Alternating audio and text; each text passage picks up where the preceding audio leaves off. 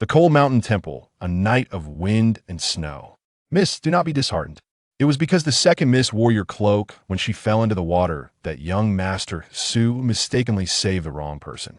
Young Master Su still cares for you. Jiang Lanyue opened her eyes, the comforting words echoing in her ears. It was the voice of her devoted maid, Haitang. What transpired? Didn't Haitang die a tragic death in the temple while trying to save her? Her head spun, and before she could ponder further, she glanced outside and instinctively asked, "What time is it?" Haitang stepped forward to support her. "Miss, you have been kneeling before the Buddha for 3 hours. It is now past the hour of high." The hour of high? Jiang Lanuel lowered her gaze, her eyes clouded with uncertainty. "Go summon my second brother." Upon hearing this, Haitang's small face scrunched up in distress, indignantly exclaiming, "Miss, are you considering compromising and agreeing to second young master's proposal for young Master Su to take the second miss as a concubine? But you and the second miss fell into the water together. It was young Master Su who saved the wrong person. You are not at fault. You must not suffer for the sake of the second miss reputation. Moreover, this marriage was arranged by your mother before her passing to ensure your protection under the Marquisate. How can you let that outside girl, Jiang Qingsheng, benefit? Your status is of the highest esteem. You are an exceptional noble lady. Your maternal family is a distinguished lineage of military merit. Your fiancé is none other than the unparalleled heir of the Marquisate in the capital. How can a mere outside girl be worthy to enter the Marquisate alongside you? A concubine, perhaps, but nothing more. I truly do not understand second young master's thoughts. How could he favor an outsider over his own sister? Enough, do as I say." Jiang Lanyue straightened her posture and tossed a piece of black charcoal into the brazier. The cold was unbearable. Haitang's eyes reddened, and she dared not speak further, turning to leave.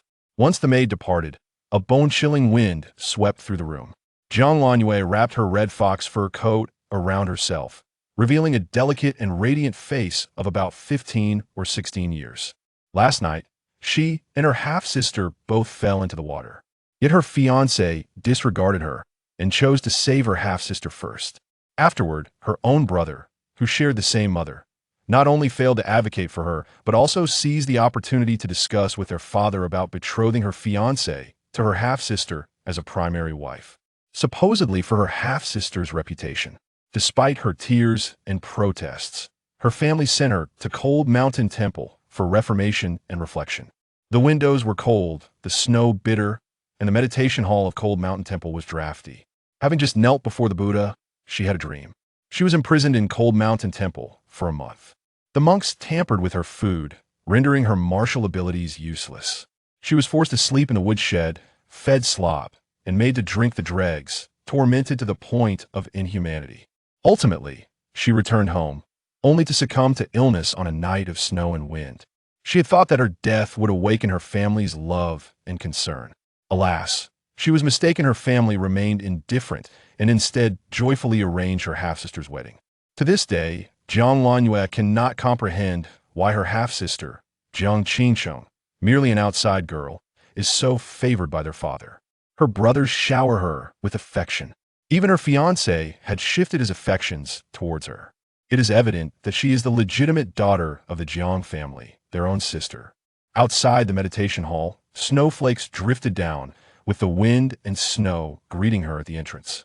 Jiang Lanyue, suppressing her sorrow, lifted her gaze towards the Buddha's statue. Could it be that the Buddha, moved by her plight, would send a dream to rescue her from the sea of suffering? If everything in the dream were true, then tonight, Jiang Qingsheng would feign illness.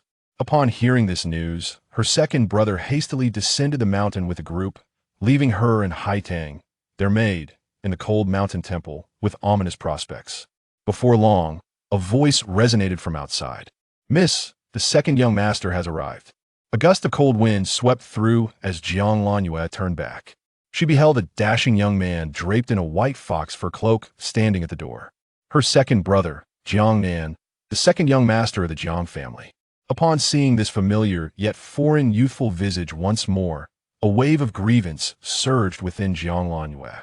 Once upon a time, she too was the cherished daughter of the Jiang family, lavished with affection from her father and brothers. Her second brother had once kept vigil over her for 3 days and nights during a high fever, praying fervently for her well-being.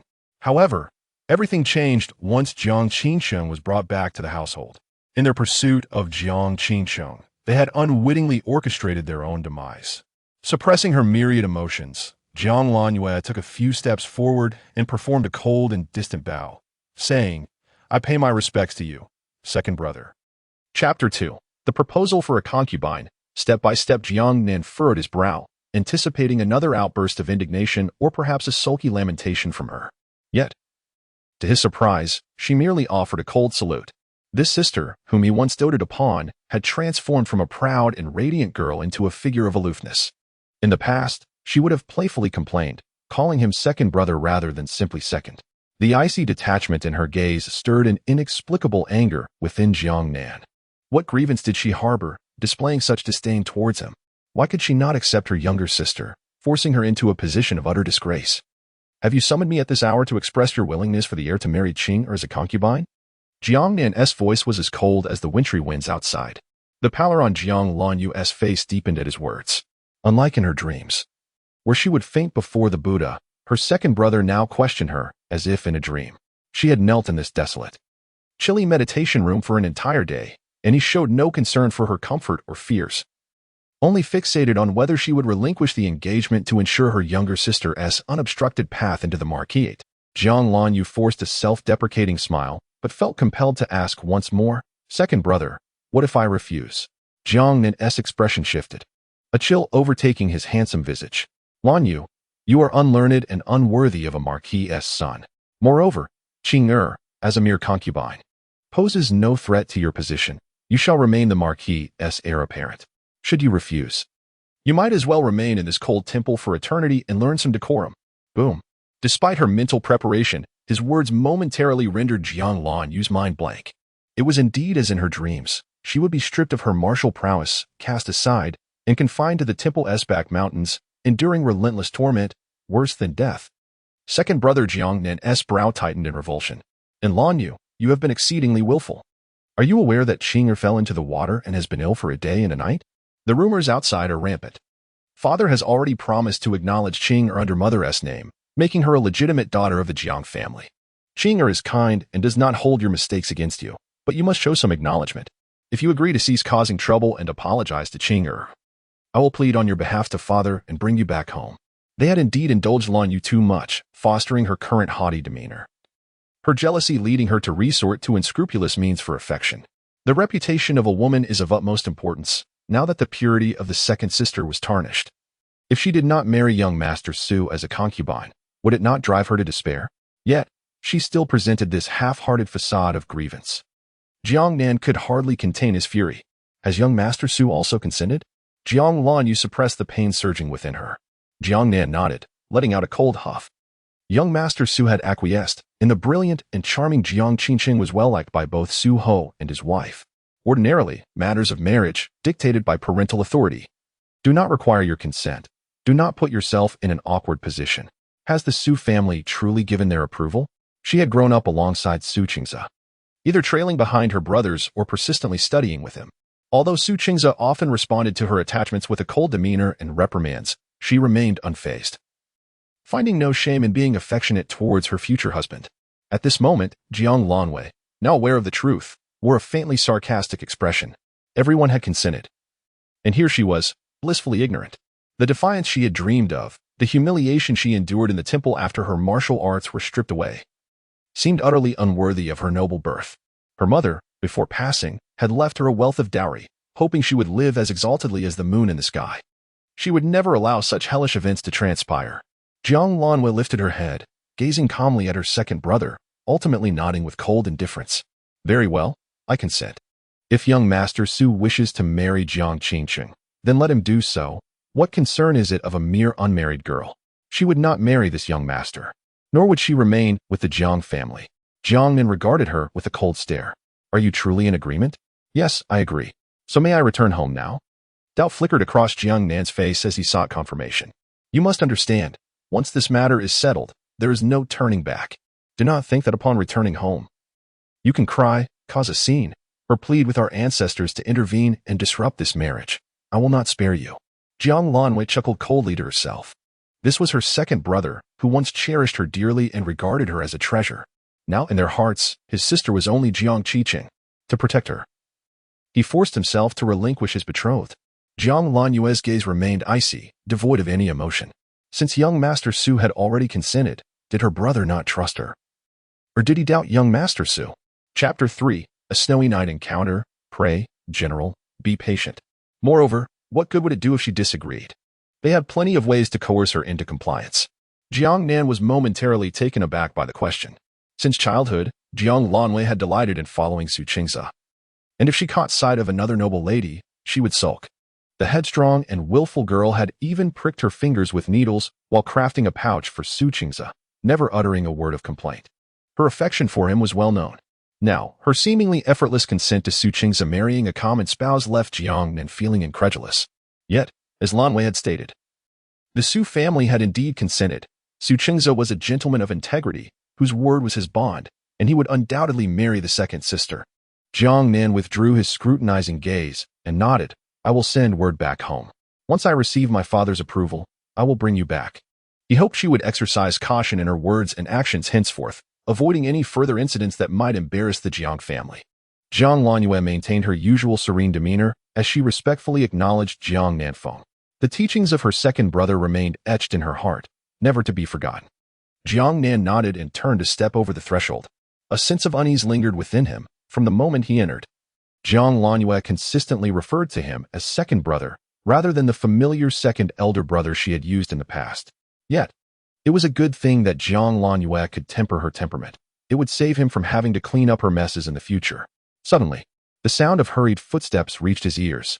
"Second young master, the doctor said our young lady is in critical condition. We lack medicinal supplies on the mountain, and he is at a loss." Jiang Nan's expression immediately darkened. "Prepare the carriage. We must return to the manor tonight." With that, he hastily departed. "They have left?" Haidang inquired, nodding in response. "I heard that the second young lady's condition had worsened, and the second young master took people down the mountain overnight." Jiang Lanyue's already pale face drained of color, her eyes reddening with indignation. Time and again, this was no mere dream. Everything she experienced was a tangible reality of her past life. She had truly been reborn. Her own blood relatives wished for her demise. Seeing this, Haidang could not help but feel sympathy for her mistress. "Second miss, they are forcing you into this predicament because you aspire to climb the social ladder. It is profoundly unfair. You are the legitimate daughter of the Jiang family. Perhaps we should seek out Madame Su. You and young Master Su have been childhood friends, and she has always favored you. Surely this matter can be resolved," Haidang suggested. Jiang Lanyue lowered her gaze and turned to pat Haitang's head, smiling gently. "Haidang, this is of little consequence. What truly matters is that we are safe. The events of her past life were not to be spoken of." Yet Jiang Lanwei understood precisely what she had narrowly escaped. Haidang sniffled. "What good is it when this splendid marriage is lost?" Jiang Lanwei replied softly, "Haidang, gather our belongings and prepare the carriage. We must descend the mountain tonight. She could not afford to linger here." "Understood, I shall do so at once." Once Haidang departed, the small Buddhist hall fell into an eerie silence. The candlelight flickered in the wind, and all was still except for the howling gale, which unnerved Jiang Lanyue. "Miss, this is dire." Her thoughts were interrupted as Haidang hurried back, breathless. "Miss, the second young master took all the carriages down the mountain. We have no means of transport left. 3 carriages. Not a single one was left behind." Jiang Lanyue was taken aback. Haidang nodded, her brow furrowed with worry. "I even asked the little monk at the gate. Not one was spared. How are we supposed to return? In ordinary circumstances, it might not have been an issue. But with the bitter cold and heavy snowfall blocking the roads, how could they possibly make their way back?" Jiang Lanwei clenched her fists. The fleeting relief of surviving transformed into a wave of anger that filled her heart. Did second brother truly not intend for her to return? After contemplating briefly, Jiang Lanyue decided to lead Haidang outside to test their luck in hopes of encountering someone descending the mountain. Today, numerous pilgrims gathered on the mountain, perhaps fearing that the path would be treacherous tomorrow, prompting some to descend the mountain overnight. After waiting for an extended period amidst the wind and snow, a carriage finally appeared in the distance. Jiang Lanwei sighed in relief and, accompanied by Haidang, advanced cautiously toward it. However, Having knelt before the Buddha for an entire day and night, she had caught a chill, leaving her dizzy and unsteady on her feet. In a moment of carelessness, she stepped on the edge of a fox fur and let out a terrified shriek as her body lurched uncontrollably forward. Ah! From behind the curtain, a large hand grasped her arm, lifting her entirely off the ground. Jiang Lanwei found herself awkwardly draped over the carriage. Who goes there? Suddenly, a figure emerged, startling Yun Song, who abruptly pulled on the reins. Jiang Lanwei was equally alarmed, her scalp prickling with fear. Having narrowly escaped freezing to death in the temple, she now faced the prospect of being crushed beneath the carriage wheels.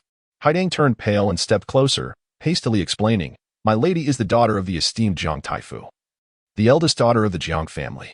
Might you grant us the favor of a ride down the mountain?" Yun Song, astonished, glanced down at the disheveled Jiang Lanwei and turned to the man, saying, "General, it is Miss Jiang. From the Jiang family?" The man's gaze sharpened. Jiang Lanwei, already feeling unwell, winced at the jolt and inhaled sharply. She looked up to meet the man's eyes, which were focused on her. Her gaze fell upon a pair of black and gold boots, and as she looked higher, she noted his dark attire, striking features, and an air of authority that commanded respect despite his pallor. He regarded her from his elevated position, his eyes carrying a chilling weight that was almost suffocating. Jiang Lanwei gasped in recognition. It was he, Yun Yinan, the renowned general, celebrated for his countless victories on the battlefield. Jiang Lanwei had not anticipated that this was General Yun's carriage, a figure well known throughout the capital. Hailing from a family of military leaders, Yun Yinan was truly a prodigy favored by the emperor. Yet, 7 years ago, a disastrous campaign led to the death of 70,000 soldiers due to miscalculations made by his father and several brothers, resulting in the downfall of the Yun family. From a once promising young general, Yun Yinan became the son of a traitor, reviled by all. Remarkably, 3 years later, he defied the odds, emerging from disgrace to become a formidable warrior, feared by enemies along the borders he protected. However, fate is often cruel. Just months ago, during a fierce battle, Yun Yinan was grievously wounded and poisoned by the enemy. The chief physician of the Imperial Hospital declared that he had only months to live. Rumors circulated that Yun Yinan had lost his manhood, rendering him incapable of fulfilling his role as a man. The fall of such a once great general was indeed a source of lament. Jiang Lanwei instinctively tightened her grip on the carriage, regarding the man with utmost caution. Yun Yinan, with an air of aloofness, lifted his eyelids and scrutinized her for a brief moment. The young girl, tears shimmering in her eyes, wept with a heart-wrenching sorrow. Is this truly the most exquisite beauty of the capital? The carriage of the Jiang family had departed, yet Miss Jiang lingered. A deep, hoarse voice broke the silence. This question caused Jiang Lanwei to lower her gaze, and upon regaining her composure, she replied, "My second sister is gravely ill. My elder brother abandoned me and hastily descended the mountain to save her." Yun Yinan furrowed his brow, his expression icy. "So, you intend to return just like that? You are indeed a foolish creature." Jiang Lanwei's face paled, and she murmured, "Yes, I am merely a spoiled and headstrong fool, lacking the wisdom of my second sister." Thus, she met a tragic end, abandoned by her kin, subjected to the indignities of bandits. She was the sole daughter of the Grand Tutor's residence, cherished like a precious jewel by her father, mother, and brothers. Her betrothed, Su Qingze, had been promised to her since childhood. Yet now, her brothers favored Jiang Qiqing, and her fiancé admired her, harboring feelings of affection. Her eldest brother despised her, reprimanding her for her ignorance, and constantly belittling Jiang Qiqing. The second brother even resorted to violence against her for the sake of Jiang Qiqing. The third brother loathed her, discarding anything she touched as if it were filth. Even the youngest brother preferred the company of Jiang Qiqing. Jiang Qiqing had garnered the affection of all. What more could she desire? That they would seek her life. Cough. Cough. Cough. Suddenly, the man erupted into a fit of coughing. Jiang Lanwei observed him, slightly hunched over, a hand covering his mouth and nose, his complexion and lips pale, exuding an air of illness. Rumors circulated that General Yun had long harbored an infatuation for the second sister, eager to wed her as soon as she came of age, only to be preempted by the son of the Su family. Not only was he unable to claim his beloved, but he was also destined for an early demise. General Yun and she were both tragic souls. Casting a glance at the man's pallid visage, Jiang Lanwei could not help but utter, in this harsh weather, "Please take care of your health, General. A warrior of your stature should not succumb to the cold." Yun Yinan's dark eyes flickered, as if something had gripped his heart, and he softly uttered a word of thanks. A profound silence enveloped the inside of the carriage. Yun Yinan tacitly allowed the two to descend the mountain. His overwhelming presence caused Jiang Lanyue a great headache, and she quietly leaned into the corner of the carriage, clutching the hem of Haitong's garment, soon falling into a restless slumber. In her dreams, she envisioned a harrowing scene at Hantan Temple with Haitang. The moment Haitang was dragged away, Jiang Lanwei jolted awake. Upon seeing Yun Yinan beside her, eyes closed in repose, she realized she was no longer at Hantan Temple. Savoring the scent of sandalwood, Jiang Lanyue discreetly observed him. He leaned against the carriage, draped in a white fox fur, his lips slightly pale, suggesting a fragile state of health. Yet, this did nothing to diminish his striking features. With his eyes closed, he emanated an air of melancholy. 3 months prior, in battle, General Yun had sustained severe injuries. It was said that this warrior of the Yun family had met his ruin. Once a celebrated warrior, now merely a wretched soul buried halfway beneath the earth, an ephemeral wretch. Rather than languish in such a dilapidated state, it would be better to embrace an early demise. Jiang Lanwei gently pressed her lips together. In her past life, she indeed faced imminent death. Shortly after Su Qingzhou wed Jiang Qingqing, news of warfare reached the northern territories, and the Great Yin found itself without a match. The once lauded war god of the Great Yin, encumbered by a frail physique, donned armor and charged into battle, still managing to repel the enemy and safeguard the mountains and rivers, as well as the populace. Soon after, he succumbed to an unexpected illness from a cold and fever. The news returned to the capital, plunging the nation into mourning. The emperor declared a 3-day period of remembrance for Yun Yinan. Are you not satisfied yet? Chapter 5. A Dying Man and a Bowl of Wontons. A chilling voice emerged, and Jiang Lanwei soon found herself locked in the gaze of a pair of piercing eyes. Those eyes radiated no warmth, their expression decidedly impatient. After a moment of stunned silence, Jiang Lanwei smiled, her eyes sparkling.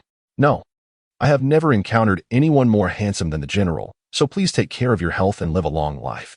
At that moment, a voice from outside the carriage called out, Haitang, miss, have you awakened? We have arrived. If you are awake, please disembark quickly. Jiang Lanwei was taken aback. Lifting the curtain to glance outside, where the carriage had halted at the entrance of the Jiang residence's back gate, she nimbly leapt down from the carriage and performed a respectful bow. Thank you, General. Once the figures of master and servant disappeared from sight, Yun Song turned to the carriage and whispered, General, I have heard that the Jiang family intends to marry off the second Miss Jiang into the Marquis's residence as a concubine. The old matriarch originally planned to propose to the second Miss Jiang on your behalf. What shall we do now? Upon finishing, he sighed and straightened his posture, expressing his indignation on behalf of the general. After the incident involving the general, the old matriarch had been inconsolable, seeking a suitable bride for him to ensure his legacy. Just as she had settled on the gentle and wise second Miss Jiang, news emerged of young Master Su rescuing her, thereby tarnishing her reputation. The second Miss Jiang had indeed been too hasty, and this turmoil had cast an unfavorable light upon her. After a brief silence, a voice emerged from within the carriage. Cold and distant, why burden others when one is on the verge of death? At this moment, the gatekeeper of the Jiang family, seeing the young lady return on a snowy night, feared something was amiss and hurried to inform the inner courtyard. In the Fanghua courtyard, the servants scrambled to tidy the bedding and ignite the fireplace. As warmth enveloped the room, Jiang Lanyue exhaled a long sigh. It felt as though she had awakened from a great dream, as if ages had passed. Now that Haitang was well, she too had survived. She hoped they could both continue to live in peace. Haitang, I am hungry. Please send someone to fetch me a bowl of fresh meat wontons from the kitchen, for I wish to eat. In her dreams, she had been stripped of her martial prowess, rendered defenseless. At Hantan Temple, she had been unable to partake even in an egg, let alone meat. In her dreams, she yearned most for the wontons from her home, accompanied by a touch of vinegar and a sprinkle of coriander, creating an exquisite flavor. Very well, I shall send someone to the kitchen at once. You may rest for a while, she instructed. Jiang Lanwei nodded, feeling weak after a night of cold. She leaned against the headboard with a book, feigning sleep. However, as time passed, she sensed something amiss. The experiences from her dream left her unsettled. Just as she was about to rise and seek answers, Haitang entered, carrying a food box, her expression somewhat grim. Miss, it is chilly, and your knees are swollen. You must lie back down, Haitang urged, helping Jiang Lanyue back to bed as she opened the box to reveal the wontons. The aroma of coriander wafted up, igniting Jiang Lanyue's appetite. She took the bowl and casually inquired, Why did you take so long? Haidang hesitated momentarily before regaining her composure, smiling as she replied. The young maids were flustered and unaware of your preferences, so I personally went to the main kitchen to oversee their work. The kitchen of the Jiang household was always bustling, prepared for the possibility of the masters feeling hungry at night. Even if Haidang had gone herself, it shouldn't have taken that long, not wanting to spoil her enjoyment of the meal or disappoint Haidang's efforts. Jiang Lanue feigned ignorance and consumed half a bowl of wontons. Haidang personally took the bowl and spoon away to the outer room, then returned with a blanket to place at Jiang Lanue's feet. Haidang, come lie down on the bed, Jiang Lanue urged, making space beside her and patting the spot. Miss, that's against the rules, Haidang protested. Jiang Lanue scoffed. What rules are there in the Jiang family anymore? Come here. Haidang dared not disobey and cautiously lay down on the bed. Just as she was about to lower the bed curtain, Jiang Lanue spoke again. Haidang, your expression upon returning was not quite right. Did something happen? Chapter 6. Visitors from the northern frontier. Uncle Missing Haidang paused, realizing that the miss had noticed. She bit her lip and shook her head. It's nothing, Mississippi Haidang. Can you not see? With mother gone, aside from you, is there anyone else in this household who supports me? If you do not speak the truth, do you wish for me to remain blind to reality? Jiang Lanue's tone was calm, yet Haidang felt tears welling up. Miss, please do not say such things. The young masters are your blood siblings. They will stand by you. Jiang Lanue let out a self-deprecating laugh. That is merely self-deception. She was well aware of the favoritism displayed by her father and brothers since Jiang Qiqing and her mother had entered the household. Once, she too believed they were her closest kin. But her tragic fate in her previous life had taught her that some things cannot be obtained merely through effort. She no longer dared to believe, nor would she indulge in the fragile bonds of kinship. From this moment forth, her brothers would merely be the brothers of Jiang Qiqing. Her fiancé, who is also Jiang Qiqing's fiancé, belongs to neither of them. Miss, I must speak. Haidang felt an overwhelming sense of injustice. After all, the young lady was the legitimate daughter of the Jiang family. Why must she endure such humiliation? Just moments ago, I sent a maid from our courtyard to the kitchen for food, but the servants' quarters were deserted. The matron on guard informed me that the second young lady's courtyard was short-staffed, and since you were not in the residence, they had reassigned your servants to assist. Unable to find anyone, I went to the main kitchen myself, where the matron told me that the fire was solely prepared for the second young lady's medicinal concoctions and was utterly unavailable. It was only after offering silver that I managed to persuade her to prepare a bowl of wontons for you. As Haidang spoke, her heart ached profoundly. She indignantly remarked, have all the servants of the Jiang family perished? Why must they come to our courtyard for help? Those petty people in the main kitchen. Do they not recognize you as the esteemed young lady of the Jiang residence? How dare they treat you so? Yet, it seemed absurd that one had to spend silver just for a bowl of wontons. Jiang Lanue lowered her gaze, feeling a pang of sorrow. Hadn't she always faced such indignities? In the future, there would be even greater transgressions. It seemed the news of young Master Su's impending marriage to Jiang Qiqing had spread, leading these servants to perceive her, the esteemed young lady of the Jiang residence, as insignificant, emboldening them to trample upon her dignity. Without her mother's protection, her father and brothers favored Jiang Qiqing even more. Though her maternal family held great power, their distant position often rendered them ineffectual in immediate matters. Despite her martial prowess, the complex dynamics within the marquise and her brother's formidable presence left her appearing as an unloved daughter in the eyes of outsiders. Jiang Lanue half closed her eyes and remained silent. Haidang, sensing her mood, dared not speak further, gently lowering the bed curtain and lying beside Jiang Lanue. Throughout the night, Jiang Lanue's sleep was restless. After taking the medicine, she felt alternating chills and heat. Upon waking, the daylight was already bright, and Haidang was not by her side. Faintly, she heard voices outside. Haidang. Jiang Lanue called weakly, only to realize her voice was hoarse. The medicine seemed ineffective, leaving her body languid and devoid of strength. Miss, you are awake. Haidang rushed in, tears glistening in her eyes upon seeing Jiang Lanue. Furrowing her brow, Jiang Lanue asked, what is wrong? Why are you crying? Miss, just now, Manager Yin arrived with Xian. Haidang sobbed. The military in the northern frontier has encountered sudden warfare. Our troops are besieged in Xianshan Pit. And both the Duke and the Elder Master have perished, their remains untraceable. My uncle is missing, and his fate is uncertain. Boom. Jiang Lanue abruptly sat up in bed, her face turning as pale as paper as she fixed her gaze upon Haidang. How can this be possible? It was Xian who had risked his life to deliver this news. Manager Yin did not dare to relay it back to the Xie family and sought out the second young master instead. Haiding wiped away her tears, stammering. Yet the second young master is preoccupied with tending to the second young miss, and thus has not met with Master Yun. It is for this reason that Master Yun has requested to see you. Her maternal grandfather was one of the renowned 4 great generals of this dynasty, and her 2 uncles had followed him into countless battles since their youth, displaying extraordinary martial prowess. The elder uncle had achieved numerous military accolades and was conferred the title of a formidable general, while the younger uncle, well-versed in both literary and martial arts, had attained the rank of a 3rd-grade general at a tender age, a rarity among the noble families. How could they have perished in the northern frontier? Why was she unaware of this news in her past life? Jiang Lanwei remained silent for a long while, a chill rising on her face.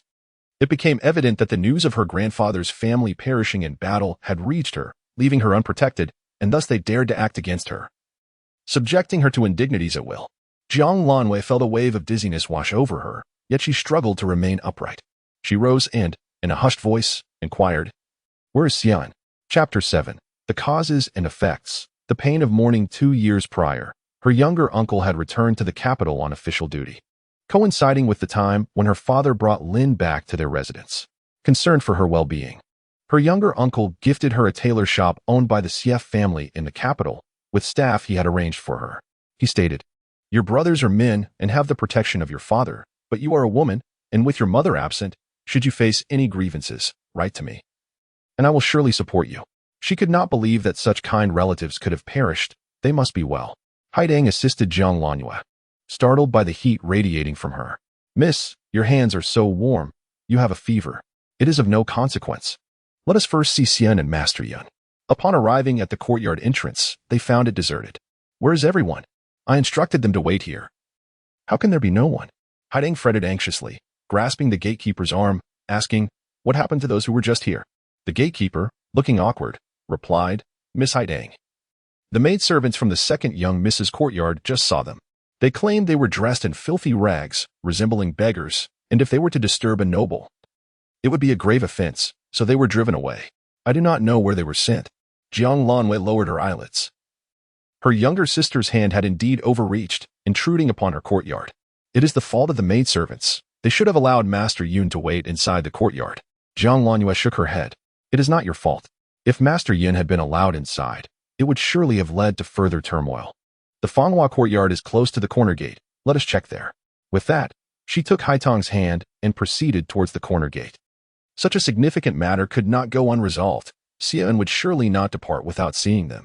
Upon arriving at the back corner gate, they spotted Master Yun and Yun Yang waiting outside. Although Master Yun managed all of her uncle's assets, he was merely in his mid-20s, strikingly youthful, with a refined yet stern countenance, tall and slender. He had been picked up by her uncle from a pile of beggars and taken into his service, learning the trade under the esteemed steward. To everyone's surprise, he displayed exceptional talent, ensuring that under his management, there were no losses. After the former manager of the Yun family fell ill and passed away, Yun Yang took over the reins, and the business flourished immensely. She was not particularly aware of the details, only vaguely hearing from her uncle that their wealth was rivaling nations. At this moment, snowflakes began to drift from the sky, settling upon the figure of the manager, who was already covered in a layer of white. Beside him stood a young man, filthy and disheveled, a guard named Xian, who served her uncle. Jiang Lanwei furrowed her brow and instructed them to follow her into the courtyard. She then turned to Haitang, urging her to quickly summon a physician. Once inside the room, the pale-faced Xie could no longer bear the weight of his distress and collapsed to his knees with a thud. "Miss, both the Duke and the Elder have perished. Their bodies have been wrapped and placed in coffins, and they will soon return for burial. Only the second master has fallen from the cliff, and his fate remains unknown." Jiang Lanwei swayed slightly, maintaining a facade of calmness while turmoil raged within her heart. Xian's eyes were filled with a fierce rage, bloodshot and brimming with hatred. It was the newly appointed General Wang who caused this tragedy. When the second master led the troops to retrieve supplies, the enemy attacked. The Duke and the Elder held the city gates, intending to wait for the enemy's momentum to wane before launching a counterattack. However, General Wang, abusing his power, ordered them to confront the enemy. After a brief initial victory, the Duke and the Elder returned with their forces, yet General Wang refused to open the city gates, claiming they should pursue the enemy instead. while slandering the Duke as cowardly, extending the conflict to secure military funds for himself. With no choice, the Duke and the Elder had to return to chase the enemy. But upon entering the Stone Cloud Pit, they were ambushed by the enemy, who had long been lying in wait. When I arrived with the second master, both the Duke and the Elder had already fallen. The cold wind swept in, yet Jiang Lanwei felt no chill. It paled in comparison to the frost within her heart. She gazed at Xian, who was prostrate on the ground, and her eyes gradually reddened, tears streaming down her cheeks.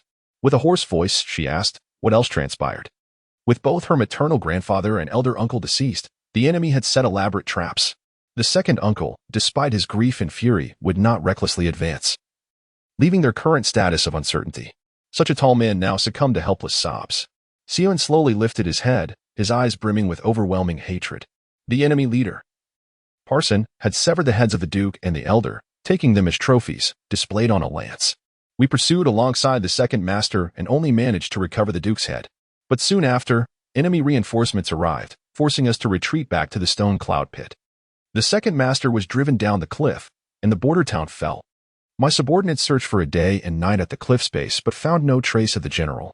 We then learned that General Wang had laid the blame for all of this squarely on the Duke's shoulders, compelling us to hastily return to the capital to relay the news.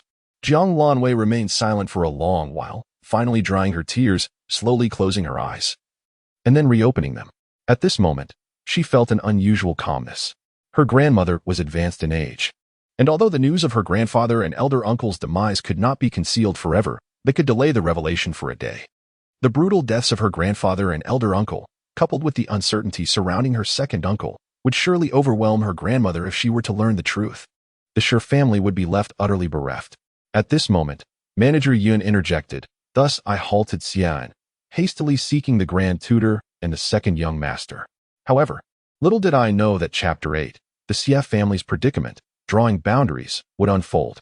Manager Yun's words trailed off, yet Jiang Lanwei discerned that he had not encountered anyone. A chill enveloped Jiang Lanwei, her hands icy to the bone. Haidang supported her, tears streaming down her cheeks. Miss, this is a grave matter. We must promptly inform the master and the second young master. Xian nodded. Indeed. Miss, perhaps we should allow Grand Tutor Jiang to devise a plan. Jiang Lanwei's face drained of color. She exhaled sharply, the white mist dispersing into the air, akin to the support that had perpetually stood behind her. She forced a bitter smile. Do you truly believe that? Given the current plight of my maternal family, my father would permit the Jiang family to become entangled in this? There must be someone backing Commander Wang once he returns to the capital, regardless of the truth. The mere fact that 30,000 soldiers perished in the pit of Xianshan would surely implicate the Xie residents. Such a calamitous affair. My father would never allow the Jiang family to be sullied by it. Xian remained uncertain. What if? Jiang Lanwei lowered her gaze, reflecting on the past when she had been confined in Hanshan Temple. At that time, Manager Yun and Xie could not have seen her.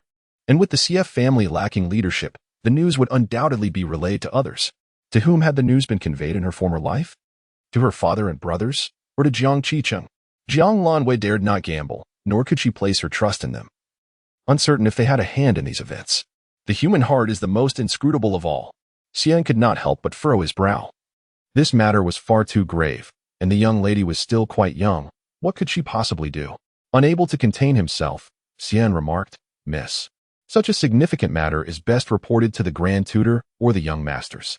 Jiang Lanwei straightened her frail spine, a cold smile gracing her lips as she cast a frosty glance in his direction. Sir Xie, you seem to have forgotten that I am also the daughter of a general. My maternal grandfather is a marquis renowned for his military prowess, and I was raised on horseback in the northern frontier by my two uncles. The esteemed teacher my mother sought for me was the former Grand Minister, the great scholar Zhou Jujing, and I am his last disciple. In my youth, I too bent the bow and shot the eagle, and my mother had also engaged masters to teach me poetry and prose. In her former life, she had been foolish, allowing love to delay her, blinded by familial ties, and ultimately victimized by malevolence. In this new life, she would not permit her mother, grandfather, or elder uncle to remain disappointed in the afterlife, unable to rest in peace. She was determined to contribute something meaningful to the Xie family. Upon hearing this, Xian fell silent. Manager Yun pressed his lips together and knelt on one knee. Approaching the second young master, if there is anything, all assets under the second young master's name shall be entrusted to the miss for her discretion. Should she have any commands, I, Yun, am willing to devote myself to the CF family through fire and water. He then retrieved a black gold token from his bosom and presented it to Jiang Lanwei. Jiang Lanwei paused momentarily upon receiving it, then turned to Xian and coldly declared, "If my father and brothers could assist, you would not be seeing me now." Xian understood, his gaze dimming as he bowed his head. After a moment of contemplation, Jiang Lanwei raised her dark eyes and calmly instructed, "My uncle has granted me the authority to mobilize the Xie family as forces in the capital.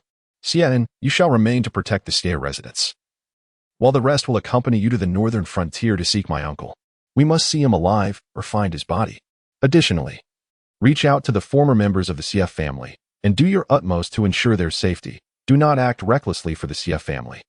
Their survival is the foundation of our clan.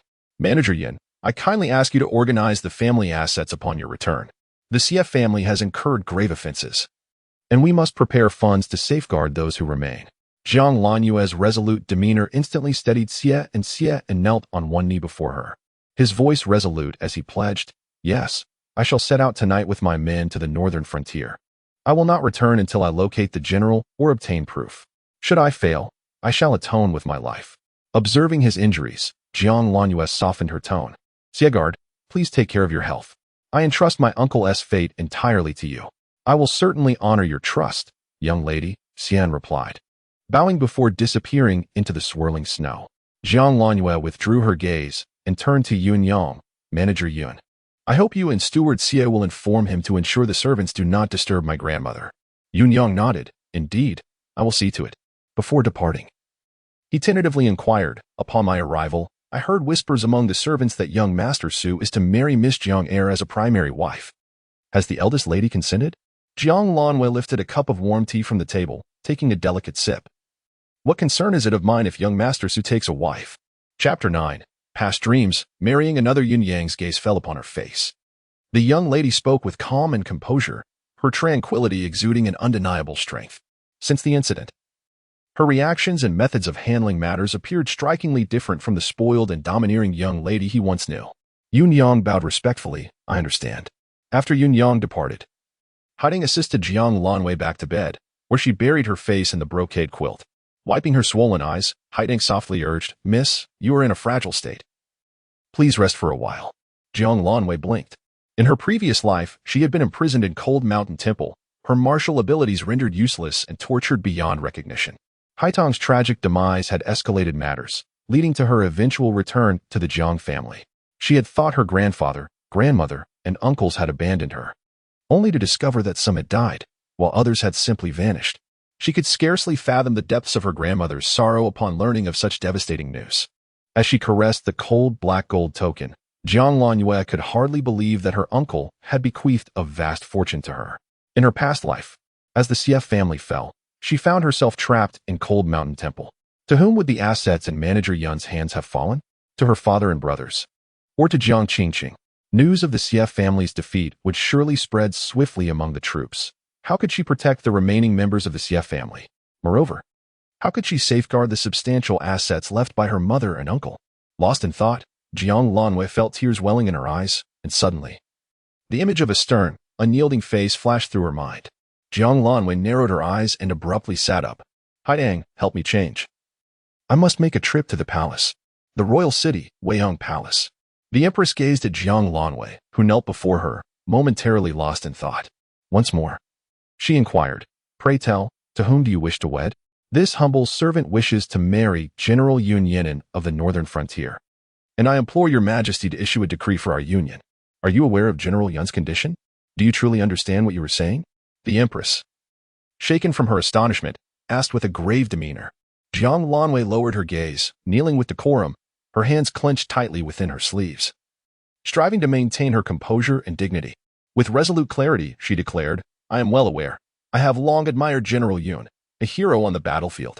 I am willing to marry him, and should misfortune befall him in the future, I shall remain loyal to his memory for life." The empress sighed, a hint of helplessness crossing her features. Ever since General Yun had been injured and withdrawn from the battlefield, Lady Yun had frequently come to the palace, beseeching her to find a wife for him to ensure the continuation of the Yun lineage. The emperor, recognizing General Yun's unwavering loyalty to the nations, had granted her the authority to oversee the matter.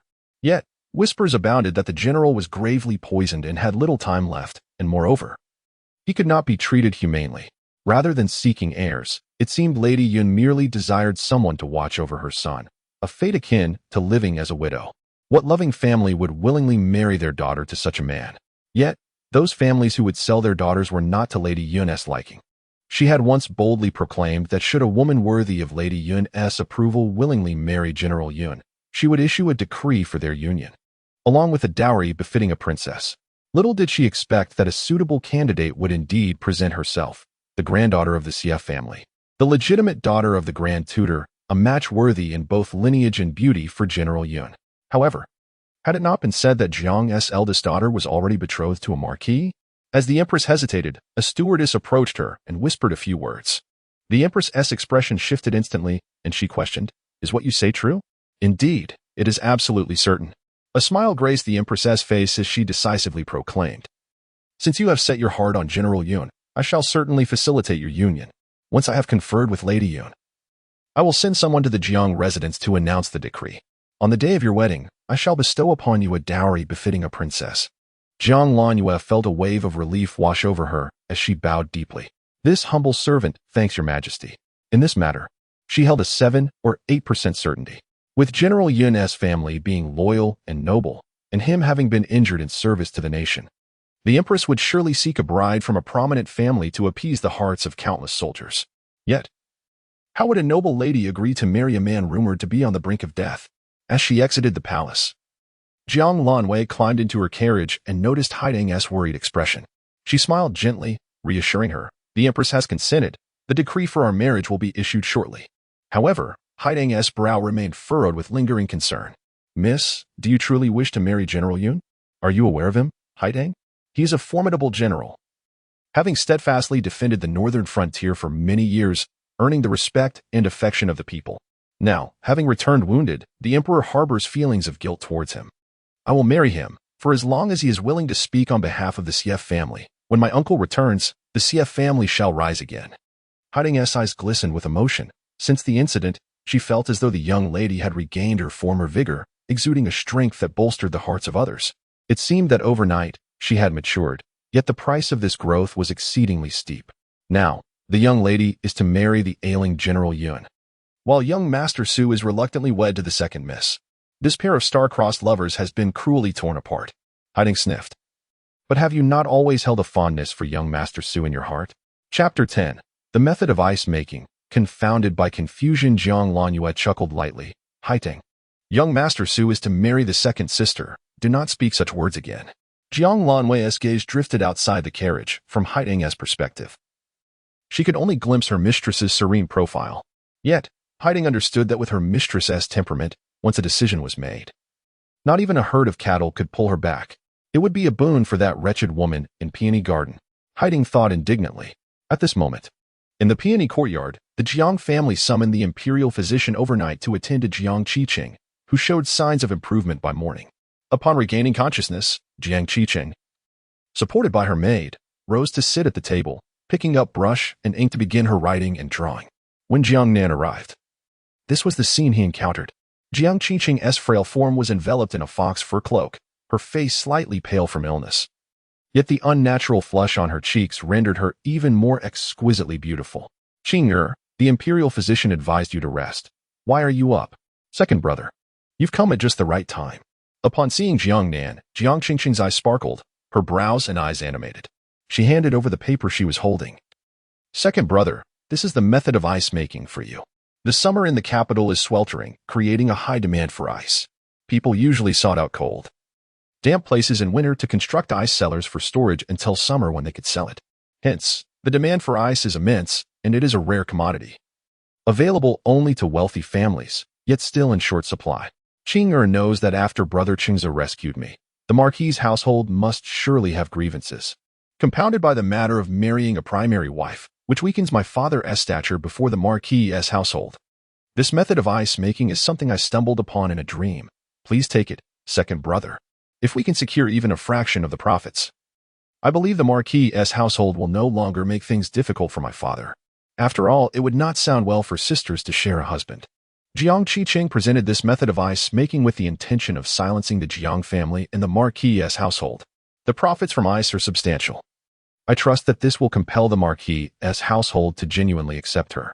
As Jiang Qingcheng finished speaking, she was overtaken by an uncontrollable fit of coughs. Cough, cough, cough. Jiang Nan was deeply shaken. He glanced at the method of ice-making in his hand, then at Jiang Qingcheng's pale little face, feeling a surge of concern. For a moment, she was at a loss for words. After a while, with a tone of concern, she said, "Qing, you must rest quickly. Matters such as these are naturally best left to my father and me. You need not worry so. It is essential for you to recuperate. How could I bear to see my father and brother toil for my sake while I lay comfortably in bed?" Jiang Qingcheng possessed a delicate beauty. Although she did not rival Jiang Lanyue's brilliance, there was an endearing fragility about her. Even as a non-blood relative, she could think so selflessly for the Jiang family. Yet, the pampered younger sister, indulged by her brothers, only knew how to vie for attention, utterly lacking in comparison to her second sister. Jiang Nan's expression grew increasingly grim. "I shall not allow Lanwei to create trouble. You need only focus on your marriage into the Marquis' residence." Jiang Qiqing lowered her gaze, offering a faint smile. "As for the marriage with the Marquis' house, it was originally my fault. It is only fitting that my sister feels displeased and holds a grudge against me." Jiang Nan could not bear to see Jiang Qingcheng's self-effacing demeanor and furrowed his brows, scoffing coldly, "You need not defend her. Had she not been so willful and domineering, pushing you into such a predicament, would this situation have arisen? She has only herself to blame." In the peony courtyard, Haidang supported Jiang Lanwei as she entered the room, feeling as if Jiang Lanyue were aflame, exuding an intense heat. "Miss, I shall fetch a doctor. In your current state, if this continues, it could result in dire consequences." After kneeling before the Buddha for half the night and descending the mountain overnight, to enter the palace while enduring illness was more than even the strongest could withstand. Jiang Lanwei felt a wave of chills and warmth wash over her, and in her dazed state, she was unsure of her whereabouts. As though transported back to the cold meditation room of Hanzhan Temple. "Haidang, do not leave me. Do not abandon me to those beasts. Miss, I am right here." "I will not leave. I will summon the imperial physician." Haidang gritted her teeth. She had gone to the kitchen last night for wontons, but had heard the news. In order to treat Jiang Qingcheng, the master had summoned the physician back, who was now residing in the front courtyard. "Haidang, do not." Jiang Lanyue's mind cleared momentarily as she attempted to grasp Haitang's hand, but it was too late. She watched as Haitang disappeared through the door. Chapter 11. Treatment denied. Qiqing falls in the peony courtyard. Haidang anxiously waited at the door. The young maid had already entered to deliver the message, but no response had yet come. A quarter of an hour later, Kursin emerged leisurely, and upon seeing Haitang, a look of surprise crossed her face. "Isn't this Sister Haidang? What brings you here? Does the young lady have any instructions?" "Kursin, the young lady has caught a cold and is running a high fever that refuses to subside. I wish to request the physician to attend to her." Haidang grasped Kursin's hand, pleading, "I beg you. Help me implore the second young lady to allow the physician to come." "The young lady is ill?" Kursin exclaimed, her face betraying a look of urgency. "What shall we do?" "You must hurry and fetch the doctor." Haidang was momentarily taken aback. Kursin interrupted her. "Sister Haidang, you may not be aware, but this physician was specially invited by the Marquis' residence to attend to the second young lady. She is yet to regain consciousness. As a mere servant, I do not possess the authority to command the physician. Furthermore, one cannot attend to the elder Miss's ailments while disregarding the plight of the younger Miss. After all, our younger Miss has suffered this calamity due to the elder Miss's capriciousness." Kursin's biting sarcasm caused Haitang's face to flush with anger. She retorted vehemently, "Kursin, the younger Miss fell into the water by her own misstep. It has nothing to do with our elder Miss." Kursin's brows furrowed in indignation as she exclaimed, "Haidang, the elder Miss herself has admitted it. How dare you slander her? Do you believe I want to inform the second young master?" In a fit of rage, Haidang replied, "The second young master favors the younger Miss. Now that the elder Miss is ill, no one cares. If you wish to inform him, go ahead. All I want is for the physician to attend to the elder Miss. If you are too cowardly to summon the physician, I shall do so myself." With that, she made the charge inside. Kursin, however, would not permit her to alert the physician and quickly instructed someone to stop her. As the two grappled, a cry from behind caught their attention. Both Kursin and Haitang turned to see Jiang Qiqing emerging with the assistance of a maidservant. For reasons unknown, she suddenly collapsed at the entrance, her forehead striking the door, leaving a shocking crimson gash. "Miss, Curson shrieked, rushing over, while the maid and matron were equally alarmed. Hastening to her side, observing the commotion in Muden Courtyard, Haidang reflected on the stark contrast with Haitang Courtyard's somber atmosphere, her heart brimming with indignation. The elder miss lay alone on her bed, feverish and unconscious, while the younger miss had merely stumbled. It was surrounded by a throng of people. Just as Haitang felt an overwhelming sense of sorrow, an irritable voice broke through. "What are you all doing?" Turning, the crowd beheld Jiang Nan standing a short distance away. His brow furrowed in concern. Spotting him approach, Haidang felt a glimmer of hope, akin to grasping a lifeline in despair. After all, despite the second young master's biases, he was the elder Mrs. brother and could not possibly stand by as she perished. Yet, Curson was quicker, suddenly kneeling before Jiang Nan, second young master. "I implore you to take charge for the younger miss." Haidang was taken aback. Curson continued, "Second young master. Haidang claims the elder miss is afflicted with a chill and has summoned the physician, yet the younger miss is resting. I dared not disturb the physician, so I sought someone outside to find a doctor for the elder miss. However, Haidang insisted on waking the younger miss and brazenly accused her of jumping into the water, saying it was her own doing. Rescued by young Master Su, it was not the younger miss's wish to become his concubine.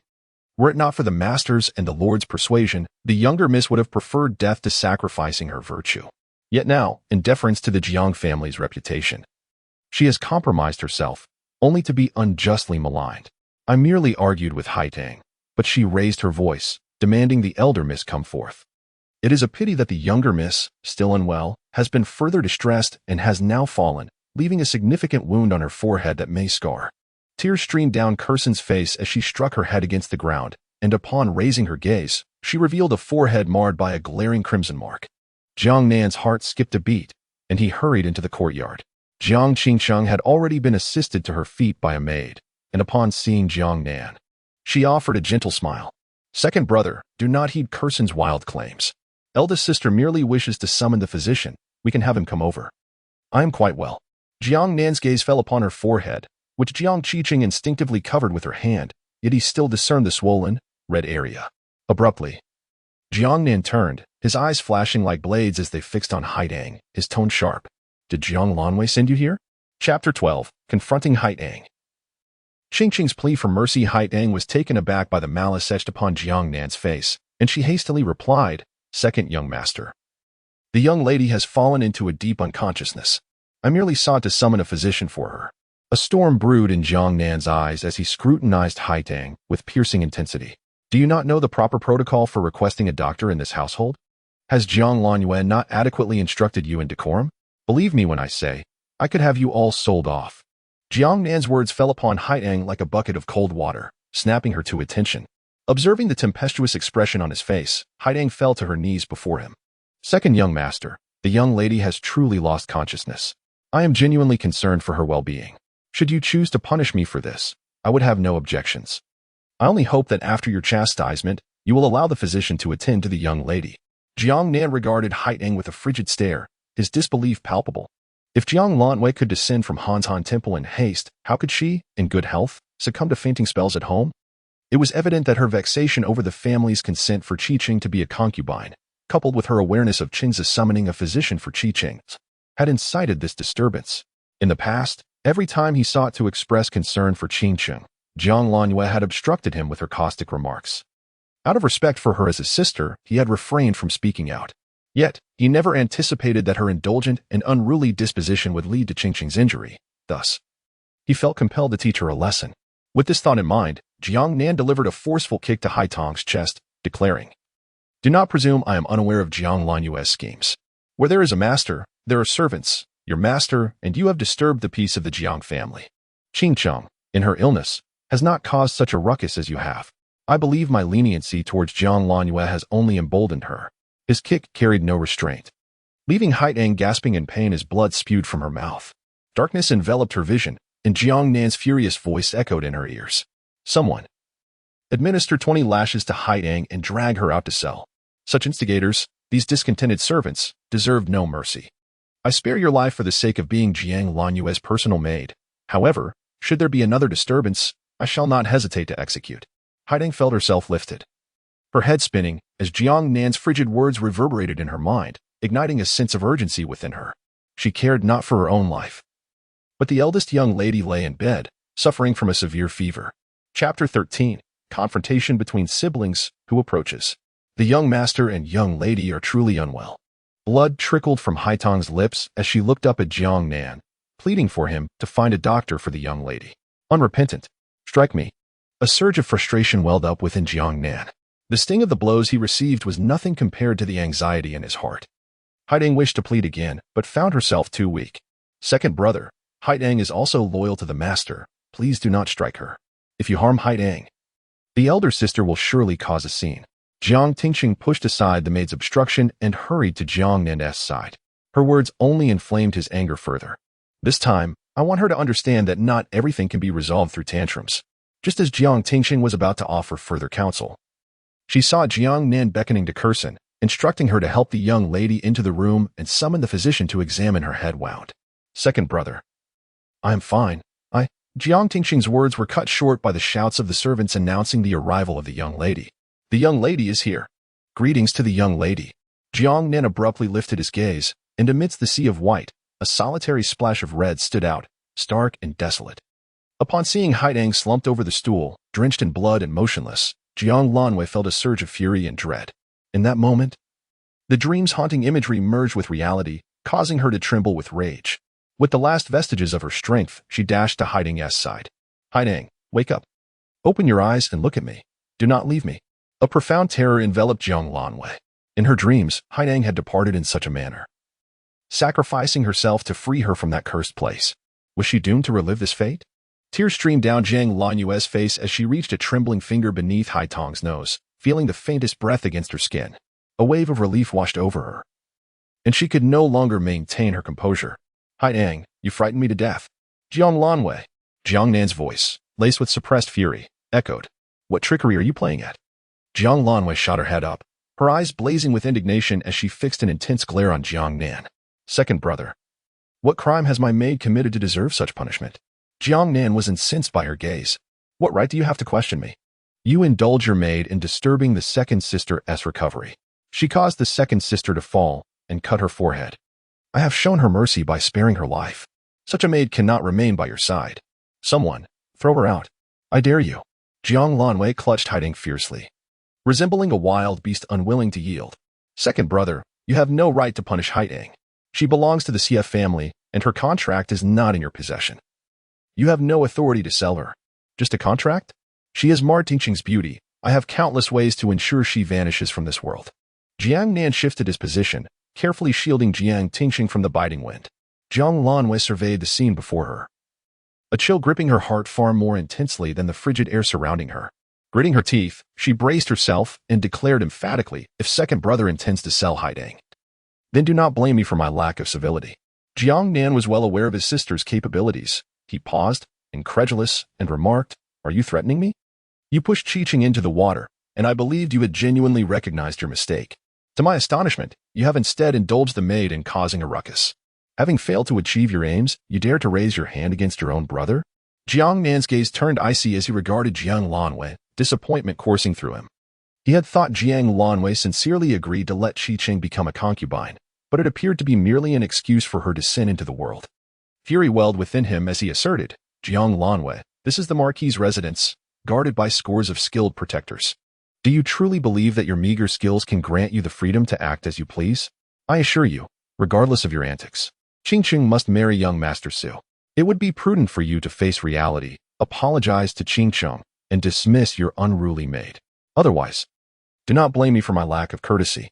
Second brother, I reiterate, I will not allow anyone to mistreat Haidang, Jiang Lanwei scoffed. As for Su Qingzi, if Jiang Qiqing favored him, then so be it. What did it mean to say so be it?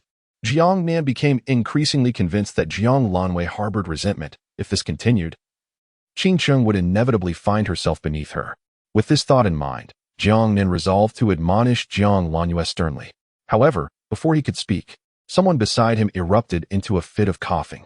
Cough, cough, second brother, do not blame my sister, it is all my fault.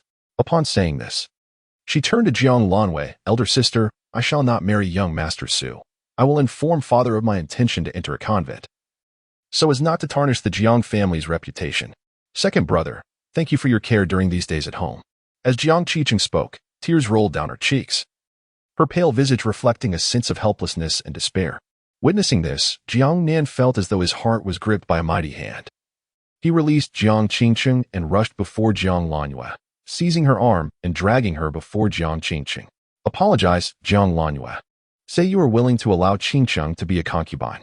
Jiang Lanyue, already weak, was caught off guard by Jiang Nan's forceful tug, losing her balance and tumbling into the snow. A flicker of disdain crossed Jiang Nan's eyes. Stop pretending, Jiang Lanyue. If you cannot fight, must you resort to theatrics? No one is interested in your performance. Jiang Lanyue had hastily donned only a cloak over her dress, and now, soaked by the snow, she trembled from the cold. The warmth of her body gradually fading. Struggling to rise, she straightened her back, facing the indignant Jiang Nan and the pitiable Jiang Qiqing, a hint of a scornful smile gracing her lips. Second brother, if a few disingenuous words from Jiang Qiqing could sway you to agree to her not becoming a concubine, then I would be utterly delighted. Jiang Qiqing's face drained of color as she nearly fainted. Jiang Nan, witnessing Jiang Qiqing's distress, felt a surge of anger rising within him. He raised his hand and exclaimed, Jiang Lanyue, who gave you the authority to speak of Qiqing in such a manner? As he perceived the approaching slap directed at his face, a hint of coldness flickered at the corner of Jiang Lanyue's lips. Just as she was about to retaliate, a sharp clang resonated through the air. Standing outside the floral archway was a line of tall, dark-clad men. They parted to reveal Yun Yinan, who stepped forward with a measured grace, his eyes glinting like the edge of a blade, a slight smile gracing his lips. It seems I have arrived at an inopportune moment. Chapter 14. A Chance Encounter. General Yun. Jiang Nan's hand froze mid-air, astonished at the sudden appearance of the man. What brings you here? I am here to discuss certain matters with Lord Jiang, Yun Yinan replied, draped in a black cloak. His gaze icy as it fell upon the frail girl in the courtyard, his brow slightly furrowing. Is this young lady foolish enough to venture out in such scant attire and remain motionless while facing danger? Currently serving in the Hanlin Academy, Jiang Nan had little interaction with the Emperor's confidant, General Yun. He was taken aback by this unexpected encounter. With an awkward smile, he said, I apologize for the disturbance. General, please, allow me to escort you to the front courtyard for our discussion. Yun Yinan nodded, his lips pressing into a cold line as he spoke. I would appreciate it if the second young master of Jiang would lead the way. Jiang Nan hesitated for a moment, glancing at Jiang Lanyue before turning his attention to the delicate Jiang Qiqing, whose blood stained the scene in a vivid crimson. After a brief moment of contemplation, he quickly added, Please wait a moment, General. With that, he carefully supported Jiang Qiqing, coaxing her back inside. Observing this scene, a cold smile crept onto Jiang Lanyue's lips. She turned and walked to the entrance to assist Haidang. Yet, still weakened from her illness, Haidang had merely been putting on a brave front, her steps faltering as if she were treading on clouds, and she was about to collapse onto a stool. Miss Jiang, be careful. Just as Jiang Lanyue was about to fall, a large hand caught her arm. Still shaken, Jiang Lanyue quickly expressed her gratitude. Thank you. Their encounters seemed to always find her in such a disheveled state. One might think she was deliberately feigning her plight. After all, which young lady would be in such a predicament? However, she was truly not acting. Yun Yinan's grip on her arm felt as though he was holding on to a piece of heated iron, the warmth almost overwhelming. A barely perceptible frown crossed his brow as he surveyed her, his voice icy. You have a fever. Why are you dressed so lightly while ill? How do your servants attend to you? A pang of discomfort surged within Jiang Lanyue. Her second brother was preoccupied with Jiang Qiqing, while the only maid by her side had nearly been beaten to death. No one in the Jiang household seemed to care for her. Yet, she could not consider them outsiders. Once the decree from the palace arrived, she would soon be wedded to the Yun family. Thus, Jiang Lanyue pressed her lips together and mustered her courage. General, I would be grateful if your guards could assist in escorting Haidang back to my quarters. Yun Yin raised his gaze, recalling the message he had received, and let out a soft sigh. Yun Song, assist Miss Jiang in returning the guest to her residence. Yes, General. Upon seeing the severely beaten Haidang, Yun Song could not help but frown, thinking the beating had been excessively harsh. Truly, it was a brutal assault. Jiang Hanlin, despite his amiable appearance, was indeed ruthless. Yun Song cautiously lifted Haidang and looked at Jiang Lanyue, awaiting her guidance. Jiang Lanyue turned, offering a respectful bow to Yun Yin before leading Yun Song towards the Fanghua courtyard. As they arrived at the entrance, the gatekeeper, upon hearing the commotion, hurriedly came out to greet them.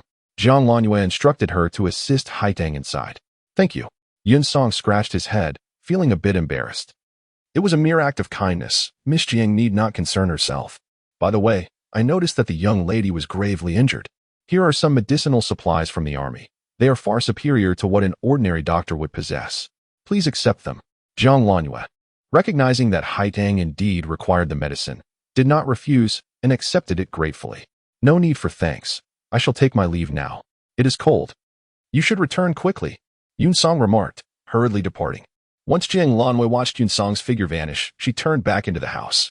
She instructed the gatekeeper to fetch water to clean Haitang and applied the ointment Yun Song had provided.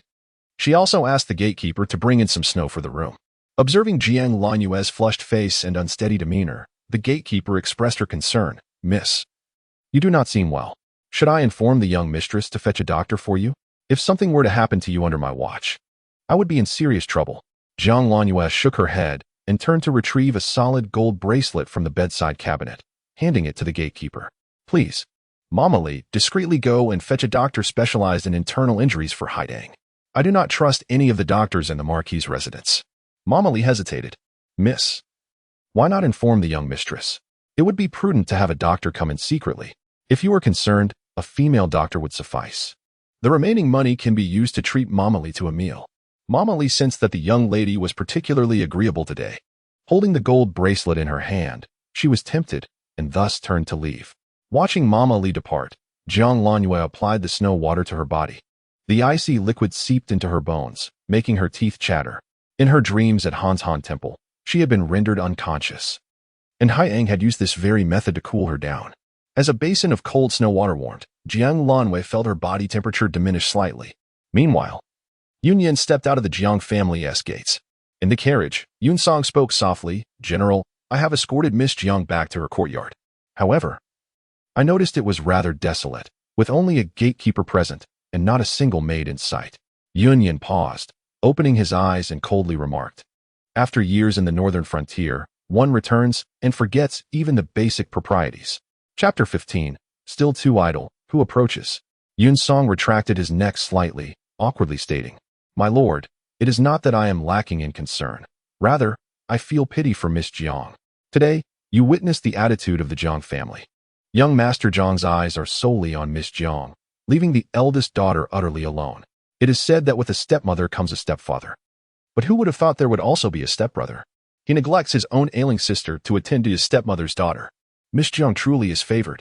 Yun Yin's mind conjured the pale visage of Jiang Lanyue, causing his brow to furrow unconsciously.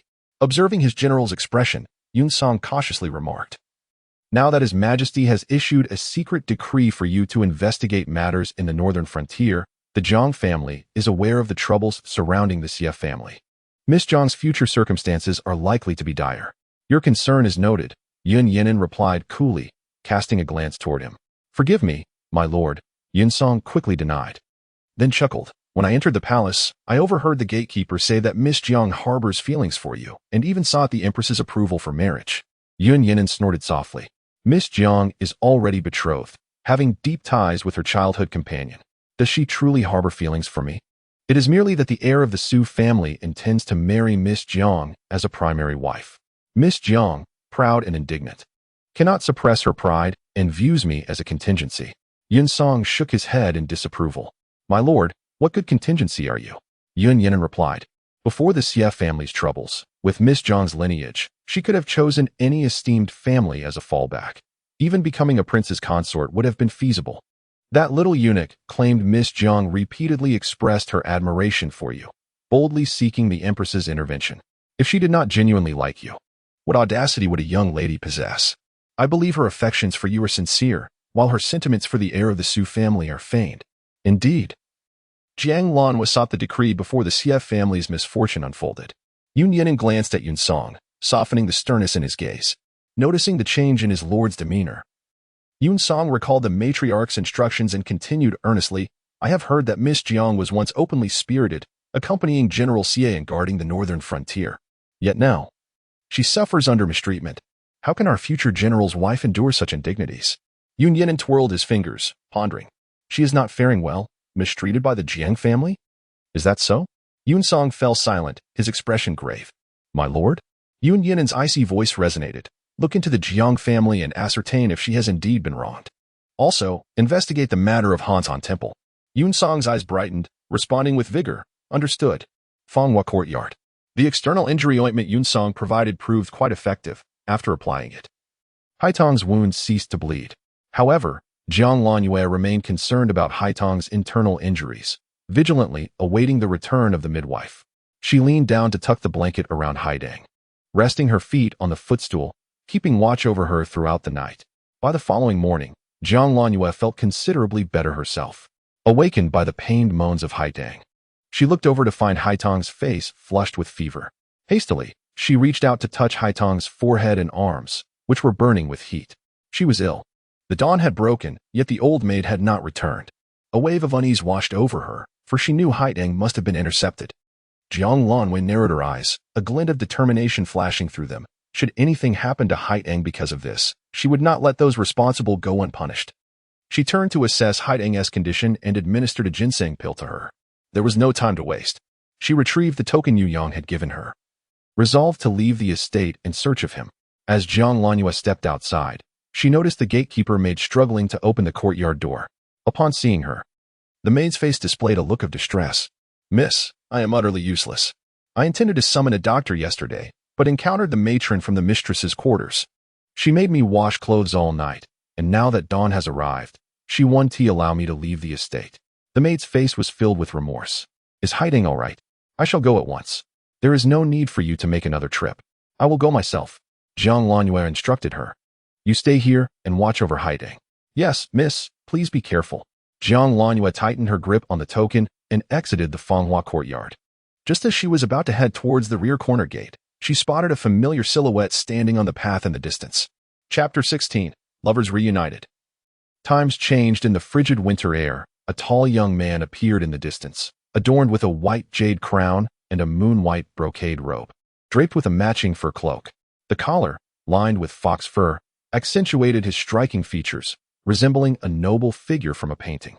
In the biting cold wind, this young gentleman, with such elegance, could easily be described as a rare gem, a paragon of virtue. Upon recognizing him, Jiang Lanyue's heart fluttered, a sharp pang of pain coursing through her. The ache was subtle yet persistent. He was the man she had cherished for 7 years. The one she was on the verge of marrying. The heir of the Marquis of Integrity, Su Qingze. Su Qingze was well-versed and knowledgeable, having composed poetry at 3 and essays by 5. At 15, he produced a treatise that astonished the world, becoming the youngest scholar of his year. Though he could have relied on his family's legacy, he carved out a path of extraordinary achievement through his own intellect. Aside from her brothers, her indulgence was partly nurtured by Su Qingze. Their betrothal, arranged by their parents, had been tenderly upheld by Su Qingze's affection towards her. Last year on her birthday, he gifted her a piece of meticulously crafted jade, a token signifying their bond. He had said to await the day she would crown him with her surname, an embodiment of harmony and eternal unity. Yet, the man who once held such affection for her ultimately wed her stepsister, leaving her to wither in the cold confines of the household. My lord, this is not the way to the peony courtyard. You've taken a wrong turn, a servant remarked as Su Qingze prepared to depart, only to be momentarily halted by the sight of her in the distance. He paused, then strode towards her with urgency. Lanyue. Su Qingze stood 2 paces away from Jiang Lanwei, his tone gentle as he inquired, I was thinking of going to the mountain to see you. Why have you returned? To visit her on the mountain? In her past life, she had been confined within the cold mountain temple, never once hearing of anyone seeking her out. Su Qingze, how much of your words are sincere, and how much mere pretense? Jiang Lanwei suppressed the bitterness swelling within her heart, her cold gaze fixed upon Su Qingze. A faint smile gracing her lips as she queried, What, does the heir not wish for my return? Heir. Su Qingze's eyes darkened. In the past, Lanyue had always referred to him as Brother Qingze. Now, her distance felt like a rebuke. Yet his actions were for the sake of their family's reputation. Having rescued the second lady, how could he disregard her? With a soft sigh, Su Qingze gently explained, Lanwei, are you angry? You must trust me. My marriage to the second lady is solely for the honor of our families. Moreover, you are the mistress of it. The second lady will merely hold the title of a secondary wife. I assure you, it will not affect you in the slightest. Jiang Lanwei regarded Su Qingze's ever-gentle demeanor and smiled faintly. Why did he presume that her heart was still his, simply because of her previous unabashed affection? Yet, all of that had been shattered when he recklessly plunged into the water to save Jiang Qiqing. If he had chosen to let go, why should she continue to hold him so dearly? Su Er, your choice of whom to marry is your own affair. It has nothing to do with me. I have matters to attend to, so please step aside. The bitterness in her heart deepened, though her tone remained consistently flat. Lanyue, do not speak in anger. Su Qingze understood Jiang Lanyue's temperament. In the past, if any noble lady spoke to him, she would become jealous and insist that he converse with her more in public. His decision to take a secondary wife was something she understandably found difficult to accept. Reflecting on this, a hint of helplessness crossed Su Qingze's features. He took a step closer, leaning slightly forward, and whispered, "Have you not always wished for a kite from Qian Gongfang? In a few days? Once the second lady has recovered, I will take you to Qian Gongfang to find an old craftsman to make you a kite, shall we? When spring arrives next year, I will accompany you outside the city to fly kites, and we shall visit that hot spring resort you have long desired."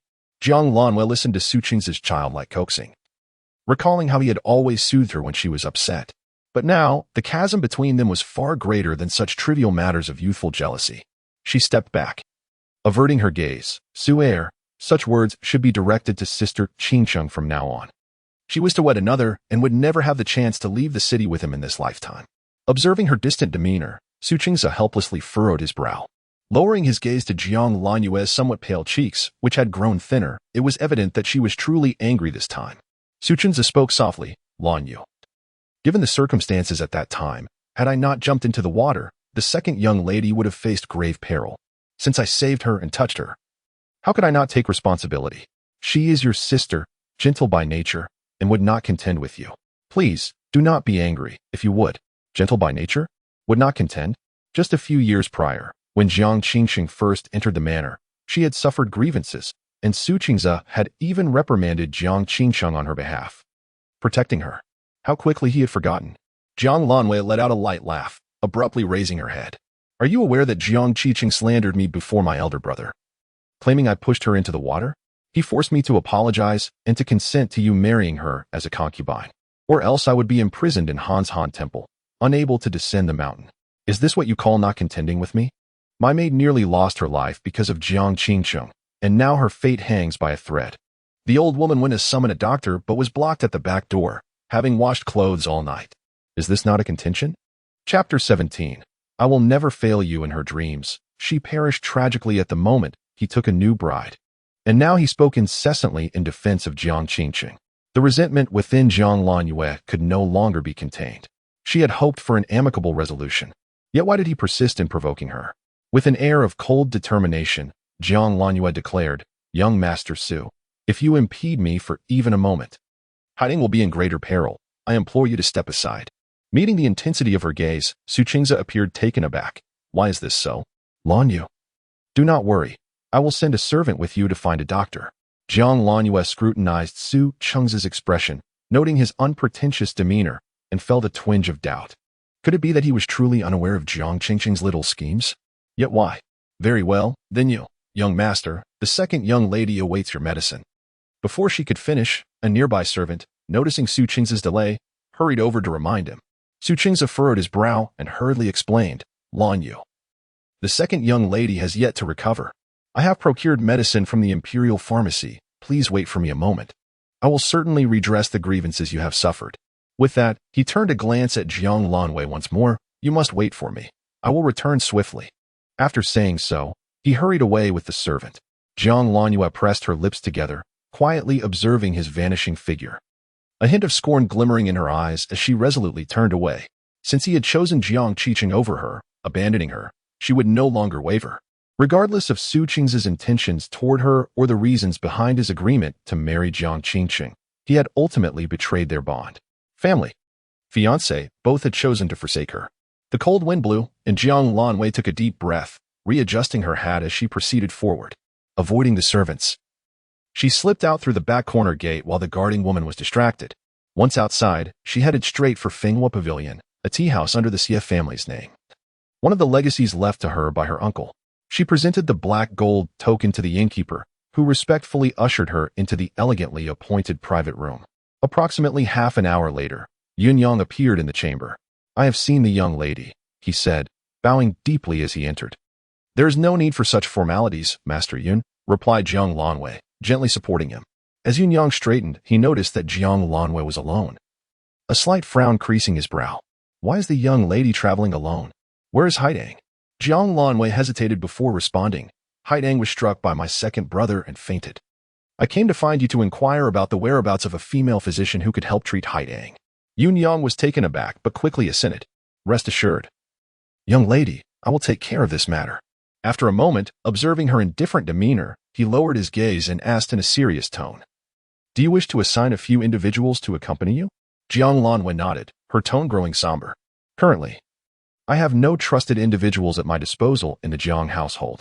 My mother's dowry has been entirely exchanged by the Lin family, and they now control the inner quarters. She instructed him. Find a way to place a few people within the gatehouse and the second door to ensure they can relay messages to me without the Lin family noticing. She did not question Yun Yang's capability. If he were unable to manage such a trivial task, her uncle would not have entrusted him with all the power in the capital. Understood. Yun Yang replied promptly. Please wait a moment. After a short while, he returned, carrying a box. Young lady, this contains a detailed account of all the assets under the master's name, as well as a list of personnel. It is now entrusted to you. After speaking, Yin Yang left the box and withdrew. Jiang Lanwei gazed at the box for several seconds before opening it to examine its contents. Inside were ledgers, property deeds for shops and estates, and contracts for servants. She had never realized that her uncles had prepared such a vast fortune for her, an amount staggering enough to cause concern. In her previous life, while imprisoned at Hanzan Temple, to whom had these possessions belonged? If her uncles were indeed deceased, was her release truly a consequence of Haidang's demise? What other secrets lay hidden from her? After deep contemplation, Jiang Lanwei called for Yun Yang to re-enter. Master Yun, please visit the Xie residence and request a copy of my mother's dowry list from Steward Xie. Inform him it is for my perusal, as I wish to see what my mother left for me upon my marriage. Before her mother's passing, she had mentioned to several brothers that 70% of the dowry was to be reserved for her, with the remaining 30% allocated to her youngest brother. Now, with the Lin family matriarch controlling the household, how could they resist the temptation to seize what her mother had bequeathed her? In her previous life, they had dared to act against her. In this life, she would ensure they obtain nothing. To be a fish on the chopping block is not my fate. Relying on others is less desirable than relying on oneself. I will not relinquish the knife into the hands of another. Yun Yang raised his gaze, recognizing that the young lady had devised a plan. Bowing his head, he assured her, You may rest easy, young lady. Jiang Lanwei spoke again, instructing, As for grandmother, ensure no outsiders disturb her tranquility. Additionally, keep a close watch on the battle reports from the northern frontier sent to the capital. Inform me immediately of any developments. Xian should have already departed for the northern frontier. She ought to have arranged matters in the capital as well. Understood. After conveying her instructions, Jiang Lanwei did not linger. Yu Yang respectfully saw her off, standing at the doorway until her carriage vanished from sight. Chapter 18. Heartfelt Affection. A promise to protect in the peony courtyard. The warmth of the Dongwan pavilion enveloped the room. Su Qingze, having removed his cloak, was still perspiring slightly on his forehead. He sat in a chair before the bed, his gaze resting on the young girl reclining against the headboard. Clad in a pale yellow nightgown, her small face, no larger than a palm, appeared pale, yet her eyes sparkled with joy and shyness as they met his. Su Qingze averted his gaze, glancing at the girl's forehead, where he noticed a small, unhealed red mark, and his brows furrowed in concern. How did my second sister injure her forehead? Jiang Qingqing hesitated for a moment before hastily replying, I accidentally bumped it. There is no need for you to worry, Brother Qingze. A hint of helplessness crossed Su Qingze's face. You must be more careful in the future. Jiang Qingqing obediently nodded, appearing quite docile. Qingqing, you are too kind-hearted. It was clearly Jiang Lanwei who instigated trouble, causing you to fall and injure your forehead, nearly marring your beauty. Why must you shield her in front of Qingze? A cold scoff shattered the warmth between them as Jiang Nen strode in with indignation. Jiang Qingqing, feeling frustrated, said, Second brother, I'm fine. Eldest sister did not mean it. Not intentional. It was deliberate. She disapproves of Qingze marrying you and has devised every means to trouble you. Jiang Nan's anger was still palpable as he slapped Su Qingze on the back. Qingze, Qingqing's temperament is gentle, unlike Jiang Lanwei's arrogance. If you marry her, you must not let her suffer. The scar on Qi Qing's forehead was indeed a result of her actions. Su Qingze recalled Jiang Lanwei's earlier words, his expression flickering with uncertainty. Did Lanwei's maid get punished because she harmed Sister Qingqing? No wonder the second young master was furious, and it affected Lanwei as well. With a sigh, Su Qingze assured, "Second brother, I will not let Qingqing suffer." He then turned to Jiang Qingsheng and said, "Mother has some jade ointment from the palace. I will have someone bring it to you. If you apply it diligently every day, it will surely leave no scar." Jiang Qingqing smiled gently, expressing her gratitude. "Thank you, Brother Qingze. However, the jade ointment is precious. This little injury is inconsequential. A young lady's beauty is invaluable, and it is merely a salve." Su Qingze replied after a moment's hesitation. "Lanwei has a strong disposition. I will speak to her. Rest assured, since I am marrying you, I will not allow you to be wronged. I will ensure she accommodates you." Seeing his favorable attitude, Jiang Nin let out a satisfied hum. He turned to Jiang Qichen and said, "With Qingze's words, I am reassured. However, should you face any grievances in the future, do not bottle them up. Tell Qingze, and let him advocate for you. It was I who angered my sister, and it is only right that she holds me accountable." Jiang Qingqing's eyes were rimmed with red. "And I understood that Brother Qingze and my sister shared mutual affections. Had I not accidentally fallen into the water, he would not have been compelled to rescue me, which led to my sister's displeasure. I am immensely grateful that Brother Qingze is willing to marry me and preserve my reputation. I do not wish for his affection. Merely having a place for me at the Ho residence would suffice." The charming young girl gazed at herself with sparkling eyes, filled with uncontainable love and admiration. Su Qingze's expression was complex. "Lan Yu accused my second sister of pushing her into the water. Yet now, in front of everyone, Jiang Qingqing clearly stated that she had slipped and fallen, not that Lan Yu was to blame. Lan Yu's jealous nature only deepened Su Qingze's gentleness. Second sister, I will not let you down. You are frail, so leave the matters of your betrothal to Brother Jiang. If you need anything, have someone inform me." Jiang Qingqing nodded, fully trusting Brother Qingze. Jiang Nan sighed inwardly. Before Su Qingze, second sister was still shielding Jiang Lanyu, claiming it was her own misstep. It was evident that Jiang Lanyu, with her overbearing jealousy, sought to harm her. Second sister's nature remained too kind-hearted. Jiang Nan spoke. "All right, Qingsheng, you are still unwell. You should rest. I have matters to discuss with Qingze." Jiang Qiqing reluctantly looked at Su Qingze but eventually said, "Then Brother Qingze, second brother, you may go about your business." Su Qingze's heart softened. He approached the bedside and gently stroked Jiang Qingqing's hair. "You rest now.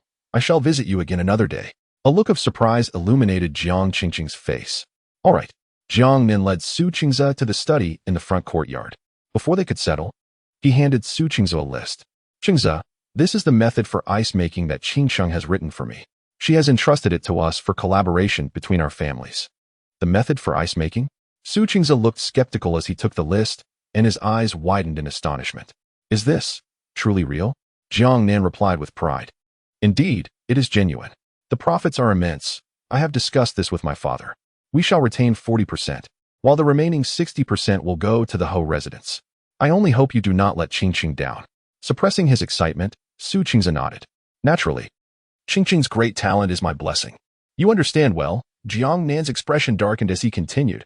"There is one more matter I should not disclose, but it is of grave importance, and you must be aware." Su Qingze looked on with curiosity. "What is it?" "The CF family is in trouble." Chapter 19. What is of greater importance? It is all about the daughters. How can this be? Su Qingze abruptly lifted his head, his handsome face filled with shock. Isn't General Xie stationed in the northern frontier? How could there be no news from there? Jiang Nin slowly shook his head. "I do not know the truth of this matter, but indeed, trouble has arisen in the northern frontier." Su Qingze's expression gradually darkened, worry etched upon his features. "Does Lan Yu know of this?" "Uncertain. It is indeed unwise to divulge the truth to her. Were she to learn it, she would undoubtedly be consumed by worry." Jiang Nan rose and placed the paper detailing the ice-making method into Su Qingze's hands. "The affairs of Beijiang are of utmost importance. Presently, the priority must be your marriage. Should the Hofu and the Jiang family become entangled in this, it would inevitably lead to irreparable consequences." Su Qingze's countenance shifted through various shades of emotion, yet he remained silent.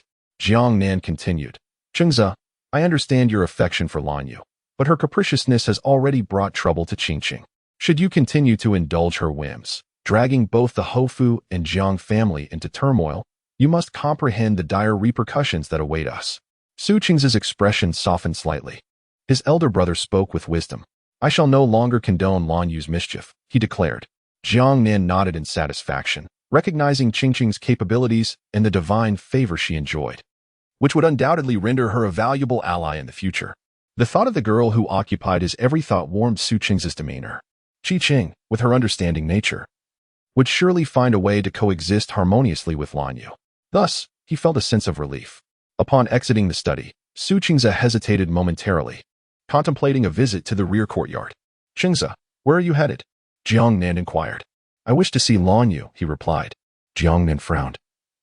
Did you not state you were to return and fetch medicinal supplies for Qing?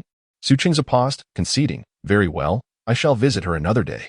Jiang Nan, with a knowing glance, remarked, Qingze, I know my sister well. If you continue to indulge her temper, you shall face the consequences in due time.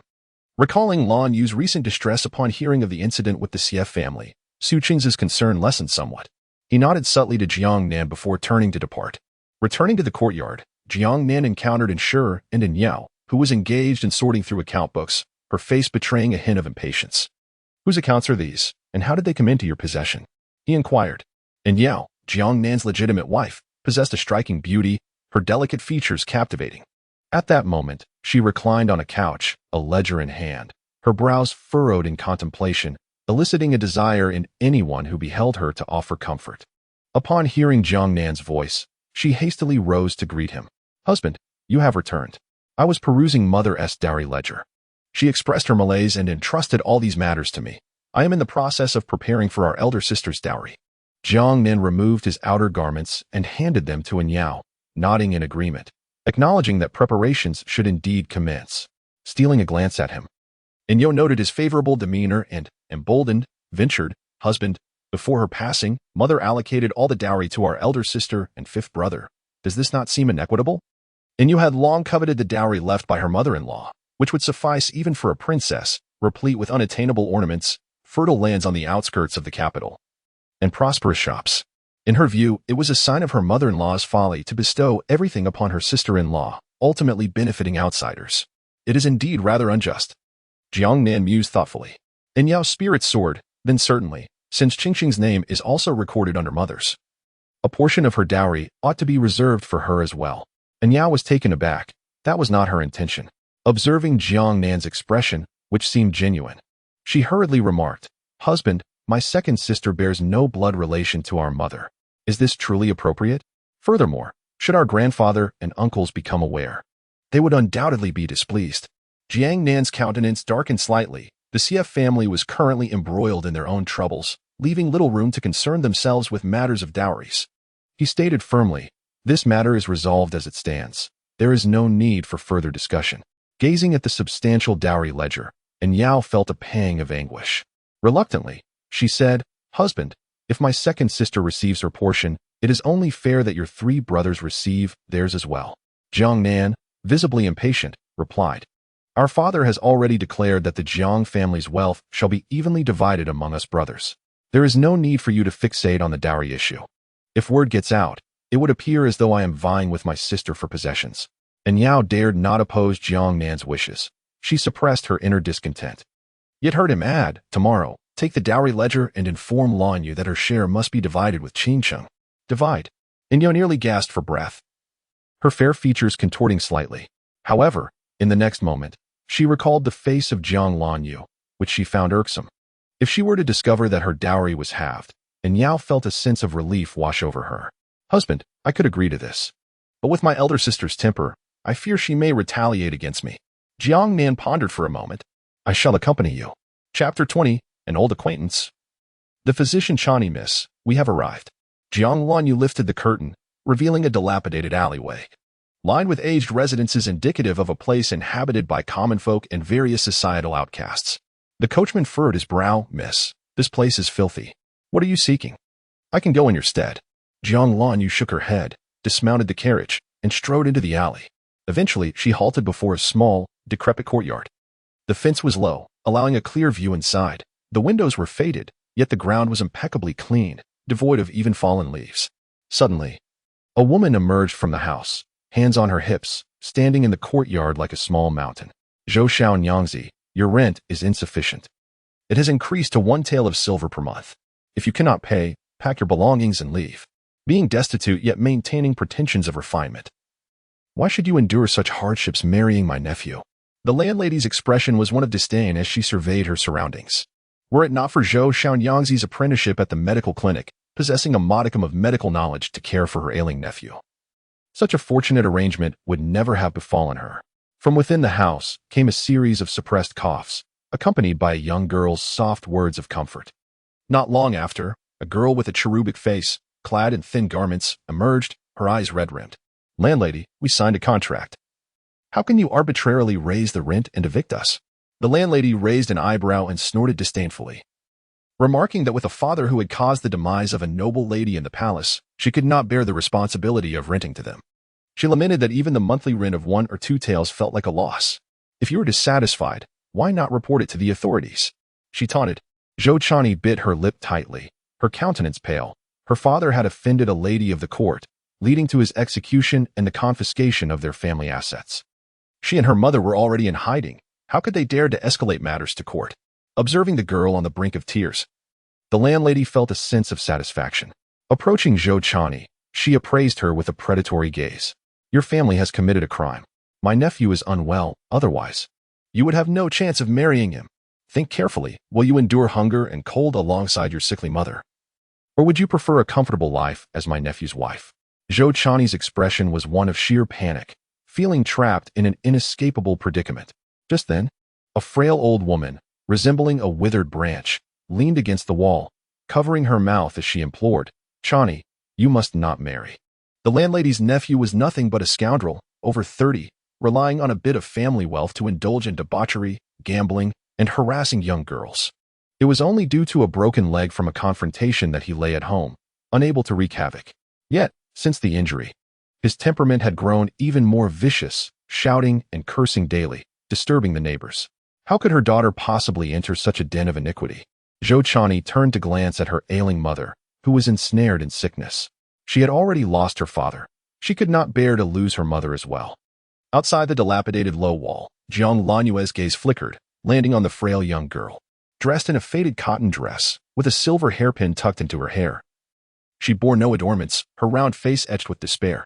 In a previous life, during a period of confinement and illness, her family, fearing scandal, had arranged for a young female physician, Zhou Chani, to care for her. This dedicated woman had pulled her back from the brink of death, recounting tales of the outside world and bringing her joy, allowing her to cling to life a while longer. Otherwise, she would have remained oblivious to so much. At that time, Zhou Chani was not as youthful and innocent as she appeared now. Her face bore the wear of hardship. Having suffered the torment of her husband which led to a miscarriage, leaving her unable to bear children thereafter, it seemed that Zhou Chani had also endured a life of struggles. Suddenly, with a loud crash, the door was forcefully pushed open. A girl clad in resplendent brocade entered, flanked by protectors, exuding an air of nobility. The landlady frowned and inquired, "Who are you?" Jiang Lanwei entered with her companions, offering a cold smile and signaling to the others. These were the hidden guards arranged by Yu Yang, concerned for her safety. The next moment, the landlady's screams of terror and pleas for mercy echoed through the air. With a crack, a guard broke the plump woman's arm. Jiang Lanwei cast a cold glance, her voice laced with disdain. On such a clear day, how dare one engage in the abduction of innocent women? Do you know who my patron is? She interrupted with a laugh, comparing patrons. I fear nothing in that regard. Remember this well. I am the eldest daughter of the Jiang family. My father is a high-ranking minister, my maternal grandfather is the esteemed General Xie, and my uncles hold high positions. Even the current emperor studied under my mentor. If you seek vengeance, make your way to the Jiang household. The landlady's face drained of color, her body crumpling as she fell to the ground, weeping inconsolably. Please spare me, noble one. I am blind to my own ignorance. Jiang Lanwei had no patience for her pleas. She tossed a gold ingot into the air, declaring, "This is worth 10 taels of gold. I have purchased this house for the physician, Miss Zhou. Should you dare to disturb her again, it will not merely be your arm that suffers. Get out." With those words, the plump woman scrambled to collect the gold and fled in haste. Zhou Chani first helped her mother inside before turning back, nervously bowing. "Thank you for your assistance, Noble one. I am exceedingly grateful. Jiang Lanwei regarded the young Shouchani with a gentle smile. Do not be anxious. I come seeking medical help. My maid is gravely ill, and I request your presence to diagnose her condition. Upon hearing this, Shouchani exhaled in relief. Though still apprehensive, she responded, I am merely an apprentice at the medical hall. If the situation is dire. Jiang Lanwei smiled softly. You are too modest. Your skills are remarkable, and you once saved my life. A healer's compassion is unforgettable. Shouchani furrowed her brow in confusion. I saved you? With a playful tilt of her head. Jiang Lanwei replied, It has been quite some time. Perhaps you have forgotten. Shouchani bit her lip, glancing at the radiant Jiang Lanwei. Despite the rumors of her arrogance, Jiang Lanwei had indeed saved both her and her mother's lives. Shouchani closed her eyes briefly, then knelt on the ground, her voice trembling. My family has suffered greatly. In our time of peril, you rescued us, Mississippi. From now on, my life belongs to you. I shall serve you faithfully. Jiang Lanwei stood tall, gazing steadily at the young girl. After a few moments, she helped Shouchani to her feet. Dear physician, I do not wish for your life. Live well. Uphold the medical legacy left by your father, and serve the people well. That will be your way of repaying me. Do not sacrifice yourself for me again. In her past life, Shouchani had perished while aiding her escape. Chapter 21. The absence of a maidservant is a threat thus, in this lifetime. They must both live well and not sacrifice themselves for her again. At her words, Shouchani's eyes glistened with unshed tears. Her father had been the head of the Imperial Medical Institute, renowned for his exceptional skills, but had become a scapegoat caught in the palace intrigues. Though a daughter, he treated her equally, imparting all his medical knowledge to her from a young age. Wiping her face, Shouchani declared, Miss, I shall accompany you to your residence. Fanghua Courtyard. Shouchani examined Haitong's pulse, and after a moment, she touched Haitong's forehead, her brow slightly furrowed. The young lady had succumbed to unconsciousness, and the most effective remedy to swiftly reduce her fever was acupuncture. I shall prepare another prescription. The young mistress can dispatch someone to fetch the medicine. Very well.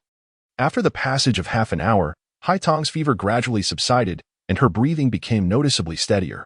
Jiang Lanwei, who had been anxiously concerned, felt a sense of relief. Suddenly, a commotion of footsteps echoed from outside. Jiang Lanwei instructed Shouchani to attend to Haidang while she stepped out of the inner chamber. Upon seeing two figures approaching the courtyard, her brows knitted tighter. Lanwei. Jiang Nan's face was stern. What sort of management is this? There isn't even a maid to serve tea. What an embarrassment. Jiang Lanwei maintained her composure. Second brother, you seem to have forgotten that my only maid, Haitang, was nearly beaten to death by you. Your only maid? Jiang Nan's incredulity deepened. The illustrious eldest daughter of the Jiang family has but a single maid in attendance? Preposterous. He surveyed the surroundings. You have always been indulgent and extravagant, surrounded by many maids. I recall there were at least 7 or 8. Jiang Lanwei's expression turned to one of disappointment as she masked her inner bitterness with a cold smile. Second brother, you must remember that those days are behind us. When Jiang Qiqing first entered the residence, she had no one to serve her, so Aunt Lin reassigned 2 of my maids to her. Subsequently, due to accusations of my maid's offending brother, offending Jiang Qiqing, and offending Aunt Lin, in just a few years, I have been left with only Haidang. How could this be? Jiang Nan's brow furrowed. If a maid has erred and been sold, would not the steward replace her? Jiang Lanwei's lips curled into a mocking smile. If you do not believe me, then search my courtyard for anyone else.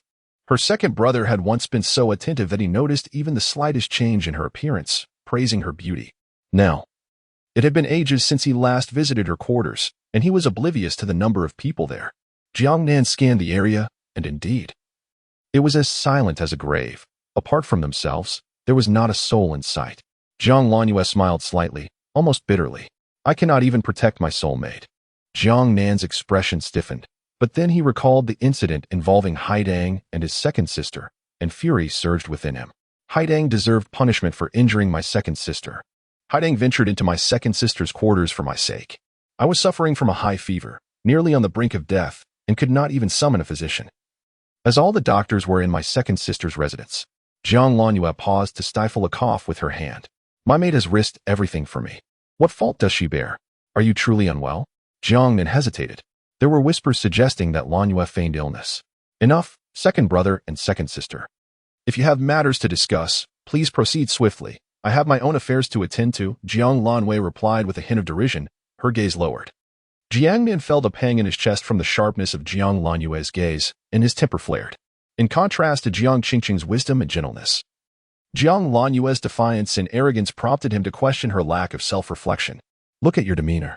If you were obedient and compliant, would I show favoritism toward Qi? All of this is your own doing. Just as an argument was about to erupt, and Yao, who had remained silent until now, hurriedly stepped forward and whispered a reminder. The matter at hand is of utmost importance.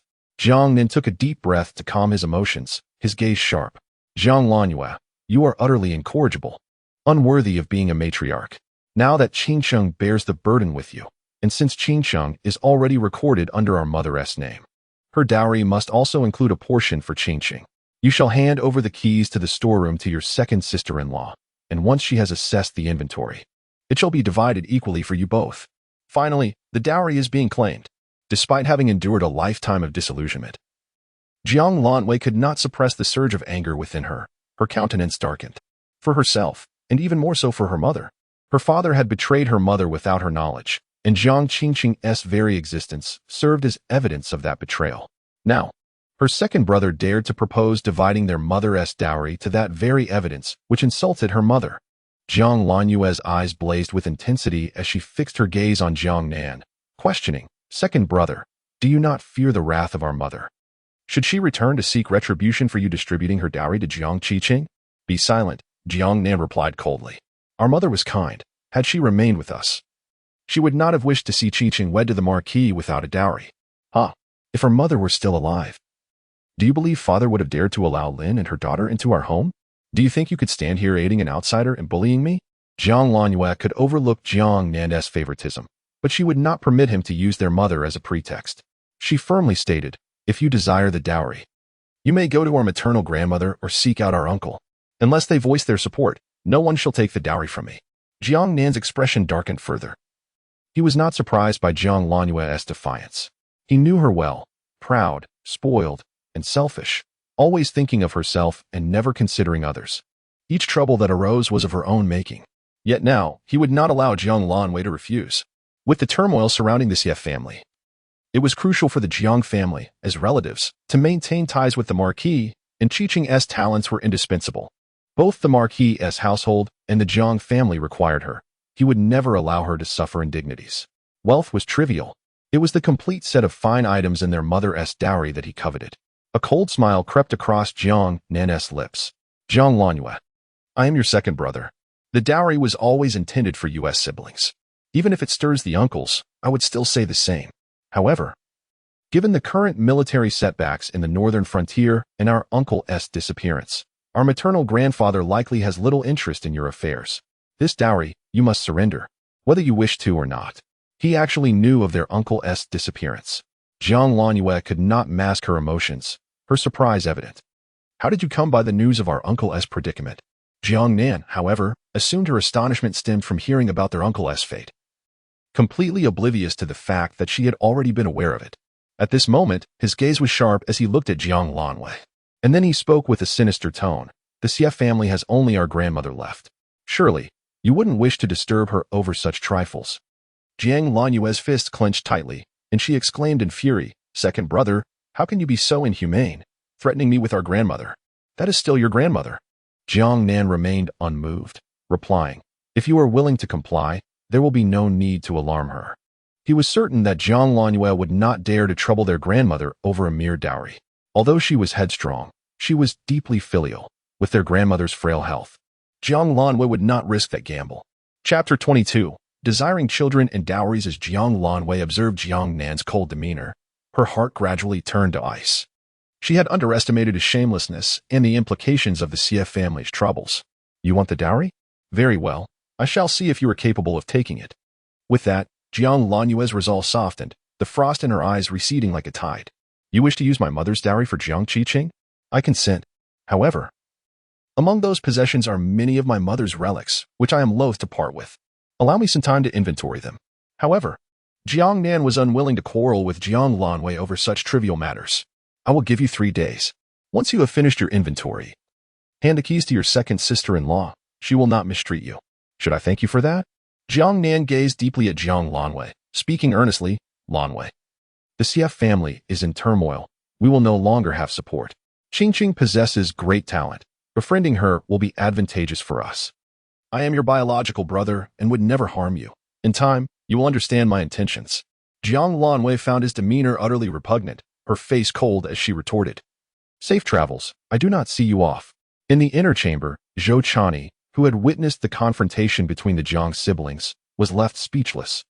Before she could collect her thoughts, Jiang Lanwei entered, her expression weary. Miss, I have prepared the prescription. You may instruct the servant Zhou Chani accordingly, she said. Her tone tinged with frustration. Jiang Lanyue's only maid was bedridden and unable to rise. What other servants are there? Taking the prescription, Jiang Lanwei glanced at it before returning it to Zhou Chani. Let the physician Zhou handle this, she said, raising an eyebrow. You must have heard just now. I cannot place my trust in the people of this household. Zhou Chani's eyelashes fluttered, her small face nodding. Very well. Jiang Lanwei smiled lightly. Zhou Chani, being of similar age, had yet to endure the hardships of life and retained a certain innocence. Additionally, Miss Zhou, could you please visit Fenghua Garden and convey a message to Manager Yun for me? Jiang Nan emerged from Fenghua Courtyard with a dark expression, followed closely by An Yao.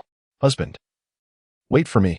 Jiang Nan turned, looking at An Yao with displeasure, his voice cold. What is it? Feeling somewhat aggrieved but reluctant to display it outwardly. An Yao tugged at her lips and asked, Husband, will you be home for dinner tonight? Jiang Nan replied without a moment's hesitation, No, I have matters to attend to. And Yao was taken aback. But aren't you on leave today? Jiang Nan narrowed his eyes, slowly turning his head to regard An Yao with suspicion. What is the matter with you today? An Yao hurriedly explained. It has been quite some time since you last dined at home. You also haven't visited my chamber in quite a while. An Yao spoke with some difficulty. Jiang Nan's expression darkened as he observed An Yao, with an ambiguous tone.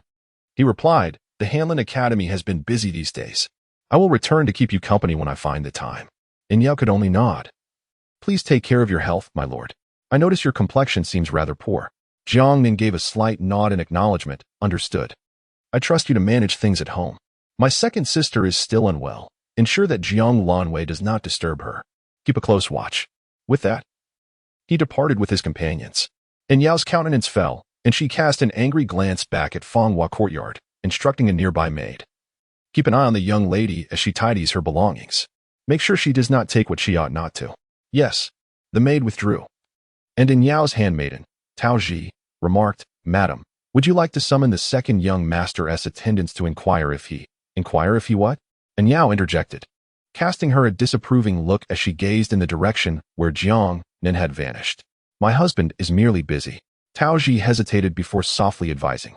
I understand you trust the second young master's character, but it has been over a year since you married him, and there has been no sign of a child. If he truly has someone else, it would be too late for you to regret. Last time I returned home, my mother lamented that the old lady is losing sleep over your situation. An Yao's expression soured. Conceiving a child is not solely within my control. If my husband does not return, what can I do? Does she not feel anxious? Yet, after her husband took her as his wife, aside from the initial months spent in her chamber, he has been either in his study or preoccupied with official duties, returning late and not once visiting her each month. She dared not disturb him. Tao Ji was at a loss for what to do. Perhaps when you next visit your family, you could ask the old lady for her opinion. What can my mother do? She only advises me to secure my husband's affections and seek a promising future for my brother. But my husband has not taken a concubine and treats me well. What more can I do? An Yao murmured as she walked away with her handmaiden. Until they disappeared from sight, a slender figure emerged from behind the rockery. The man bore a resemblance to Jiang Nan, dressed in a black cloak and wearing a jade coronet. His phoenix eyes narrowed slightly as he gazed in the direction An Yao had departed, a fleeting shadow of darkness flickering in his gaze. Third young master. Are you not going to meet the young lady? Jiang Yuan replied with a noncommittal grunt, turning back and entering Fenghua Courtyard. Third brother, what brings you here? Jiang Lanwei, having heard the maid's report, emerged from the inner chamber and was taken aback to see the young man standing in the hall. Jiang Yuan, known for his cold demeanor, had always maintained a distant relationship with her. Come to see you. I've heard that you have made Qingqing your concubine? Jiang Yuan appraised Jiang Lanwei with a detached gaze before his eyes drifted to the dust-laden chair within the room, his brow furrowing slightly in evident disdain. Jiang Lanwei was momentarily perplexed by Jiang Yuan's intentions. In her past life, she had been confined to Han Mountain Temple, her elder brother absent from home. Her second brother humiliating her, and her younger brother berating her. Her third brother had utterly vanished from the scene. According to Sherchuan, her third brother later ventured into business, driven solely by profit, employing unscrupulous means to achieve remarkable success. It seemed that, as a dying scion of the Jiang family, she could no longer offer him any advantage, and thus he deemed it beneath him to extend a helping hand, even though she was his biological sister. Yet, for reasons unknown, he severed ties with the Jiang family, moved away, and sought his fortune elsewhere. Jiang Lanwei scrutinized Jiang Yuan warily, questioning whether this was truly their intention. Why come to inquire of her now? Jiang Yuan observed his composed sister, feeling an inexplicable oddity within himself, merely seeking confirmation. He circled the room, his gaze landing on the inner door, sneering, "For the sake of a maid, you openly defied our second brother. Jiang Lanwei, you were truly foolish. In my eyes, Haiding holds more significance than you all." Jiang Lanwei's eyes glistened with frost. If her third brother had come merely to mock her, he was free to leave. As your elder brother, I advise you, with your temperament, you will suffer greatly once you marry into the marquis residence. Jiang Yuan's gaze darkened, revealing a trace of disdain on his face. If it weren't for your being my sister, do you think I would bother to come see you?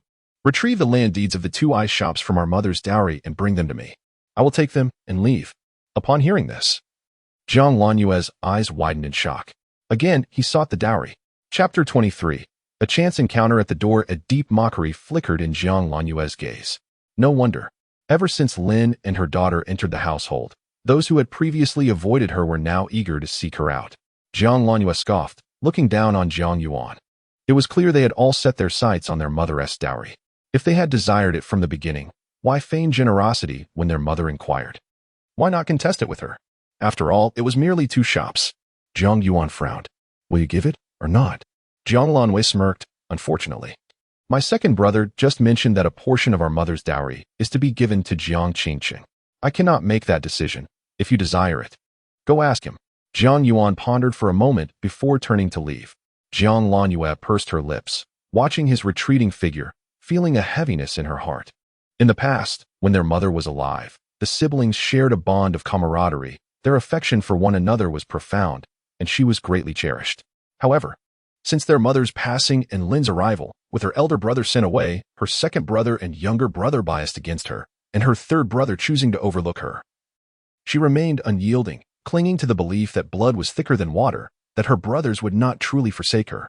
Yet, whether in this life or the last, the piercing pain of betrayal struck her like a slap to the face.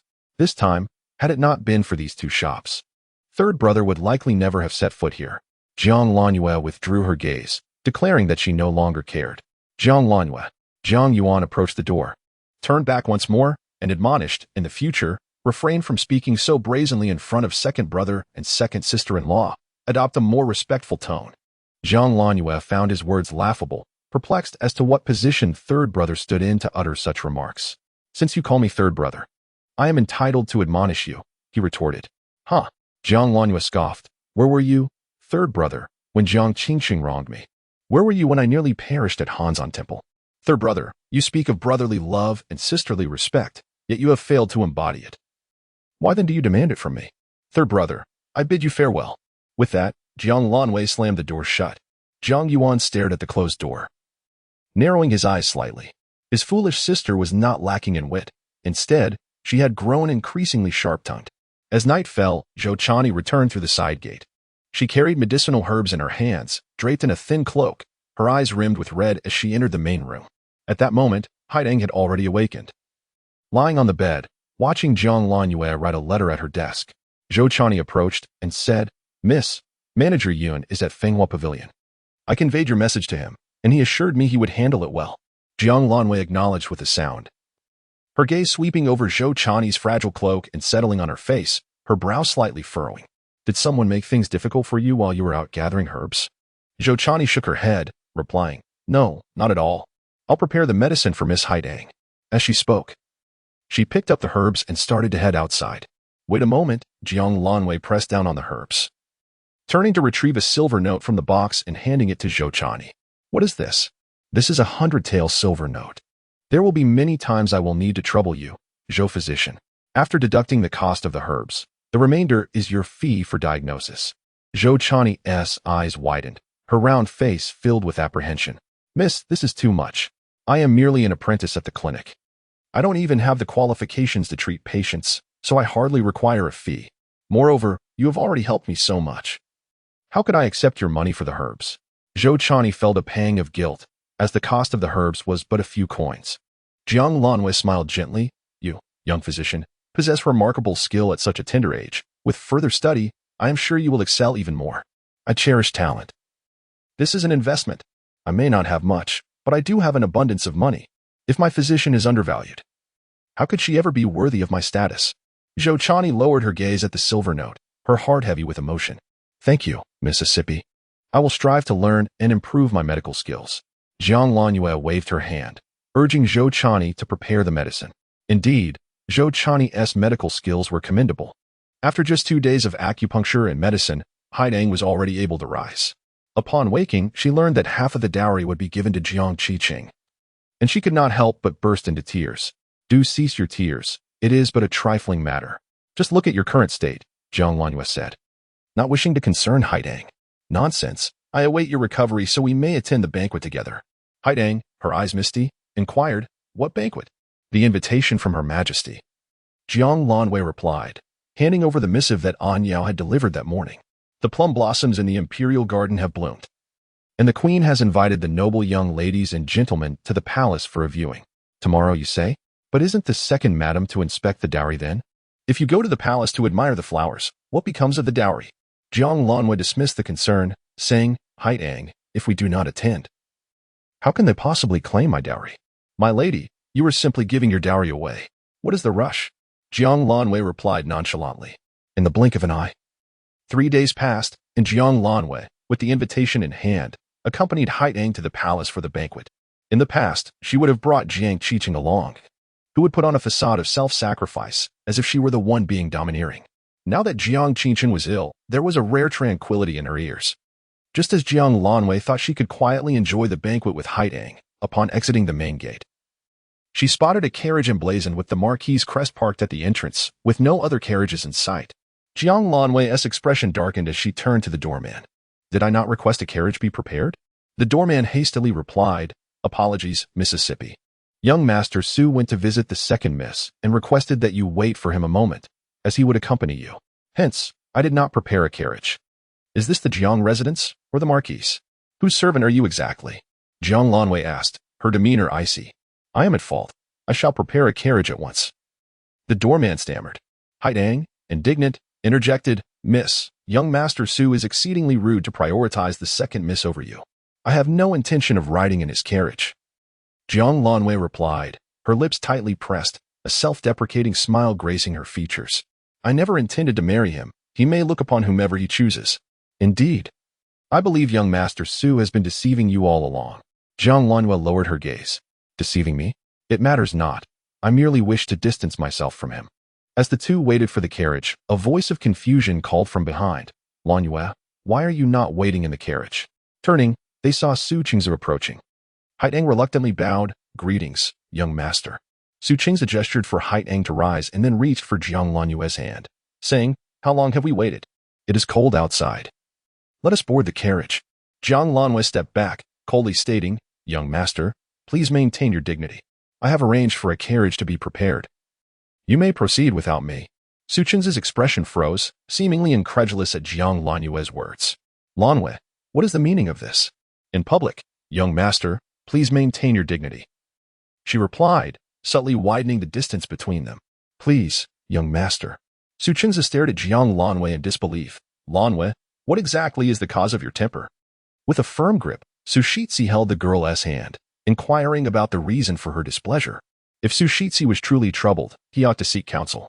Just as Su Qingzi, uttered these words, a creaking sound resonated as the wheels rolled over the snowy ground, followed by a crisp voice asking, Is the young lady about to venture out?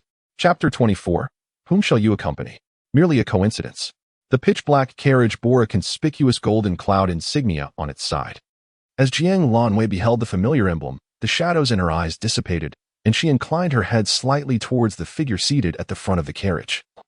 Yun Song. Ah, it is you, Guardian Yun. I was just on my way to the palace for a banquet. Do you have matters to attend to? How fortuitous.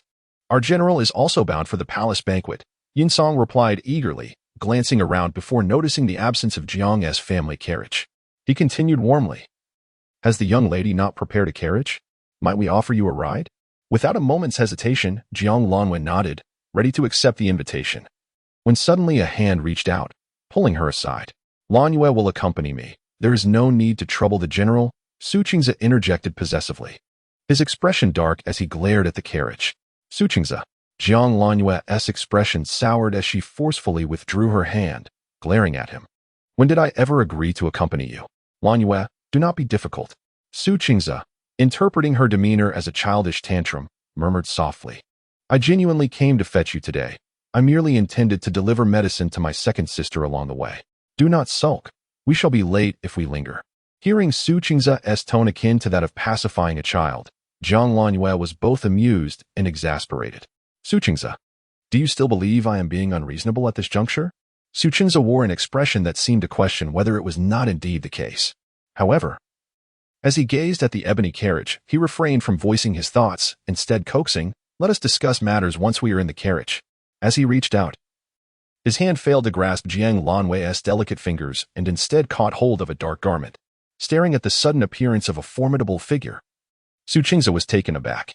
What is the meaning of this, General Yun? Yun Yinin's tall silhouette stood protectively in front of Jiang Lanwei, his finely chiseled features devoid of emotion.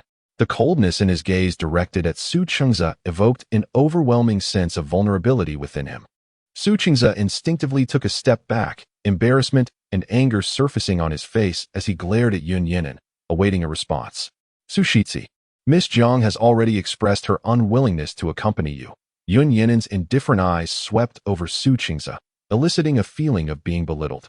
For reasons unknown, a sense of crisis surged within Su Qingze, and he cautiously regarded Yun Yinin, stating bluntly, Lan Wei is my fiancée. If she does not accompany me, should she go with you instead? Furthermore, Lan Yue is merely vexed with me. Her words are spoken in anger, and you, General Yun, being unengaged, might not grasp this. Therefore, I kindly request that you step aside. As he spoke, Su Qingze attempted to maneuver past Yun Yinin. Yet, Yun Yinin unexpectedly stepped aside, adopting a protective stance beside Jiang Lanyue. In that case, I shall leave the decision to Miss Jiang. Jiang Lanyue was taken aback by Yun Yinin's sudden appearance. As he shielded her from entanglement with Su Qingze, gazing at the tall figure before her, she was reminded of the warm hands that had rescued her from the hellish stormy night, pulling her back from the brink of despair. Had it not been for Yun Yinin, she and Haitang might have perished in the icy desolation of Hanshan Temple, and no one would have cared. Thus, since she had petitioned for marriage, she had never regretted her choice, and Yun Yinin's actions at that moment affirmed her conviction. When Su Qingze called out to her, Lanyue, come over here, Jiang Lanwei resolutely grasped Yun Yinin's lapel and declared firmly, Young Master Su, we share no relationship, and I harbor no anger towards you. I will not accompany you. Having said that, she turned to Yun Yinin, requesting, General, may I trouble you to escort me and Haidang? I am deeply grateful. Yun Yinin, observing her delicate hand clutching his garment, felt the frost in his eyes gradually thaw. He slightly inclined his body, allowing Jiang Lanwei to proceed first. Jiang Lanwei. Su Qingze's expression darkened, and in that fleeting moment of their passing, he instinctively reached out to grasp Jiang Lanyue's arm. Young Master Su. He did not expect that before his hand could touch her sleeve, it would be intercepted by Yun Yinin. Exercise some restraint. Su Qingze, infuriated, retorted. Doesn't General Yun think he is overstepping? I am simply holding my fiancée's hand. What concern is it of yours? Shouldn't it be you who ought to show some restraint? He glared coldly at Yun Yinin. You are merely a dog of the royal family. After being rendered useless on the battlefield, you ought to cower in your estate rather than barking aimlessly.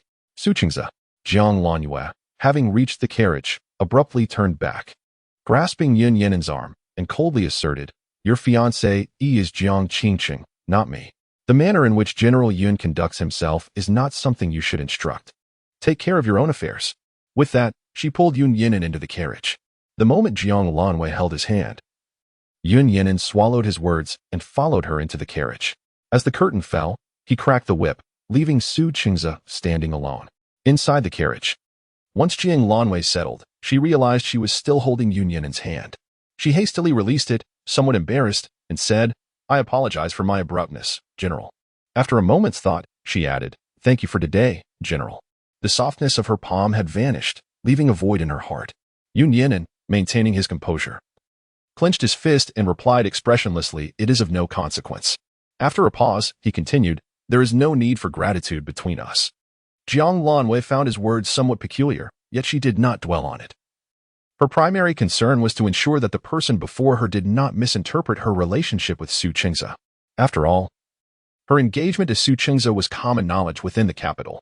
Today, Su Qingze's audacious declarations could easily lead Yun Yinan to misconstrue that she still harbored feelings for him. Such a misunderstanding would undoubtedly cast a shadow on her future marriage to him. Though she had no intention of nurturing a mutual affection with him, she certainly did not wish to be misinterpreted. Thus, she clarified, General, I am neither sulking nor harboring any resentment towards Su Qingze. I do not have feelings for him. Therefore, I sincerely thank you for extricating me today and genuinely wish to accompany you. Yun Yinan's gaze swept over Jiang Lanyue's serious demeanor, as she looked at him with a hopeful expression, as if his response held monumental significance for her. Such candid words and earnest eyes suddenly reminded Yun Yinan of what Yun Song had mentioned. Miss Jiang has expressed her fondness for you to Her Majesty. His ears involuntarily flushed a shade of crimson. He averted his gaze and replied coolly, I am aware. You are aware? Jiang Lanyue was taken aback, seemingly unprepared for such a response, and uncertainly inquired, do you truly know? Yun Yinan met her gaze and questioned back, is there an issue? As their eyes locked, Jiang Lanwei recalled that the person before her was to be her future husband. The brazen demeanor she had just exhibited in front of Su Qingze ebbed away like the retreating tide, and she awkwardly remarked, no issue. I merely wish to inquire how you happened to appear at our gate. Just passing by, came a chilling voice from the carriage. Yun Song, who was driving the carriage, exasperatedly flicked the horse's rear. It was unclear who had spread the word that the young lady was to attend a banquet in the palace, prompting him to drive the carriage past Jiang Manor at the crack of dawn. This was the third time they had passed by. Truly, what a mere passing. Inside the carriage, warmth enveloped the space, while Su Qingze, left alone at the entrance of Jiang Manor, wore an expression colder than the frigid winter outside. As Jiang Nan approached, intending to head to the court, he spotted Su Qingze and queried, Qingze, why are you still here? Where's Lanwei? Hasn't she emerged yet? At this hour, I should send someone to urge her. This is unacceptable. Brother Jiang, that won't be necessary. Su Qingze interjected, his expression somewhat wooden.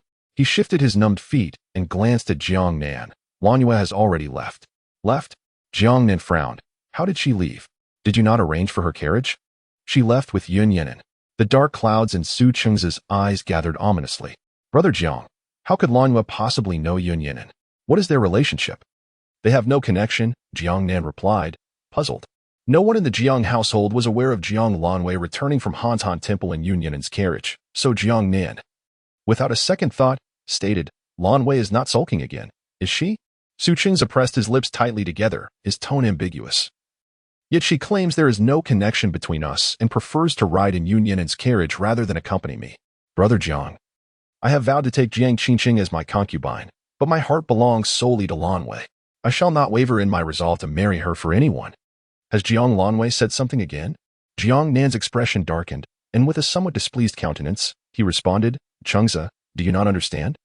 This is all a ploy by Jiang Lanwei. Her refusal to accompany you and her vague utterances are merely attempts to dissuade you from marrying Qingqing.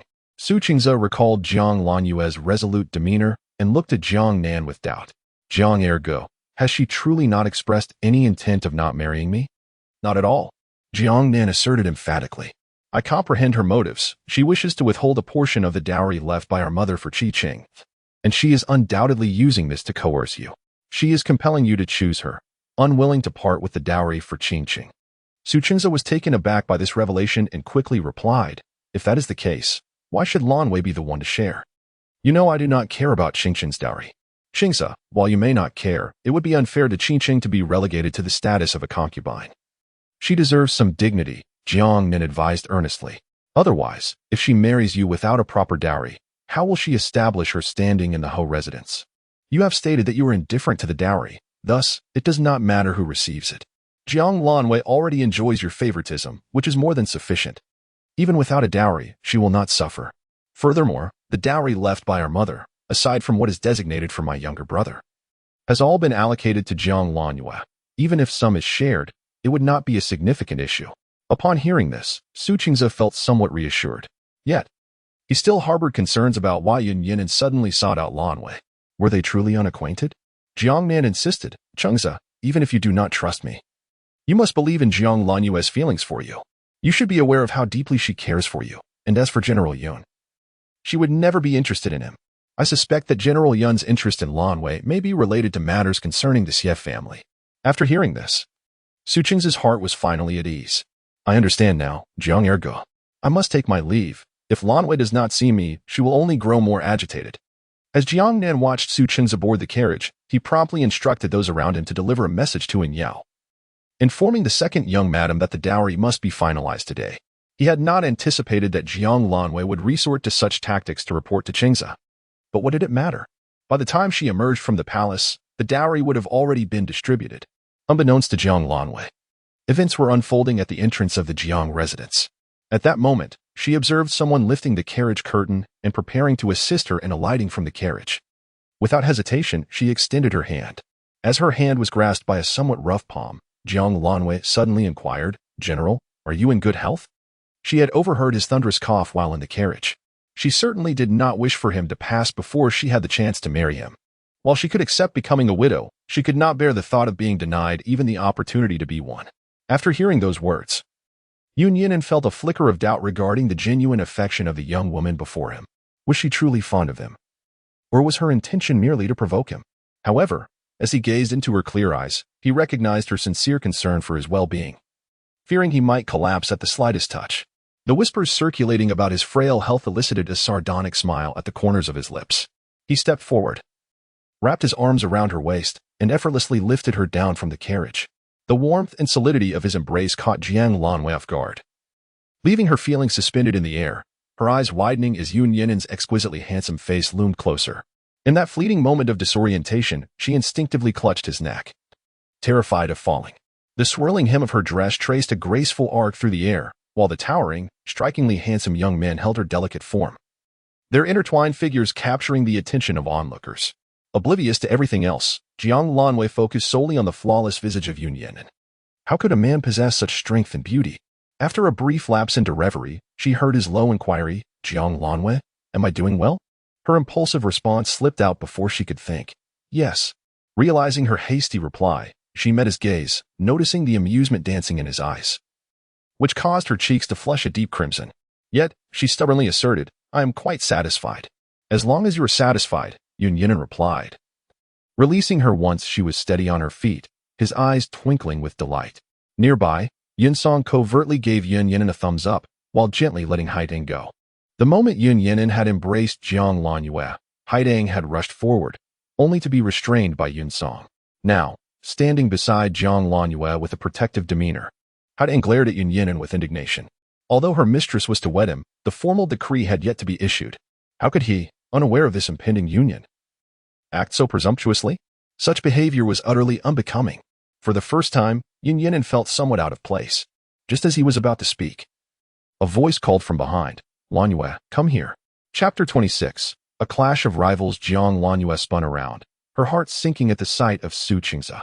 His face darkened with displeasure as he observed the scene from a distance. Upon seeing him, her previous shyness evaporated, and she coolly averted her gaze, addressing Yun Yinan. Thank you, General. I shall take my leave now. Yun Yinan followed her line of sight, noting the barely concealed fury in Su Qingze's eyes, which were filled with possessiveness directed at the young woman. Possessiveness? A disdainful smile crept upon Yun Yinan's lips. He pivoted, blocking Su Qingze's gaze, and offered a slight nod to Jiang Lanwei. Oblivious to Yun Yinan's subtle gesture and indifferent to Su Qingze's words, Jiang Lanwei entered the palace with Haidang. Behind them, Su Qingze seethed with indignation, feeling a surge of anger at Jiang Lanyue's indifference. Despite humbling himself to speak to her, she had turned away to smile at another man, ignoring his presence entirely. The temperament of Lanyu, as Brother Jiang aptly noted, has indeed been spoiled. Su Qingze suppressed the discontent simmering within him and hastened after the departing Jiang Lanyu. Regardless of the circumstances, Lanyu is his, and he must make her aware that even in her moments of sulking, she ought not to accompany any other man.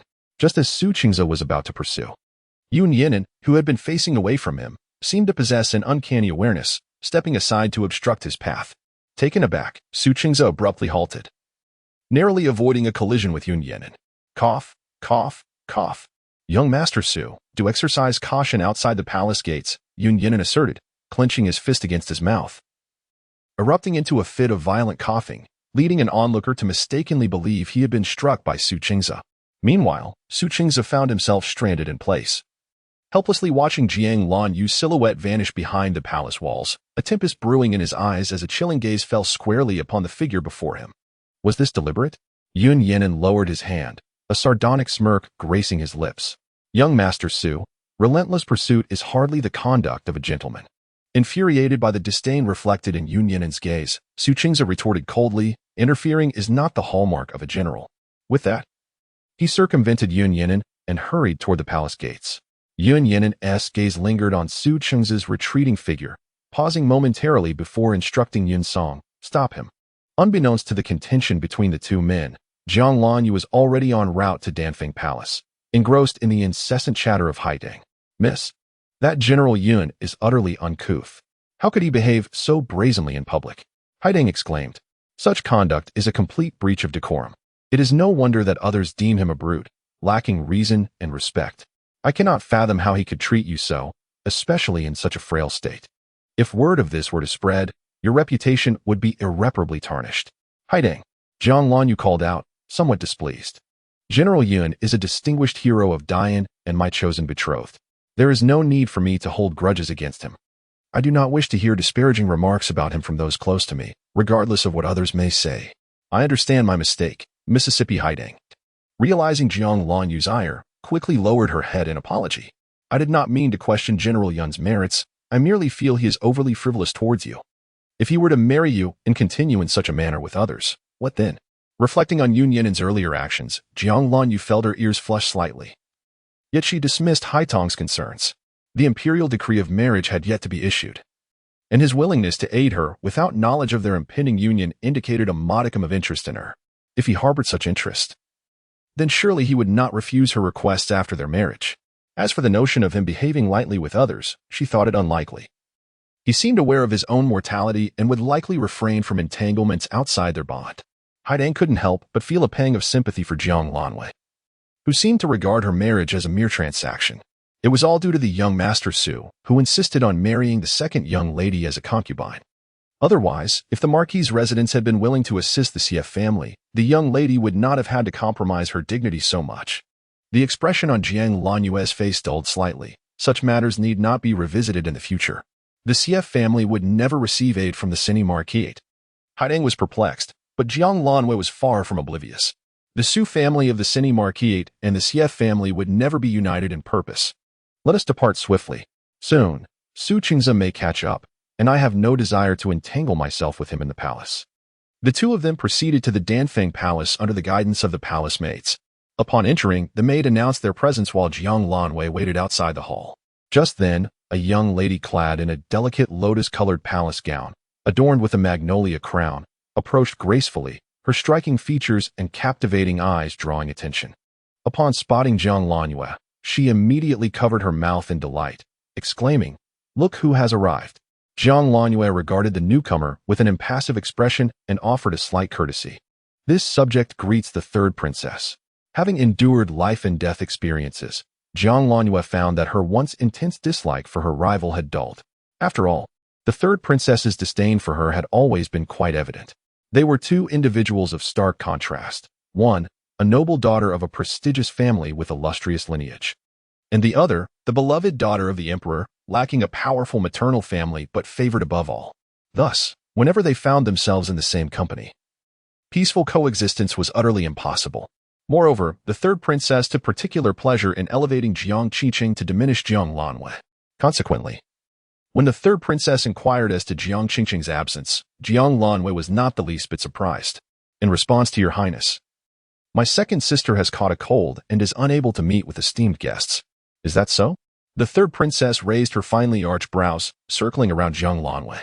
How fortuitous for Jiang Qiqing that her cold has struck just in time, not only gaining an additional husband, but also allowing you to continue your sisterly bond. Hee. Jiang Luanyu, how does it feel to share a husband with your sister? The third princess's sarcastic tone elicited a calm response from Jiang Luanyu. Your curiosity is quite remarkable. Princess, could it be that you are also contemplating your own brother-in-law? You slanderous wretch. The third princess angrily dropped the maid's hand, pointing an accusing finger at Jiang Lanwei. Do you truly believe that others would share your shamelessness in marrying the same man? Princess, has your hand healed?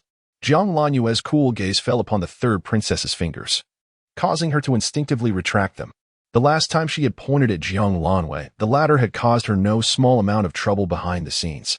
Frustrated by her inability to gather evidence against Jiang Lanwei, the third princess seethed with resentment. Jiang Lanwei was notoriously arrogant, flaunting the power of the Jiang and Xie families, and disregarding even her, which was utterly infuriating. As the third princess withdrew her hand, memories of the rumors she had heard flooded her mind, and she reacted with indignation. Jiang Lanwei, do not be so arrogant. Do you truly believe you are still the same Jiang Lanwei as before? I must inform you, princess, that Lady Jiang and the Empress Dowager have summoned you. A palace maid abruptly interrupted the third princess, who cast a resentful glance at Jiang Lanwei before stepping into the hall ahead of her. The Empress, observing their entrance, inquired with a smile. I overheard your lively conversation at the door. Might I ask what delightful news you have? The third princess, with a quick glance, eagerly interjected, Indeed, it is splendid news. Mother, I wish to congratulate both Miss Jiang and Miss Jiang on their upcoming marriage to one man. Chapter 27. Choosing between two mothers-in-law, the third princess approached the Empress and said sweetly, Mother, do you not agree that these two sisters are fortunate? As her words concluded, the gaze of the ladies in the room swiftly fell upon Jiang Lanwei. A flicker of resentment crossed Jiang Lanwei's eyes as she opened her mouth to speak, only to be interrupted by the Empress's light-hearted voice. Oh, my dear child, you do have a knack for nonsense. The Empress turned her attention to an elderly lady seated at the lower right, Lady Yun, the esteemed matriarch of the Jiang family. Look at her, dear. Few maidens in the entire capital can rival her beauty. At that moment, Jiang Lanwei noticed the silver-haired old lady beside the Empress. The lady appeared to be around 50, adorned in a deep purple robe with peony patterns. Though her face bore the marks of time, remnants of her captivating youth were still visible. Presently, she scrutinized Jiang Lanwei with a discerning eye. Noticing Jiang Lanwei's look of confusion, the Empress chuckled and said, Miss Jiang, this is Lady Yun, the mother of General Yun, your future mother-in-law. Jiang Lanwei quickly composed herself, taking 2 steps forward to respectfully bow to Lady Yun. Esteemed elder, it is an honor to meet you. Lady Yun withdrew her gaze and replied with a nonchalant hum, I have heard your sister has fallen ill. Has she improved?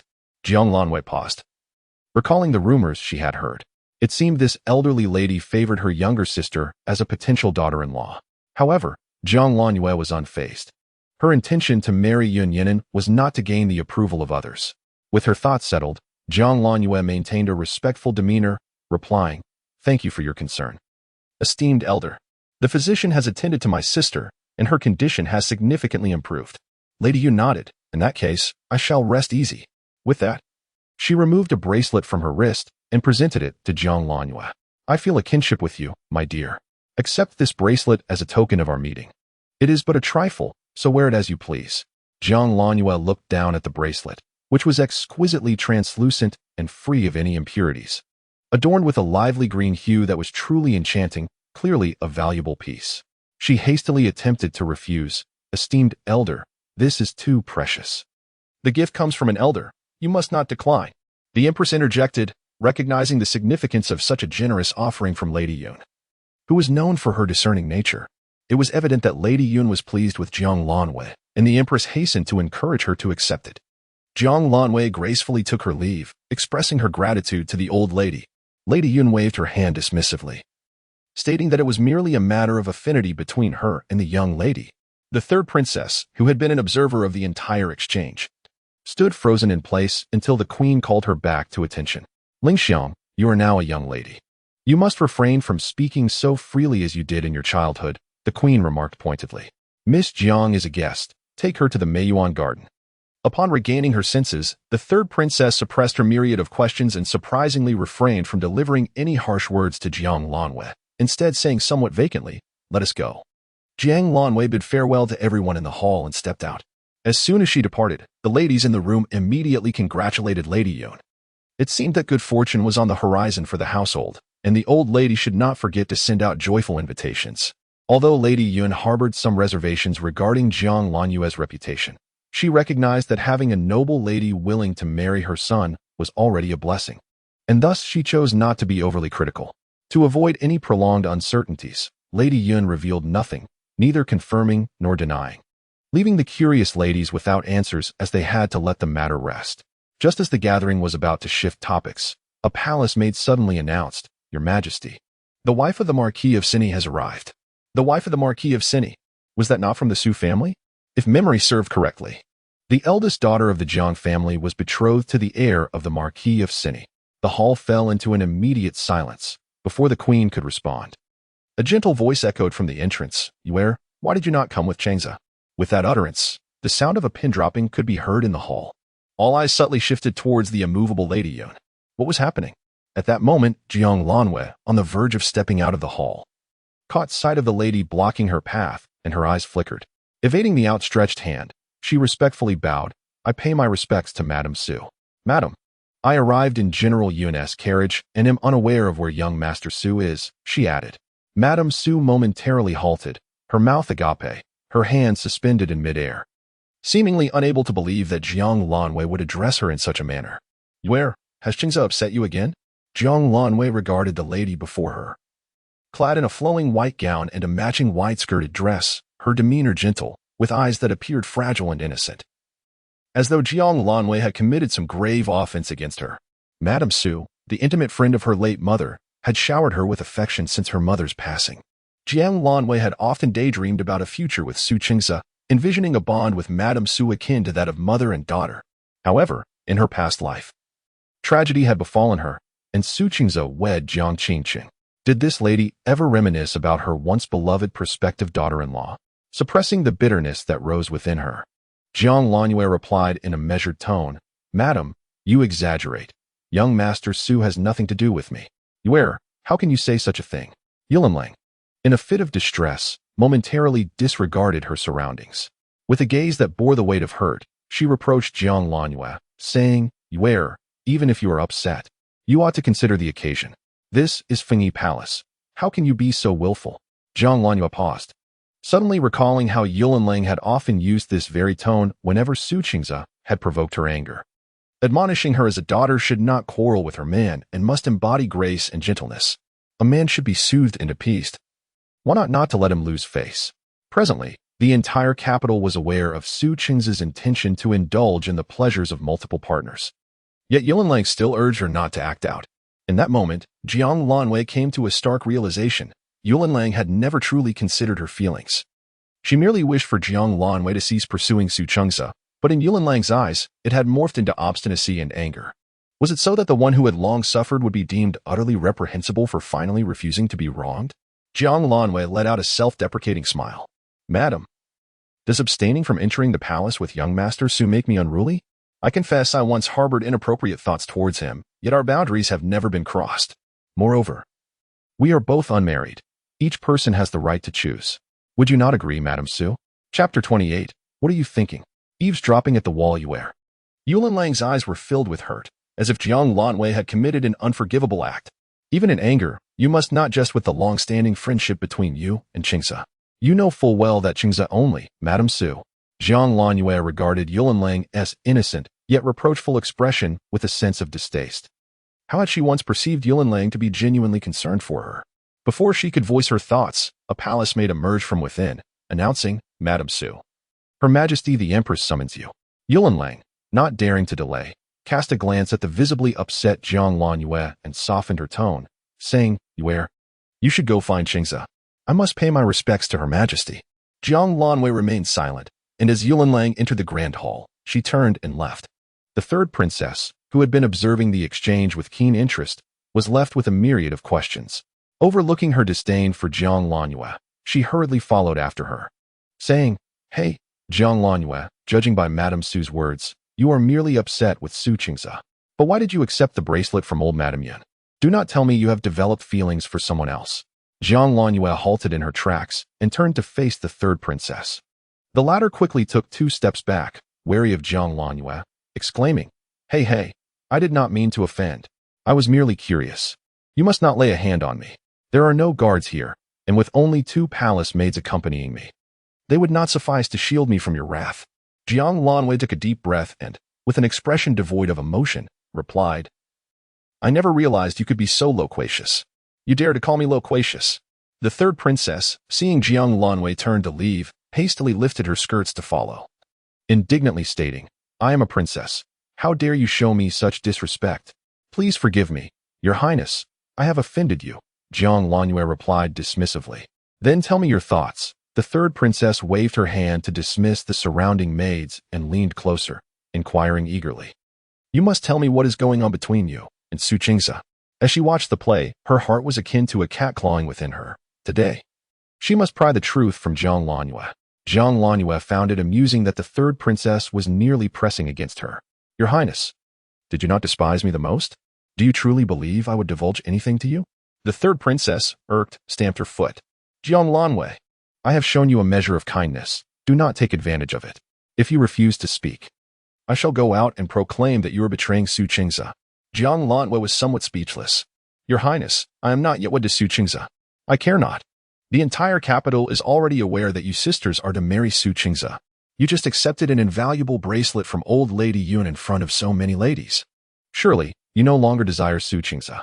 Since you have guessed, why do you still inquire? Observing Jiang Lanwei's calm demeanor, which no longer bore the bashful expression she once had when mentioning Su Qingze, the third princess was struck with disbelief. Could it be that you truly no longer wish for Su Qingze? Jiang Lanwei, you have pursued him for so long. Do not tell me you have genuinely lost your affection for him. Jiang Lanwei scoffed lightly. Your Highness, one's feelings for another are not bound by time. Su Qingze and I have known each other since childhood and were betrothed early on.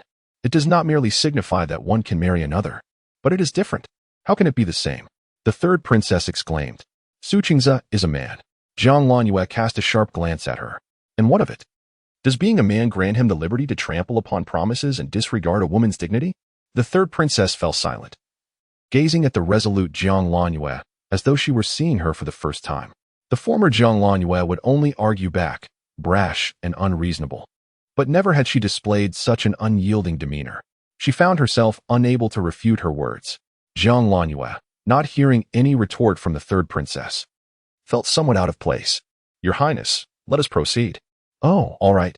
The third princess snapped back to reality, obediently following Jiang Lanwei like a little wife. This made Jiang Lanwei quite uncomfortable. If possible, she would prefer the third princess to roar at her instead. However, the third princess found the reasoning Jiang Lanwei displayed to be formidable, resembling their mother in her presence.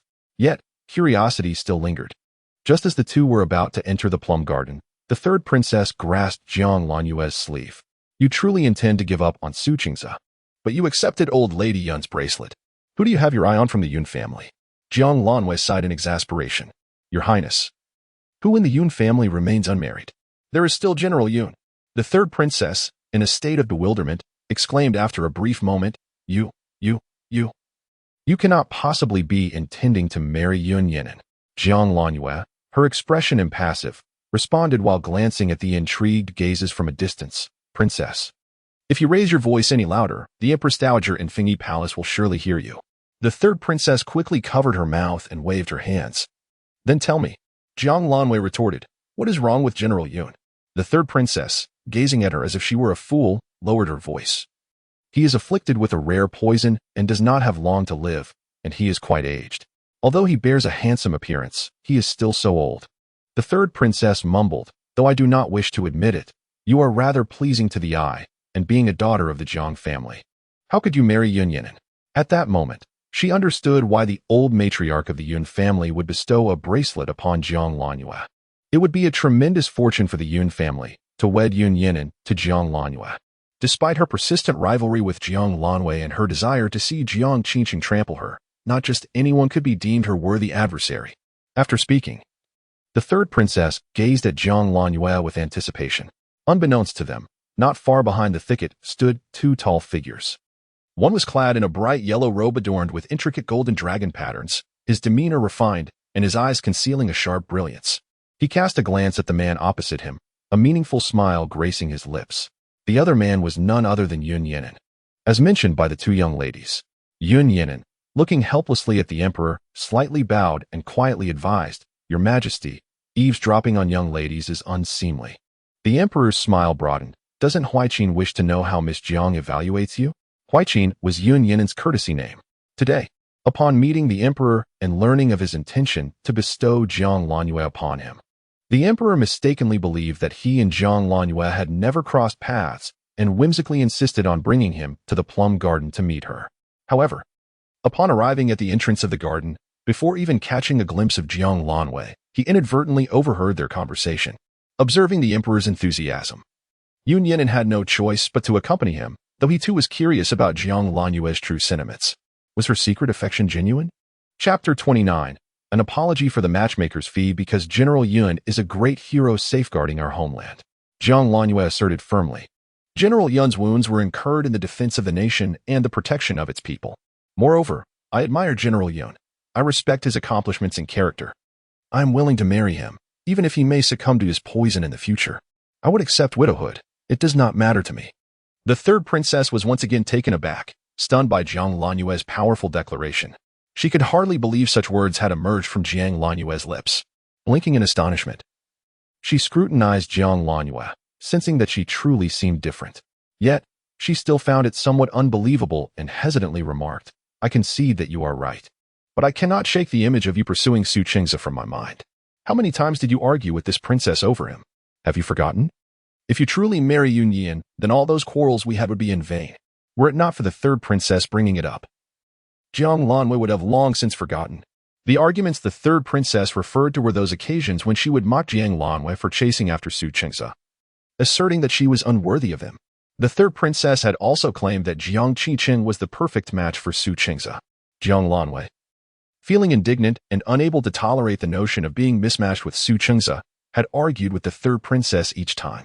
Reflecting on it now, Jiang Lanyue realized that Su Qingze had clearly heard the third princess's words, yet he never contradicted her nor defended her. Did that mean that in his eyes, her flamboyant and headstrong demeanor rendered her unworthy of him as well? With a self-deprecating smile, Jiang Lanyue turned to the third princess and seriously said, You are correct, princess. I am indeed ill-suited for Su Qingze. He and Jiang Qiqing are the true match. When they wed in the future, do not forget to ask them for the betrothal gifts. The third princess thought, that is not what she meant. Were Jiang Lanyue's words true or false? Surely she wasn't losing her mind. Jiang Lanyue, do not leave. Are you speaking the truth? Wait for me. In her moment of distraction, Jiang Lanyue had already stepped into the plum garden, prompting the third princess to hurriedly follow. From behind the bushes, the emperor emerged. Gazing in the direction Jiang Lanyue had vanished, sighing deeply. Even a young lady knows of your contributions, yet all the officials have forgotten your gallant achievements. Yun Yin, following closely behind the emperor, replied calmly, All that I do is for your majesty and for the people. The emperor patted Yun Yin's shoulder, saying, I understand your nature, but it is precisely because I know your disposition that I cannot allow the loyal to feel disheartened. After a pause, he continued, Since the daughter of the Jiang family has taken a liking to you, I shall decree a marriage for you both. At the very least, let the Yun family have an heir. Yun Yin fell silent for a moment and bowed in gratitude. I thank your majesty. The emperor gazed distantly towards the inner palace, a hint of sarcasm gracing his lips, before turning to head towards the imperial study, commanding, Huaijin, come with me. I wish to learn the truth of the situation in the northern frontier. In the plum garden, Jiang Lanyue entered and soon spotted Su Qingze not far away. She halted her steps, intending to hide. However, the third princess rushed up from behind and called out, Jiang Lanyue, wait for me. Jiang Lanyue, Su Qingze, who was searching around, turned at the sound and immediately spotted Jiang Lanyue standing beside the third princess. He rushed over without hesitation, noticing Su Qingze's movement.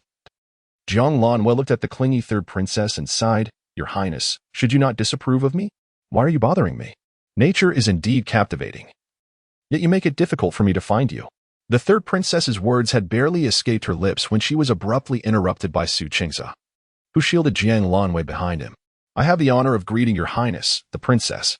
If Jiang Lanyue has inadvertently offended you, I humbly apologize on her behalf and implore you not to hold her accountable. The third princess, observing Su Qingze's anxious demeanor, regarded Jiang Lanyue with a cunning glint in her eyes and said slowly, Oh, what if I were to claim that Jiang Lanyue has wronged me? Would I not be justified in seeking retribution? Su Qingze paused, turning his gaze towards Jiang Lanyue. Lanyue, have you quarreled with the princess again? Jiang Lanwei took a couple of steps back, creating distance, and coldly regarded Su Qingze. Su young master. Whether I have quarreled with the princess is of no concern to you. I kindly ask you to step aside and refrain from entangling yourself further. With that, she attempted to bypass him. Su Qingze shifted to block her path once more, a hint of helplessness in his voice. Lanwei, I have already apologized. What more do you desire?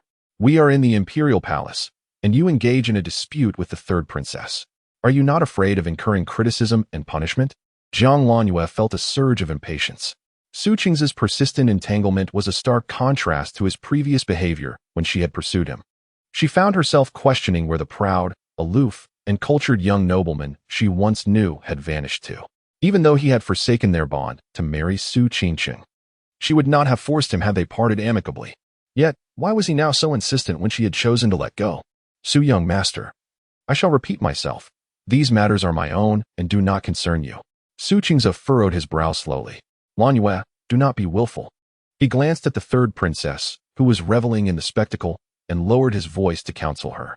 Apologize to the third princess first. We can discuss our matters later, if you please. Upon hearing this, Jiang Lanwei felt her frustration dissipate, finding the situation somewhat absurd. The boastful words exchanged earlier seemed less significant than the barking of a dog. She had no desire to converse with the man before her. Step aside. Su Qingze interpreted Jiang Lanyue's refusal as a slight against her pride, recalling how previously their encounters with the third princess had been fraught with animosity.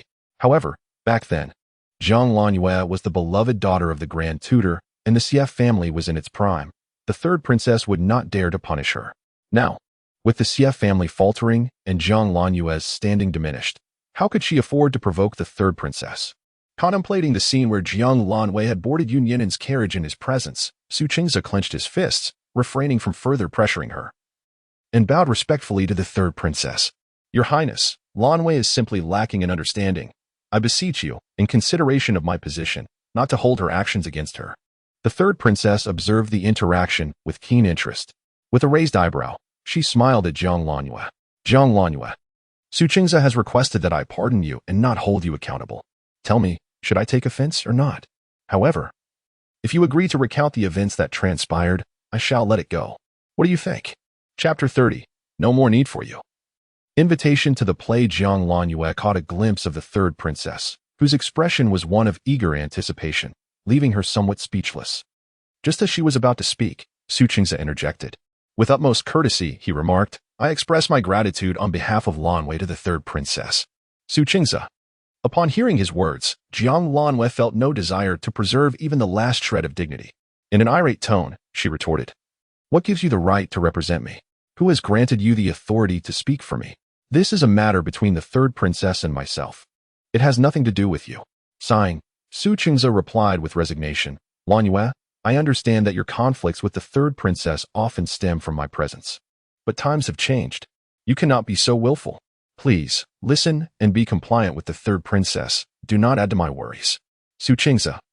Today I have come to realize how exceedingly arrogant you are. With a voice as sharp as a blade, the girl's words resonated with clarity, and the strange glint in her eyes left Su Qingze feeling a bit unsettled. The fervent admiration he once received from her had vanished, replaced by an unmistakable distance that compelled him to take a step forward. Yet, before he could utter a word, he heard Jiang Lanwei emit a brief, mocking laugh. Her eyes filled with derision. Turning to the third princess, she declared, Did you not wish to know why I made this choice? Here lies the reason. Choice? What choice? Su Qingze gazed at Jiang Lanwei in confusion, only to find that her eyes were devoid of any acknowledgement of him. At that moment, even the third princess was fixated upon him. Was he not just in this very position before? The third princess's words were ambiguous. Could it be that you finally gained some sense? Su Qingze furrowed his brow, instinctively sensing that this was not a commendation. Yet he could not fathom what wrong he had committed. Everything he did was for Lanyue's sake, were it not for her. Why would he engage in such empty pleasantries with the third princess? Yet Jiang Lanyue merely smiled, not even granting him a glance, and turned to leave. For a fleeting moment, Su Qingze felt bewildered.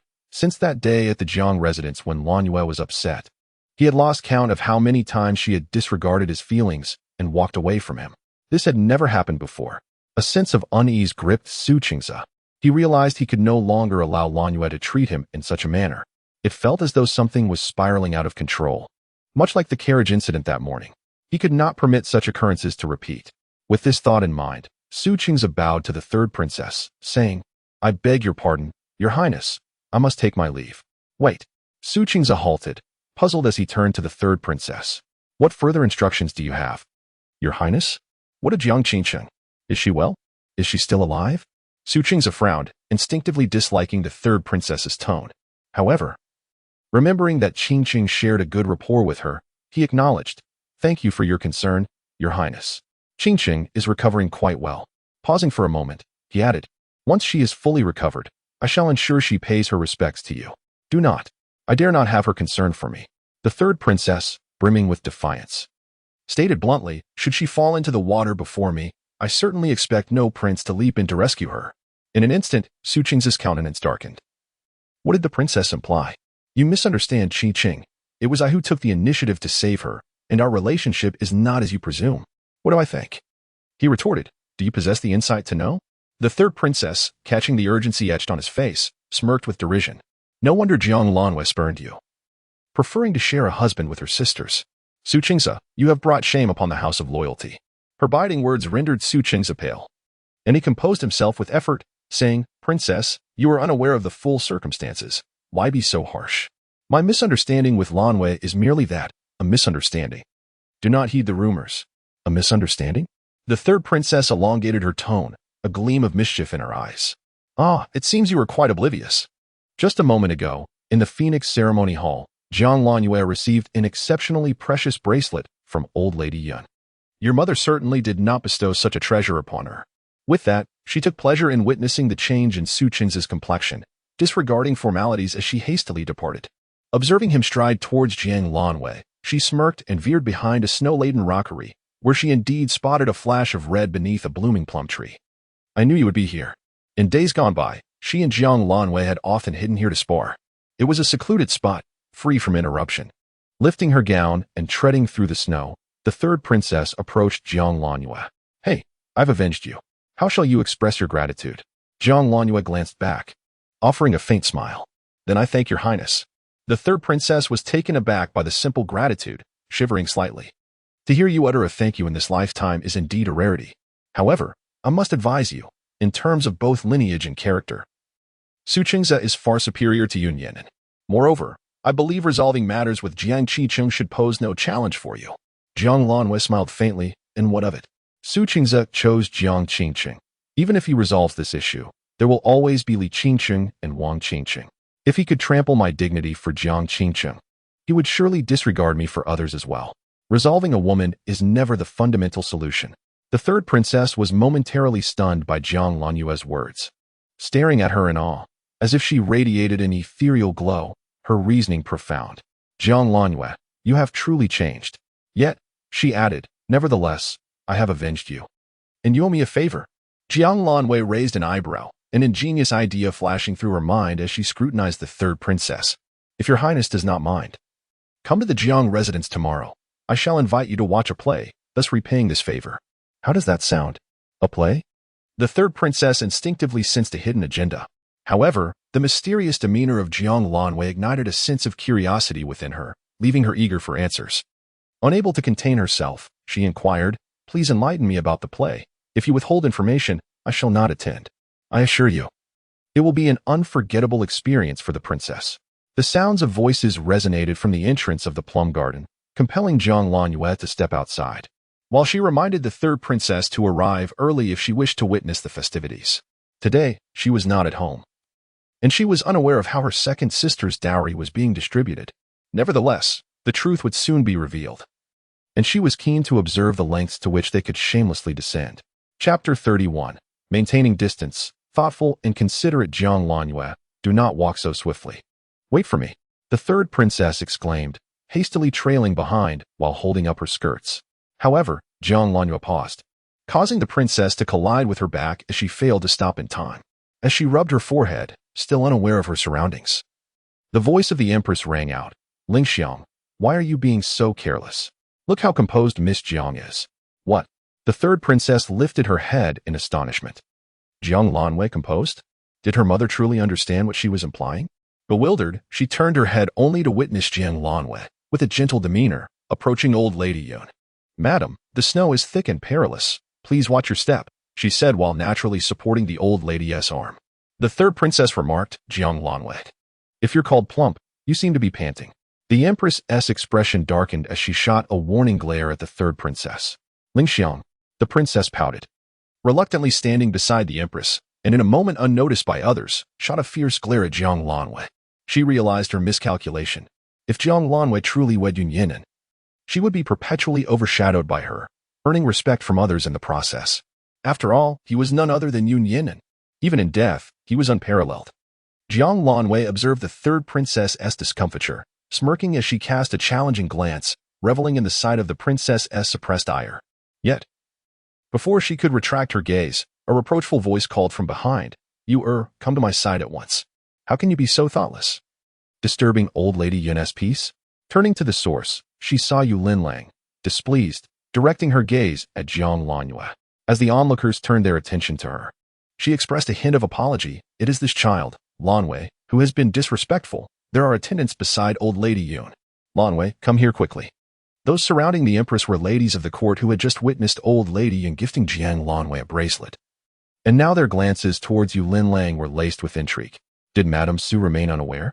Yet, Yu Linlang seemed oblivious, waiting for Jiang Lanwei to approach her. Sensing the subtle scrutiny of the crowd, Jiang Lanwei's lips curled into a sardonic smile, just as her hand was grasped.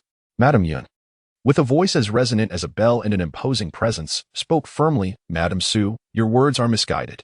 This child, Jiang Lanwei, is wise and considerate, concerned for my well-being, and has come to offer her support. I am immensely grateful and fond of her. Moreover, she is a girl from the Jiang family, not from the Su family. Perhaps you should tend to your own affairs." Her words were undeniably blunt. Yu Linlong's smile faltered, revealing a trace of grievance on her face. "Madam, Lanwei is to be Qing's bride, and I merely wish to offer guidance." "Is that so?" Madame Yun's tone shifted. "But I have heard that the heir of the Su family is to marry the second daughter of the Jiang family. The notion of marrying a concubine is not sanctioned by law. Thus, the Su and Jiang families dare only to discuss such matters privately, even if rumors circulate. Neither family acknowledges them publicly." Yu Linlang, taken aback by Madame Yun's lack of leniency, turned helplessly to Jiang Lanwei. "Lanwei, did you say this? It is not as you think. You must explain to Madam." In the past, Jiang Lanwei would have spoken up to defend Yu Linlang. However, now she merely lowered her gaze, supporting Madame Yun, and smiled softly. "Madame Su, this matter concerns the Su family and my younger sister. I, as a junior, have no authority to interfere." Upon hearing this, Yu Linlong's expression shifted, as if she had suffered a great injustice. "Lanwei, how could you say such a thing? Qingzi cares for you." "Madame Su, this is a matter for your family to resolve privately," the empress interjected, her displeasure evident. The Su family's intentions regarding concubines had become widely known, and Madame Su's behavior was utterly unbecoming. Moreover, Madame Yun had already accepted Jiang Lanwei. Should Madame Su say something to disrupt this, it could provoke Madame Yun's ire. The empress glanced at Yu Linlang and declared, "The plum blossoms in the garden are in full bloom. I cordially invite everyone to admire them." "Thank you, Your Majesty," the ladies exclaimed. "I have heard that these plum trees were specially planted by the emperor for you, and his affection for you is truly enviable." As the ladies gathered around the empress, Jiang Lanwei, undeterred by the third princess's fiery gaze, followed closely behind Madame Yun. With a demeanor of serene elegance, she appeared even more exquisite. Her delicate features akin to a beautiful painting, pleasing to the eye. This composed Jiang Lanwei, devoid of her previous arrogance, garnered Madame Yun's admiration. The empress observed this harmonious scene with satisfaction, while the only one left dissatisfied was Yu Linlang. She had attempted multiple times to approach Jiang Lanwei, only to be subtly rebuffed by Madame Yun. By the time the banquet concluded, she had not exchanged a single word with Jiang Lanwei. As dusk approached, at the palace gates, Jiang Lanwei respectfully assisted Madame Yun into the Yun family's carriage. Just as she intended to summon Haidang to hail a carriage, she discovered that Yun Song was already waiting at the entrance. "Miss, our general has instructed us to escort you back to your residence." Jiang Lanwei was taken aback that Yun Yinan had gone so far as to send someone to wait for her. She touched the bracelet on her wrist and smiled at Yun Song, saying, "Then I must trouble you, guardian Yun." Seeing that Jiang Lanwei did not refuse, Yun Song promptly approached to lift the carriage curtain, saying, "Not at all, not at all. Our general intended to accompany you personally, but he was detained by the emperor. Hence he entrusted me with your escort. Would you prefer to return directly to your residence, or do you have other destinations in mind? Please do not hesitate to inform me, and I shall ensure you reach your desired location." Inside the carriage, Haitang, overhearing Yun Song's overly eager words, angrily lifted the curtain and retorted, "What nonsense is this? Our young lady is naturally returning home, and should she wish to visit anywhere else, we have our own carriage and do not require your services. If you continue to prattle, we shall alight right here." Haitang. Jiang Lanyu pressed her forehead in exasperation, quickly pulling Haitang back. She turned to Yun Song, apologetically stating, "Guardian Yun, Haitang speaks without a filter. She means no harm. Please, do assist us in returning to Jiang Manor. It is not Miss Haitang's fault. It is I who have been overly talkative. I shall attend to the carriage at once." "Miss, their excessive attentiveness raises suspicions. What are their true intentions?" Haitang whispered, unable to conceal her disdain for Yun Song's obsequious demeanor. "Miss, I truly believe they harbor ill intentions. Haitang, in the eyes of outsiders, I am merely a pitiful girl whose marriage was snatched away. Even old lady Yun intended for General Yun to be betrothed to Jiang Qingqing. To him, I hold no value for exploitation. In truth, it is I who seek something from him." Jiang Lanyu smirked, a hint of bitterness in her voice. Haitang's eyes reflected concern as she thought of the second young master at home, contemplating how the dowry would be divided. "Tomorrow, Miss, you must prepare for a formidable battle." Chapter 32. The young master of the Jiang family issues a threat. The Jiang family's assembly hall, typically opened only during festive occasions, stood wide open today. By the time Jiang Lanwei and Haitang arrived, the hall was already filled with people. Aside from the family patriarch Jiang Heng and Lin Wanyi, all of the Jiang family's younger generation had gathered. The second young master, Jiang Nan, accompanied by Niao, the third young master Jiang Yuan, and the fifth young master Jiang Yu, who was studying at the academy, were present. Also present were the second elder, Jiang Shen, and his wife, He Shi, along with their son, the fourth young master Jiang Si, second uncle, second aunt. Jiang Lanwei approached Jiang Shen to pay her respects. Jiang Shen, the half-brother of Jiang Heng, now serving as a chief clerk in the Ministry of Works, was slightly plump with a jovial expression, resembling a good-natured person. Upon seeing Jiang Lanwei, he smiled broadly and said, "Lanyu has arrived." Jiang Lanyu nodded, expressing gratitude. "Thank you, second uncle, for making the trip." He Shi, seated beside Jiang Shen, wore an indignant expression, murmuring in a low voice, "Your brothers have gone too far, and your father does nothing to intervene." Jiang Shen frowned and admonished, "We are all family. Do not speak in such a manner." He then turned back to Jiang Lanyu with a cheerful demeanor, saying, "Lanyu, do not pay heed to your second aunt's ramblings. Your brothers only wish the best for you. We are all family, after all. It is merely a matter of shifting perspectives." As Jiang Shen's words came to an end, the He family fell silent, while Jiang Si, standing behind him, deepened his gaze. Jiang Lanyu paid little heed to their family's reactions. She was well aware of her second uncle's temperament. He was one who would not offend others. And within the Jiang residence, he wielded little influence and would not jeopardize relationships on her behalf. After exchanging pleasantries with Jiang Shen, the atmosphere grew tense. "Enough of the trivialities, Jiang Lanyu. Your delays have kept us all waiting. Are you having second thoughts about the dowry?" A youthful, crisp voice rang out, and Jiang Lanyu turned towards the source, her eyes darkening. The speaker, clad in a deep blue brocade robe, with hair neatly tied back, red lips, and white teeth, bore a striking resemblance to her, possessing a pair of phoenix eyes now ablaze with fury, as if ready to devour. This was none other than Jiang Yu, the fifth young master of the Jiang family and Jiang Lanyu's own brother. At that moment, he pointed accusingly at Jiang Lanyu, as if she were an enemy. "Jiang Yu, have you lost all sense of decorum?" Jiang Lanyu replied coldly, her face stern. "Did your time at the academy turn your brains to mush?" Jiang Yu's face flushed crimson, rendered momentarily speechless by her retort. "Enough of this commotion. What a disgrace." Jiang Nan shot a disapproving glance, compelling Jiang Yu to reluctantly take his seat once more. Turning to Jiang Lanyu, he continued, "Your mother's dowry has been sorted by your sister-in-law as of yesterday. Following the list, it has been evenly divided into 2 portions. Review it, and if there are no objections, we shall proceed accordingly." A servant presented 2 identical lists of the dowry. Jiang Lanyu cast a brief glance at them and scoffed. "Does my opinion even matter? Jiang Nan's expression darkened. Do you mean to say you are having second thoughts? This has always been my second brother's decision. What grounds do I have to reconsider? A sardonic smile played on Jiang Lanyu's lips, and before Jiang Nan could erupt, she added calmly, since my sister-in-law has already divided it, let it be so. However, this dowry contains 3 portions that my mother left for me, which I wish to allocate to my second sister. Therefore, sister-in-law, simply transfer that portion to her.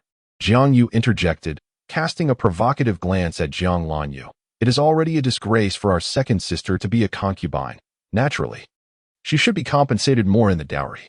You wouldn't mind, would you, elder sister? Jiang Lanyu regarded Jiang Yu silently. Memories of her previous life flooding back to her mind, particularly the moment she returned home from Hanshan Temple. Jiang Nan's disdain. Jiang Yuan's indifference. It had been her hope that this brother might assist her, yet she was taken aback when Jiang Yu's first words upon seeing her were, "Why are you still alive?" He declared, "The reputation of the Jiang family has been tarnished by you. How does a wicked woman like you deserve the heir of the marquis? You have taken the place of our second sister. Why have you returned? Why did you not die on the mountain?" Her own brother, wishing her dead. Jiang Lanyu met Jiang Yu's gaze, finding an identical loathing reflected in his eyes. A lump formed in her throat, a mix of sorrow, relief, and a poignant realization of inevitability settling within her. The convoluted thoughts that surged within her were fleeting. Jiang Lanyu swiftly masked the emotions that welled in her heart and replied indifferently, "To whom you choose to give is entirely your prerogative." With that, she turned away, no longer regarding Jiang Yu. This demeanor left Jiang Yu perplexed. He regarded Jiang Lanwei with curiosity. Typically, if he favored his second sister, she would have rebuked him vehemently by now. Why was she so unusually subdued today? Surely, she was not concocting some mischief again. Indeed, that must be it. A sense of vigilance intensified in Jiang Yu's eyes. Jiang Lanwei had no time to ponder Jiang Yu's thoughts. She turned her attention to Jiang Nan, second brother. "Let us divide it. By the way, where is Jiang Qingcheng?" "Qingcheng need not come." Jiang Nan replied cautiously, "Once the dowry is divided, I will ensure that your sister-in-law delivers your portion to her." "Huh." Jiang Lanwei laughed derisively, finding it rather ironic. Jiang Hung sought reputation. So although his first wife had passed away many years ago, the dowry remained untouched, save for a few valuable jewelry pieces allocated for Jiang Lanyu's use. The remaining properties and shops were managed by the Xie family. Naturally, the matter of dividing the dowry could not bypass the Xie family.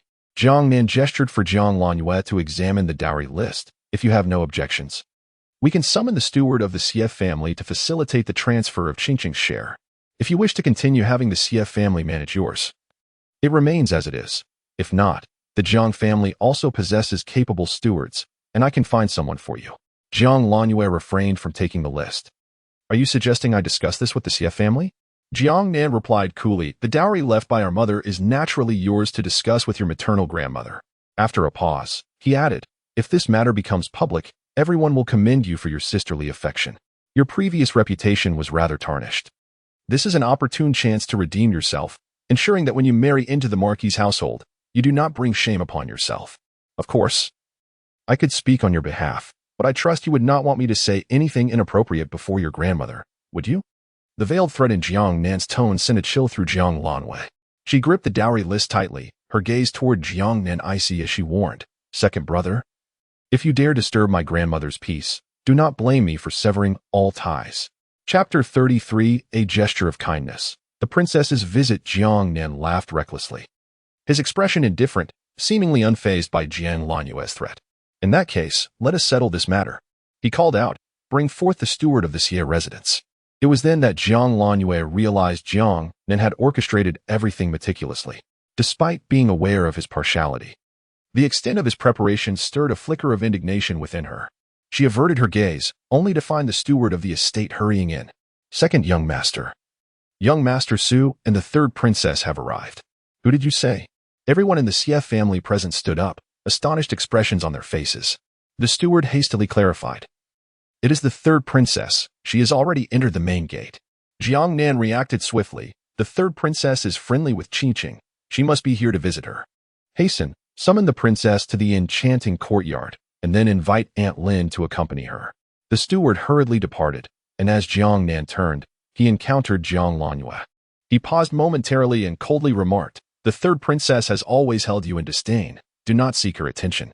Matters concerning your dowry can be discussed another day. With that, he abandoned the couple from the second household and strode out. Jiang Lanwei cast a fleeting glance at the flustered Jiang Nan, lowering her gaze. Unwilling to leave just yet, the third princess was invited to witness a performance she had arranged. How could she depart before the curtain had risen? Meanwhile, the family from the second household remained seated. He sure, observing the elder family members rising to leave, became restless and nudged her husband. My dear, should I take Seer to pay our respects to the princess? Absolutely not. Jiangshan replied with unwavering authority. The princess did not send for anyone, indicating her private visit. Do not approach her. If you provoke her displeasure, the consequences will be dire. He sure, feeling somewhat dissatisfied, muttered, what sort of person is Jiang Qingcheng? If she can meet the princess, why can't our Seer? Silence. Jiang Si, ignoring his parents' bickering, approached Jiang Lanwei. The 14 or 15-year-old boy had nearly grown to her height. With a serious expression, he gazed earnestly at her. Cousin, it is unjust for second cousin to distribute your dowry. You should seek justice from the CF family. Jiang Lanwei was taken aback, looking at her cousin, surprised that Jiang Si would speak so boldly. Jiang Si was the fourth in line, a few months older than the youngest, Jiang Yu, and the only son of the second uncle. In their previous lives, they had not shared a close bond. Jiang Si. You. I know everything. Jiang Si interrupted, clenching his fists. That dowry was left to you by our aunt. Jiang Qingcheng is not her offspring. Thus it is wrong to distribute it. Jiang Lanwei observed Jiang Si's fair face contorted with indignation, realizing he genuinely stood up for her, causing her hardened heart to soften. She had not anticipated that since Jiang Qingcheng's arrival at the Jiang family, the only kindness she would receive in this household would come from this distant cousin. She reached out and gently ruffled Jiang Si's hair, saying, these thoughts should remain in your heart. I am indifferent to the dowry. Those things they wish to divide may appear splendid but are not worth having. Their desire for them is merely an opportunity to rid themselves of burdensome liabilities. Jiang Si bit his lip, stubbornly shaking his head. I am no longer a child, elder sister. You ought to inform the CF family. Seer, what nonsense are you speaking? After Yishur and Jiangshan concluded their quarrel, she noticed the siblings and hurriedly pulled Jiang Si back, flashing a smile at Jiang Lanwei. Lanwei. Seer is still young and speaks without thinking. Do not take it to heart. Her intention was to see the elder family embroiled in conflict. But her foolish son had inadvertently offered a strategy. If Jiang Nan were to discover this, he would undoubtedly seek retribution, with his mother pulling him back. Jiang Si fell silent, lowering his gaze to conceal the tumult of emotions surging within him. Everything felt awry. None of it seemed right. A person's temperament does not change whimsically. If the eldest cousin did not create a scene, it must be that the CF family is unable to assist her. Just moments ago, the second cousin even used the CF family to threaten the eldest cousin.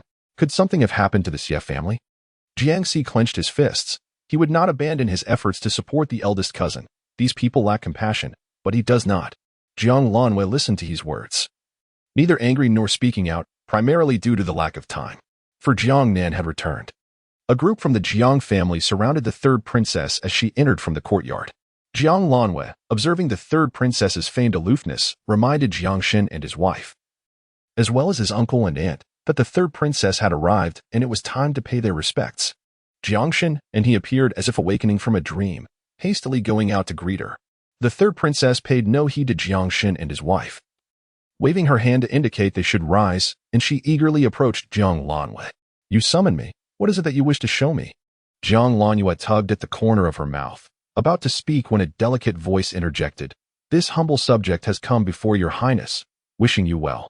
Both turned to see Jiang Qingcheng, adorned in a white fox fur cloak, being supported by two maidservants, gracefully bowing to the third princess. Jiang Qingcheng's complexion was pale, her frail form enveloped in the cloak, as if a mere gust of wind could topple her. The surrounding Jiang brothers observed her state with concern, ready to rush to her aid at any moment. The third princess, catching sight of their reaction, narrowed her eyes and smirked derisively. Jiang Heir, do rise quickly. In this bitter cold, if you fall ill, it is best to remain indoors rather than exacerbate your condition by wandering about, lest you bring blame upon me. Jiang Qicheng, assisted by her maidservants to stand, was momentarily taken aback by the words, her eyes glistening with uncertainty as she looked towards Jiang Nan. Did not the second brother say the princess had come to see her? Seeing Jiang Qingcheng in this state, Jiang Nan felt a pang of sympathy and quickly shielded her behind him. Your Highness, Your visit to my younger sister is deeply appreciated by the Jiang family. However, she has yet to recover, and it would be best if we retreated indoors. The third princess, known for her domineering nature, was not one to exhibit tenderness. She despised Jiang Lanyue for being more audacious than herself, yet she looked down upon Jiang Qingcheng even more. Especially seeing the Jiang brothers' overly protective demeanor only fueled her disdain. With a cruel smile, she retorted, "Who said I came to see her? Just a lowly, illegitimate daughter. What audacity she has to expect a visit from me. And how dare your Jiang family present a sickly, illegitimate daughter before me? If I were to be offended by her, could you bear the consequences?" At her words, silence enveloped the courtyard. Jiang Qingqing's delicate face turned even paler, her form swaying as her eyes brimmed with hurt. "I apologize, Your Highness, for my intrusion. I shall take my leave now." With that, she shrugged off the support of her maidservants and resolutely turned away. As her feet faltered beneath her, she lost control and stumbled forward. "Qingqing, second sister, second miss." Just as the Jiang brothers rushed to her side, Su Qingze, who stood closest to Jiang Qingqing, extended his hand, catching her as she softly fell into his embrace. The Jiang brothers sighed in relief, then turned their gaze to the third princess. Their eyes fell upon Jiang Lanwei, who wore a dispassionate expression. Jiang Yu, unable to contain himself, spoke up. "Jiang Lanwei, are you attempting to sow discord before the princess?" Chapter 34. Do not fly off the handle. Interrogations commenced. Jiang Yu, are your eyes blind or your ears deaf? When have you ever heard me inciting discord? Is what the third princess said not the truth? Such words require no prompting from me. Jiang Yu, filled with anger, was about to continue his argument when he was interrupted by Jiang Qingqing's weak voice. "Xiao Yu, please do not act this way." Lying in Su Qingze's arms, her eyes shattered. She lamented, "It is my fault. I should not have come out." The beautiful girl, with her pallid face adorned with a tearful expression, held back a single tear that lingered at the corner of her eye, instantly stirring a protective instinct within the onlookers. In this moment, Jiang Qingqing clutched at Su Qingze's clothing, pleading, "Brother Qingze, please take me back, will you?" Seeing the visible displeasure on the faces of the Jiang men and Su Qingze, the third princess felt a surge of indignation.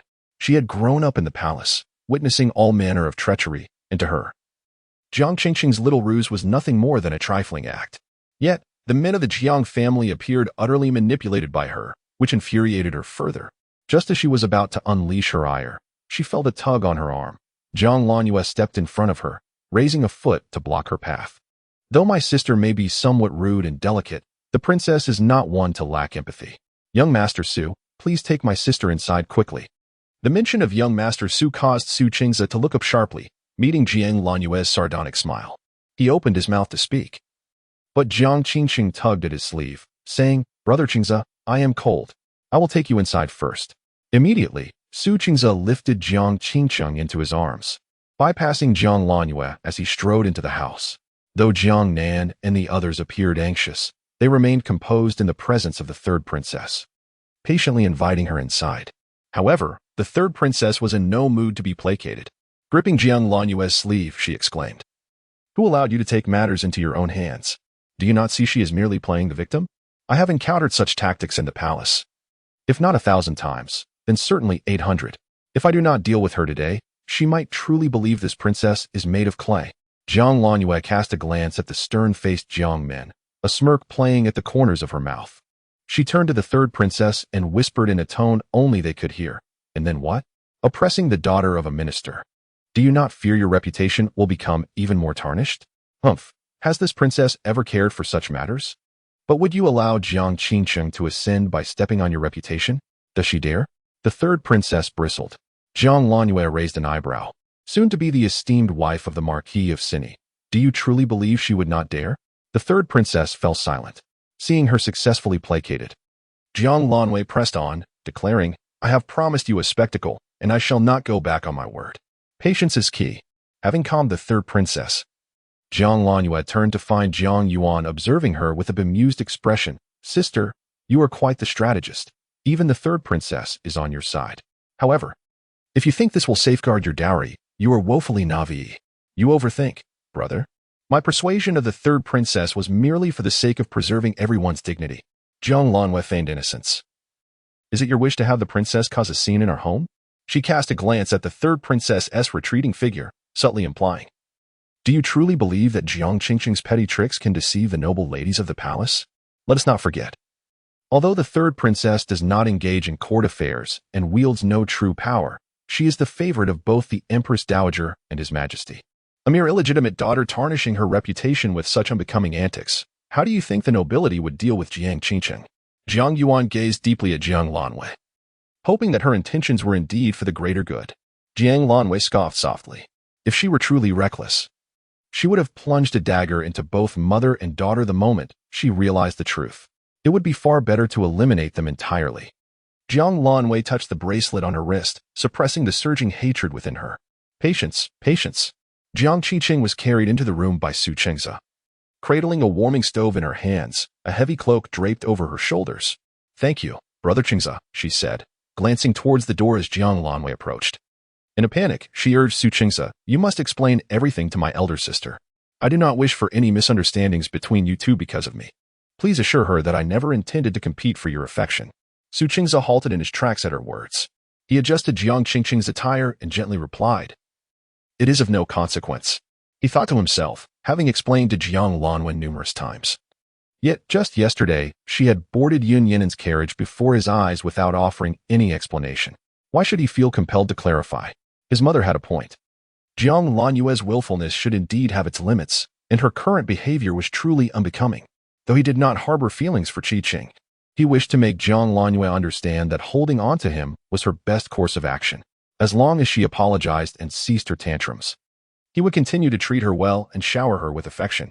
Upon entering the room with the third princess, Jiang Lanwei beheld the two in an intimate tableau. The third princess's mouth fell agape in astonishment, swiftly turning to Jiang Lanwei, only to find her indifferently averting her gaze, seemingly oblivious. She blinked in disbelief. Can one truly endure such a sight? Has she genuinely lost all affection?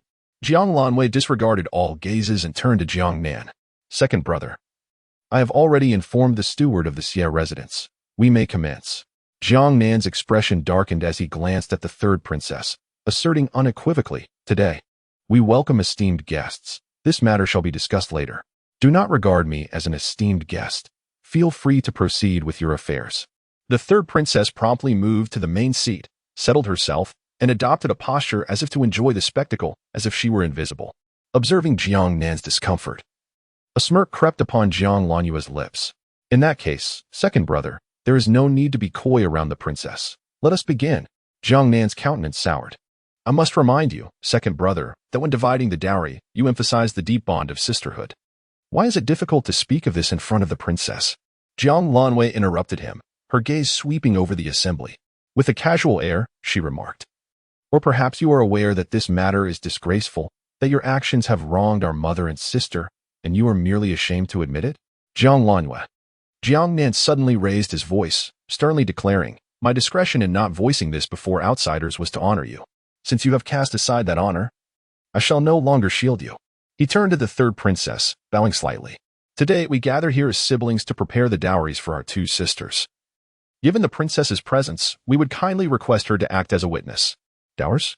The third princess, bewildered, nodded. Very well, proceed. Her gaze shifted to Jiang Lanwei, silently questioning, is this what you brought me here to witness? Jiang Lanwei chose to ignore her and called out, Yu Yang. Yun Yang, who had been waiting outside, responded promptly. At your service. Clad in a blue silk robe, he appeared aged, bowing deeply before the assembly. I am Yun Yang, the chief steward of the Xie residence. Greetings to all esteemed gentlemen. Jiang Nan frowned, questioning, why are you here? Where are the Xie family members? Replying to second young master, before departing from the capital. The second master entrusted all Xie family assets to me, including the dowry of the eldest aunt. Upon hearing that the dowry was under his purview, Jiang Nan relaxed his brow. In that case, please return this portion of the dowry according to the details on this list, along with the land deeds. Yu Yang took the list and scanned it briefly. The dowry had been reallocated into 3 portions, with a separate listing for the 5th young master, a barren mountain on the outskirts, 300 acres of fertile land at the mountain's base, a residence with 3 courtyards in the eastern part of the city, and 4 shops.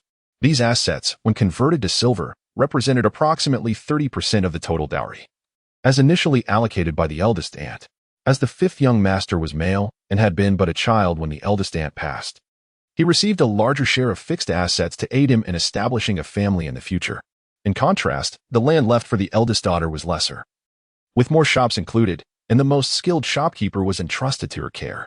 Yet, these dowry items that rightfully belonged to the eldest daughter were now divided into two portions. Initially, the 500 acres of fertile land that great-aunt brought as dowry were allocated such that, aside from the 200 acres reserved for the fifth young master, the eldest daughter received 100 acres. In the city, there were a total of 35 shops, after excluding the 4 shops allotted to the fifth young master. The eldest daughter was assigned 20 shops. As for the residences, she only received 1 courtyard in the eastern part of the city, comprising 4 sections. Noticing that Yunyang was taking quite a long time to review the list, Jiang Nan expressed his discontent, saying, "Is there any issue with this?" She received over half of the shops, and the residences substantial.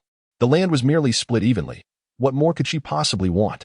Yunyang raised an eyebrow, recognizing that while the eldest daughter appeared to have received a larger share of the shops, they were primarily located in the less desirable western and northern districts of the city, with most being in profitable grain and medical shops. Although the residence was larger, it had been neglected for many years and was situated in an unfavorable location. In contrast, the properties allocated to the concubines consisted entirely of jewelry shops in prime locations, undoubtedly thriving businesses. While the residence granted to the eldest daughter was somewhat smaller, a mere 3-section courtyard, it was conveniently close to the Xie family, thus offering a more practical living arrangement. Despite Yunyang's awareness of the eldest daughter's hardships within the Jiang residence, he couldn't help but feel that her situation was excessively dire. The young masters of the Jiang family displayed blatant favoritism, seemingly disregarding the eldest daughter entirely. Logically, these possessions rightfully belonged to her, as long as she objected. No one could forcibly take them away. Yet, she appeared to have her own plans. As Yunyang's thoughts swirled, he recalled the eldest daughter's instructions, closed his eyes, and bowed deeply. "Second young master, I have no objections to this dowry list." Jiang Nan relaxed his brow, stating that as long as there were no objections, they could proceed with the handover. No rush. Yunyang produced a document from his hands, remarking that he also possessed a copy of the list for the second young master to review. "What do you mean by this? Does the Xie family wish to retract their decision?" Jiang Nan did not accept the document that Yunyang offered. "You misunderstand, second young master. This is a ledger detailing how the Xie family has managed great-aunt's dowry over the years, including any adjustments made." Yunyang spoke respectfully, devoid of any resentment, and added thoughtfully, "After all, even brothers must keep clear accounts, particularly concerning finances. Therefore, since the Xie family assumed responsibility for great-aunt's dowry, they have meticulously recorded whether the shops have profited or incurred losses. Regardless of the outcome, the Xie family sends a detailed account to the eldest daughter each year, of which she is well aware." Jiang Lanwei responded with an affirmative sound, noting that those details were kept by Haidang. "If my second brother wishes to see them, I can have Haidang retrieve them now. There's no need." Jiang Nan accepted the thick stack of ledgers, some of which were already yellowed, indicating they were not freshly written. Upon opening it and glancing through, he initially assumed it to be a mere routine ledger, but as he read further, his eyes widened in disbelief. Finally, unable to contain himself, he exclaimed, "Why are the jewelry shops, which are supposed to be lucrative and in prime locations, operating at a loss? I had assumed they were thriving, which is why I allocated them to Qingsheng, only to discover they are not profitable at all." Yunyang articulated the prepared statement, explaining that the second master did not engage in business and might have overlooked numerous commercial matters. "Business is indeed challenging these days." "Nonsense," Jiang Nan retorted, skepticism evident in his voice. "Do not attempt to deceive me. Even if business is tough, it cannot lead to losses, can it? These shops are located in prime areas of the capital. How could they possibly incur losses in the hands of the Xie family?" His expression darkened, and he cast a frosty glare at Yunyang. Could it be that the Xie family has swallowed them? Upon hearing this, Jiang Lanyue's countenance shifted, and she admonished sharply, "Second brother, tread carefully." Jiang Nan shot her a chilling glance before returning his focus to Yunyang. "The second young master's words do not apply to me." Yunyang replied nonchalantly, extracting a document from the stack of accounts and presenting it to Jiang Nan. "This is a detailed account since the Xie family took over the shops. You will understand why there are losses." Jiang Nan lowered his gaze as Yunyang continued to elucidate. "This document pertains to the jewelry shop in the south of the city, established during the time of our great-aunt. In recent years, competition has intensified, with numerous similar shops emerging, rendering business increasingly difficult. It has long been a financial drain. consistently supported by the Skye residents. The same holds true for the silk shop. Furrowing his brow, Jiang Nan questioned, if competition is fierce and profits are lacking, why not close them and sell something else? The second young master is unaware, Yunyang explained, that these jewelry and silk shops were never intended for profit. They primarily serve to provide for the young masters and young ladies. If they were to close, what would the young masters and ladies use? Yunyang pointed to a specific area, stating, observe here. These are the items sent to Jiang residents since our great-aunt has passing. The detailed accounts were clear and undeniable, the glaring letters making it impossible for Jiang Nan to ignore. At that moment, Jiang Lanyu interjected, I am aware of what Master Yun has mentioned. During our mother's time, the shop indeed frequently delivered clothing and jewelry to the residents. However, since her passing, I have not witnessed any deliveries from that shop. Puzzled, Jiang Lanwei asked Master Yin, are you certain that the jewelry and silk shops have continued sending items to the residents? The staff is certain. Deliveries have been ongoing. Yu Yang quickly responded, producing several more documents, all signed for by the steward of the Jiang residence. If the young lady doubts this, she may examine them closely. Haidang, with a serious expression, reached for the documents from Yu Yang, but Jiang Nan swiftly snatched them away. Jiang Lanwei, what do you mean by this? Has the Jiang residence deprived you of food or drink? He cast a glance at the third princess, lowering his voice to a menacing tone. Aren't you ashamed? Shamed? Jiang Lanwei retorted with a mocking tone, second brother, are you even aware of the concept of shame? The dowry left by our mother was intended for me. Yet I have not seen any of the items from the shop delivered to the residents. Humph. Were it not for this recent incident prompting Yunyang to organize the dowry accounts, I would have remained oblivious to this matter, having consumed her offerings and utilized her resources. They audaciously sought to distribute her possessions. Such conduct is utterly unreasonable. Today, she shall compel them to relinquish everything. Those who dare to reach for her belongings should not be surprised if she resorts to severing their grasp. Jiang Nan was momentarily taken aback by Jiang Lanyue's retort, his expression darkening as he opened his mouth to speak. Yet, before he could utter a word, Jiang Lanwei preemptively interjected, if second brother suspects that Master Yun and the CF family are engaging in deceit, then let us summon the steward of the Jiang residence for a confrontation. Confrontation, indeed. Observing Jiang Lanyue's unwavering demeanor, it was evident that she was not fabricating anything. Jiang Nan couldn't help but curse inwardly, casting a fierce glare at Jiang Lanyue. Silence. Do you wish to disgrace the Jiang family's reputation? Addressing such trivial matters in front of the third princess, Jiang Lanwei truly demonstrated a lack of shame. When second brother previously questioned the CF family regarding the embezzlement of the dowry, did he ever consider the implications for the CF family's honor? Jiang Lanwei stood her ground, reminding him that the CF family was also part of second brother's maternal lineage. Tarnishing their reputation would yield no benefits for him. The siblings' gazes clashed in the air, neither willing to yield. The third princess, reveling in the spectacle, remarked, Jiang Lanwei, I never imagined your life in the Jiang family would be so dismal that you cannot even secure the dowry left by your mother. TSK, with your demeanor. How dare you flaunt your prowess before me? Indeed, your highness speaks the truth. A bitter smile graced Jiang Lanyue's lips. Her previous life was not merely unfortunate. It had cost her dearly. Her blood relatives had ascended by stepping upon her shattered remnants. Having suffered once, she was far from unprepared this time. The ledgers presented by Yunyang were her carefully curated gifts for her beloved brothers. If they wished to distribute the dowry to Jiang Qicheng, that was acceptable. However, she demanded compensation in silver. Moreover, this opportunity was perfect for ridding herself of those seemingly prosperous, yet perilous businesses. She had been troubled about how to divest these establishments, and now they had unwittingly presented themselves. The third princess, with gleaming excitement in her eyes, gleefully remarked, I am not jesting. This matter must be clarified. Jiang Nan felt a weight in his heart but maintained a respectful facade. Your Highness, the Jiang family will certainly investigate this matter thoroughly. Yet the distribution of the dowry must not be delayed. Having spoken, he turned to Yunyang before the third princess could object. I have no objections to these ledgers. Does Master Yun have anything to add? The locations of these establishments are advantageous. Once acquired, they are bound to yield profits, and any losses can eventually be recouped. The bait has been set.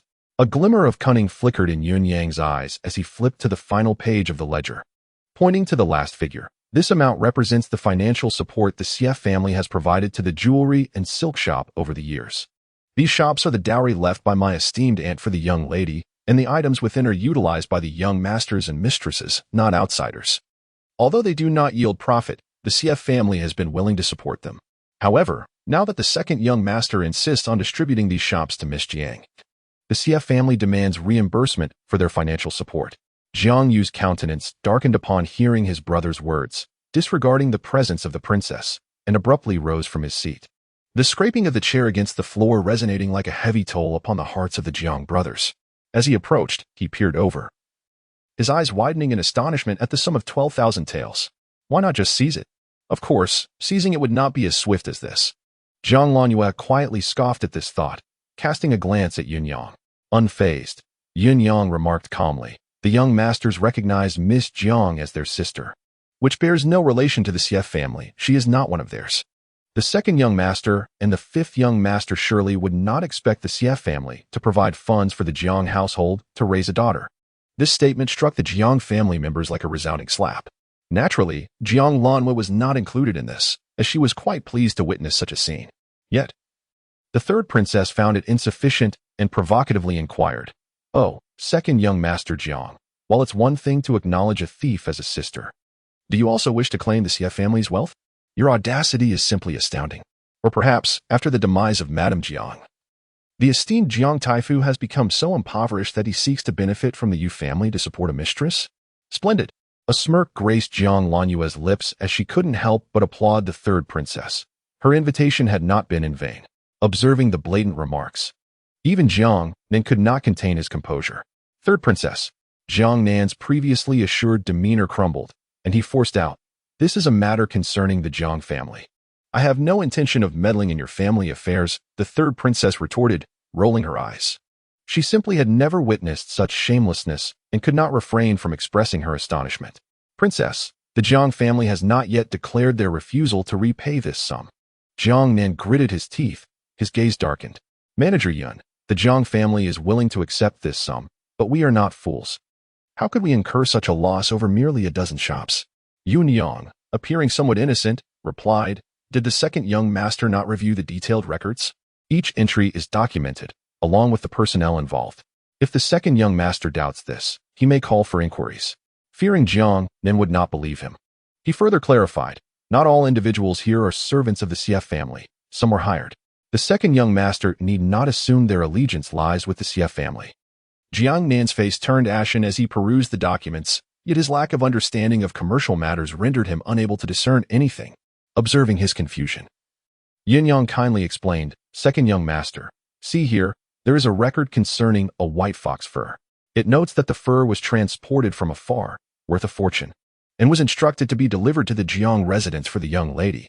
This record pertains to the exquisite emerald dragon and phoenix bracelet, valued at 3,000 taels, which was brought back from distant lands by the second master, and he has instructed us to deliver it to the young lady at the estate.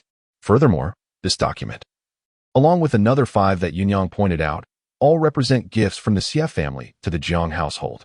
Jiang Nan's expression darkened, as he was unaware of his uncle's generous disposition towards his sister. His piercing gaze fixed upon Jiang Lanwei. "Since these items have been bestowed upon you and utilized by you, it is unreasonable for us to bear the costs. Clearly, this sum of 12,000 taels is unjust, and the Jiang family shall not acknowledge it." Jiang Nan felt he had discovered a resolution. With a sigh of relief, he could not help but reprimand Jiang Lanyue. "Wearing such a luxurious fox fur coat, how dare you? I had no idea you were so extravagant. Our father has always been upright, and you are tarnishing the Jiang family's reputation. Ah, brother, your words are as shameless as ever."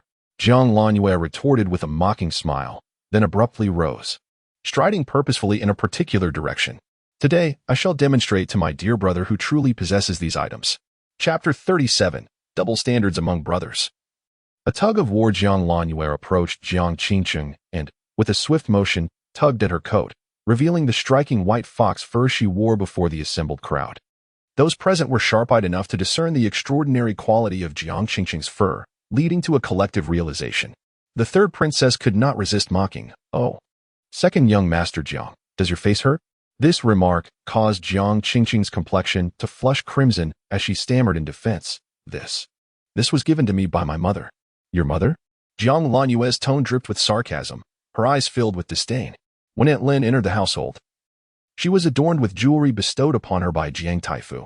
What means did she possess to procure such a rare fox fur for her daughter? How utterly ludicrous! Jiang Qiqing grasped the contempt in Jiang Lanyue's expression, a shadow of realization crossing her eyes. This fool dares to unearth past grievances. It seems she has been too lenient, allowing this imbecile to descend from the mountains, resulting in such an array of complications. Jiang Qiqing's mind raced. Yet her visage exuded a pitiful charm as she tilted her pale face towards Jiang Lanwei, softly imploring, "Sister, I understand that you are displeased with me regarding Brother Qing's marriage to me, but please do not direct your ire at my mother. This fox fur truly is a gift from her, but if you desire it, I shall remove it at once. I beseech you, do not be angry." As she spoke, she feigned the act of shedding the fur. "You claim this fox fur was given to you by your mother?" Jiang Lanwei scrutinized Jiang Qiqing intently. How could a destitute mother and daughter afford such a rare treasure? "Sister, you may criticize me, but you must not insult my mother." Jiang Qiqing feigned indignation, eliciting furrowed brows from the Jiang brothers.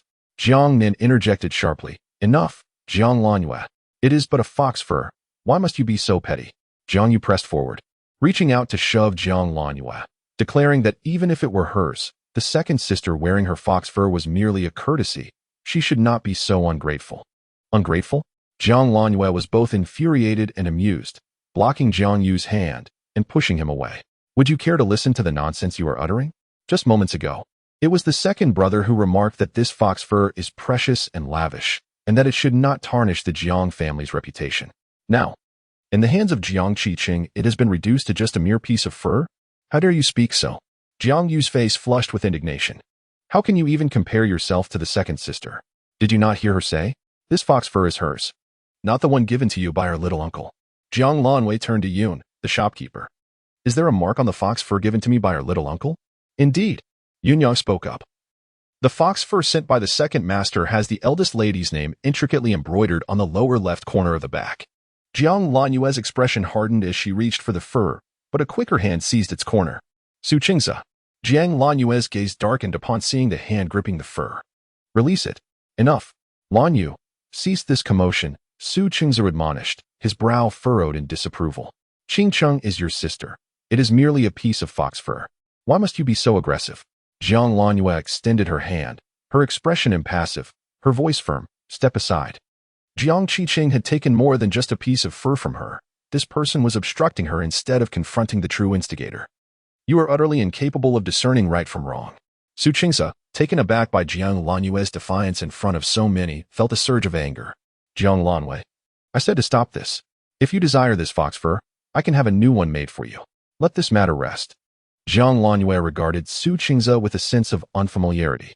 This was the man she once cherished dearly, who professed that marrying Jiang Qingsheng was beyond his control, claiming that she was his true love.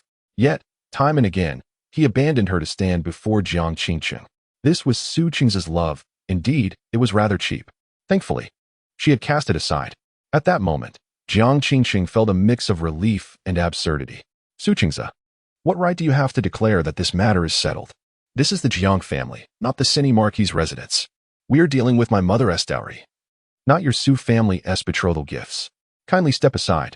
Jiang Lanyue, you claim I lack the right? Su Qingze's face darkened. I am your fiancé. Qiqing is your sister and will become my wife. I have every right to be involved in your affairs. Oh. Jiang Lanwei arched an eyebrow.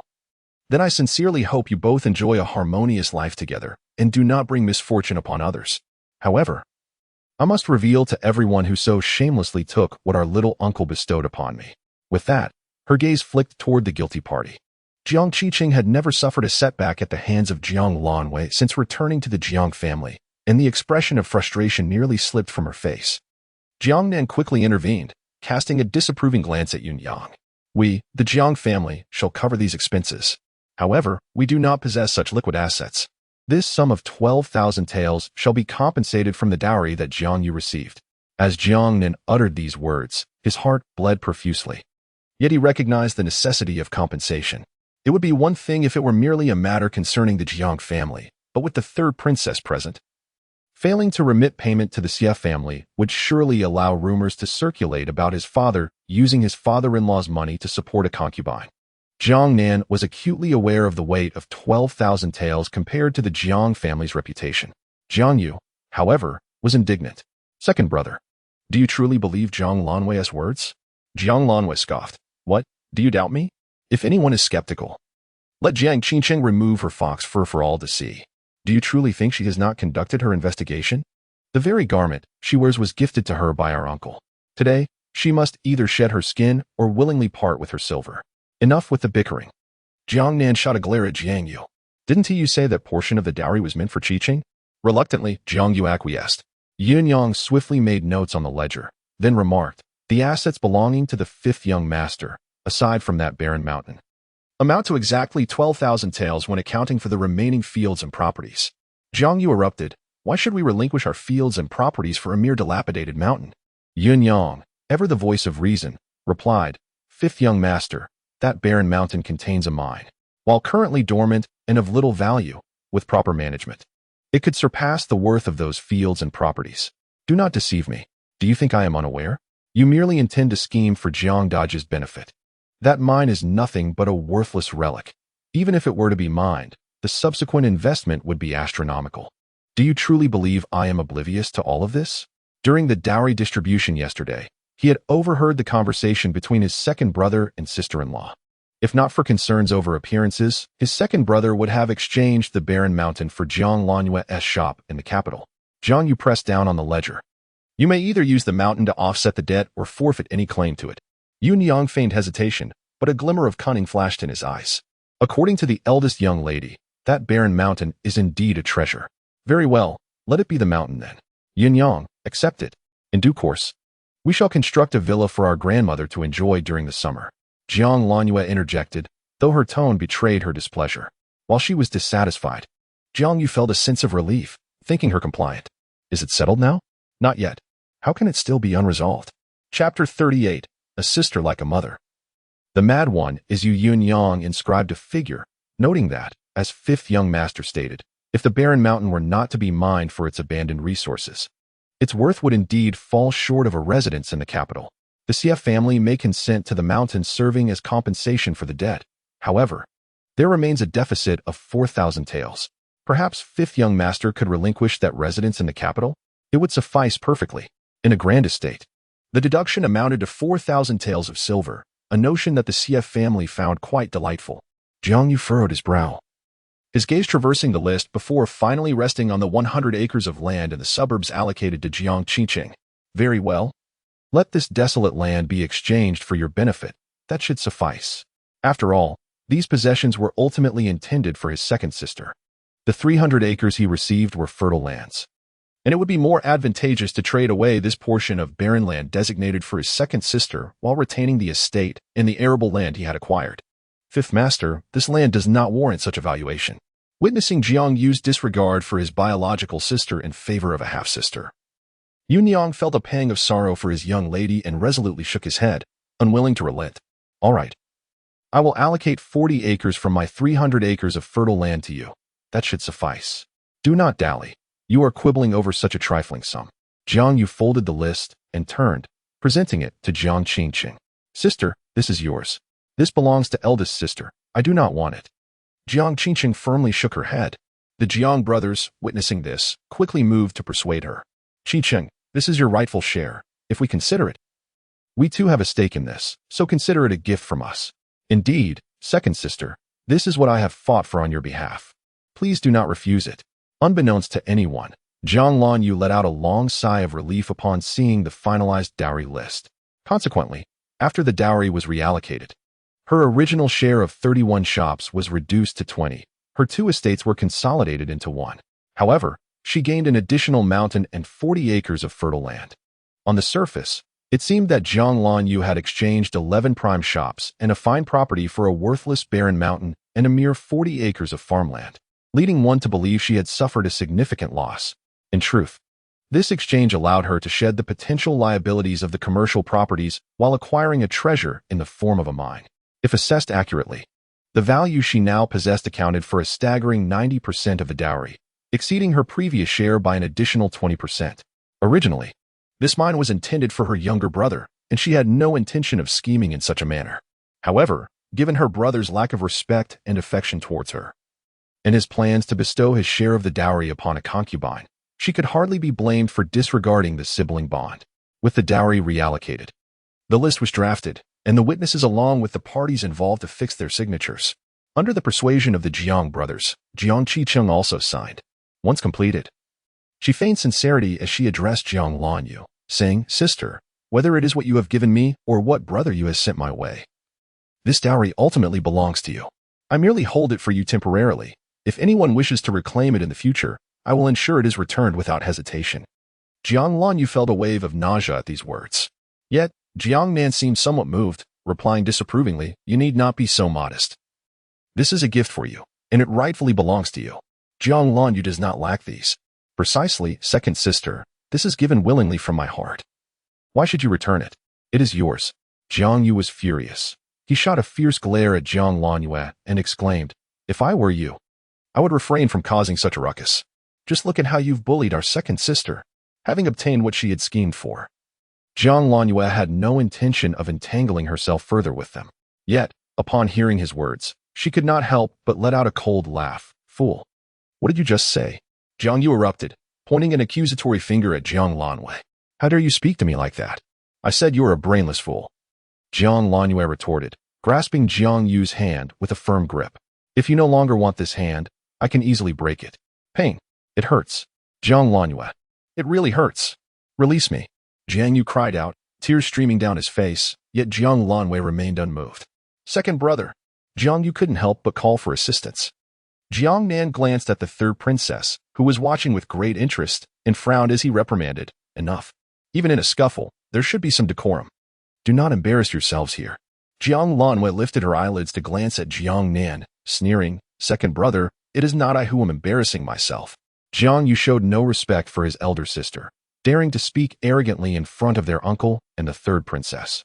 As the son of the current grand tutor, such behavior would tarnish not just his own reputation. They say that an elder brother is like a father and an elder sister like a mother. With the elder brother absent, how can you, as the second brother, indulge your younger sibling like this? Am I not allowed, as the elder sister, to impose some discipline? And you, Jiang Yu, I have warned you before, do not raise your voice in my presence. If you wish to recognize a thief as your mother, do so on your own. If you dare to point fingers at me again, I will surely break your claws. You know I am capable of doing so." With that, she forcefully released him, causing Jiang Yu to uncontrollably slump back into his chair. The wrist she had held was now a crimson hue, his face a mix of pale and ashen, glaring defiantly at Jiang Lanyu, yet he did not dare speak any further. Jiang Lanyu had long wished to teach him a lesson, and this mild reprimand served to relieve her pent-up frustration. "Sister, my younger brother meant no harm. He was merely defending me. If you must blame someone, blame me." Jiang Tingqing interjected, a look of guilt on her face. "Please do not let this affect your sibling relationship." "Sibling relationship?" Jiang Lanyu scoffed. The bond she once shared with Jiang Yu had vanished the moment he pointed a finger at her and wished her dead in their previous life. In this lifetime, Jiang Yu treated her in precisely the same manner as before. To speak of sibling affection now was utterly laughable. Moreover, for the instigator to come forth and feign generosity was truly ridiculous. Jiang Tingqing, having gained favors, should refrain from pretending to be virtuous. "You have the least right to speak in my presence. Do not delude yourself into thinking you hold any significance." Jiang Tingqing's face paled. "Sister, that is not what I meant. I care not for your intentions.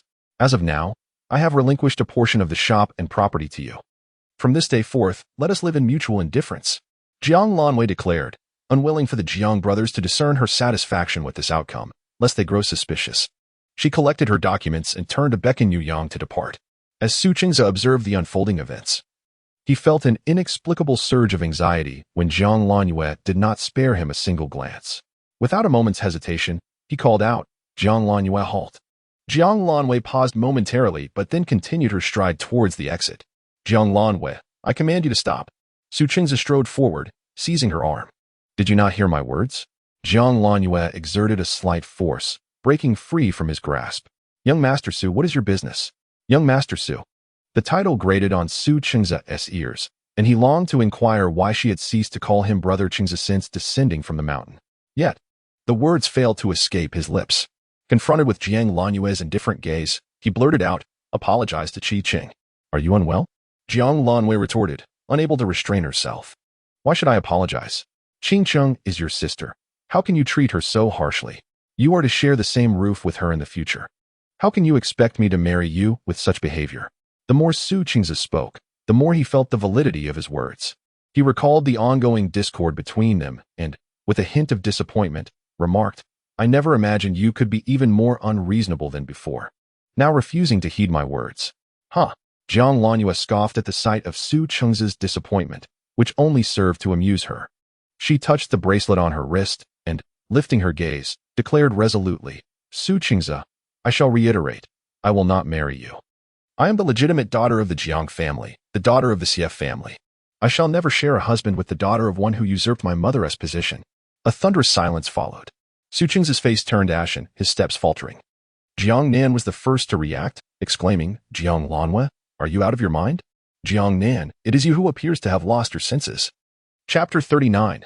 Legendary Women. Madness unleashed suddenly. A loud bang echoed through the air as everyone turned their heads. At the entrance stood an elderly woman with silver hair. Vigorous and dignified, leaning on a dragon-headed cane as she entered slowly. Grandmother. The occupants of the room instantly rose to their feet, even the third princess.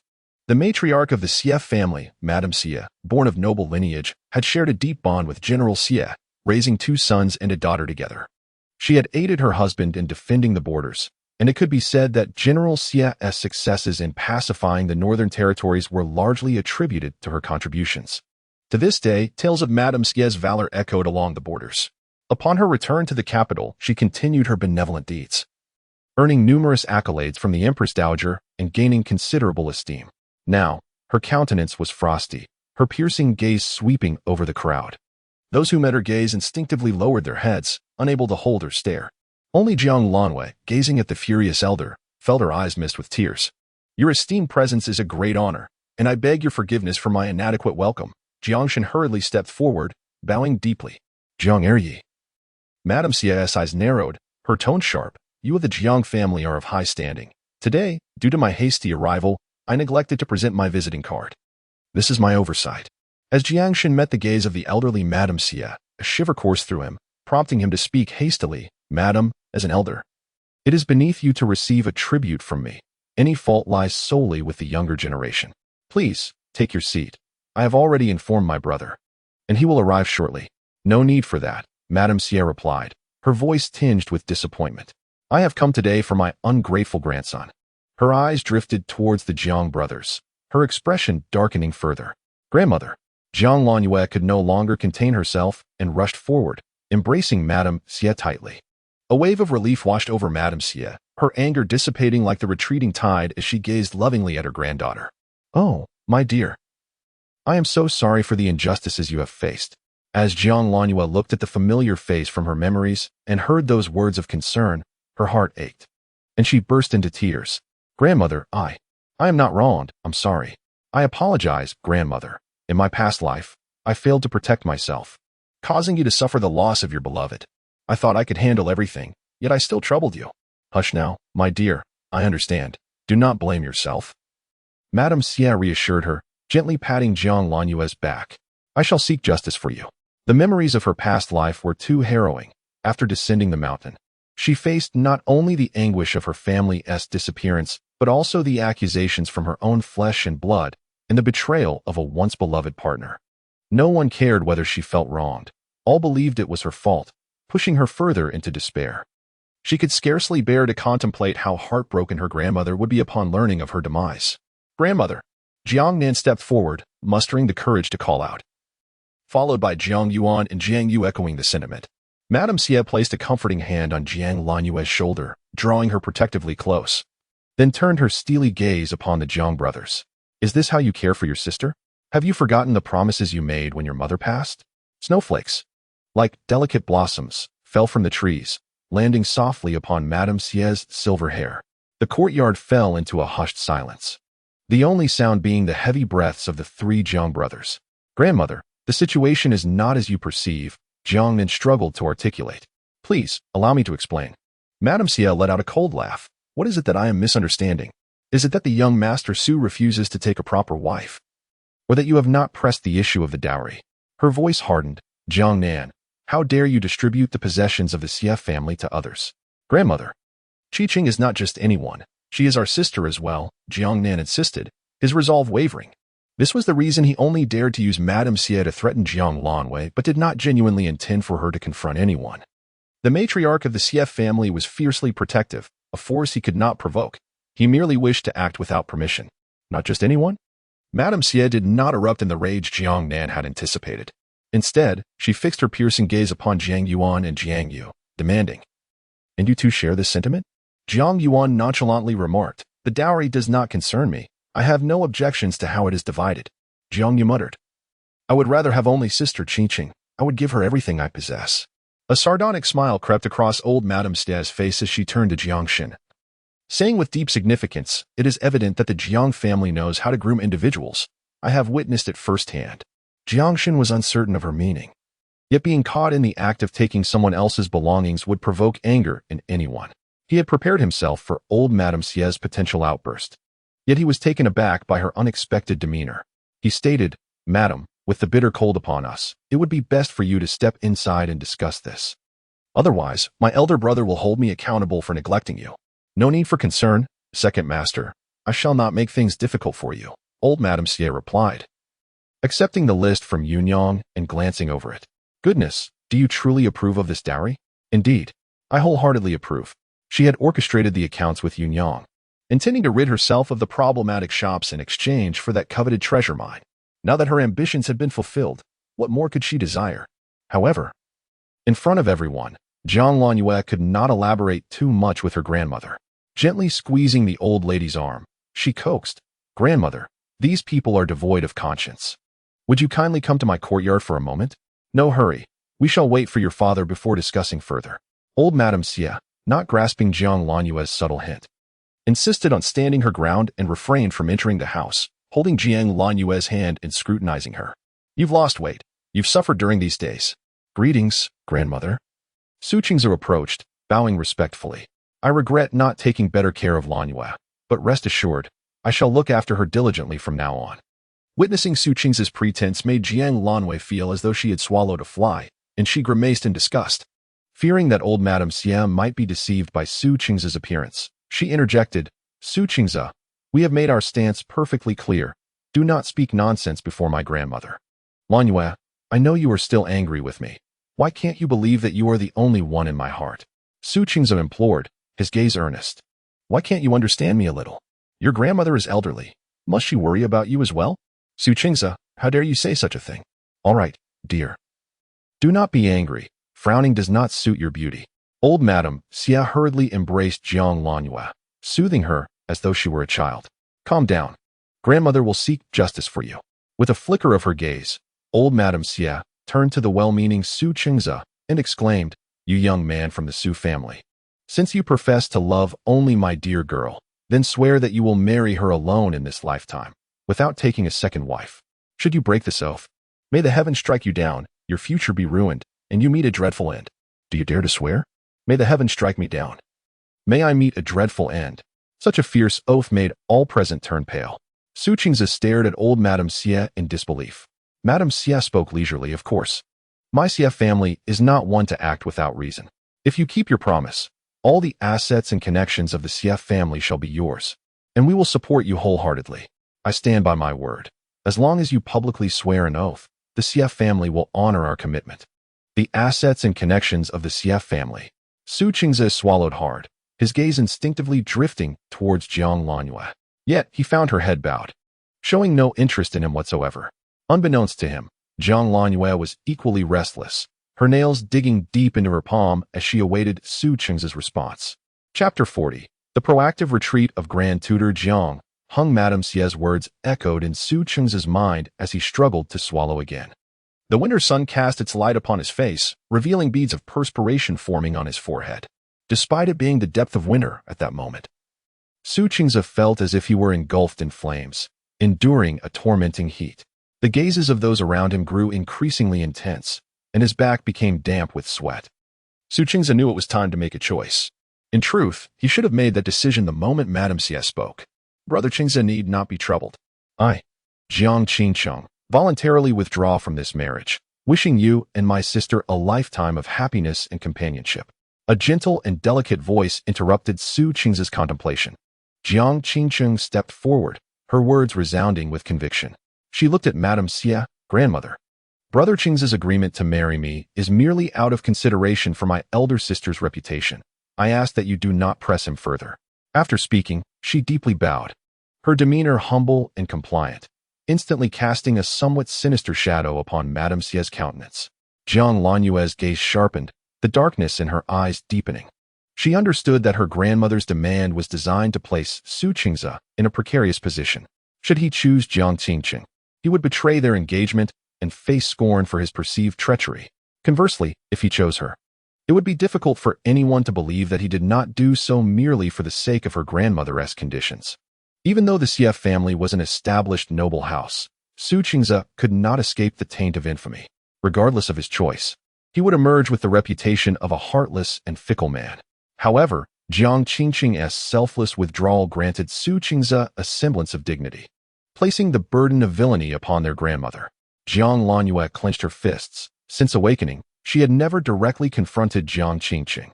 She was acutely aware that behind her past misfortunes lay Jiang Qingcheng's machinations, instigating discord. Yet those deeds were committed by Jiang's brothers. Had her brothers been unwilling, what could Jiang Qingcheng have done? There is a rightful owner to every grievance. Yet now, Jiang Qingcheng sought to ascend by stepping upon her grandmother, and she would not permit that. Bang! Just as Jiang Lanyue was about to voice her thoughts, her arm was grasped firmly. Madame Xie's dragon-headed cane struck the stone-paved ground with a resounding thud, echoing heavily in the hearts of those present. Observing the sudden change in Madame Xie's expression, Jiang Nan inwardly cursed his misfortune. Grandmother Jiang Nan, what manner of insignificant creatures are now leaping about? It appears that the rules of the Jiang family have indeed been tossed to the dogs.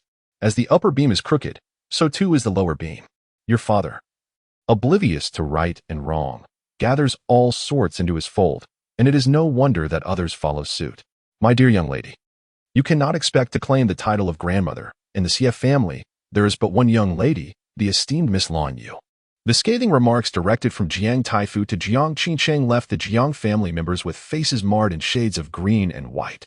Yet, Jiang Lan Yu found immense satisfaction in the scene, her gaze toward the old matriarch of the Xie family sparkling with starlight.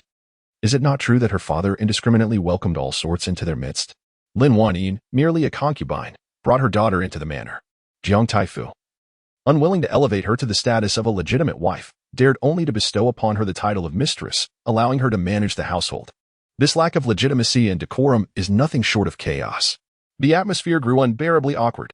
The arrival of the esteemed mother-in-law, without proper reception, was indeed a fault of the young Su. A humble voice echoed from the entrance of the courtyard, prompting Jiang Lan Yu to glance back. A figure clad in official robes strode forth from outside, approaching the old matriarch of the Xie family with a respectful bow, performing the customary greeting of a junior. I have the honor of meeting the esteemed mother-in-law. Jiang Heng, now over 40, bore a slender frame and an elegant visage. The purple official robes he wore augmented his air of authority. As Jiang Lan Yu beheld the man she called father, a fleeting moment of disorientation washed over her. In her past life, she had endured torment at Hanshan Temple, returning home in illness only to be imprisoned and mistreated. Never once laying eyes upon Jiang Heng until her last breath. She had longed for his rescue, yet the servants had always informed her that he was too occupied, delegating all matters to his wife.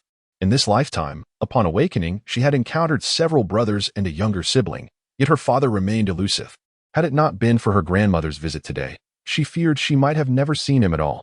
Recalling how her father would bring her the finest treasures he encountered when her mother was still alive, Jiang Lan Yu felt a pang in her heart, lowering her gaze. In contrast to Jiang Lan Yu, the emotions of the old matriarch of the Xie family were rather complex. When the current emperor was still a prince, Jiang Heng was merely a scholar at the Imperial Academy, tasked with educating the princes. His lectures were well received, and the princes eagerly attended. Following the passing of the late emperor, while the young emperor had yet to come of age, the Empress Dowager governed from behind a curtain and appointed Jiang Heng as the emperor's tutor. Subsequently, Jiang Heng married a daughter of the Xie family and was conferred the title of Taifu, ascending to a position among the three dukes. The Jiang family was not a long-established lineage. It was only after Jiang Heng wed the Xie daughter and became Taifu that they gained prominence. In recent years, as tensions grew between the Empress Dowager and the Emperor, various families in the capital began to quietly align themselves, some remaining prudent, others ingratiating themselves, yet few, like the Jiang family and Jiang Heng, maintained their dignity before both the Emperor and the Empress Dowager. Jiang Heng's talents were secondary, his character was paramount. Thus, in this moment, although he had clearly heard her disparaging words, he feigned ignorance, adopting a lowly posture that afforded her due respect. One should not strike a smiling face. When someone who has just scolded you presents a smile, even if they wish to rebuke you further, their words falter. However, Lady Xie did not bestow many smiles upon Jiang Heng. As long as Duke Jiang did not reproach her for meddling, all would be well. You are being too harsh. My dear mother-in-law, even if the children err, should Lady Su be at fault, you are entitled to scold or chastise her as you see fit. Jiang Heng maintained a respectful demeanor, stepping aside to reveal the person behind him, concubine Lin, who now managed the Jiang family's inner quarters. Her inadequate hospitality towards the esteemed mother-in-law was her failing, and Lady Su had come specifically to offer her apologies. Apologies? Lady Xie smiled slowly, her gaze sweeping over Lin and Jiang Qiqing before settling on Jiang Heng. With an indifferent tone, she remarked, "It is merely a minor concubine who has erred. Simply dismiss her without fuss. Why go to such lengths for an apology? Jiang Heng, do not make a mountain out of a molehill."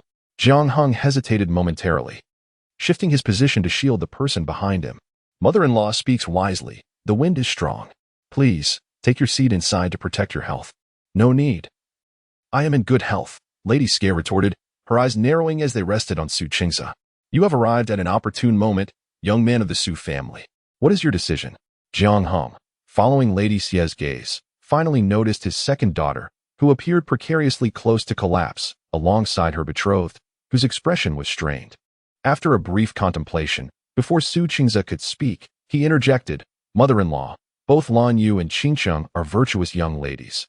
Their sisterly bond is profound, and their joint marriage into the marquis would provide mutual support. Lady Su concurs with this sentiment. The ice-making method offered by his second daughter was of immeasurable value, and she had also sketched a design for an improved crossbow, which Shen Er had already commissioned for production. For these reasons, Jiang Heng was resolute in his support of Jiang Qingqing's future. Good, good, good. Lady Xie exclaimed thrice, her posture straightening in an instant. Jiang Heng, do you understand? The daughters of the Xie family never share a husband with another. Chapter 41. Disputes over marriage. Previously blind to the truth, the expression on Jiang Heng's face darkened instantaneously, his fists unconsciously clenching. Lady Xie's words transported him back to the time when Xie Qinghe was still alive. She was the eldest daughter of the Xie family, a cherished gem held dearly by all, and he was determined to love and cherish her. He had always been the one to bow his head, and when they had children, he would ensure that their daughter was adored just as she had been, despite wielding considerable power as the Grand Tutor. Favored by both the Emperor and Empress, within his own home he still had to appease her. He could not entertain any other woman. He remembered her once saying to him, the daughters of the Xie family do not share a husband. It was this very sentiment that had caused him to be separated from Yin Yang for so many years, unable to bring his own flesh and blood to his side. Yet now, Qiqing harbored no resentment, wholeheartedly considering the Jiang family's well-being. How could he bear to let her reputation be tarnished? Jiang Heng's gaze flickered softly as he spoke gently, Mother-in-law, Lan Yu carries the Jiang surname. Thus, she is the daughter of the Jiang family, rather than the Xie family. This statement caused the matriarch of the Xie family to change her complexion, her tone darkening as she sternly questioned, So you intend to demean your own daughter? Mother-in-law, you are well aware of Long Yue's temperament. If she were not of worthy lineage, how could she befit the heir of the marquis estate? A look of helplessness spread across Jiang Heng's face. Long Yue's impulsive nature complemented her sister Qingqing's gentle disposition. Was it not a good thing for the two to support one another? How could this be deemed as demeaning? Such is the esteemed Jiang Taifu. The matriarch of the Xie family trembled with rage, speechless as she pointed at Jiang Heng. She gazed at Jiang Heng's cold, indifferent features, a metallic taste rising in her throat. Grandmother. Jiang Langyue noticed the matriarch's pallor and quickly supported her arm, her gaze shifting sharply towards Jiang Heng, the father who had neglected her since Lin Waning's arrival. Father, I absolutely refuse to marry Su Qingze. Jiang Heng dismissed his daughter's words with indifference, retracting his hand that had reached out to assist the matriarch, maintaining his unyielding demeanor. Marriage is a significant matter. It is dictated by the will of the parents and the words of the matchmakers. Your betrothal to the Su family has long been established. How can you simply declare that you will not marry? Langwei, do not act impulsively. Jiang Heng's words, earnest and heartfelt, sounded particularly jarring to Jiang Langyue's ears. Another who found the words grating was Su Qingze. He never expected Jiang Langyue would truly utter her refusal to wed him. Now, the prospect of marrying Jiang Langyue had become a matter of parental decree. He felt a profound discomfort, for this was not the way it had always been. At that moment, a gentle tug on his sleeve drew his attention. Turning, he saw Jiang Qingcheng looking at him, her voice a mere whisper. Brother Qingze, my sister is still upset with me. It is all my fault. Perhaps you should reconsider marrying me. A fleeting sadness crossed her face. If you do not marry me, sister will surely wed you. She adores you so. If you charm her as you did before, she will happily agree to the union. Could charming Jiang Langyue truly lead to her acquiescence? Su Qingze, observing Jiang Langyue's furious countenance, suddenly found merit in Jiang Qicheng's words. Was their family conflict not a ploy to ensure he married only Jiang Langyue? Yet, if he yielded now, would Jiang Langyue not create further turmoil to compel him? He had already declared his singular love for Jiang Langyue. Marrying Jiang Qicheng would merely serve to uphold her reputation and maintain familial honor. Why could she not comprehend this? Jiang Qicheng noticed the wistful disappointment in Su Qingze's eyes dissipate, a subtle smile gracing her lips. She needed to make Su Qingze understand that Jiang Langyue was far less accommodating than she appeared. How could such a paragon as Su Qingze ever unconditionally compromise for a woman who could create such havoc? She was determined to show Jiang Langyue how she would seize everything from her. Su Qingze remained oblivious to Jiang Qingcheng's sentiments, his focus entirely on the fervent Jiang Langyue. Unable to restrain himself, he stepped forward, interrupting the tense standoff between father and daughter. Langyue, I initially thought your antics before me were tolerable, but I never anticipated you would behave so recklessly in front of the matriarch of the Xie family and Jiang Taifu. He admonished, disappointment creasing his brow. You ought to exhibit a modicum of maturity. After all these years of our engagement and your presence by my side, do you honestly believe any family in the capital would be willing to marry you if you do not wed me? His words, delivered with resolute conviction, left Jiang Langyue aghast, her eyes widening in disbelief. She had never imagined that the man she had admired for so long would wield her past affections as a weapon against her. Was this truly the embodiment of his professed love? Observing the hurt in Jiang Langyue's expression, Su Qingze recalled the times she had pursued him fervently, her gaze mirroring the same wounded look when he chose to ignore her. Memories flooded back, and Su Qingze's heart softened unexpectedly. He moderated his tone, speaking gently, Langyue, rest assured, I will not forsake you. Even if I take a primary wife, your standing shall remain irreplaceable. Should I then express my gratitude to young Master Su for deigning to marry a woman of ill repute? Jiang Langyue retorted, stifling her tears, her eyes igniting with fierce intensity as she fixed her gaze on him. Should I kneel in gratitude for your grand mercy? Witnessing her biting sarcasm, Su Qingze instinctively furrowed his brow, feeling that his earlier compassion was misplaced. If he did not help her confront reality now, there would be even more turmoil in the future. Langyue, must you be so acerbic? Have I spoken falsely? Was it not you who clung to me under the guise of our engagement? Did you not leverage your status as my fiancé to intrude upon my life and displace the women around me? If you refuse to marry me, whom do you intend to wed? Jiang Langyue's complexion drained of color. Su Qingze's declarations obliterated the last remnants of her hope, trampling her dignity, which she had sacrificed over the years, and smashing it back into her face, conveying the message, marrying you is indeed my benevolence. The vulnerability in her eyes receded like the tide, leaving behind no trace of regret. In an instant, her gaze sharpened, while he could trample upon her affections. He could not tarnish the honor of the Xie family. Young Master Su's assertions are not something I can condone. Just as Jiang Langyue spoke, a deep voice interrupted her, dispelling the oppressive atmosphere in the courtyard. The crowd turned to see a man clad in a black cloak, his exquisite features and commanding presence cutting through the snow. As astonishment, shock, and excitement swept through the onlookers, he approached Jiang Langyue, steadying the other arm of the matriarch of the Xie family. His piercing gaze fell upon Su Qingze as he remarked nonchalantly, after all, everyone has their moments of blindness. Chapter 42, with a blend of satire and sarcasm. The Grand Tutor receives the edict. The person who arrived was none other than Yun Yan'an. His gaze shifted from Su Qingze's face to Jiang Heng, offering a slight nod. Grand Tutor Jiang. Jiang Heng, filled with perplexity, felt compelled to pay his respects. "General Yun, what brings you here?" Jiang Heng displayed a perfectly timed expression of confusion, his eyes darting towards his equally bewildered second son, unsure of when their family had any dealings with this individual. "Today, I have come to discuss matters with the esteemed Grand Tutor," Yun Yinan replied, his tone humble, glancing at old Madame Xie, who was also present. What could necessitate the presence of the head of the Jiang family alongside old Madame Xie? In that instant, an alarm rang in Su Qingze's mind. He had not forgotten that Jiang Lanyu had accompanied Yun Yinan to the palace for a banquet. As for who was connected to the Jiang and Xie families, it was unnecessary for others to elaborate. Su Qingze immediately interjected, his voice laced with sharpness. "What did you mean by that, General Yin?" Yun Yinan raised an eyebrow. "Which remark are you referring to?" Su Qingze faltered, realizing the intent behind Yun Yinan's words. This individual was being deliberately provocative, after uttering only a few sentences since entering. Could he truly be inquiring about the Jiang family's affairs? Yun Yinan gazed calmly at Su Qingze, awaiting his response. While the others in the courtyard fell into an almost miraculous silence, their eyes flitting between the two men. Their instincts told them that speaking up at this moment would be ill-advised. Thus, Su Qingze could only grit his teeth and force out a retort, blind as a bat. So this was what Su Qingze had meant to ask. A subtle expression crossed Yun Yinan's excessively handsome face. "I merely spoke from my heart. The actions of Miss Jiang in the past cannot be so easily dismissed." Jiang Lanyu was less than pleased to hear his reminder. Su Qingze's complexion darkened further. Yet, Yun Yinan seemed intent on not letting him off the hook. What stemmed from emotion, constrained by propriety, transformed in Su Qingze's mouth into something disgraceful.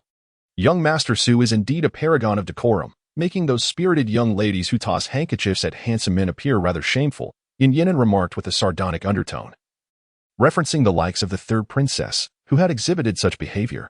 In an effort not to offend, Su Qingze was compelled to swallow Yun Yinan's words whole, not daring to utter a single word in rebuttal. Yet, Yun Yinan sought Jiang Heng's opinion. Su Qingze's earlier comments had been deeply hurtful. A truly loving father would have rebuked him on behalf of his daughter. However, Jiang Heng remained silent, indicating his lack of interest in intervening, and perhaps even agreeing with Su Qingze's sentiments. However, at this moment, Yun Yinan had assumed the role of the chivalrous defender of justice. If Jiang Heng were to express himself further, this benevolent father could no longer fulfill his role. "Qingze, you ought not to speak of Lan Wei in such a manner. She holds genuine affection for you.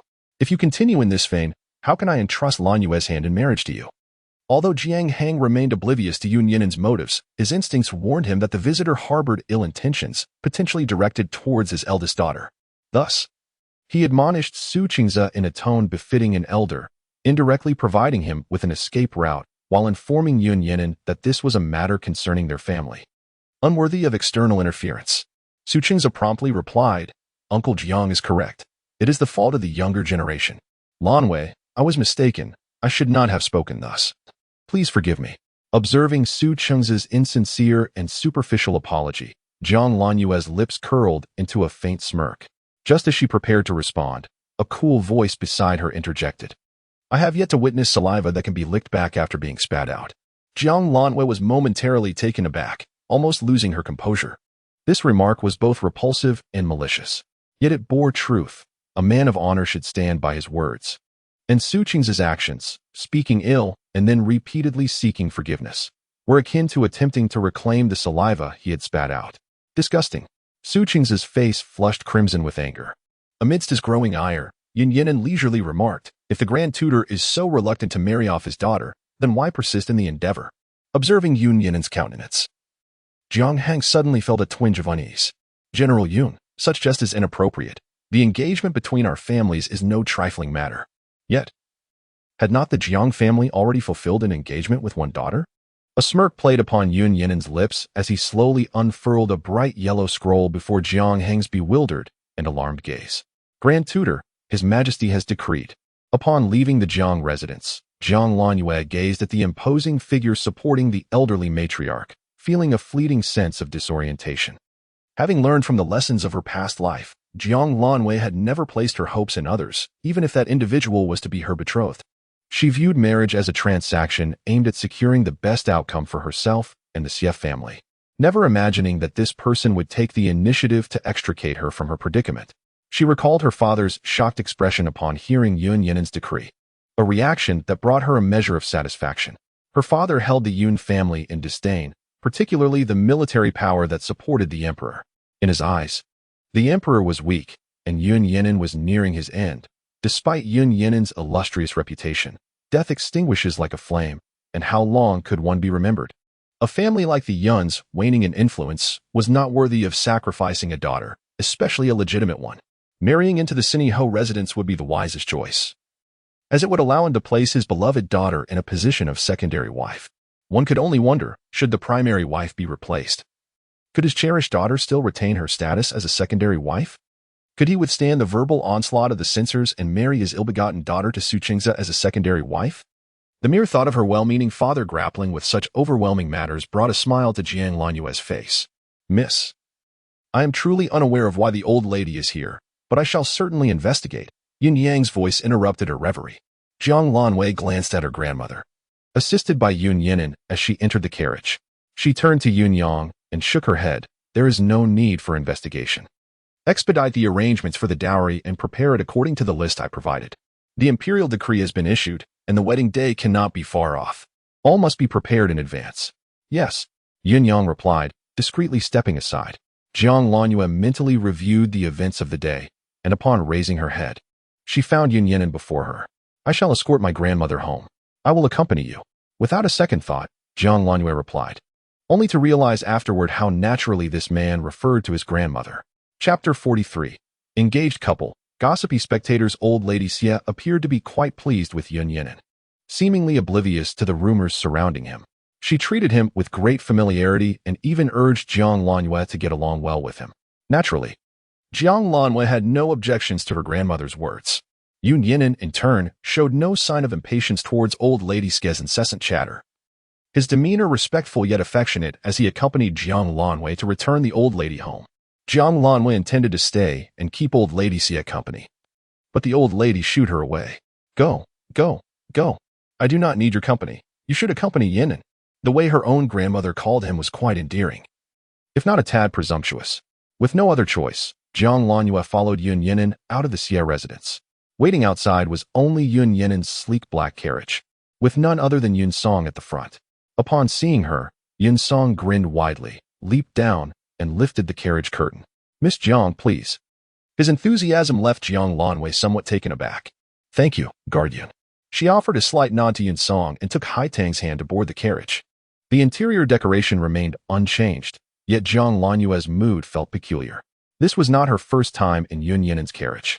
It was this very vehicle that had brought her back from Han's Han Temple, rescuing her from a place she considered a realm of death. Not long after, she had become his fiancée. Now, sitting here again, a subtle feeling of being in command arose within her. However, that sentiment dissipated the moment Yun Yinin took his seat. The intensity of the man beside her compelled Jiang Lanwei to shift slightly away. This movement caught the attention of the man who had just settled down, deepening the gaze he cast upon her. Yun Yinin cast a discreet glance at the young lady beside him, reaching into a hidden compartment to retrieve a box. Upon opening it, he revealed a selection of exquisitely crafted pastries. He extended the box towards Jiang Lanyue, encouraging her to indulge. Jiang Lanyue lowered her gaze at the pastries presented before her, a flicker of desire passing through her eyes.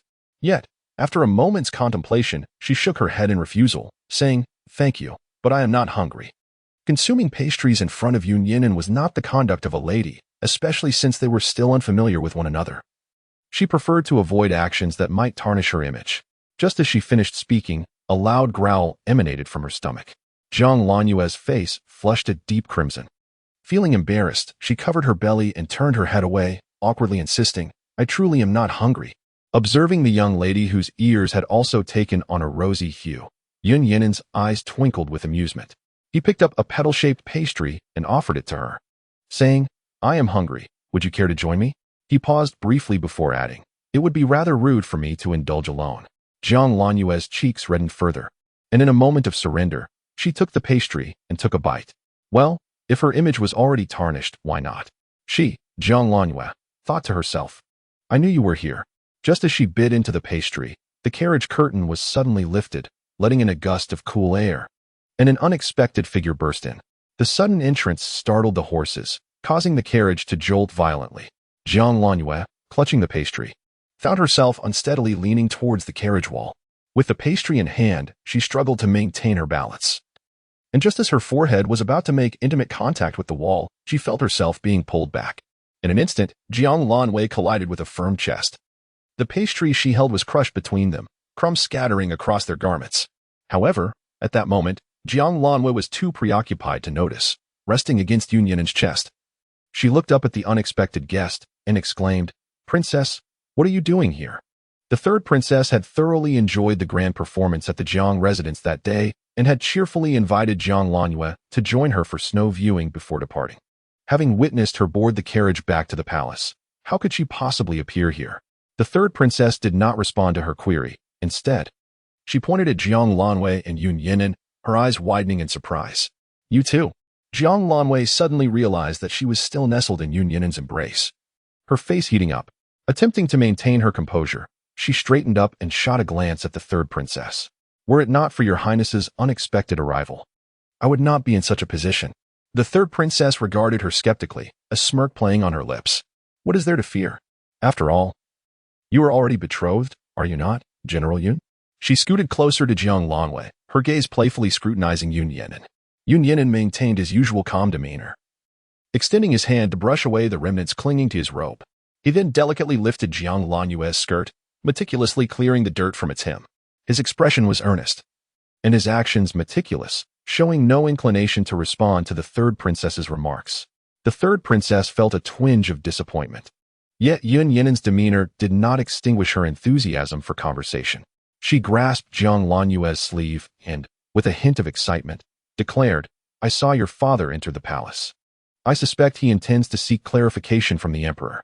Jiang Lanyue, your father is far more audacious than you." Jiang Lanwei found herself less inclined to engage with the princess. However, the third princess, undeterred by Jiang Lanyue's silence, continued her chatter. "Oh, if it were me, I wouldn't swallow my pride so easily. Your father's face earlier was as if he had just lost his mother. It nearly made me laugh to death. And then there was Su Qingze. His eyes nearly popped out when General Yun produced the imperial edict. The color on his face could have been used for ink. It was truly delightful. Jiang Lanwei, you must call for me when such amusing events occur in the future. As long as you do, I shall overlook any grievances." Jiang Lanwei felt a headache coming on from the third princess's incessant rambling. She had never realized how loquacious the princess could be, just as she pondered how to respond. Yun Yinin's voice cut through, "Your Highness, since you are aware that Jiang Taifu has entered the palace, would you not wish to know how he intends to converse with His Majesty?" The third princess paused, and Yun Yinin continued, "If your Highness returns to the palace now, you may yet catch up." Catch up to what? Jiang Taifu throwing a tantrum before the emperor? I imagine that would be quite the spectacle for the third princess. Jiang Lanwei thought. Indeed, in the next moment, the third princess swiftly exited the carriage, her voice carried by the wind. "Jiang Lanwei, when I receive news, I shall inform you." Chapter 44. Hiding on guard. Boastful declarations. The third princess departed like the wind, while Yun Yinin assisted Jiang Lanyue in clearing the remnants from her skirt. "Thank you, General," she expressed gratefully. "No need for thanks," Yun Yinin replied, lowering his gaze to behold Jiang Lanyue's slightly flushed profile. He recalled the words he had overheard in the Imperial Garden, where the young maiden had boldly proclaimed him the hero of Dian. Had it not been for her assertion, the imperial decree regarding the marriage would not have been issued so readily, given the emperor's cautious nature. Reflecting on the third princess's mention of Jiang Heng's entry into the palace, a subtle smile graced Yun Yinin's lips. He was a man nearing death, yet he was a man of considerable military merit. It seemed unlikely that anyone could rival him. Shaking off his thoughts, Yun Yinin lowered his head and inquired, "Miss Jiang, do you eat fish?" Fish. Jiang Lanyue was reminded of her previous life at Hanshan Temple, where she and Haidang had faced dire shortages. The monks, perhaps aware of the Jiang family's intentions to test them, seemed reluctant to assume responsibility, providing only the bare minimum of sustenance while secretly adding softening medicine to her meals. At times, when they encountered the guards in a foul mood, the monks delivering food would be sent away, leaving them without sustenance. On one occasion, after 2 days without a meal, hunger gnawed at them, inducing a slight fever. Haitang, summoning her strength, ventured to the stream at the mountainous base. Breaking through the ice in search of fish, It is hard to fathom how such a delicate girl managed to procure those 2 fish from the frigid waters for her sake. Alas, those diminutive fish, no larger than a palm, never reached her stomach, and Hai Tang succumbed to the harsh treatment she endured. Yun Yin observed the girl's momentary despondence with a hint of confusion. Did Miss Jiang not enjoy fish? Jiang Lanyu, returning to herself, shook her head, expressing her fondness for fish. In her past life, Hai Tang had fought desperately for those 2 fish, yet in this life, they were easily within her grasp. As she was no longer the Jiang Lanyu imprisoned in the cold temple awaiting death, freed from the control of the Jiang family, Hai Tang no longer needed to struggle. Fish were now theirs to enjoy without reservation. At the solitary Pengjiu restaurant by the Huai River, renowned for its exquisite river fish, may I have the honor of inviting you to partake, miss? Yun Yin's voice was deep and melodious, resonating in her ears. His gaze shifted slightly, yet the corner of his eye remained attuned to the girl's every movement. The previously pensive girl's eyes sparkled with a glimmer akin to stars upon hearing the name, her mood lifting with a joyful tone as she replied. It would be a great honor to accept the general's invitation. Yun Yin felt a warmth bloom in his heart at her exuberance, prompting him to tap the carriage. Sitting outside, Yin Song immediately turned the horses, directing the carriage toward the Huai River. Then Jiang Lanyu heard the voice of her maid exclaim, "Hey, this isn't the way back to the Jiang residence. You're going the wrong way." The tone was somewhat impolite. "Hai Tang, we aren't returning to the Jiang residence. Our general wishes to treat you to a meal." "What? We refuse to go. Take us back to the Jiang residence at once." Hai Tang's voice rose an octave, her demeanor suggesting that Yun Yin was akin to a kidnapper of virtuous women. Jiang Lanyu felt a twinge of embarrassment, daring not to meet the expressions of those beside her, and called out, "Hai Tang, do not shout." Hai Tang's voice abruptly ceased. "Oh dear, the maid has overreacted. I hope the general will not take offense," Jiang Lanyu said somewhat awkwardly. "There is no need for apologies, Miss Jiang. After all, my reputation precedes me, and it is only natural for your maid to be concerned." Yun Yin remarked with a hint of self-deprecation. Hearing this, Jiang Lanyu felt a deeper sense of shame. Here was someone who had come bearing an imperial edict to extricate her from a tight spot. Yet Hai Tang regarded him with the suspicion reserved for a thief. Guilt washed over her. She had yet to express her gratitude to the general. "Allow me to treat you to this meal as a token of my thanks," she proposed. Yun Yin observed the guilt etched on the girl's face due to her maid's words and felt a strange sensation stir within him. Was she sympathizing with him for what he had said? Yet, in truth, she was the one in need of sympathy, as she was about to leap into a situation fraught with peril. Jiang Lanyu did not wait for Yun Yin's response. Instead, she raised her gaze to find Yun Yin's tranquil, profound eyes fixed upon her. She was momentarily taken aback. Was this man gazing at her all along? "General, you need not express your gratitude. The reason Lady Xie visits Jiang Manor today is due to my mother." Yun Yin diverted his gaze, his cold eyes shifting to the side. "My mother has come to discuss the union between us with Lady Xie. After my mother departs from the Xie residence, Lady Xie will hastily make her way to Jiang Manor. I suspect she remains unaware of our situation." Jiang Lanyu was suddenly enlightened, only to hear Yun Yin's voice continue. "This matter arises from my mother, so there is no need for you to thank me." His somewhat abrupt explanation left Jiang Lanyu pondering his thoughts. Did he find her unsatisfactory? Jiang Lanyu blinked and was about to speak when she suddenly heard a voice beside her ask, "Miss Jiang, have you truly decided to marry me?" "To wed a dying man?" Jiang Lanyu was taken aback and looked directly into Yun Yin's deep-set eyes. "General, the imperial decree has been issued. Miss Jiang need not concern herself with the decree. You are aware, after all, that I am a dying man. No one would hold me accountable." Did this imply that if she declined the marriage, Yun Yin would defy the decree? That was unacceptable, after all. It was something she had painstakingly sought. Without further hesitation, Jiang Lanyu declared firmly, "Why do you ask this, General? Do you believe I cannot forget Su Qingze? Or do you think I am not favored in the Jiang household and lack any advantage for the Yun family? If it is the former, rest assured. I once harbored feelings for Su Qingze, but from the moment he entangled himself with Jiang Qingqing, I ceased to care for him. My heart now belongs to you, General. You possess the beauty of Pan and unparalleled fame, and are the war god of Dian. You are truly the hero of my heart, worthy of my affection. If it is the latter, you may also be at ease. Even without the Jiang family as my backing, I shall not become a burden to you.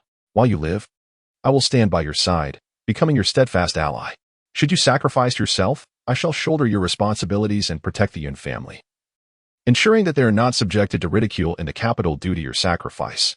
The young woman's eyes blazed with fervor, her gaze seemingly capable of igniting him. Yun Yinen's heart felt desolate, akin to a corner in the bleak winter, collapsing suddenly, brushed by a ray of warm sunlight. Chapter 45. Enjoying the snow on the Huai River. Is the fish delicious? The Huai River presents one of the most vibrant scenes in the capital, with its waters never freezing throughout the year. In spring, flowers bloom. In summer, people frolic in the water. In autumn, sunsets are admired. And in the cold winter, snow is observed. Each season is filled with liveliness. Even in the depths of winter, heated boats glide across the Huai River, emitting melodious sounds. In contrast, their modest black boat appeared rather inconspicuous. Outside, the northern wind howled, yet inside the cabin, warmth enveloped them. On the charcoal stove, a clay pot is bubbling, releasing an enticing aroma of fish that stirs the appetite. Jiang Lanwei rests her chin on her hands, her eyes fixated on the steaming pot. In her previous life, possessing such a fire was a luxury beyond her reach. Perhaps her gaze was too fervent, for Yun Yinen finally decided to lift the lid. The delightful fragrance wafted towards her instantly. How delectable. It seems today's visit will be well worth it. Jiang Lanwei's eager demeanor brought a smile to Yun Yinen's face as he scooped some fish soup and offered it to her. The chilly weather calls for a warm sip to soothe the stomach. Thank you, General. Jiang Lanwei accepted the soup, gently blowing on it before tentatively tasting a spoonful, and was immediately enveloped by its exquisite flavor. So fresh. I am glad you enjoy it, Miss Jiang. Yun Yinen's eyes curved with delight as he ladled another bowl of soup aside. He then picked up a delicate slice of fish and placed it in the boiling broth. The gossamer thin fish fillet cooked through in mere moments, and the next instant, it landed in Jiang Lanwei's bowl. How about this? Delicious. Jiang Lanwei nearly forgot her tongue in her haste to savor it. If it's good, have more. You should eat too, General. Feeling somewhat shy, she noted that while he was serving her, he had hardly eaten himself. Yun Yinen said nothing, his hands busy as he continued to serve her. As Jiang Lanwei neared the bottom of her soup, he presented her with another bowl. Thank you. She took a sip, finding the temperature just right, and suddenly realized that this bowl was not for himself but was set aside for her. How thoughtful of him. It had been a long time since she felt such attentive care. Jiang Lanwei lowered her gaze to conceal the complex emotions welling in her eyes. Reflecting on her past, she recalled her visits to the Huai River, a renowned spot in the capital cherished by scholars. Su Qingze often invited his classmates to compose poetry and paint during the spring, and Jiang Lanwei's figure was always present on a boat, just a stone's throw away. Yet, she had never truly savored the delights of the Huai River before, as her heart had been solely occupied with Su Qingze, leaving no room to notice the culinary treasures surrounding her. Her affections had been singularly directed towards him. Now, Jiang Lanwei recognized how narrow her previous existence had been. With a self-deprecating smile, she devoured all the dishes Yun Yinen had prepared for her. Not far from them, on the opposite side of the cabin, another charcoal stove bubbled with a similar clay pot. Yun Song and Hai Eng sat across from each other, playfully competing for the fish within. I picked this one first, Yun Song whispered, frustration evident in his voice. This little girl can eat so much. This is the last piece of fish. Humph.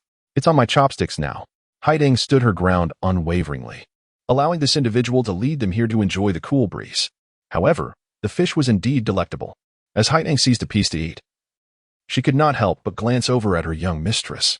This fleeting gaze revealed Yun Yinen, who was engaged in arranging dishes for Jiang Lanwei. This was her duty.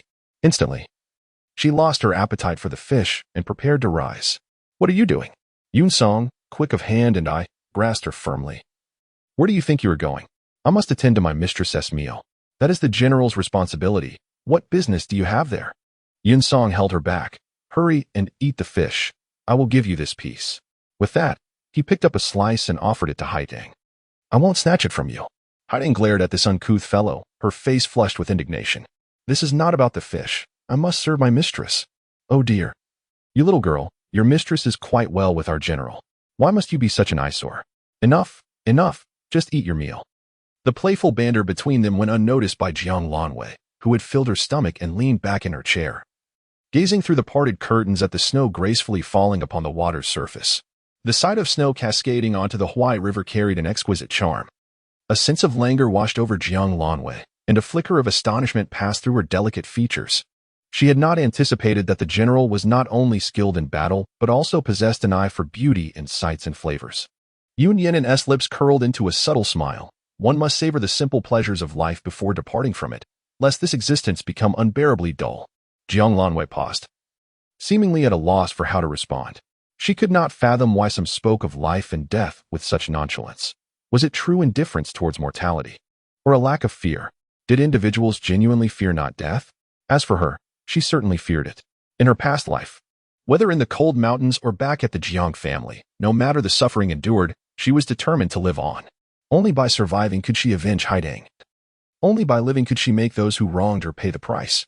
Yet ultimately, she still met her demise. In this life, she vowed to live well.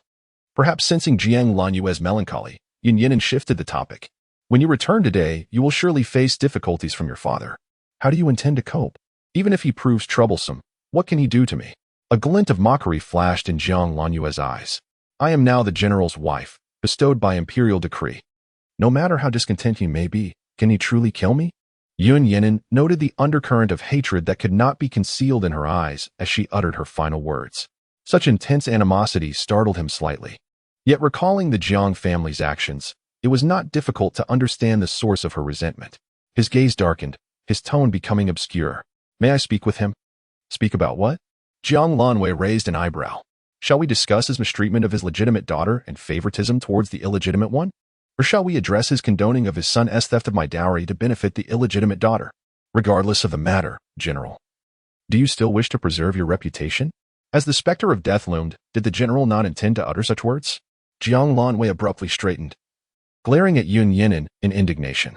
How could the general speak so casually of death, unmindful of its ominous implications? Who would dare to declare themselves as one destined to die? Jiang Lanyue harbored no desire for Yun Yinen's demise. Her wish for him to live long was rooted in her own longing for support. She fervently hoped for his longevity. Observing the sudden spark in the girl's eyes, Yun Yinen felt a flicker of reckless thought arise within him. Very well, I shall refrain from speaking such words. Indeed, General, one must never surrender until the final moment. Jiang Lanyue gazed at the vast expanse of water, where the relentless cascade of snowflakes was swiftly consumed by the shimmering river below. Yet, the snowfall showed no signs of abating. A surge of courage welled within her heart. Look at me. I have never given up.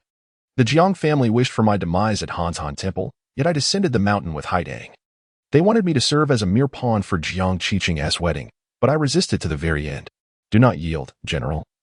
Who knows what miracles may yet exist in this world? She lifted a bowl of fish soup, for there was no wine to offer, and raised it in salute to the general. May you live 100 years. Yun Yinen, smiling at the proffered soup, raised another bowl in return. The two bowls clinked together, and Jiang Lanwei drank hers in one swift motion, while Yun Yinen leisurely finished the remaining soup in his bowl. Upon noticing the two empty bowls on the table, Jiang Lanyue suddenly felt a sense of unease. There were only two bowls, both filled with soup for her, and she had used both. The bowl Yun Yinen drank from contained remnants of her own. Jiang Lanyue was momentarily stunned. The fish soup, Haidang. He drank from the bowl I had. After enjoying the snowy scenery and sharing a meal, Yun Yinen escorted Jiang Lanwei back to the Jiang residence. Yet her mind was consumed by the image of him drinking from her bowl. How could he have consumed the remnants of her soup? Oh dear, miss. He has already drunk it. Do you expect him to regurgitate it? Haidang, perplexed, could not fathom her mistress's fixation. Jiang Lanwei sighed. Never mind, you wouldn't understand. Haidang, devoid of romantic notions, merely observed her mistress's preoccupation, realizing that from the moment they left Yun Yinen's sight, she had been lost in thought. With a hint of exasperation, Haidang suggested, perhaps you should ask General Yun next time. Enough, Haidang, you may cease your chatter, Jiang Lanwei responded. Ah, who is that? A sudden voice interrupted their conversation, startling Haidang, who quickly positioned herself protectively in front of Jiang Lanwei, shouting, Come out, who goes there? Lanwei, it is I. From the shadows beneath the dim twilight, a solitary figure emerged. Young Master Su, Haidang exclaimed, her heart racing. What are you doing standing there at this hour? Su Chengza disregarded Haidang, his gaze fixed intently on Jiang Lanwei. Lanwei, where have you been? Jiang Lanwei slowly furrowed her brows, sensing that this inquiry had little to do with the young master. At such a late hour, what business did he have lingering in the back courtyard of the Jiang residence? I have been waiting for you. Su Chengza stepped forward. His pallid complexion laid bare before Jiang Lanwei, his eyes reddened as if they could weep blood. This rather disheveled version of Su Qingze was a sight Jiang Lanwei had never witnessed before. Though taken aback, she chose not to dwell on it. His affairs were of no concern to her. Does the young master have something to discuss? Su Qingze scrutinized the young lady before him, hoping to discern feelings of reluctance or sorrow etched upon her face. Yet he found himself woefully disappointed. Apart from indifference, her countenance displayed only impatience. Impatience. How had it come to this, that Jiang Lanwei felt exasperated with him? Lanwei, return to my side. Yun Yinan does not have long to live. He is not your suitable match, nor can he bring you happiness. Su Qingze advanced a step, his agitation rendering him somewhat fearsome. Young Master Su, this does not concern you. Please step aside. I must return. Does it not concern me? Jiang Lanwei, you have pursued me for so many years, capturing my heart entirely. And now you say it does not concern you? Su Qingze's smile was a grimace. Do you not think it is too late? But all of this is your choice. Is it not? Jiang Lanwei found herself laughing in exasperation, suddenly recalling Su Qingze's selfish words. With a hint of sarcasm, she replied, Su Qingze, do you love me? Su Qingze's eyes gleamed. I love you, Lanwei. I love only you. Please return to my side. If you love me, should you not wish me well? Jiang Lanwei's lips curled into a smirk. Did you not tell me to be more understanding? If you truly love me, why do you not act with understanding? I have been bestowed a royal decree for marriage. If you love me, you should be happy for me, although I cannot marry you or be with you. Your love for me should not come with demands. After all, it does not hinder your love for me. Lanwei, what are you saying? The more Su Qingze listened, the more he felt something amiss. He opened his mouth to retort, only to be interrupted by the young lady's icy voice. Su Qingze, are these not your own words? That you are to marry Jiang Qiqing, it does not impede your love for me. Therefore, I believe that even if I am to wed General Yun, it should not hinder your love for me. Su Qingze, consider this carefully. Do not seek me out again. If you do, I shall not be courteous. He stood there, dumbfounded. Was it truly so? He was unaware of when Jiang Lanwei had departed. All he knew was that his heart was in disarray. Regret washed over him. He lamented letting Lanwei go, realizing he loved her more than he had ever imagined. He could not forsake her. With this thought, Su Qingze dashed out of the estate. At the Cine Marquise, the news of Jiang Lanwei's betrothal to Yun Yinan had long since reached home, yet their son had yet to return. Yulanlang delicately dabbed at the corners of her eyes with a handkerchief. It was no wonder that yesterday in the palace, Lanwei had ignored me. She must have long since decided against marrying Qingze. What faults could Qingze possibly possess that would compel her to forsake him so ruthlessly for another? It is all my fault. Had I known it would come to this, I would never have agreed to the betrothal with Qinghe, which has now rendered Qingze a laughingstock in the capital. How can a perfectly fine betrothed be bestowed upon a sickly wretch on the verge of death? The entire city must be mocking the integrity of the Cine Marquise. The Cine Marquise, a cultured middle-aged man resembling Su Qingze in some respects, observed his wife wiping away tears and sighed deeply before approaching her and embracing Yulanlang, offering words of comfort. You must not blame yourself. None could have foreseen such an outcome. Qingze has yet to return. He must be heartbroken. He has always held Lanwei in high regard. And this must be unbearable for him. No, that cannot be. The second daughter of the Jiang family is also a fine match, and Qingze will surely recover from this. As the Cine Marquise consoled his delicate wife, the door suddenly swung open. Father, mother, I shall not marry Jiang Qiqing.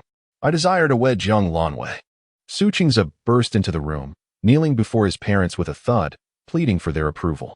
The Cine Marquise, observing Qingze's fervent demeanor, furrowed his brow, a flicker of displeasure crossing his face. The imperial decree has been issued. Do you wish to defy it? Father, Su Qingze implored, his voice tinged with despair. Lanwei is my fiancée.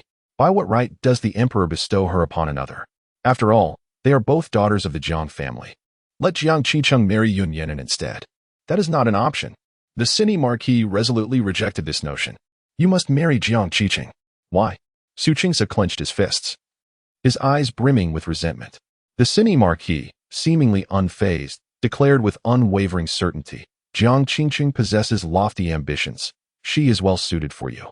Jiang Lanwei is merely a girl who chases after men. Marrying her would serve no purpose. The CF family has fallen from grace, and Jiang Lanwei no longer deserves to be your legitimate wife. This is fortuitous, as I shall have your mother select a suitable match for you. Jiang Qiqing will remain as your primary wife. I refuse. I want Jiang Lanwei. Su Qingze insisted obstinately. The Cine Marquis chuckled softly, his voice laden with significance. Jiang Lanwei insists that you take no concubines. Do you truly believe you can uphold such a promise? Or rather, are you genuinely willing to devote your life to her alone? You must understand that Jiang Qiqing possesses not only the technique for ice making but also methods for salt production, glass making, and even gunpowder. Though she has not revealed them, once she becomes yours, all these techniques will be at your disposal. Are you truly willing to let another claim her and these treasures?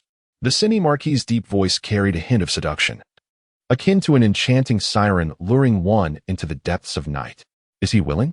As Su Qingze listened to each probing question, he gradually lowered his once proud head, his tightly clenched fists loosening.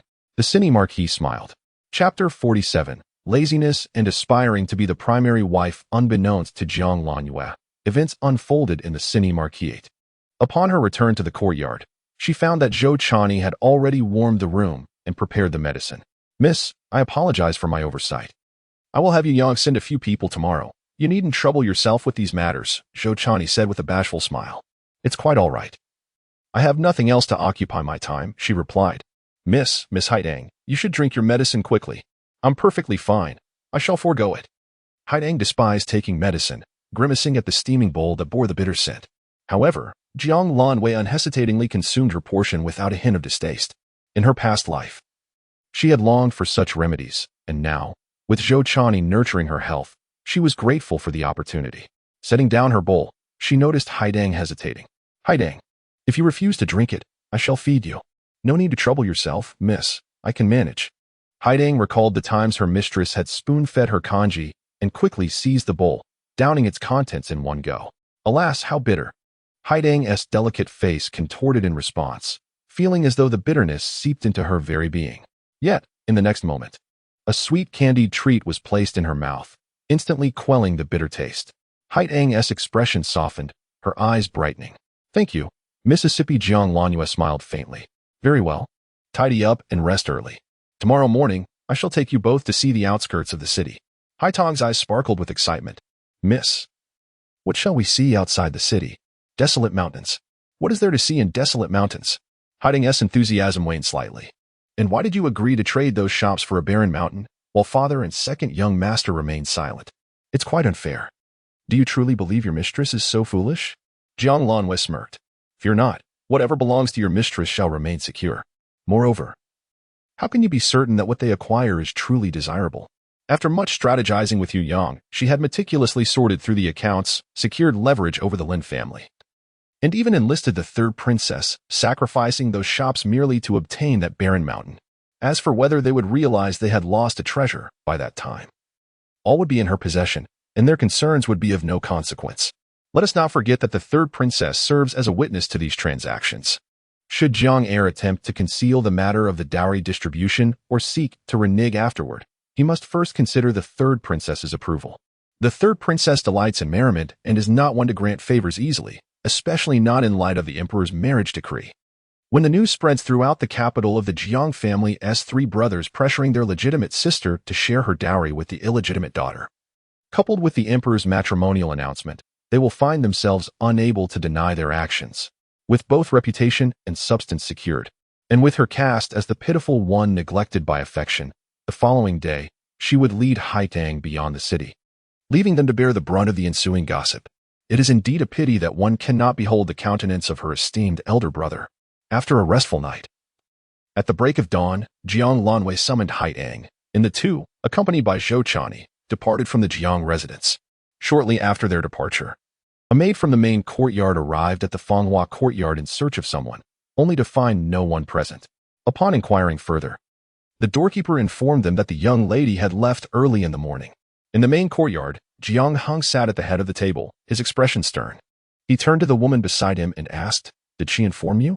Lin Wanyin, clad in a pale blue waist-tight skirt paired with a matching outer garment, appeared gentle and demure, her figure even surpassing that of the standing An Yao. Upon hearing the question, she shook her head, her face displaying a look of distress. The young lady previously forbade me from intervening in her matters, thus I dared not inquire about her whereabouts. Noticing Jiang Heng's growing displeasure, she hastily added, "This is my fault. I should have informed you sooner. It was my negligence. That is of no concern to you." Jiang Heng raised his hand, silencing Lin Wani. She lacks respect for her elders and must be punished. Jiang Nan, your sister's defiance is a reflection of your failure as an elder brother. Now that she has been betrothed by imperial decree, she ought to remain at home, preparing for marriage. Yes, father, it is my oversight, and I shall remind my sister. Jiang Nan replied. Lin Wanin offered Jiang Heng a cup of tea, suggesting, My lord, do not blame the second young master. He is occupied with official duties and lacks the energy to manage the affairs of the inner courtyard. Indeed, it is also my fault for not overseeing the household properly. Causing you unnecessary worry, she added. As Jiang Heng observed the subtle fatigue on Lin Wanin's graceful visage, a pang of guilt softened his heart. He took her hand, assuring her, This is not your fault. Qing Cheng is injured, and you must manage the household while caring for her. It is indeed too much to bear. Father is correct. Blame Zhang Lanyue. Were it not for her, my second sister would not be in such a predicament. Jiang Yu interjected indignantly. Father, please do not fault Aunt Lin. She wishes to manage Jiang Lanwei but is disregarded. Enough. She is your elder sister. Jiang Heng released Lin Wanin's hand and cast a stern glance at Jiang Yu, who fell silent, yet wore an expression of discontent, muttering under his breath. She hardly embodies the demeanor of an elder sister. Jiang Heng dismissed the children with a wave, leaving only Lin Wanin in the room. He then stated, Yesterday, I visited the emperor, who expressed that Yun Yinan does not have long to live and urged me to relinquish a daughter to ease the heart of the Yun family. With a sigh, Jiang Heng continued, The emperor suggested that if I cannot part with Jiang Lanwei, then perhaps Qingqing would suffice. Lin Wanin became alarmed, exclaiming, My lord. Qingqing is already betrothed to the young Master Su. How could she marry General Yun? Do not panic. Jiang Heng reassured her. How could I be unaware of that? Thus, I have agreed with the emperor on Jiang Lanwei. Her time at home will not be lengthy, for none can predict when Yun Yinan may depart this world. These days, you have been working diligently. I am aware that both you and Qi have endured some grievances. Regarding the dowry, Jiang Lanwei has the CF family. You need only ensure that Qingqing's dowry is generously prepared. Lin Wanin felt a surge of joy within her heart, yet her countenance betrayed a look of concern. Is it really appropriate? After all, the young lady is of legitimate birth. If Qingqing's dowry surpasses hers, might there be whispers of gossip? Who would dare utter such words? Jiang Heng scoffed, asserting that your actions would indeed invite such remarks. In that case, this concubine shall heed your wishes. Lin Wanin gently leaned against Jiang Heng, expressing, I will follow your guidance, my lord. If you had not brought me into the household, who knows where I would be with Qingqing? I am already content to be by your side, and I shall act as you instruct. Hearing her words, Jiang Heng felt a deepening sense of guilt. Rest assured, I will not allow Qingqing to suffer. Lin Wanin smiled slightly, but then suddenly straightened, her tone laced with worry as she spoke. My lord, now that the young lady is no longer marrying young Master Su, does this mean that Qingqing might become his legitimate wife? Chapter 48. Mutual Testing. The young lady arrives after Lin Wanin spoke. She cautiously observed Jiang Heng's expression, noticing his tightly pressed lips in silence, which caused her heart to sink. Having accompanied Jiang Heng for many years, she had come to understand him well. This demeanor indicated his displeasure. In matters of lesser importance, she would refrain from provoking him further, but matters concerning their daughter were different. She had been meticulously by his side all these years, all for the sake of her daughter. Yet, she was acutely aware of Jiang Heng's temperament. This issue could not be forced. I have misspoken, causing you distress, my lord, she said, rising in a slight panic and standing with her head bowed, her words tumbling out in disarray. I merely feel for Qingqing. She holds such affection for young Master Su, yet his heart seems to belong solely to the young lady. If only the young lady were willing to marry him. Lin Wanin could not continue, yet all she wished to convey had been expressed. Jiang Heng, observing Lin Wanin's reddened eyes, sighed and softened his heart. Come sit. Your concerns are not without merit. Let me inquire about the intentions of the Marquis of Cinni. Lin Wanin's tone grew increasingly apologetic. It is my fault. I have caused you discomfort. In truth, I have wronged you both, Jiang Heng replied as he gazed at Lin Wanin. For so many years, you have endured the lack of status alongside me. It is time I elevate you. Moreover, Qingqing would rightly claim her position as the legitimate daughter, becoming the wife of the Marquis of Cinni, which would be sufficient. My lord, that is absolutely out of the question. Lin Wanin's complexion drained of color in an instant. You currently hold a position of great power. There are many who would seek to exploit your vulnerabilities. How could you place yourself in such peril for my sake? If it comes to that, I would rather take Qi and leave the household, ensuring that you are not entangled in my troubles. A flicker of satisfaction crossed Jiang Heng's eyes, though he spoke with faint nonchalance. Yin Yang, I genuinely wish to make amends. You truly deserve the position of the matriarch. Lin Waning's tone softened further as she replied, My lord, I know you care for me deeply, yet as long as I can remain by your side, I find contentment. I do not seek anything beyond that. Moreover, with our sons growing up, I wish to prevent any discord between you and them. In the present circumstances, I am quite satisfied. Recalling his sons, Jiang Heng furrowed his brow, asserting, They would never dare to disrespect you. All of our sons are dutiful. It is I who do not wish to meddle unnecessarily. While the sons are indeed respectful, the daughters are not as dutiful. Upon hearing this, Jiang Heng's dissatisfaction with Jiang Lanyue deepened. The thought of his daughter leaving the household without informing Lin Waning elicited a heavy snort from him. Ultimately, I have entrusted the inner chambers to you. Thus, they ought to treat you as the mistress. You must oversee your responsibilities. Regarding the Fanghua courtyard, select a few individuals to send over, preferably a capable matron who can manage her, lest such a vast residence remain without supervision. I shall heed your wishes. Lin Waning replied dutifully. Jiang Heng's expression softened slightly. You have worked hard. Take care of your health. As for Qi, rest assured and nurture her well. For all other matters, I shall handle them, so you need not worry. I have a meeting scheduled with the Marquis of Cini today. Thus, I shall not join you for dinner. Now that Jiang Lanyue was not marrying into the Marquis of Cini's household, Jiang Qingqing's status as a concubine had become quite bothersome. He was unwilling to see the Marquis of Cini welcome another daughter-in-law. Yet the implications of Jiang Qingqing's status weighed heavily on Jiang Heng's mind.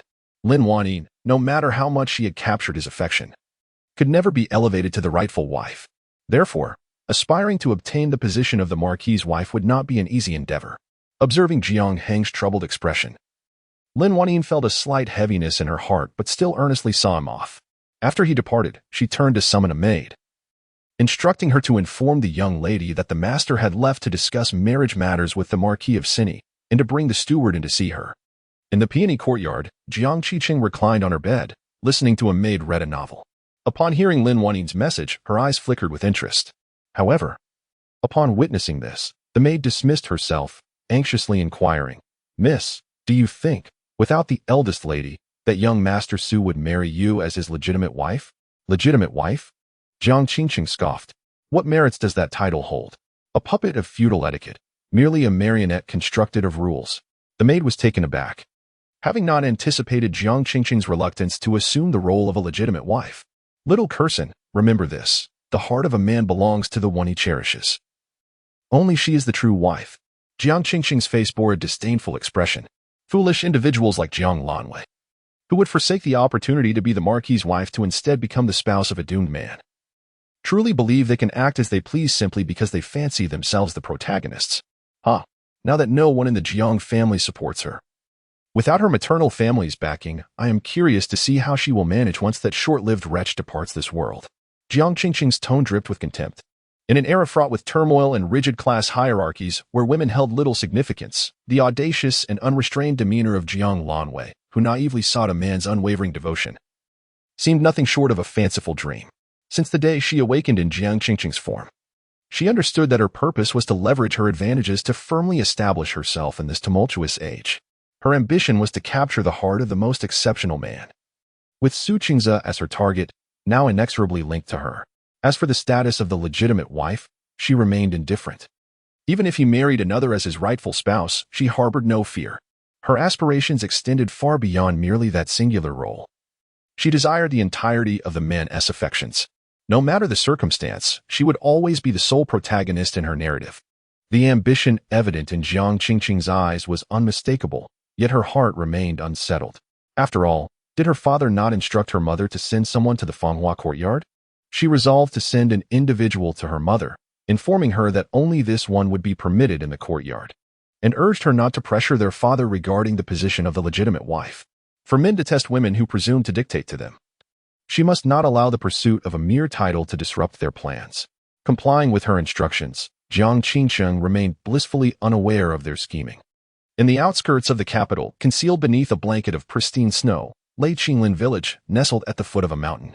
Approaching midday, Jiang Lanwei, accompanied by Zhou Chani and Haidang, alighted from their carriage at Qinglin village. the village head. Having heard that the mine had recently changed hands from the fifth young master to the young miss, hurriedly emerged to welcome her. The village head, a middle-aged man in his 40s, respectfully ushered them into the village. Young miss, I did not anticipate your visit today. The main house has yet to be prepared and is still vacant. I have sent my wife to tidy up and kindle a fire. Please take a moment in this room, he said, his voice tinged with apprehension. It was well known that the young miss possessed a tempestuous disposition, and he feared she might retaliate for being placed in a servant's chamber. Yet, even if he were to face her wrath, he could not risk leading her into the cold, unwelcoming house that lacked warmth. As he pondered the potential consequences of his choices, a gentle voice interrupted his thoughts. You have arranged everything well. My visit was merely a whimsical decision, so do not take it to heart. Astonished, the village head marveled at the young miss's newfound amiability. Had the rumors been unfounded? Chapter 49. The Splendor of Plum Forest. An unexpected turn. Although Jiang Lanyue's excursion from the city to survey the desolate mountains was impulsive, it was not solely to evade her father's reprimands. She had painstakingly secured this mine, and she was no fool. This was a treasure. In her previous life, there had been no notion of dowries. The mountain ultimately fell into the hands of the Jiang family.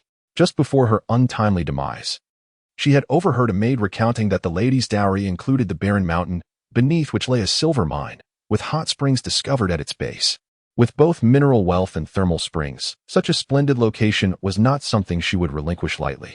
However, at this moment, the place lay in desolation. Perhaps it was due to the mines on the barren mountains being thoroughly excavated, leaving only one family at the foot of the mountain to guard the deserted land. Nonetheless, there were numerous winter-sweet flowers in Qinglin village, and this time of year was perfect for admiring them. From a distance, the red blossoms against the snow appeared quite magnificent. Master Feng, you have taken excellent care of these winter sweets, said a young lady. It pleases me. Master Feng, although feeling anxious about the young lady's sudden visit to this desolate place, replied respectfully, this land is nurturing, blessed with a spring, which allows the winter sweets to flourish. I have hired some workers and planted more, resulting in the current scene. Jiang Lanwei, noticing Master Feng's cultured demeanor, looked at him with curiosity.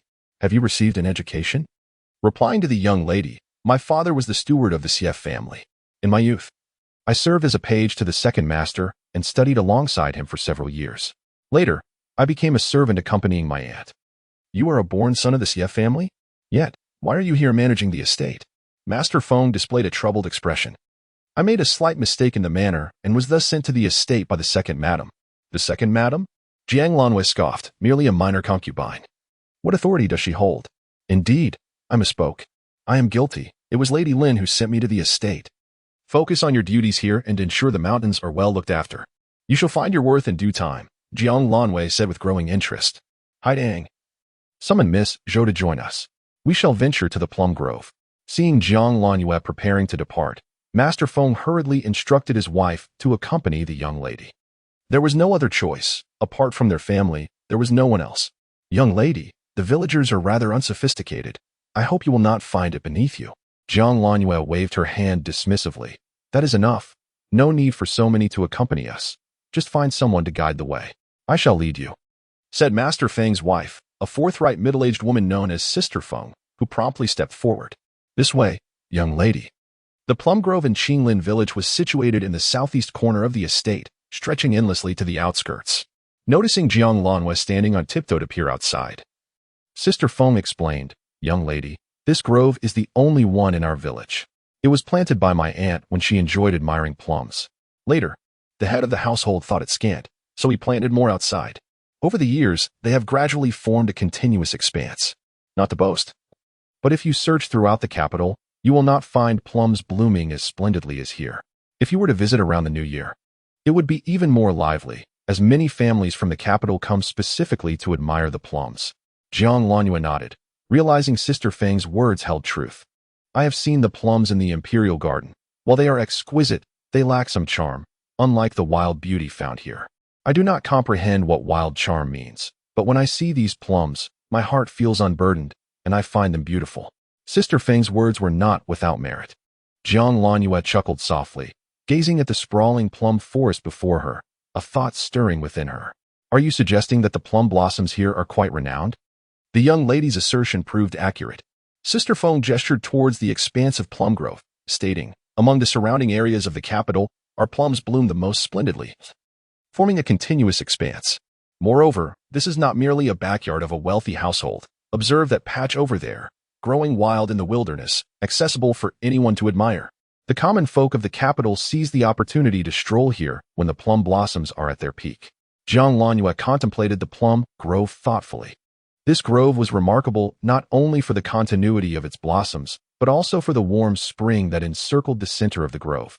Divided into 4 or 5 small pools by stone barriers, with 3 quaint wooden houses nestled against the wall. Sister Feng opened the door to one of the houses, introducing it to Jiang Lanwei. "My lady, behold, this is our spring pool. Ever since our esteemed lady departed, it has lain dormant. I have never allowed outsiders to visit." Jiang Lanwei stepped inside, her gaze falling upon the elegantly constructed pools, a flicker of nostalgia shimmering in her eyes. It was evident that the Feng family had tended to this place with care. The spring water was crystal clear, a testament to the diligent maintenance that preserved its pristine condition. As she traced her fingers over the time-worn stones, Jiang Lanhua found herself lost in thoughts of her mother. Suddenly, a dull thud echoed from outside, jolting Jiang Lanwei from her reverie, followed by Sister Feng's anxious voice. "Who goes there?" Jiang Lanhua hastily exited to find 2 men clad in coarse garments emerging from the depths of the plum grove, one tall and slender, the other short and stout. The stout man was drenched in sweat, struggling to maintain his footing, gasping for breath, evoking concern that he might succumb to suffocation at any moment. The tall, lean man stood firmly, yet his pallor betrayed his distress. A damp stain marred his waist, and he brandished a dagger, pressing it against Zhou Chani's throat. In an instant, he had seized her as a hostage. Despair flickered in Zhou Chani's eyes as she called out to Jiang Lanwei. "My lady, do not concern yourself with me. Flee at once. Shut your mouth, you wretched girl."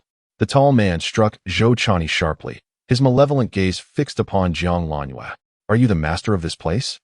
Jiang Lanwei's eyes narrowed as she scanned his attire. "Indeed, what do you intend to do? As long as no harm comes to anyone, I am willing to comply with any of your demands." The tall man studied Jiang Lanwei's calm demeanor, sensing something unsettling. Yet he could not afford to dwell on it now. He snarled, "Prepare us food and drink, and arrange for a carriage, along with 100 taels of silver." "Agreed." Jiang Lanwei replied swiftly. The man scrutinized her suspiciously. "You wouldn't dare deceive me, would you? I warn you, if you attempt to trick me, I will kill her on the spot." As Jiang Lanwei observed the blade of the man press menacingly against Zhou Chani's neck, she stepped forward and called out, "Good sir, the hostage in your grasp is a physician. I see you are injured. I can provide you with some medicinal supplies, allowing her to tend to your wounds. Stay where you are. Do not move." The tall, slender man's pupils contracted sharply as the blade pierced Zhou Chani's neck. "You insolent wench, mind your own business." Perhaps Jiang Lanwei's calm demeanor instilled a sense of unease in the tall man, igniting a deep-seated murderous intent within him. He contemplated eliminating them, reasoning that they could scavenge for resources in this village. But just as he was about to lash out, a chubby hand reached out, grasping his arm. "Do not act rashly. Hu Biao, this young lady is clearly a refined lady of distinction. She poses us no threat. If you were to kill her, we would attract even more pursuers." The short, stout man intervened, urging caution. "Let us not complicate matters. Returning swiftly is our priority." Hu Biao pondered for a moment, casting a fierce glance at Jiang Lanwei. "Hurry up." Jiang Lanwei immediately instructed Sister Feng to prepare the supplies. Though frightened, Sister Feng managed to maintain her composure. As she turned, she heard the villain threaten, "If you dare to speak of this, your young lady will become a corpse in an instant." Sister Feng dared not respond and hurried away. At this moment, Hu Biao shoved Zhou Chani towards the stout man beside him. "Please keep an eye on her for a moment." Of course. Take a rest, Biao." Jiang Lanwei then noticed a pool of blood pooling at Hu Biao's feet, indicating his severe injury, which had yet to be staunched. With a flicker of insight, she produced a porcelain vial, exclaiming, "This is hemostatic powder. It works wonders for stopping bleeding." Hu Biao furrowed his brow, his gaze suspiciously scanning Jiang Lanwei, yet he remained silent. Observing the gravity of his injury coupled with his heightened vigilance, Jiang Lanwei sought to clarify, "Good sir, we share no past grievances. I offer you this hemostatic powder as a gesture of goodwill. Take what you desire and depart peacefully, without dragging me into this." Hu Biao contemplated her words, his eyes narrowing as he coldly commanded, "Bring it here." Seeing his sudden change of heart, Jiang Lanwei mused silently, suppressing a smile. She carefully clutched the powder and stepped forward, one deliberate step at a time. Haidang, wait, she called out. Fear not, remain where you are. As Jiang Lanwei crossed the stone bridge spanning the spring, she approached the two men. When she was within an arrow's distance, she halted, extending her hand. The hemostatic powder resting in her palm. Hu Biao licked his lips, his eyes betraying an insatiable hunger. He sensed his vitality waning, making the timely arrival of the powder fortuitous. Moreover, was this young lady not a far superior hostage than the servant in his grasp? In Hu Biao's eyes, a fierce killing intent burst forth. The moment Jiang Lanwei extended her hand, his fingers curled into a hook, aiming straight for her face. You brought this upon yourself, you wretched woman. However, in the next instant, he was taken aback. That hand, which was meant to strike, was intercepted in midair by a delicate hand as smooth as cream. Hu Biao's eyes widened in disbelief. You actually possess skills? Humph. A hint of coldness flickered in Jiang Lanwei's gaze. Seizing the opportunity while Hu Biao was momentarily stunned, she delivered a powerful kick to his chest. Initially, he had been wary and had no intention of accepting the medicine, but upon seeing her produce it, he quickly changed his tune, urging her to deliver it. She was well aware of his ulterior motives. If he intended to abduct her, he would have to reckon with her capabilities. Hu Biao hastily attempted to defend himself, only to find her strength overwhelming. Due to his injuries, he could not withstand the force and was sent crashing into a plum tree. Jiang Lanwei swiftly drew a dagger from her waist and advanced toward Hu Biao. She loathed such acts of arson, murder, and plunder, dragging innocent souls into chaos and bullying the weak. Witnessing Hu Biao's attempt to abduct Zhou Chani reminded her of the hellish days at Hantan Temple in her previous life. Having finally escaped that nightmare, she would not allow anyone to disrupt her hard-won peace. She would not let such a person go unpunished. Though Hu Biao was gravely injured and had already lost the ability to resist, he was not yet unconscious. As he watched Jiang Lanwei approach step by step, malice radiated from his eyes. If you kill me, my brothers will surely seek vengeance. Jiang Lanwei raised an eyebrow. If I were to dismember you and feed your remains to the bears in the mountains, how would your brothers know it was I who did it? Suddenly, a voice called out from outside the plum grove, accompanied by the clashing of weapons. Jiang Lanwei's expression shifted as she glanced at Hu Biao. Are you being pursued by the officials? It seems you have committed quite the transgression. Filthy woman, mind your own business. You'd best not fall into my hands. Hu Biao snarled, his expression menacing. Yet, Jiang Lanwei noticed that upon hearing the mention of the officials, he visibly relaxed. Clearly, there were others hunting him down. Jiang Lanwei sheathed her dagger. Since the officials were after him, and trouble had invaded her plum grove, she had no desire to cross paths with the authorities. As her gaze drifted from Hu Biao, she suddenly froze. Below his collarbone, she spotted a distinct emblem, a wolf's head. She had seen this symbol before. With a swift motion, she bent down and tore open Hu Biao's shirt. What are you doing, you filthy woman? A soldier can be killed but not humiliated. The wolf emblem, you are from Beijing. Jiang Lanwei's eyes blazed with intensity as they landed on the quaking figure of the rotund man beside her. He is the one you were escorting. Who is he? Hu Biao's gaze turned icy, his eyes glinting with menace. Do not inquire into matters that do not concern you. The authorities have arrived. If you surrender us to them, you may ensure your safety. Otherwise, you shall descend into the depths of hell. With a swift motion, Jiang Lanwei plunged her dagger into the man's chest. The rotund man, having realized Jiang Lanwei's remarkable prowess, dared not resist any longer. Witnessing his companion's demise, he hastily pushed Zhou Chani aside and attempted to flee. Regrettably, Jiang Lanwei swiftly caught up and knocked him unconscious with a single blow. As footsteps grew increasingly audible, accompanied by Aunt Feng's guiding voice, Jiang Lanwei surveyed her surroundings, seized the rotund man, and shoved him into the hot spring's small cabin. She deftly wrapped him tightly in the drapes within and silenced him. At that moment, the rotund man slowly regained consciousness, and Jiang Lanwei issued a stern warning. Should anyone discover you hiding here, trust me, even before the soldiers can take you away. I possess the means to end your life myself. The battle in the northern frontier had resulted in the fall of Mo City, adjacent to the Tartar stronghold. The Xie family had suffered 2 fatalities and 1 disappearance, yet news of the northern frontier's fate remained elusive. Yu Yang discreetly inquired among the merchants arriving from the northern frontier, all claiming that everything north of Xianshan had succumbed to the enemy, with no further news forthcoming. She had not anticipated encountering someone adorned with a wolf's head emblem here. This organization is the largest escort agency in the northern frontier, and those who could employ their services were undoubtedly of substantial wealth. Since this rotund man hailed from the northern frontier, he must possess knowledge of its current affairs. She would not let this opportunity slip away. Having completed her tasks, Jiang Lanyue stepped outside, where the authorities had already reached the entrance of Malin. Zhou Chani and Haitang stood in stunned silence, having been thoroughly intimidated by Jiang Lanyue's actions. At this moment, Haitang supported Zhou Chani and looked at Jiang Lanyue. "Miss, what shall we do now?" Jiang Lanyue cast a glance at the corpse on the ground and replied solemnly, "You may weep. I will handle the rest." Haitang and Zhou Chani exchanged a knowing look and nodded emphatically. Sir, our young lady is the daughter of the Grand Tutor's residence. You must ensure her safety and protect her from harm." Aunt Feng's anxious voice rang out, and in the next moment, a throng of soldiers surged into Malin. The leader, striding with the confidence of a tiger, possessed an imposing stature, and his exquisite features stood out among the ranks of soldiers. Upon seeing him, Jiang Lanwei instinctively took a step back, utterly unprepared to encounter Yun Yinan here. Yun Yinan burst into Malin, noticing the young girl stained with blood, standing protectively in front of two trembling maids, with an unconscious figure lying nearby. He paused momentarily, casting a glance at Aunt Feng. Is this the so-called kidnapping scene? Who has truly taken him hostage? Chapter 51. Accidental Homicide. Lowered Guard. Ah. Miss, are you all right? Aunt Feng exclaimed, rushing towards Jiang Lanyue. Are you injured? Don't worry. Aunt, the villain has been slain by my hand. It is merely these two maids who are frightened, Jiang Lanyue replied, stepping aside. Only then did Aunt Feng realize. But weren't there two villains? How is it that only one remains on the ground?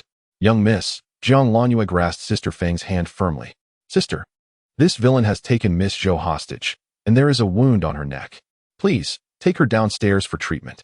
Sister Feng's gaze fell upon Zhou Chani's neck, where indeed a long cut was visible. Startled, she assured, rest easy, Mississippi. I will take Miss Zhou to bandage her injury at once. At that moment, Sister Feng's mind was in disarray, focusing solely on supporting Zhou Chani, who trembled uncontrollably. In the blink of an eye, Jiang Lanyue led the three across the bridge. General Yun, we meet again. Yun Yinan's eyes scanned the spot where they had just stood, then assessed Jiang Lanyue from head to toe. Are you injured? Jiang Lanyue shook her head, expressing gratitude. Thank you for your concern, General. That person attempted to take me hostage, but I managed to stab him. He should not survive. I hope I have not interfered with your important matters. Upon hearing this, the soldiers behind Yun Yinan collectively turned their gaze towards Jiang Lanyue. How could this young lady so calmly utter such brutal words? Yun Yinan maintained his composure, his tone unwavering. As long as you are unharmed, that is what matters. He turned to the soldiers inspecting the body, who shook their heads. He is already passed. The fatal wound was inflicted to his chest, though he sustained severe injuries prior.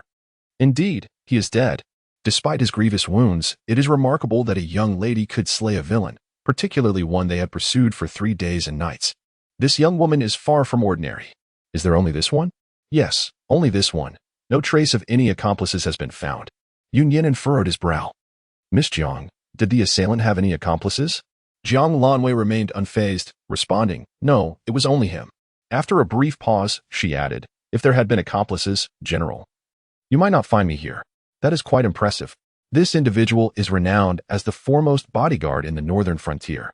Jiang Lanyue, intrigued, inquired. People from the northern frontier? How did they end up in the capital? I cannot say, the soldier replied awkwardly, falling silent. Jiang Lanwei turned to Yun Yinan, General. Are you aware of this? Meeting Jiang Lanyue's curious gaze, Yun Yinan replied expressionlessly, Miss Jiang, this is a state secret. I regret to inform you that I do not know. Jiang Lanyue offered an apologetic smile. Does the general have any other inquiries for us? If not, I shall take my leave to tend to the injury. Yun Yinan stepped aside. Yun Song, escort Miss Jiang back. Yun Song emerged from the crowd. Miss Jiang, what a surprise to encounter you here. You truly share a connection with our general. Jiang Lanyue recalled their meeting at Hanshan Temple and mused that, indeed, it must be fate. She smiled and nodded. In that case, I must trouble Guardian Yun once more. You are too kind. Feel free to command me with any request. He replied. Yun Song escorted Jiang Lanwei as they made their way outside, inquiring, will you be returning to the city today? This area is rather perilous at present. A flicker of concern stirred within Jiang Lanwei, and she turned her head to regard Yun Song. Hadn't he, the villain, already met his demise? Could there be accomplices still at large? The general had mentioned that there were 3 groups in total. Thus far, only one had been apprehended, while another remained elusive. This particular individual, accompanied by a portly companion, had not fled far and was being pursued by the general and his men. To her surprise, it was the very northern barbarian who you managed to vanquish. Truly, you are a heroine among women, perfectly matched with our general. Jiang Lanyu felt a flush of embarrassment. Yun Song continued, the general will not be returning to the capital tonight. If it is convenient for you, might you allow him to rest here for the night? Fearing that Jiang Lanyu might decline, he hastily added, the general escorted you home last night and then set out of the city with his men, laboring tirelessly throughout the day without so much as a warm meal. Given his frail health, I cannot persuade him otherwise. Perhaps you might intercede on my behalf? I would be immensely grateful. There is no need for such formality, guardian. It is my duty to care for the general, Jiang Lanyu replied. With the matter laid bare, she could hardly refuse. Please tend to the general. He may dine here shortly. Then I shall inform the general right away. As Jiang Lanyu watched Yun Song depart, she furrowed her brow. If Yun Yin remained here, how would she interrogate that rotund man? After a moment's contemplation, she instructed Haitang to keep a watchful eye on those individuals and note their departure. If General Yun inquires, simply tell him I have a particular fondness for these plum blossoms and requested you to observe them. Though still somewhat apprehensive, Haitang steeled herself upon witnessing Jiang Lanyue's demeanor. Presently, she was the sole aid to her mistress. If she failed to assist, no one else would. For the sake of her mistress, she was determined to succeed. After Haitang left, Jiang Lanwei turned to Sister Feng. Sister, today, regardless of who inquires, there is only one person who should be acknowledged. Understood? Sister Feng opened her mouth. Yet under Jiang Lanyue's stern gaze, she obediently nodded. Yes, miss, only one person. I knew you would understand the importance of discretion, sister. Jiang Lanwei averted her gaze. Speaking slowly, in years past, those who were sold off from my mother's dowry, those who ran afoul of the law, the ones who survived under the Lin family's rule were all astute individuals. Feng Zhuangtou is capable, and you are forthright. I am currently in need of assistance. And you are all long-standing members of the Xie family. I am a person who values the past. Do you grasp my meaning? I understand. Sister Feng knelt, assuring her. Rest easy, miss. My family and I will remain steadfastly loyal to you. Rise, sister. Today, General Yun will rest at the estate. Please prepare a room according to the standards befitting a future son-in-law. Upon hearing this, Sister Feng's eyes widened in astonishment as she gazed at Jiang Lanwei. There is no need for surprise, sister. General Yun and I are now bound by imperial decree in marriage. I understand. I shall attend to it at once. Sister Feng departed, and Jiang Lanwei mentally reviewed the events, discovering nothing amiss before turning to enter the house. Zhou Chani had already bandaged the wound on her neck and, upon seeing Jiang Lanwei, hastily rose. Miss, have I caused you trouble? You did splendidly, Jiang Lanwei replied. The incident was sudden. None could have foreseen it. However, if you wish to avoid further entanglement in this matter, I can have General Yun's men escort you home now. Jiang Lanwei halted Zhou Chani's words. Consider it carefully. I shall not leave. Zhou Chani quickly shook her head. Miss, rest assured, I will do whatever you ask. You saved me. I know you are a good person. And I will not depart. Jiang Lanwei smiled. Very well, if you choose to stay, then stay. This foolish girl, whether in this life or the last, was ever so obstinate. Zhou Chani remained, her wound not deep. The two waited in the house for over an hour before Haitang returned.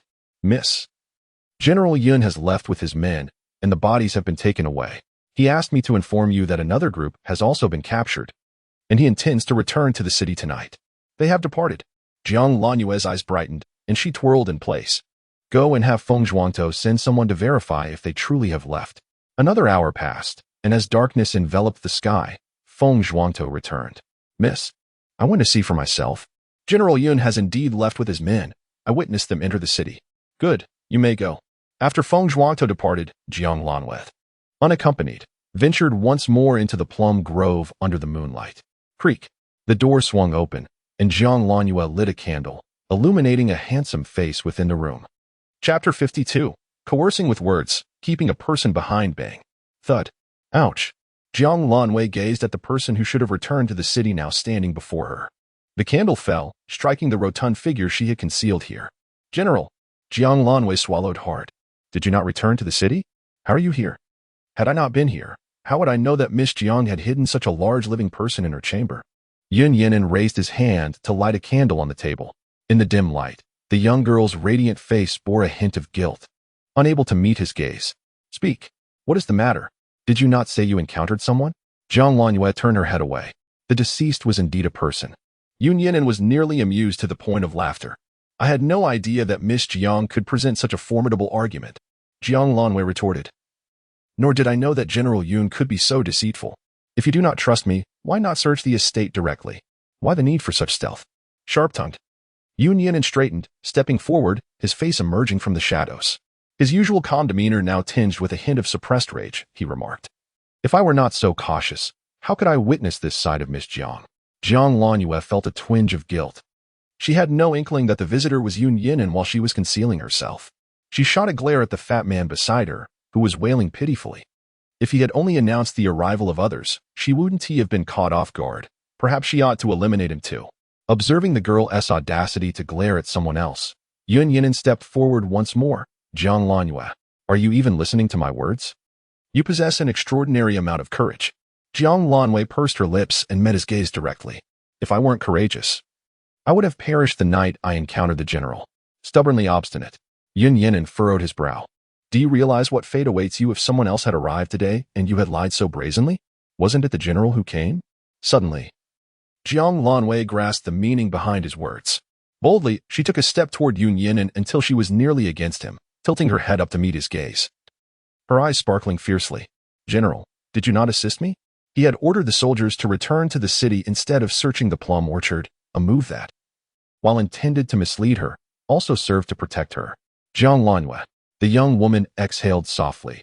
Her radiant gaze shone even brighter than the moonlight outside, rendering him momentarily speechless. General, is that not so?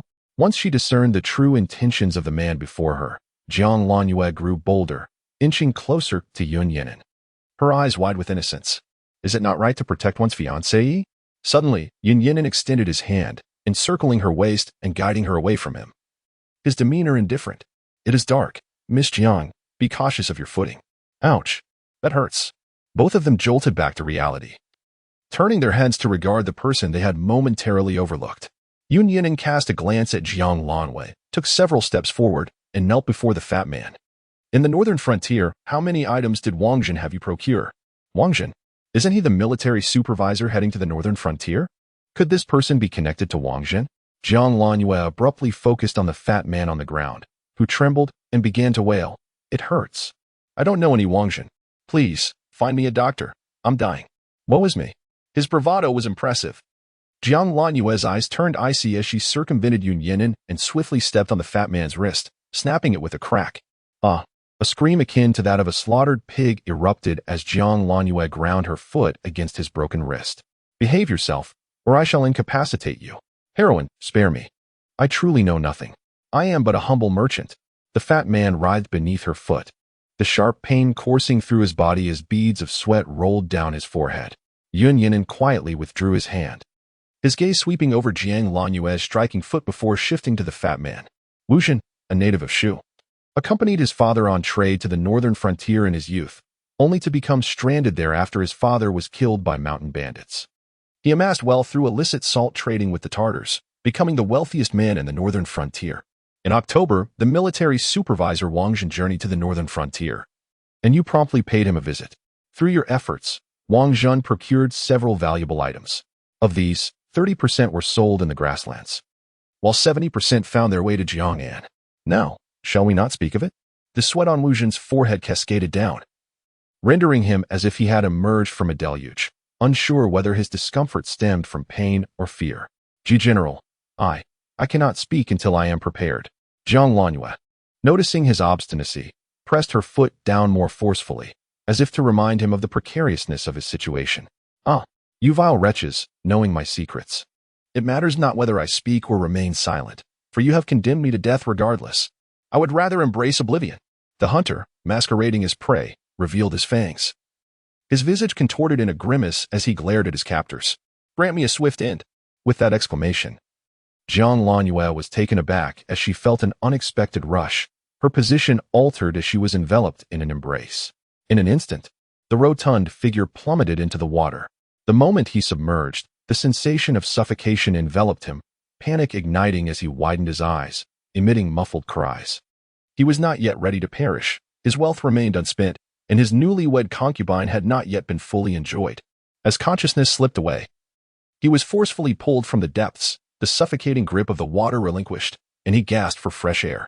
Now, may I inquire? Yun Yinan, expressionless, cast aside the puddle of water in his hand. Cough, cough, I shall speak. The plump man wheezed, expelling a torrent of water, his breath frail yet urgent. Wang Jun provided me with some items, some of which belong to the palace, and others. Others are the embezzled military funds from the northern frontier. Those are government silver. I possess the ledger, but I do not carry it on me. Where is the ledger? Jiang Lanyue seized the collar of the man's garment, urgency evident in her tone. Pray, tell me swiftly, where is it? Ah, Miss Jiang. You hail from the esteemed family of the Grand Tutor, do you not? The man smirked. Your maternal lineage perished in the northern frontier, did they not? If you seek vengeance for them, you must find a physician for me. Should I perish, you shall never obtain the ledger. And your quest for retribution will be in vain. Very well, I shall procure a physician for you. Jiang Lanyue stood abruptly, addressing General Yun. This man is under my protection. You cannot take him away. In Chapter 53, Mutual Probing, Worthiness, Miss Zhou pondered the man's condition. Is there hope for him? Can he still be saved? Within the warmth of the hot spring cabin in Meilan, Jiang Lanyue was prepared to negotiate with Yun Yinan. Given the deep-seated enmity of the Xie family, she was willing to pay any price. Yet, to her surprise, Yun Yinan merely cast a cursory glance her way before dragging the rotund man out of the Meilan. Apart from the Feng family, whom she could trust, Jiang Lanyue entrusted him to their care. Miss, he has only superficial wounds, though his hand injury is rather severe. Thank you, Miss Zhou. Without any trivial matters to attend to, Jiang Lanyue exhaled a sigh of relief. She instructed Feng Duangtou to keep a vigilant watch over the individual, ensuring he did not escape. Rest assured, Miss, I will personally keep an eye on him, was the dutiful response. Having settled all matters, Jiang Lanyue stepped out of the room and beheld a figure standing in the courtyard. Moonlight cascaded upon the figure's shoulders, casting shadows upon the snow-laden ground, adding a touch of desolation to the scene. Recalling the concern displayed by Yun Yinan earlier that day, a pang of guilt surged within her. She approached earnestly and said, General, I apologize for the trouble I have caused you today. The footsteps halted behind her. Yun Yinan did not turn around. His gaze fixated on the shadows cast by the trees. In a deep voice, he inquired, How did you come to know of the matters in the northern frontier? A sudden tension gripped Jiang Lanyue's heart, awakening her caution. The situation in the northern frontier had yet to be made public. Although the well-informed in the capital were aware that something had transpired, the full extent remained unknown. Furthermore, Xie An's dealings in the northern frontier were conducted clandestinely. She could not disclose that she had learned of it through the Xie family. To do so would undoubtedly lead Yun Yinan to question her motivations for marrying him, while her intention to marry was indeed to leverage his influence for the benefit of the Xie family. It did not imply she was willing to reveal her schemes to him. These were matters she could not yet confess. Fortunately, there was still Jiang Nan. A look of feigned bewilderment graced Jiang Lanyue's face. Didn't he, the general, inform my second brother? She asked. He told me that the Xie family is in trouble. And without their support, I am forced to share my dowry with Jiang Qiqing. The young woman's voice struggled to contain her indignation, and her words unsettled Yun Yinan.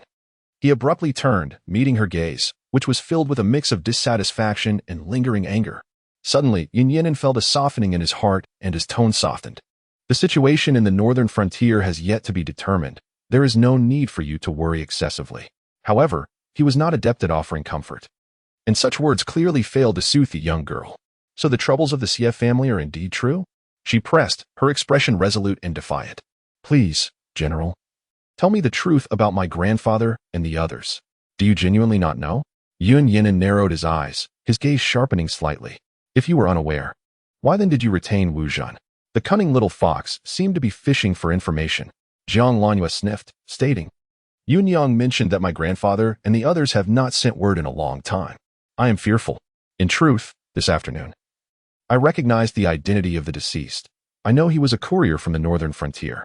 The man you refer to must possess considerable wealth or status in the northern frontier, and he certainly has knowledge of the events transpiring there. I sought to extract the truth from him regarding what had occurred, as my second brother had mentioned something was amiss. That is why I detained him. Jiang Lanyue provided an explanation that was half sincere and half fabricated, unsure whether her words were believed. Regardless, upon finishing, she did not hear further inquiries from him. Yun Yinan withdrew his gaze, recalling the earlier instance when the girl had kicked someone. A flicker of interest crossed his eyes. Do you know of the Tianlang Courier Company? Yes, I do. Zhang Lanyue's tone carried a hint of nostalgia as she recalled her youthful days spent guarding the northern frontier alongside her grandfather, where they had dealings with various individuals. The Tianlang Escort Agency, the largest in the northern regions, was originally comprised of bandits who later reformed and ventured into the escort business. Due to their mastery of both the underworld and the legitimate realm, they thrived in the north. It was surprising to discover that Miss Jiang possessed such a side to her character. Yun Yinan lowered his gaze, a smile playing at the corners of his lips, clearly indicating that rumors should not be entirely trusted. Rumors, indeed? The thought of her own reputation outside left Zhang Lanyue's cheeks slightly flushed. Could it be that the general was one to heed such tales? Yun, being but a mortal, was naturally not immune to worldly concerns. In truth, it was not merely rumor. He had once witnessed this young girl galloping down the long street, persistently trailing a young man. The refined youth bore an expression of impatience, yet the starlight in his eyes betrayed his feelings. At that time, he had felt that such lively emotions were far removed from his own existence, never imagining that one day this girl would look up to him. Shaking his head, he sighed at the capriciousness of fate. Coming back to reality, he heard the girl assert with conviction, "The general is a hero. How could he be a mere mortal?" Yun Yinan's lips twitched. "Little deceiver. No matter how you praise me, I shall not yield this person to you." Zhang Lanyue grew anxious. "General, how can you say such a thing?" Yun Yinan raised an eyebrow. "Did you hear me promise you anything?" Zhang Lanyue paused. "It seems you did not promise." Chapter 54. The General's Short Life. My prosperous husband. The situation in the northern regions was intricate, though battle reports had yet to arrive. Those who needed to know in the capital were already aware. Wu was indeed the only one who had encountered Wang Jin and survived the ordeal in Maching to reach the capital. Now that Maching had fallen, the first action of the invaders was to massacre the city. Do you truly believe that by obtaining Wu Jin and seizing the account books, you can survive to meet the emperor? Yun Yinan spoke slowly, yet ruthlessly dispelled Zhang Lanyue's fleeting hopes. Was he right? Yes. The maneuvers in the north could affect the entire capital. But so what? To retreat without a fight was hardly something a general would utter. I am a member of the Xie family. We have never been the kind to speak defeat before even stepping onto the battlefield. Moreover, for the sake of the Xie family, I would die without regrets. Die without regrets? Yun Yinan's voice rose slightly, the beauty of his eyes curving into a fraction of a smile. Does Miss Jiang wish to bestow upon me another notorious title of a husband slayer? Husband slayer. Zhang Lanyue was taken aback, but quickly realized that if she were to die, would he not indeed earn that title? However, she felt a stubborn indignation. Did the general truly believe she was destined to fail? Or did he think she was incapable of doing anything for the Xie family? The entirety of the Xie family's assets now lies in your hands. I fear your esteemed father may not be as affluent as you are. Your claim that I have done nothing for the Xie family is far too modest. Zhang Lanyue was momentarily stunned. You investigated me? No need for investigation. If I am not mistaken, the steward accompanying you that day was a trusted aide of General Xie, was he not? Yun Yang. Zhang Lanwei never anticipated that Yun Yinan was acquainted with Yun Yang, who was known to be the trusted aide of her uncle. A fact even her elder brother was unaware of, believing Yun Yang to merely be a steward of the Xie family. The expressions on the young girl's face fluctuated with vividness under the moonlight, while Yun Yinan averted his gaze, striving to suppress the fluttering sensation within his heart. The north wind blew, shedding the accumulated snow from the branches onto their shoulders, casting their contrasting shadows intertwined upon the snowy ground. At the entrance of the courtyard, the sound of footsteps crunching on the snow interrupted their silence. "Miss, dinner is ready." Haitang's voice rang out, prompting Jiang Lanwei to realize how late it had grown. Aside from the meal in the morning, she had not eaten anything throughout the day, and now, the mention of food made her feel ravenously hungry. "General, let us dine first." Indeed, Yun Yinan slightly turned, waiting for Zhang Lanyue to walk ahead. Unaware of his actions, she pulled Haidang along and moved forward. Haidang hesitated momentarily and then bowed slightly. "Miss, the general has not left yet?" Zhang Lanwei shook her head, signaling her not to inquire further. Haidang continued. "But how can a servant walk ahead of the general? It is against propriety." Zhang Lanyue paused, about to speak, when Yun Yinan's voice resonated above them. "It is late. Safety comes first. There is no need for formalities." "Then I thank the general." Jiang Lanyue smiled with crescent-shaped eyes and proceeded with Haidang in front of her. The dinner at the farmhouse was simple and unadorned.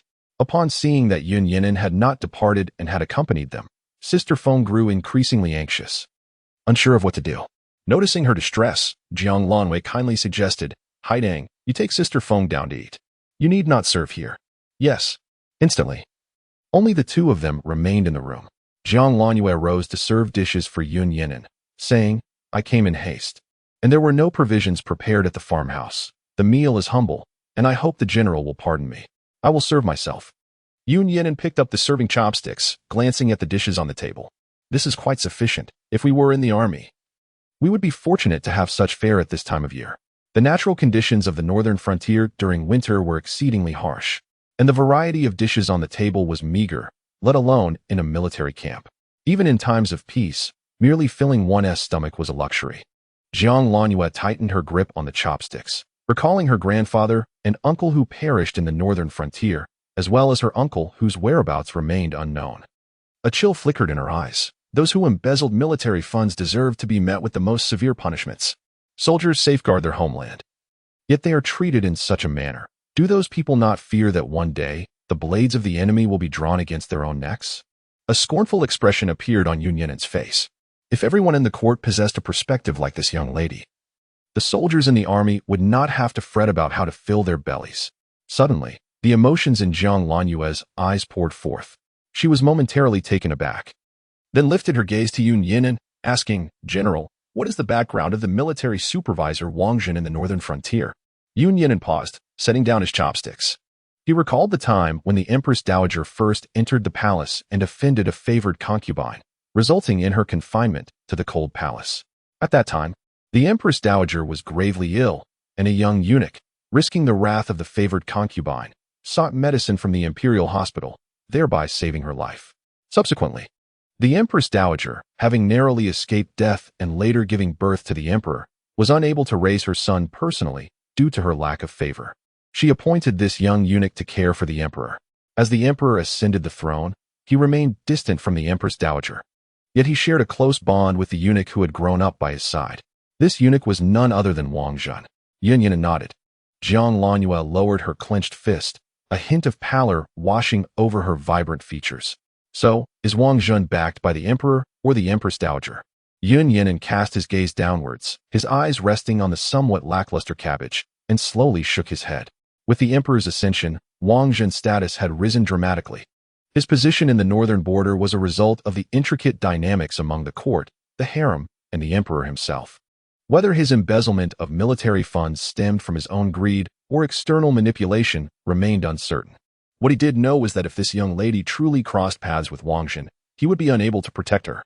Jiang Lanyue's eyes flickered, and a stiff smile crept onto her lips. Ultimately, it was the overwhelming military achievements of the Xie family that had drawn unwanted attention. For generations, the Xie family had defended the borders, from the southwest to the northeast, earning their noble title through countless sacrifices, only to become thorns in the eyes of others. Such a fate. The three military generals of the Xie family were both a boon to the empire and a bane to the Xie family. Jiang Lanwei shut her eyes for a moment, expressing her gratitude to the general for the information. Upon reopening her eyes, she had made up her mind. She wondered if the general, upon obtaining the ledger, could spare Wu Jun's life and leave him to her. The ledger was both a talisman for Wu Jun's survival and a potential death warrant.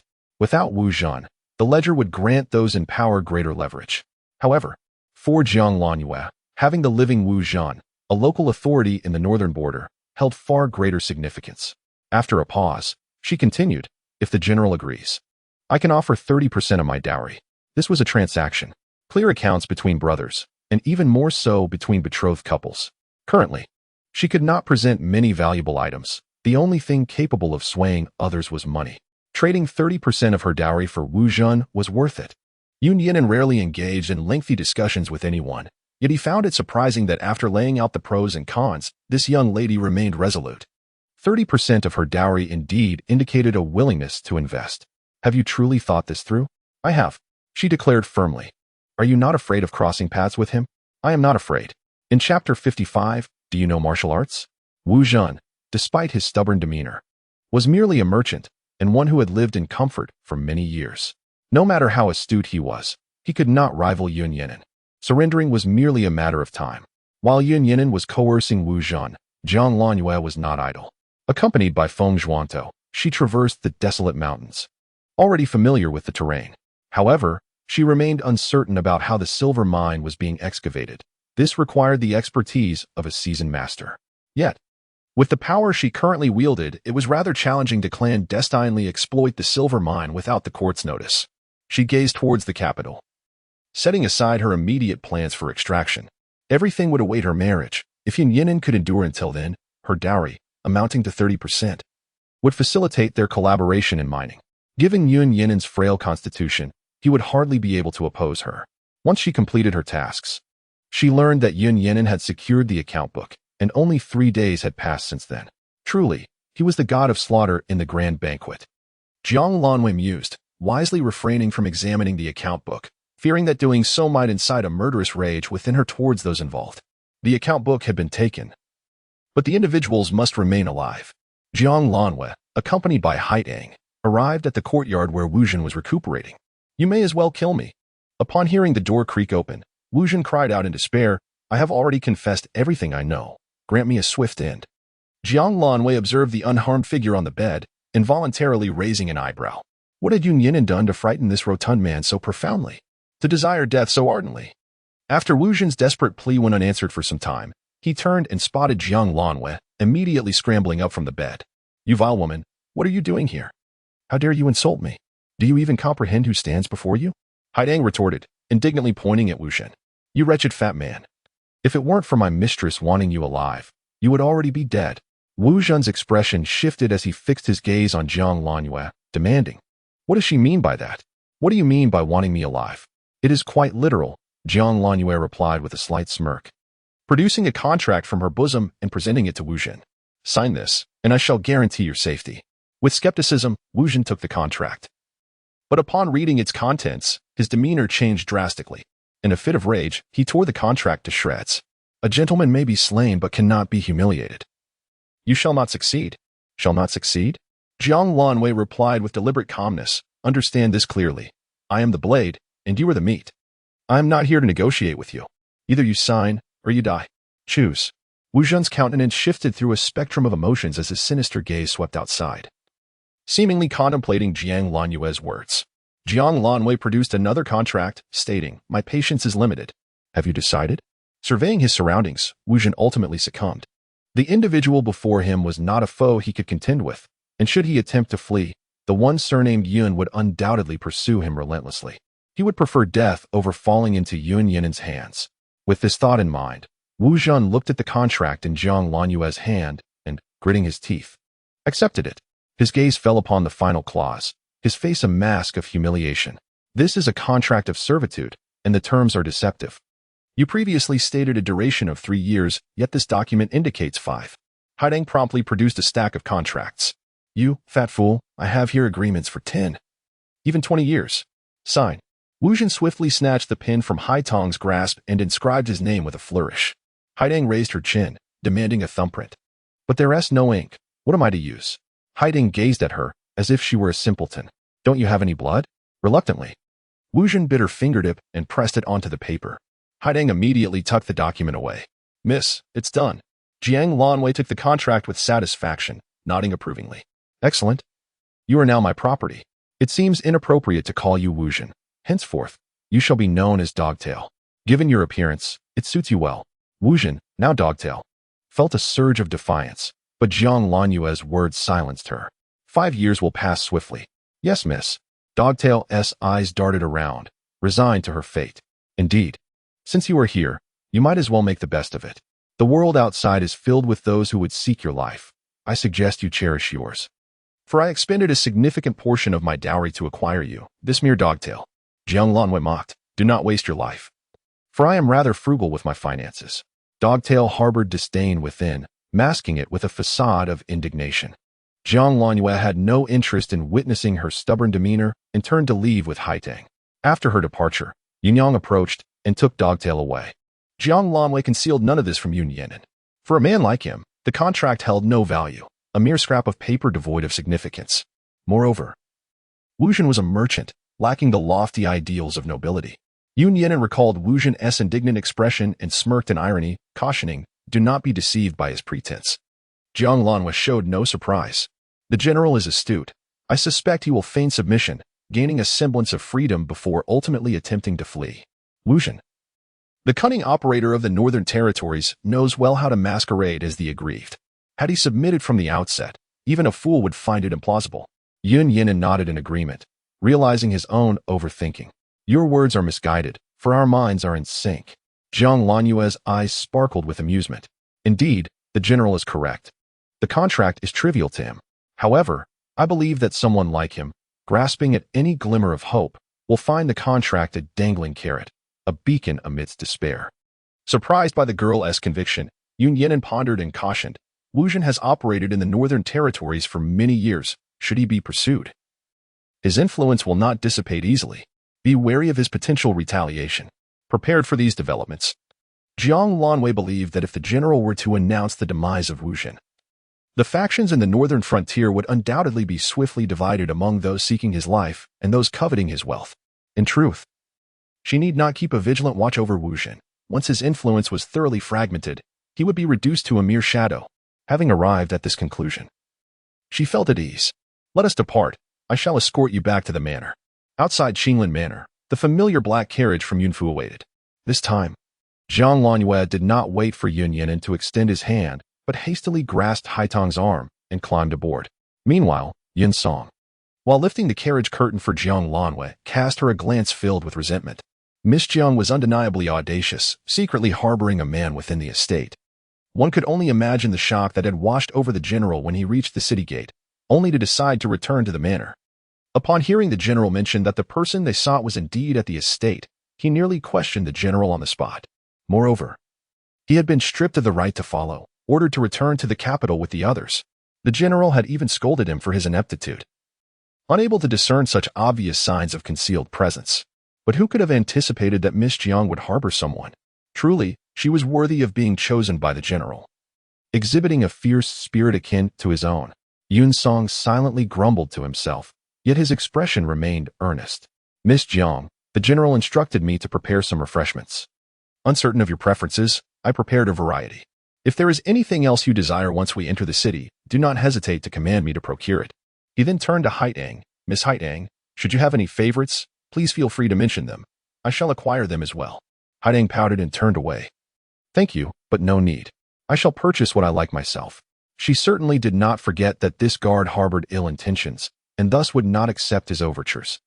Jiang Lanhua, however, did not dismiss Yun Song's kindness. Thank you, Guard Yun. I appreciate your efforts. I like everything. That is good to hear. As Jiang Lanhua mounted the carriage, Yun Yinan observed the exchange and remarked to Yun Song, "Well done." Yun Song beamed at the praise, knowing that winning the favor of the general was far less effective than winning that of Miss Jiang. Chapter 56, The Journey Home. A confrontation on the narrow path. The bustling atmosphere of the capital remained unchanged as the carriage traversed the long street, halting at the entrance of Jiang Manor. Miss Jiang, we have arrived. Haitang lifted the curtain of the carriage, extending her hand. However, before she could reach Jiang Lanhua, someone abruptly yanked it open. Miss Haitang, be cautious, Yun Song said, supporting Haitang's arm with genuine concern. The snow has made the road slippery. Do take care not to fall. Haitang glanced down at the stone path, devoid of accumulated snow, and suspected that Yun Song's concern was feigned. Yet, seeing his earnest expression, she swallowed her retort and struggled to free herself. I have not fallen. I shall assist the young lady in alighting. Turning around, she caught sight of Jiang Lanhua already descending with the help of Yun Yinan. Haitang, how infuriating. I've been deceived again. She hastily dashed behind Jiang Lanhua, her gaze fixed with predatory intensity on Yun Yinan. While at the estate it was acceptable, surrounded by the maidservants devoted to the young lady, returning to the capital, she could not allow the young lady to be alone with this man. They were not yet wed, and who knew when this gentleman might meet an untimely demise? Should he tarnish the young lady's reputation? Would she not be bound to him for a lifetime? Thank you, General, for escorting me back. The day is still young. Why not come in for a while? Jiang Taifu likely would prefer not to see me at this moment. Perhaps I shall pay a visit another day. Yun Yinan cast a glance at the gates of the Jiang residence, then suddenly raised his hand, tucking a loose strand of hair behind the young lady's ear. It's quite windy. Let us go inside. Jiang Langyue noticed a servant peeking from the entrance and instantly understood Yun Yinin's intentions. She took a step back, performed a slight bow, and said, "General, please take care." Yun Yinin watched as Jiang Lanwei entered the Jiang manor, his upright figure suddenly faltering. "General!" Yun Song rushed to support his arm, only to see a trace of blood at the corner of Yun Yinin's mouth, his heart sinking. "General, hold on. I shall take you to the physician at once." At the Jiang residence, Haiding asked, "Did you hear someone calling for the general? Was that not the voice of Guardian?" As the pair stepped through the door, Jiang Langyue thought she heard a voice. Haiding shook her head. "Miss, I did not hear anything. Perhaps you misheard. I cannot be mistaken. We must return and investigate." The two swiftly turned back, but the doorway was devoid of anyone. The doorkeeper, upon seeing Jiang Lanyue's return, hurried out.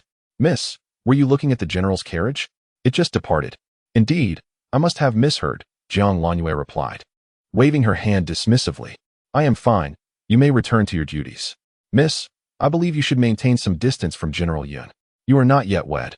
If you grow too close, people will start to gossip," Haitang advised, noting Jiang Lanyue's distracted demeanor. "We are betrothed. What do I have to fear from others' chatter?" Jiang Lanwei shot a glance at Haidang. "You need not be so wary of General Yun. His recent intimacy was merely to display to the Jiang household that he cares for me. I understand, but I fear for his longevity. What if you are not married before he passes? What will you do then?" Haitang's voice trembled with concern, genuinely afraid of such a scenario. Should the Yun family and the emperor require the young lady to mourn, how would the Jiang family fare? The second master of the CF family was also unaccounted for. What would the young lady do? The young lady was devoted to the CF family, yet all Haidang wished was for her to lead a joyful and peaceful life. "Haidang, you raise valid points." Jiang Lanwei halted, clapping her hands with a face full of regret. Haitang's eyes brightened. "So, miss, you ought to keep your distance from General Yun. Then, I must remind General Yun that the engagement date should be set for the soonest possible time. I would rather not end up marrying a spirit if his health fails before the wedding." Haiding stumbled slightly. "Miss, your elder sister," before she could finish her sentence. An abrupt female voice interjected. Both turned to see Su Qingze and Jiang Qingqing approaching together. Su Qingze was clad in a moon-white brocade robe, while Jiang Qingqing wore a matching skirt, and together they indeed exuded an air of a married couple. Unfortunately, no one was there to appreciate it. Upon spotting them, Jiang Lanwei retracted her smile, casting a dispassionate glance at the pair before turning to leave. Ignored by her, Su Qingze felt a profound discomfort. Yet he found himself in no position to stop her. Just as Jiang Lanwei was about to pass by, Su Qingze suddenly spoke. "Jiang Lanwei, did you not hear Qi greet you?" Jiang Lanwei halted, turning her head to look at Su Qingze with a touch of exasperation. "I heard, but so what?" Su Qingze's expression darkened. Jiang Qingqing hastily tugged at Su Qingze's sleeve. "Brother Qingze, let us leave quickly. Eldest sister has been busy for days and must be tired. We should not disturb her." Her words reminded Su Qingze that despite visiting the Jiang residence daily, he had not encountered Jiang Lanwei even once. Upon inquiry, he learned she had gone out of the city with Yun Yinin to appreciate the plum blossoms. What plum blossoms could possibly warrant so much time spent with another man? After years of engagement, she had never spent such time with him outside. Jealousy supplanted the guilt in Su Qingze's heart, and he blurted out, "Humph, not yet married. Yet you indulge in such impropriety. It's absolutely outrageous." Jiang Lanwei swiftly slapped him, silencing his words. "Eldest sister, how can you hit Brother Qingze?" The unexpected slap left the pair stunned. Su Qingze touched his face, incredulous as he gazed at Jiang Lanwei. "You would strike me for another man. If you continue to spew such nonsense, I assure you, a mere slap will be the least of your worries." Jiang Lanyue's demeanor turned icy, her tone severe. "Do not presume your sordid thoughts reflect those of everyone else. General Yun and I are betrothed by imperial decree. Our interactions are entirely appropriate and harm no one. Should you defame me further, do not be surprised if I take this matter to the court and accuse you of grave disrespect." Her words left Su Qingze's face ashen, veins throbbing at his temples, and sensing the situation spiraling out of control, Jiang Qingqing quickly grasped his arm, explaining to Jiang Lanwei, "Eldest sister, Brother Qingze is merely concerned for your reputation. He worries for you deeply." Su Qingze's expression softened slightly at her words, and with a cold snort, he retorted, "If only you possessed half of Qingqing's understanding, we wouldn't be in this predicament." "Enough, Su Qingze. Do not flatter yourself," Jiang Lanwei interjected coldly. her sharp gaze sweeping over him before settling on Jiang Qiqing. And you? Why do you covet everything? Remember this. My belongings are not so easily taken. Chapter 57. Learning to play nice. As I observed Jiang Lanyue's graceful departure, the two individuals behind her harbored differing thoughts. In Jiang Qingqing's eyes, there was a glimmer of interest, as if she had stumbled upon something captivating. Yet, in the fleeting moment of lifting her gaze, she concealed the depth of her thoughts. Turning her attention towards Su Qingze, she remarked, "Brother Qingze, do not be disheartened. My sister is actually blaming me. She resents me for taking you away, and that is why she treats us this way." Upon hearing her words, Su Qingze relaxed his grip, his expression softening. Qingqing was right. Lan Wei was still harboring grievances against him. She must still be unable to let go of him. It was all his fault. Observing Su Qingze's despondent demeanor, Jiang Qingqing suddenly added, "Brother Qingze, fret not. The imperial decree has been issued, yet there remains room for maneuver." Su Qingze furrowed his brow. Looking at Jiang Qingqing in confusion, unsure of her meaning, she elaborated. "The imperial physician has declared that General Yun is afflicted by a grave illness and does not have long to live. Even if my sister were to marry him, it would be difficult for her to remain by his side. Moreover, it is yet uncertain whether she can even wed him at all. So, Brother Qingze, do not be anxious. My sister will eventually come to understand your sincere intentions." Indeed, why had he not considered this? The fate of Yun Yinan, that unfortunate soul, was uncertain. Who knew when he would depart from this world? When that day comes, wouldn't Ti Lan Wei be his once more? It seemed prudent to refrain from impulsive behavior in Lan Yue's presence in the future. He gazed tenderly at Jiang Qiqing, thinking that if Lan Wei could possess even a fraction of her understanding, they would not have fallen into such estrangement. Jiang Qiqing, with a hint of shyness, lowered her head slightly, presenting a flawless profile to Su Qingze. She spoke with a touch of envy. "Although my sister can be willful, she hails from the Duke of Xie's household and has her brothers, giving her the privilege to be so. I, on the other hand, have nothing." Su Qingze gazed at Jiang Qingqing, noting the resemblance to her sister in her profile, and found himself momentarily lost in thought. As her words broke his reverie, he gently shook his head, stating, "You are obedient, sensible, and possess great understanding. She cannot compare to you. There is nothing to envy. In the future, I shall treat you well. I shall heed your words, Brother Qingze," Jiang Qiqing replied, her expression filled with admiration for him. "Let us depart swiftly." "Indeed," Su Qingze responded, noticing that Jiang Qingqing wore only 2 silver hairpins. His tone softened further. "Once we arrive at Rui Building, I shall procure a few more ornaments for you. Should you find yourself lacking anything, do not hesitate to let me know. You are a legitimate young lady of the Jiang family.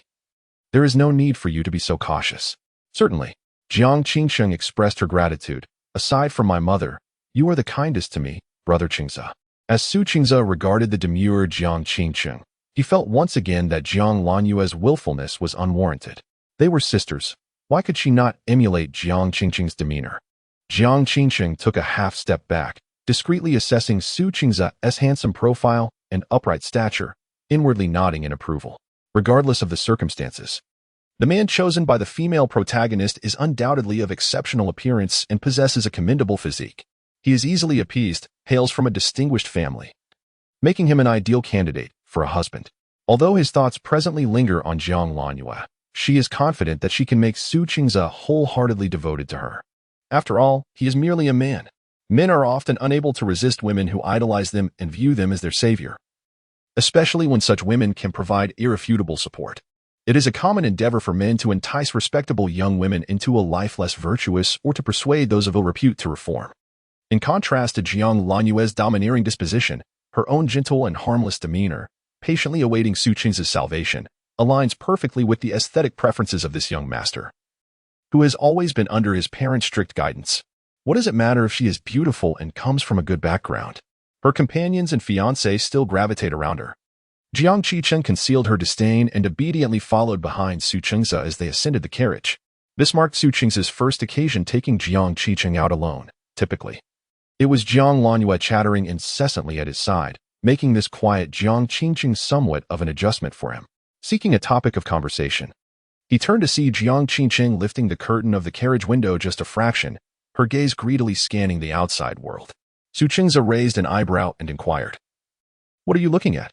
Is there anything of interest out there?" Startled, Jiang Qingqing hurriedly lowered the curtain, securing it tightly.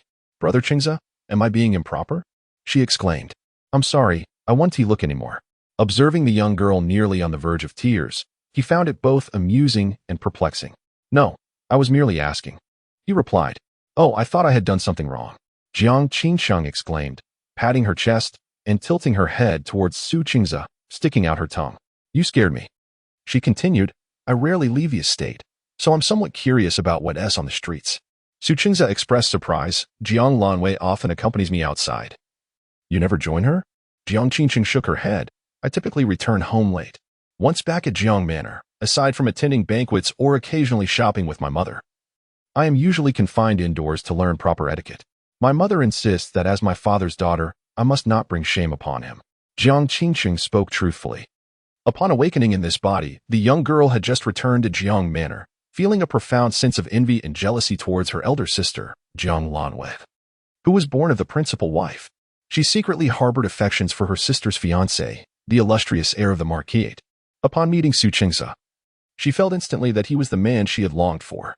It turned out that the young girl was a mere child in her jealous pursuits, quietly harboring her affections while remaining almost invisible within the Jiang household, allowing Jiang Lanwei to overshadow her. However, she was not as timid as that young girl. If she desired something, she would strive to claim it. If she felt envy, she would seize it. Sooner or later, Jiang Lanwei's reckless nature would lead her to a fate without a grave.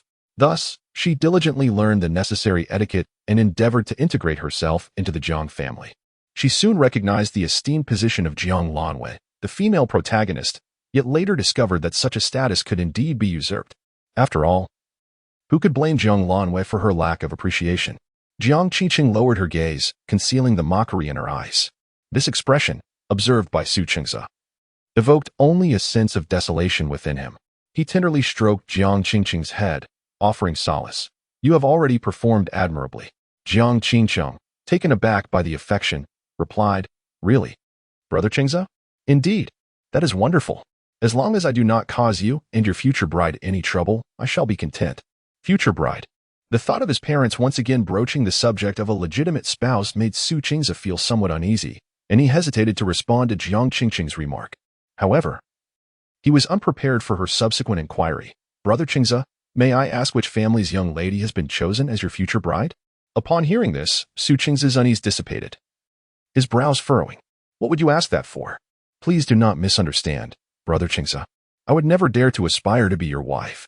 I merely wish to know what kind of person your future bride is, so I can ensure that I do not inadvertently cause you any trouble or instigate discord between you and her.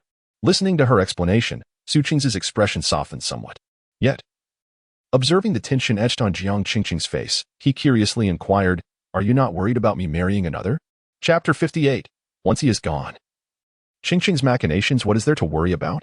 Jiang Qingsheng blinked at him, her eyes filled with unwavering trust in Su Qingze. Why would you ask such a question? Brother Qingze has already provided me with a place to belong for the sake of my reputation, which is more than enough for me. If you were to marry, I will naturally be happy for you and will not harbor any concerns. It is just, Su Qingze raised his gaze. Just what? Jiang Qingsheng fidgeted with her fingers. Her unease evident. It is just that if my sister were to find out, I wonder if she would become upset in the future. If Lanwei possessed your level of understanding, she would surely not be angry. Su Qingze lowered his gaze, reflecting, if only she were half as sensible as you. Jiang Qingsheng hastily reassured him. Sister comes from a good background and has been raised in an environment of affection. It is only natural for her to be somewhat proud. She is not merely proud, Su Qingze retorted with a tone of derision, but rather spoiled and insufferable, taking advantage of her position. She is deserving of it. Jiang Qingsheng smiled, her tone cheerful. Is it not true that Brother Qingze is particularly fond of her character?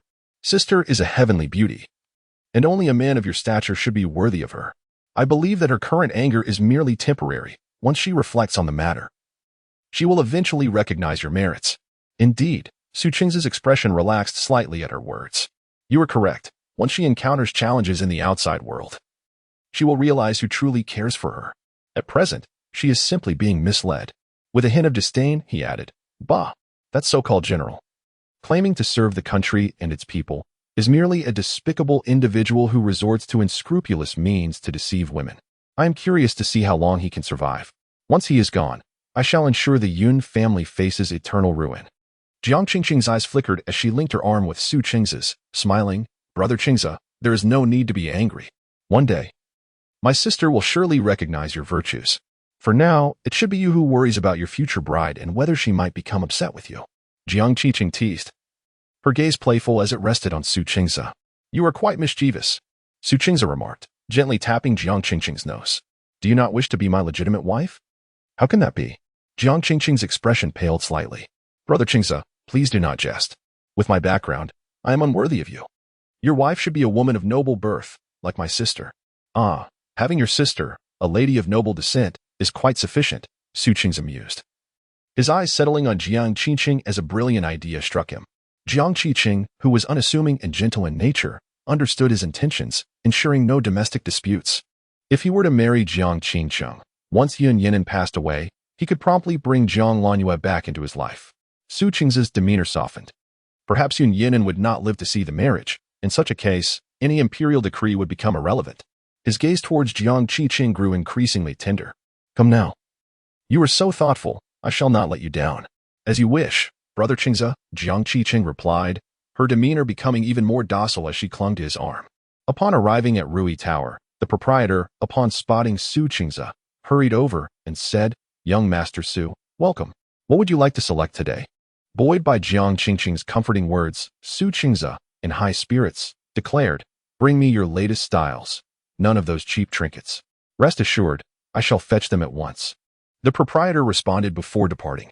Jiang Qingqing gently advised, "Brother Qingze, do not choose anything too extravagant.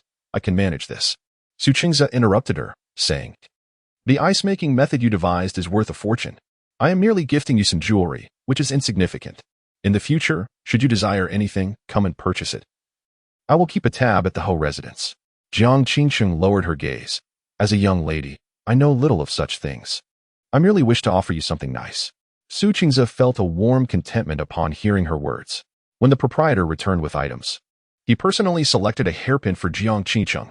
To his surprise, Jiang Qingqing spotted a peony pendant and exclaimed, "Brother Qingze, this pendant is exquisite. It would suit my sister perfectly." Su Qingze admired the delicate pendant, momentarily envisioning Jiang Lanyue's radiant face, finding it equally stunning. Yet, noticing Jiang Qingqing's envious gaze, he pushed it back, saying, "If you like it, keep it for yourself. Do not concern yourself with her." However, Jiang Qingqing resolutely placed the pendant back in Su Qingze's hands, saying, "Brother Qingze, girls must be pampered.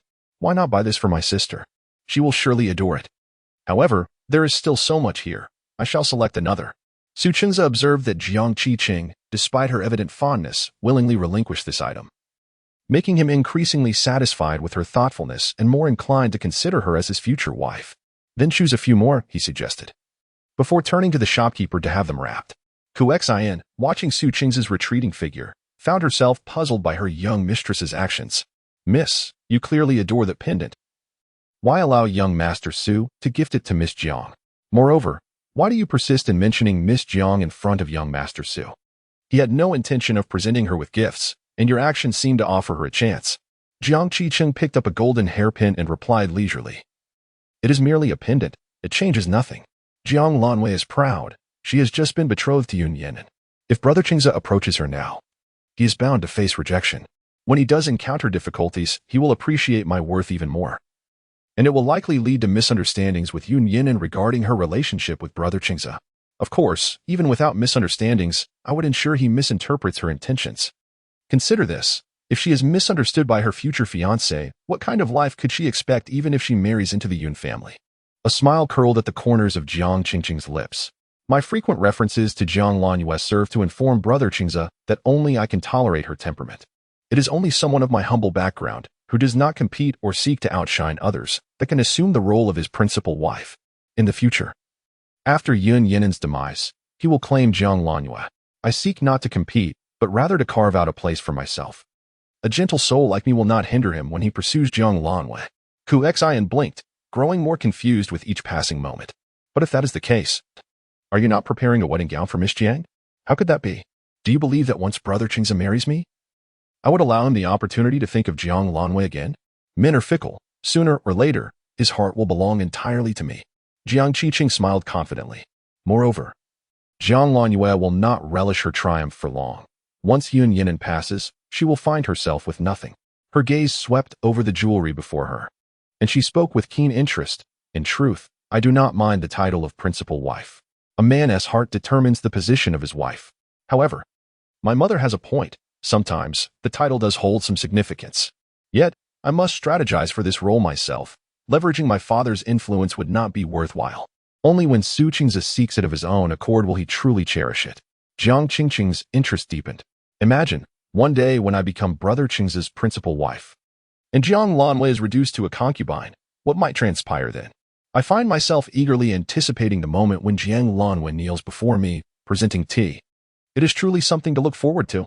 Chapter 59. Servants bring tidings. Veiled criticisms at this moment in the Jiang residence in the Fanghua courtyard. Jiang Lanwei returned to her quarters, where 4 maidservants hurried to greet her. We have seen the young mistress. Their voices rang out in unison, bringing Jiang Lanwei and her attendants to a halt. Haiding instinctively positioned herself in front of Jiang Lanwei, her gaze wary as she scrutinized the 4 maids adorned in vibrant hues within the courtyard. Who are you? She inquired, replying to the eldest young lady. I am a maid assigned by the madam to serve you. The maid on the far right stepped forward, introducing herself. I am Chunlu. This is Zio, Chunlan, and Taoji. What need have we for maids in the Fanghua courtyard? Haitong's face flushed with indignation at the sight of the 4 flamboyant maids, her demeanor prickly. The eldest young lady had just been betrothed by imperial decree, and now 4 alluring maids had been sent. What were their true intentions? Haiding, Jiang Lanwei interjected, halting her friend as she stepped into the room. Come inside. The 4 maids lowered their heads and quietly followed Jiang Lanwei into the house. Upon entering the main chamber, it was evident that the room had been meticulously tidied. Even the teapot on the table was warm. As soon as Jiang Lanwei seated herself, the maid named Chunlan immediately approached to pour her a cup of tea. Seeing this, Haitong's face reddened. Miss, it's quite all right, you may stand behind me. Jiang Lanwei reassured her. Their bond was forged through shared trials, and she understood Haiding's temperament, knowing she would not judge her for such trivial matters. Now, let us discuss where you served prior to coming to the Fanghua courtyard, Jiang Lanwei prompted. The maids bowed their heads in silence. Jiang Lanwei rapped the table lightly, indicating Chunlan. Chunlan, let us begin with you. Replying to the eldest young lady, I previously served as a 2nd-tier maid in the 3rd young master's residence. Ah, you were Chunlan, a native of the Jiang family? Jiang Lanwei inquired further. In the Jiang family, all maids serving in the inner courtyard were named with Chun as a prefix. Chunlan hesitated momentarily before nodding. Yes, my parents work in the western courtyard, tending to the flowers and plants. It seemed reasonable that a 2nd-tier maid from the 3rd young master's household would ascend to a position in the Fanghua courtyard. Jiang Lanwei acknowledged this with a nod, allowing her to step back. I am Taoji, the senior maid from the 4th young master's household. I entered the manor 3 years ago, she continued. From the 2nd to the 1st house, you exhibit ambition, Jiang Lanwei remarked. I am Chunlu, previously serving in the 5th young master's residence. My father is a 2nd steward in the outer courtyard, and my mother works in the sewing room. Ah, all positions of comfort. Just as Chunlu was about to retreat, Jiang Lanwei inquired, what was your rank in the 5th young master's household? Chunlu pressed her lips together, managing to utter, 1st tier. Ah, a 1st-tier maid from the young master's quarters forsakes that to come to this desolate courtyard? Jiang Lanwei scoffed lightly, waving her hand. Next, I am Zio, a 2nd-tier maid from the 2nd young master's household. I was brought into the manor 5 years ago by the 2nd young mistress. But due to the overcrowding in the 2nd young master's residence, I volunteered to serve in the eldest young lady's courtyard. Jiang Lanwei observed Zio, noting her articulate speech and sharp intellect, and couldn't help but regard her with increased interest. With bright eyes and a radiant countenance, she perceived the reality clearly. The 2nd young mistress could not accommodate her. Having discerned the true nature of several maids, Jiang Lanwei straightened her posture, her tone turning grave. Regardless of who sent you here, upon entering the Fanghua courtyard, you are bound to adhere to my rules. The regulations of Fanghua courtyard dictate that my words are not to be disputed. You shall execute my instructions without question. If there is anything unclear, consult Haiding. No one is permitted to enter my inner chamber without my consent, except for Haiding. Any violation of this rule will result in immediate expulsion from the estate. The Fanghua courtyard is scarcely populated, with only Haiding serving as my maid. You have assumed the position of head maid, yet all matters must be directed by Haiding. You will be granted 3 days to acclimate. Should any of you wish to leave, come to me, and you may return whence you came. Do you understand? We understand. Whether these maids harbored ulterior motives or agreed with Jiang Lanyue's words, they obediently responded in unison. Jiang Lanwei then instructed Haidang, after 3 days. If none of them express a desire to leave, retrieve the contract of servitude from Aunt Lin. If she refuses, then return them all. Haidang replied with a resounding, yes. Miss. The eldest daughter, true to her status, never allows herself to be at a disadvantage. Did you not notice how the expressions of these maids shifted the moment she finished speaking? Hearing Haitang's robust voice, Jiang Lanyue concealed a smile. Her expression nonetheless icy and her sharp gaze sweeping over the four standing before her. Your conduct is commendable. The four felt a sense of relief. They were long-standing members of the household, and being reprimanded by the eldest daughter for breaching protocol would indeed be humiliating. Yet, in the next instant, they heard Jiang Lanyue's tone shift. However, one of your rules is erroneous. When did the Jiang family acquire a mistress? The four were taken aback, their eyes wide with astonishment as they turned to Jiang Lanyue. A hint of scorn danced at the corners of her lips as she rapped the table, her piercing gaze traversing their faces. I have no recollection of my father taking a second wife. Aunt Lin is merely a concubine, and my father has never acknowledged her as a legitimate spouse. Such a title, if it were to spread, would surely tarnish the Jiang family's reputation, suggesting that a concubine could be regarded as a wife. Are you intent on bringing disgrace upon my father, subjecting him to censure from the censors? We dare not. The four's faces turned pale as they knelt in unison. Miss, others. Chunlan began, her defiance quickly stifled by a nudge from Chunlu, leaving her words unspoken. Jiang Lanwei raised an eyebrow. Are you suggesting that others refer to her as such? Name them, and I shall confront them before my father. I wish to see who would dare jeopardize my father and the Jiang family. Jiang Lanyue's voice grew stern. The laws of the grand banquet strictly prohibit referring to a concubine as a wife. My father is the grand tutor of the current dynasty, the foremost among civil officials. A man of principle and law. How could he commit such an ungrateful and treacherous act?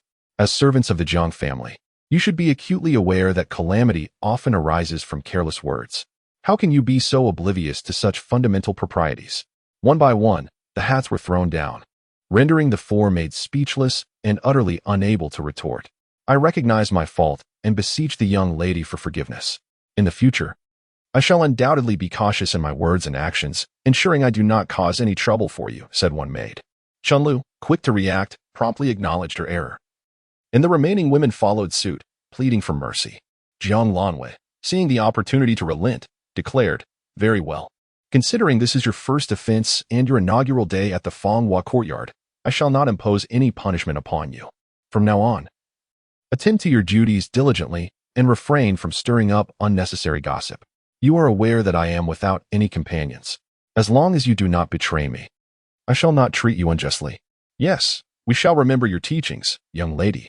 They chorused. Now, you may leave. After the four departed, Jiang Lanwei let out a long sigh of relief. What a satisfying scolding. Chapter 60, A Counterattack. An old hand, my lady, your reprimand was splendid, Haidang exclaimed. Her cheeks flushed with admiration as she gazed at Jiang Lanwei. I feel you are even more formidable than before. Jiang Lanwei raised an eyebrow. Was I not formidable before? Haidang shook her head vigorously. No, my meaning is that you are now even more persuasive. Indeed, not to imply that I lacked reason, she added confidently. You are the very embodiment of reason. Jiang Lanyue chuckled. Ah, so you regard me as the epitome of reason. Indeed, my words come from the heart.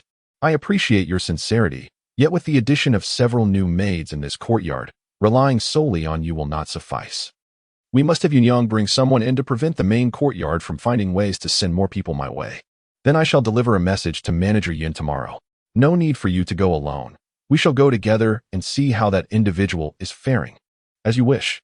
The next day, Jiang Lanwei slept until late morning. Upon awakening, she was greeted by a cacophony outside her window. Haidang, who was making all that noise? Jiang Lanwei groaned, covering her head in frustration. After calling for a while with no reply, she reluctantly got out of bed. A glance revealed warm water on the stool and her toiletries arranged neatly, but conspicuously, no one was in sight. After washing up, with her hair cascading freely, she stepped outside. As she opened the door, an elderly voice rang out. Which young lady of the house is still in bed while the sun is blazing? How scandalous. Engaged, and yet learning nothing. Is this how you intend to tarnish the Jiang family's reputation? The old woman comes at the behest of the master, and you, a mere servant, dare to defy me? Do you believe I won't inform the master? Go ahead, came Haitong's voice. I refuse to believe the master would allow a servant to trample over the young lady. What is our young lady's status compared to yours, old hag? How dare you speak to her so insolently? You must be tired of living. Let me tell you, the young lady is still asleep. If you wake her, I shall tear that gaping mouth of yours apart. You. The old woman clutched her chest, and Chun Lu hurried forward to support her, glancing at Haidang. Haidang. This woman once served the late matriarch. With her passing, she has been living in the estate under care. Now, it is the master who has summoned her back. How can you be so disrespectful? Oh, I can't bear this. At my age, being insulted by a mere girl, perhaps I should just die. The old woman, finding an ally, began to wail dramatically. Haidang, her face flushed with anger, was about to confront her when a cold voice interrupted from behind. Then go ahead and die. The wailing abruptly ceased, and everyone in the courtyard turned to look. There stood Jiang Lanwei, her hair cascading down, a mocking smile on her lips. Yet her eyes held no warmth, coldly fixated on Chun Lu.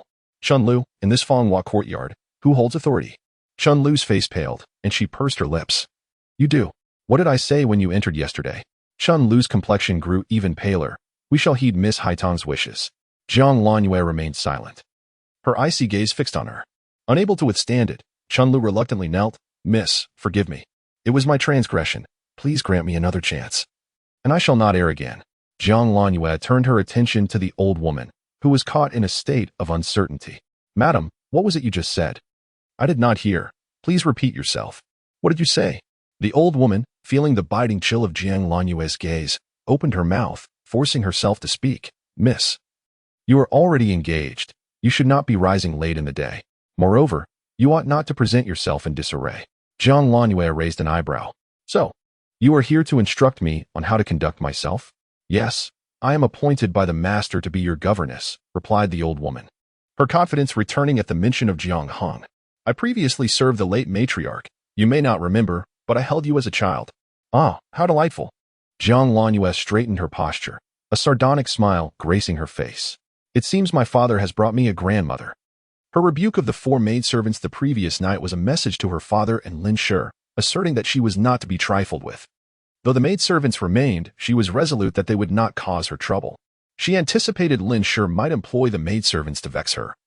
Yet she hadn't expected Lin Shi to send a brutish old woman instead. It was quite the feat to unearth such an antiquated relic. Did she think to intimidate her with age? Lin Shi would have to dig her grandmother out of the ground to achieve that. Miss, how can you speak to me this way? I shall report this to the master. The old woman's expression shifted, realizing that as a mere servant, she was being addressed in such a manner by the young lady. Her life was now at stake. Let us go. For I too have matters to discuss with my father. Why not accompany me? The old woman, noticing that Jiang Lanwei exhibited no fear, hurriedly exclaimed. Are you not concerned that the master may not take a liking to you? Upon her arrival, the lady had warned that the eldest young lady was fearful of the master's disapproval, as well as that of young Master Su. All the young lady needed to do was to retort, and she would invoke the names of these 2 individuals. However, invoking the master now seemed futile. Oh dear. How can you sow discord between my father and me? In that case, I am even more compelled to consult him. I have not. But were you not intending to lodge a complaint? No, you must have misheard, eldest young lady. Defeated, the old woman resolved to remain. For the lady had instructed her to watch over the young lady until her marriage. As long as she stayed, her task would be deemed accomplished. Eldest young lady, I am indeed the governess appointed by the master. Do you see where I reside? The old woman glanced around, her eyes fixating on the East Warm Pavilion adjacent to Jiang Lanwei's main quarters. The East Warm Pavilion appears quite suitable. I shall reside there, as it would be convenient for me to attend to you at night. With that, she began to move forward with her belongings. Halt. Our young lady has yet to speak. Haidang swiftly interjected, turning to Jiang Lanwei. Eldest young lady, what should be done about this woman? She doubted that the young lady would be so easygoing. The East Warm Pavilion certainly has a grand appetite. Jiang Lanwei sneered softly. But do you truly believe you are worthy? Chapter 61. A gift for my sister. Grasping intentions, Jiang Lanwei's piercing gaze swept over the old woman's soiled sleeves and tattered bundle, filled with derision. A governess? Those who know of your service to the old matriarch might mistake you for a relative of concubine Lin. come to beg for favors. What? Have you mistaken the courtyard? The peony courtyard is not located here. The old woman trembled with rage at Jiang Lanyue's disdainful glare. Young lady, you display utter disrespect towards your elders. Respect for elders? If I were to call out to her, do you truly believe she would respond? Jiang Lanyue's gaze shifted to the four maids standing by, observing. Chunlu, Chunlan. Take this old hag to the peony courtyard and inform second sister that this is the governess concubine Lin has found for her. The rules of the Cine Marquisate are strict, as the second daughter of the Jiang family, who has returned home. It is fitting for me to learn the proper etiquette from this old governess, who once cared for our grandmother. Chunlu and Chunlan were taken aback. They had not anticipated that the young lady would dare to send the woman away so directly. What? Am I no longer able to command you? We would not dare. The two hurriedly apologized.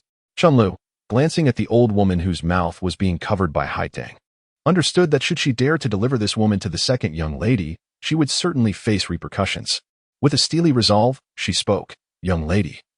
This woman was indeed sought out by the master through the lady. If you send her away like this, will it not embarrass the master? Perhaps I should seek the master's counsel before proceeding with her departure. Having spoken, she anxiously awaited Jiang Lanyue's response. She believed every word she uttered was for the benefit of the young lady. However, after a prolonged silence, her unease deepened. Stealing a glance upwards, she unexpectedly locked eyes with a pair of enigmatic, half-smiling orbs. My lady, I must have misspoken, she stammered. You have not erred. But this humble abode cannot accommodate such a grand deity as yourself. Jiang Lanyue's expression darkened instantly. Chunlan, do you share her sentiments? Startled, Chunlan quickly replied. I shall deliver her away at once. She then turned and hastily snatched the old woman from Haitang's grasp, dashing out of the gates of Fanghua courtyard. Jiang Lanyue cast a glance at Chunlu before retreating into the house. Haitang promptly positioned herself before Chunlu. Miss Chunlu, the main entrance is that way. I shan't escort you.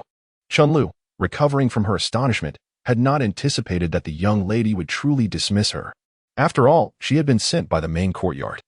How could she dare to act thus? Yet, in truth, she did dare. Faced with Haitang's cold demeanor, Chunlu forced a smile, relinquishing her bracelet into Haitang's hands. Dear Haitang, I implore you to speak kindly to the young lady on my behalf. I swear I shall never again defy her wishes. I will comply with all her requests. Haitang frowned, correcting her. The young lady has instructed you to heed my words. Yes, I shall obey you entirely. Henceforth, I will follow your lead. Fanghua Courtyard is in need of personnel. I beg you, Haitang. Haitang weighed the golden bracelet in her hand, her eyes darting thoughtfully. Since you so wish to remain. And indeed, we are in need of help. I shall advocate for you to the young lady. However, I cannot guarantee the outcome. Chunlu exhaled in relief, reassured that as long as Haitang was willing to intercede, whether the young lady chose to keep her or not was beyond Haitang's control. Satisfied, Haitang glanced at the other two silent individuals, pondered for a moment, and assigned tasks. Xiaohe, go inquire with Aunt Lin if the young lady's courtyard still requires staff. We have no gatekeepers, cleaners, or errand girls at present. Be truthful with Aunt Lin and return with her response. Taoji, prepare the outer room. Xiaohe and Taoji acknowledged and set to work, while Chunlu lingered, watching Haitang enter the house. Miss, you truly possess foresight. Chunlu has sought me out. Haitang remarked as she retrieved the bracelet Chunlu had pressed into her hand. See, she genuinely wishes to stay. The previous night, the young lady had proclaimed that anyone who sought her out for Chunlu's sake would be granted their requests. She had assumed that, being mere maidservants, no one would offer her gifts. Little did she expect Chunlu to indeed come to her after the young lady's outburst. The young lady is remarkable. Silly girl. Jiang Lanyue extended the comb to Haitang, expressing her concern. She has only been here a day. If she were to leave in such a disheartened manner, how could I explain this to my mistress? I would surely face dire consequences, and her parents would not fare any better. Haitang pressed her lips together, inquiring. Isn't your master you? In this residence, I am merely the mistress of this foolish girl. I am not foolish. As Haitang styled Jiang Lanyue's hair, she asked, do you wish to keep her? Naturally, we must retain her. If we do not, how shall we discern their true intentions? Jiang Lanyue observed Haitang's deft hands as she skillfully arranged her hair, feeling quite satisfied. It would be better to keep her rather than send her away only to bring her back again. However, they must learn their lesson. Haitang found a pair of warm, white jade earrings in the box and adorned Jiang Lanyue with them. Does the young lady know to whom Chunlu belongs? She inquired. I suspect she is affiliated with Aunt Lin. Why do you think so? Jiang Lanyu deepened her lip color and elucidated. Haiding's father serves as the second steward in the outer courtyard, and her mother works in the sewing room. These positions indicate that their family is not without standing in the manor. Therefore, only Aunt Lin or Jiang Qingcheng could have entrusted Chunlu with responsibilities. However, Chunlu is exceptionally beautiful, even more so than Jiang Qingcheng, making it unlikely for her to be the latter's maid. You are truly astute, Haiding praised, her voice cheerful. Then I shall attend to you and complete your makeup before I inform her. Since she does not share our sentiments, I should indeed let her feel neglected. Jiang Lanyu nodded, appreciating her diligence. Suddenly recalling, she asked, Did Chunlu plead for you just now? Were the other two silent? No, Mississippi. Do you believe the four of them are at odds? Jiang Lanwei shook her head. Not necessarily. They may simply be loyal to their respective masters or performing for my benefit. Oh dear, if that is the case, I would prefer it if only the two of us resided in the Fonghua courtyard. Having a crowd that does not share our intentions is exhausting. Jiang Lanwei chuckled, teasing. What, do you think that after marrying into the Yun family, you shall be the only one left? What of it? I am capable and not weary, Haiding murmured. Her hands deftly continuing their task. Jiang Lanyu found her amusing, then gestured for Haiding to lean down and whispered something in her ear. Haiding blinked. Is that feasible? Chapter 62. A failed scheme, yet she remains Haiding. Has the young lady decided to keep me? Chunlu asked anxiously upon seeing Haiding emerge. Haiding as I started. And her expression soured as she shook her head. Chunliu's heart sank. Haiding, what does your head shake signify? Is the young lady truly going to dismiss me? Her parents had recently been assigned a lucrative position by the mistress due to her situation, and now their family relied on her to fulfill the mistress's wishes. If the young lady expelled her, not only would her parents lose their jobs, but she would also find herself in dire straits. Alas, as Chunliu's complexion grew increasingly pale, Haiding slowly sighed and said, Although the young lady wishes to expel you, through my earnest efforts, she has consented to allow you to stay, at least for the time being. Chunliu's heart leapt with renewed vigor, and with an excited countenance, she exclaimed, Haiding, I shall diligently fulfill my duties, and I vow never to contradict the young lady again. Haiding cast her a sidelong glance and replied, This is what you have promised. Leaning closer to Chunlu, she whispered, You must be cautious in your duties. You are aware of the young lady's temper. If I were to plead for you again, she might very well dismiss both of us. Chunlu nodded, her heart filled with trepidation.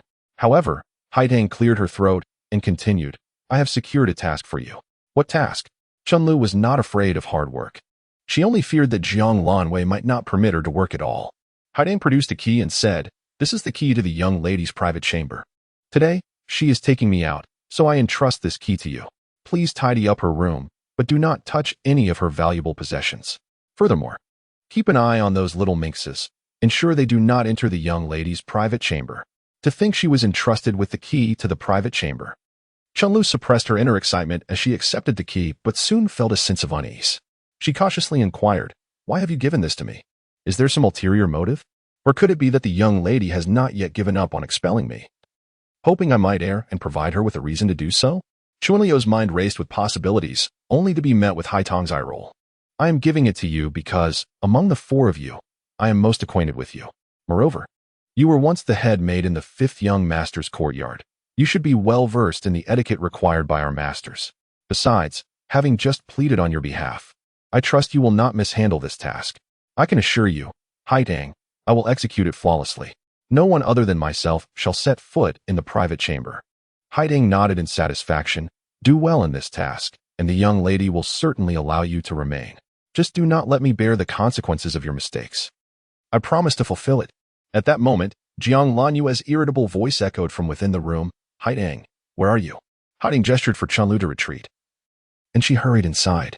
Chunlu quickly stepped aside and soon saw Haiding draw back the curtain as the elegantly adorned Jiang Lanwei emerged. Her head held high as she leaned on Haitong's arm while exiting the courtyard. Watching Jiang Lanyue's retreating figure, Chunlu realized that if she seized this opportunity, she might earn the young lady's favor, securing her parents' positions in the process.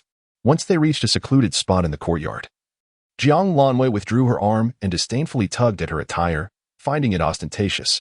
Haiding, do not prepare such garments for me again. I do not like them. Haiding, somewhat perplexed, replied, But, miss, this was once your favorite outfit. This is not to my liking. It is to Su Qing's preference. Haidang closed her mouth and stiffly shifted the topic. Miss, do you believe Chunlu will heed your command and watch over the entrance? If she wishes to remain, she will certainly execute this task well, even if it means offending the other three, Jiang Lanyue asserted with conviction. She will not fare well upon her return, which will undoubtedly compel her to strive desperately to stay. As Jiang Lanyue anticipated, Chunlu seemed to be observing the other three maidservants with their sarcastic tones, preventing anyone from entering the inner chamber. However, the main courtyard of the Jiang residence was far from tranquil. Lin, having learned that Jiang Lanyue instructed Chunlan to send that old woman to the peony courtyard, smashed a Ru kiln teacup in anger. Why did I not eliminate her at Hantan Temple back then? Since entering the Jiang household, Lin had never suffered such a significant setback. Although Jiang Lanwei had previously held her in disdain, with the presence of several young masters of the Jiang family in Jiang Hung, Jiang Lanwei had never dared to be so audacious. Whatever she sent over, even if Jiang Lanwei disliked it, she would accept. What has changed now? Is she so unconcerned about her brothers and Jiang Heng's displeasure? Lin sensed something amiss and summoned Chunlu. The back courtyard of the Jiang residence had long been under Lin's control, allowing the people from the main courtyard to proceed to the Fanghua courtyard without any concealment. Chunlu, what was your purpose in going to Fanghua courtyard? Lin's face was cold. Is this how you conduct your duties? Madam, forgive me. Please allow me to explain. Chunlu then recounted the events of the morning. Upon hearing that old woman had dared to point at Jiang Lanyue's nose and lecture her, Lin slammed the table, exclaiming, useless. I should never have expected that old hag to cause trouble for Jiang Lanwei. Now, it seems the trouble has fallen upon me instead. Enough, you may rise. Lin waved her hand, signaling the maid beside her, take that old hag back. She is more of a hindrance than a help. Once the maid departed, Lin took a sip of tea and inquired, has the eldest young lady exhibited any impropriety? Chunlu pondered for a moment and recounted Jiang Lanyue's intention to expel her. Lin's expression softened, revealing her foolish demeanor. You have done well. While in Fanghua courtyard, strive to be the eldest young lady's confidant. Let others take the lead in matters. The eldest young lady, being the legitimate offspring of the primary wife, is of noble birth and deserves respect. Her temper may be a bit fierce, but that is to be expected. Remember not to defy her. It would be disastrous should any mishap occur. Chunlu felt a chill in her heart, a shiver creeping down her spine, yet she maintained a respectful demeanor, replying, yes, I will certainly heed the madam's teachings. Rest assured, I shall not mistreat you. By the way, do you know where the eldest young lady is gone? Haidang did not speak, but the maid observed that the eldest young lady was dressed splendidly, adorned in finery. Lin's eyes flickered, and she waved her hand. Chunlu quickly rose and moved to exit.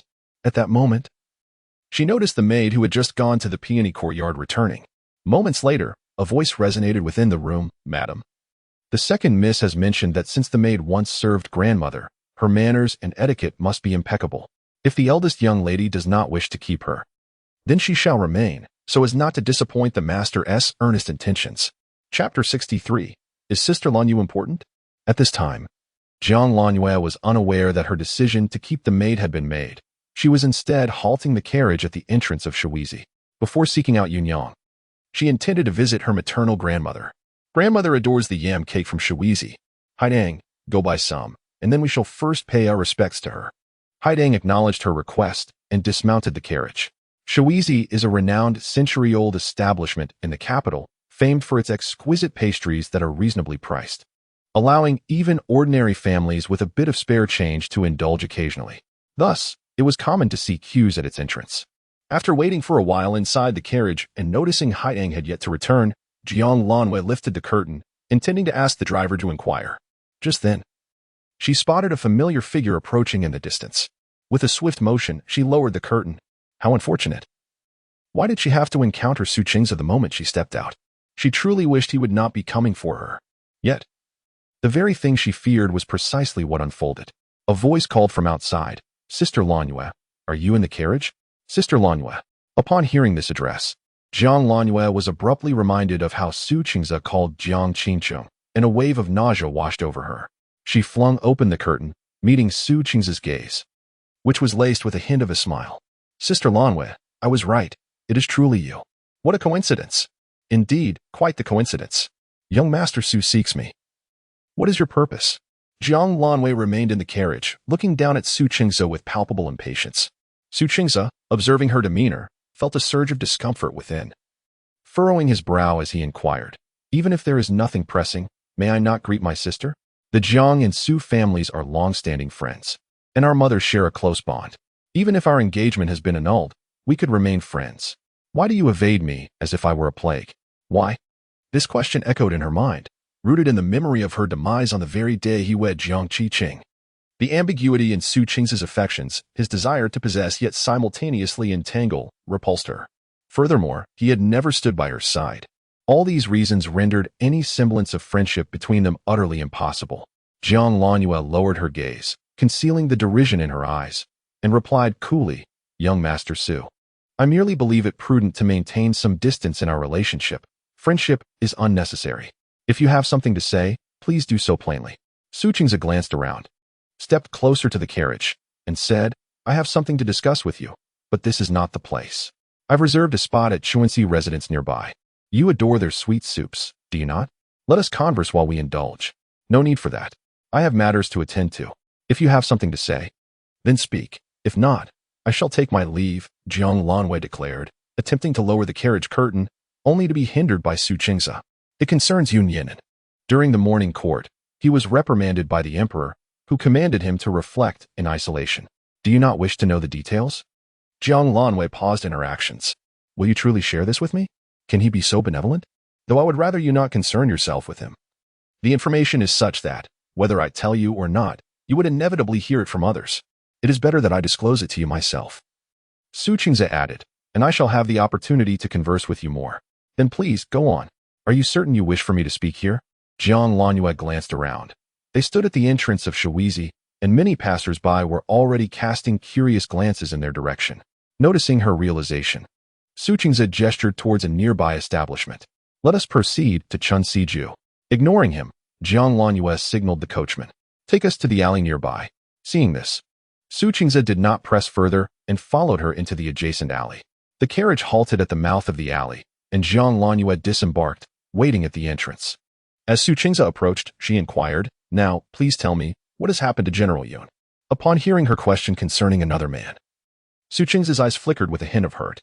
"Lanue, does Yun Yinan hold so much significance for you? He is my fiancé, is he not?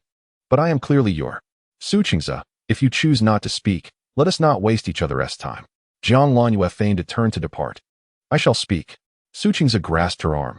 "Lanue, do not leave." Jiang Lanue stepped back abruptly, shaking off his grip. "Let us converse respectfully." "Very well." Su Qingze, feeling the pressure from her demeanor akin to a venomous serpent, his eyes momentarily betraying a mix of shame and anger, said, "Do you not wish to understand why Yun Yinan has been commanded by the emperor to reflect in solitude? I will tell you. It is because he has offended the chief eunuch close to the emperor, Wang Zhen." Jiang Lanwei recalled how Yun Yinan had informed her of Wang Zhen's connection to the Empress Dowager, her heart tightening.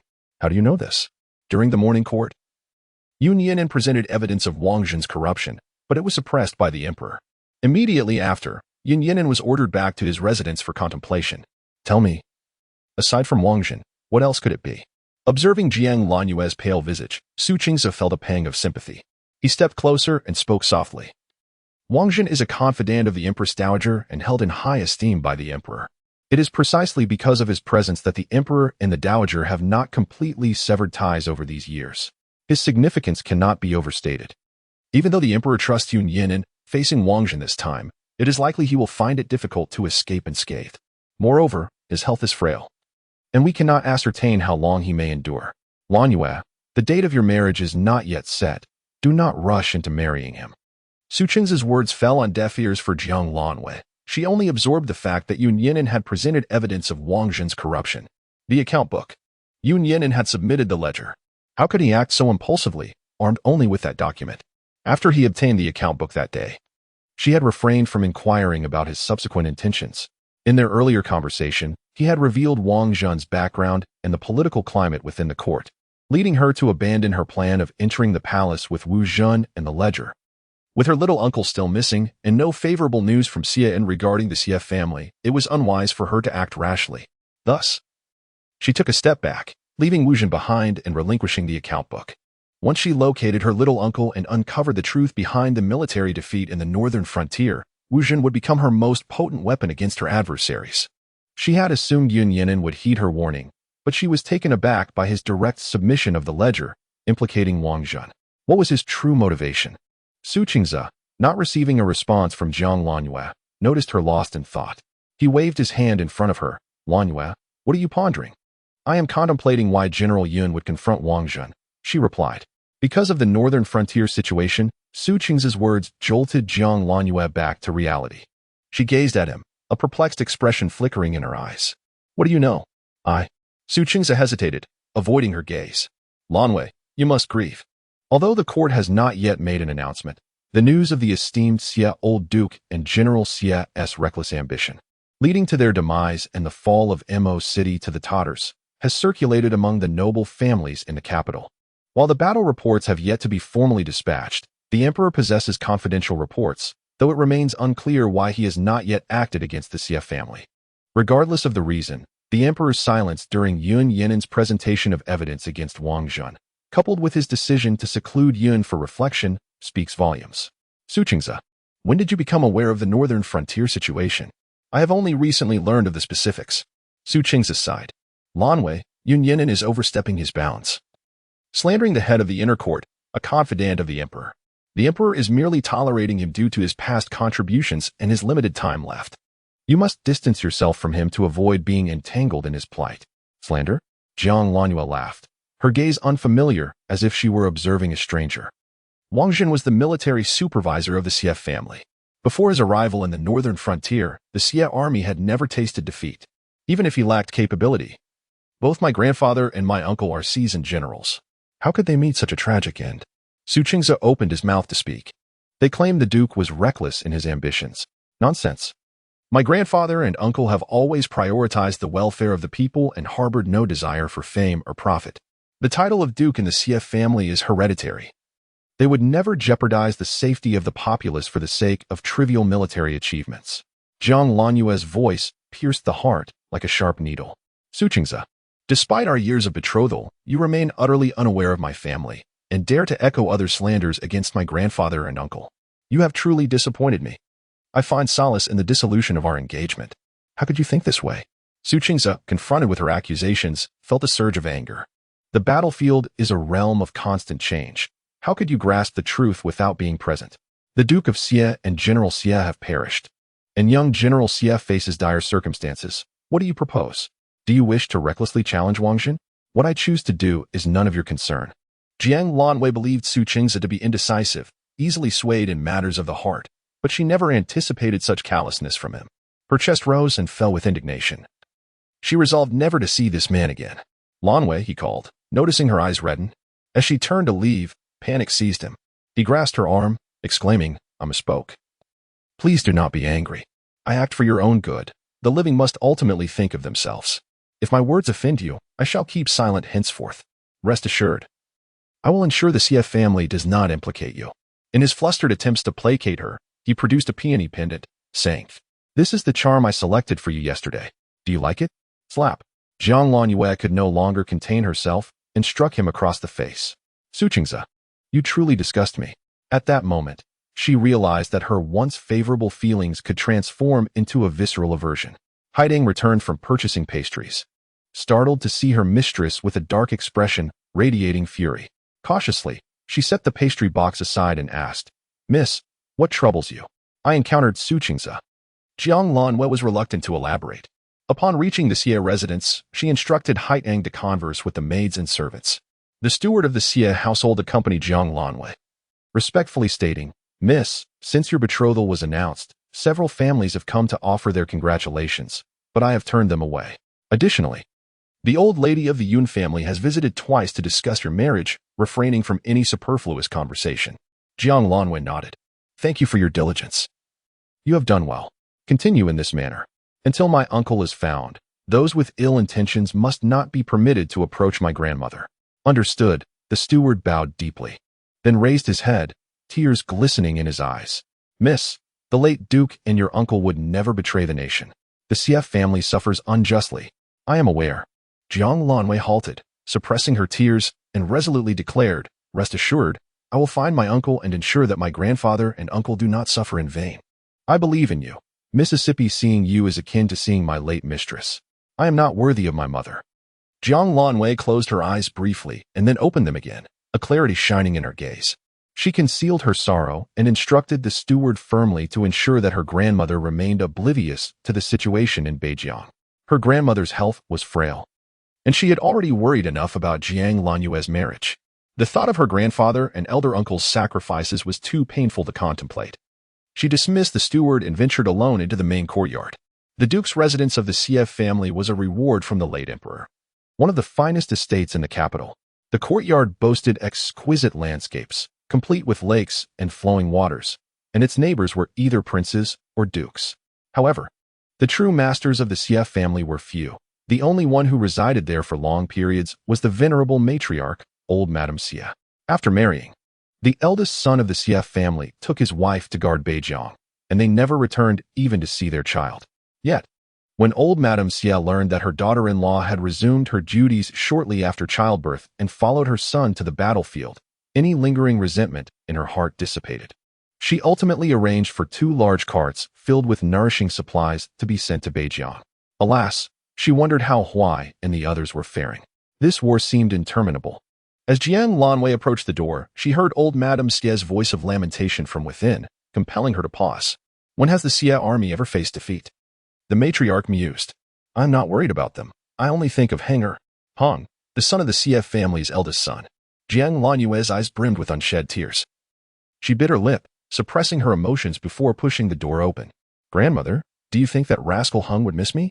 Lanwei, old Madame Xie exclaimed in delight. Then added with a teasing tone, look at you, all grown up and soon to be wed, yet still envious of your younger brother. Aren't you ashamed? Not in the least. Who told you to dote on me, grandmother? Indeed, I will spoil my Lanwei, old Madame Xie said, pulling Jiang Lanwei down to sit beside her. She summoned a maidservant to bring tea, and then inquired earnestly, Lanwei, your uncle mentioned before he left that he entrusted the Xie family to you. Have you received any letters from him lately? Chapter 65. No more pouting. Swift as the wind, Jiang Lanyue met her grandmother's earnest gaze, and for a moment, her expression faltered, but she quickly broke into a smile. Is grandmother missing uncle? Old Madame Xie shot her a glare. Why would I miss your uncle? I am concerned about Hanger. Ah, grandmother, your words do not match your heart. When uncle returns, I shall surely tell him you have grown weary of him. And let us see how he reacts. All right, I concede to your wit, old Madame Xie replied, a resigned smile gracing her lips. Why do you tease this old woman? Oh, grandmother, please do not worry. Letters often do not arrive during battles. But I have already sent someone to the border to gather news. Rest assured, I will inform you as soon as I hear anything. If you remain anxious, I can inquire with General Yun. He is currently favored by the emperor and may possess information regarding Beijiang. Foolish child. Old Madame Xie's expression darkened. The affairs of war in Beijiang are matters of utmost secrecy. How can you casually seek information? You would only complicate matters for that child Yinan. Grandmother's admonition resonated deeply. Jiang Lanyue lowered her head, obediently absorbing the reprimand.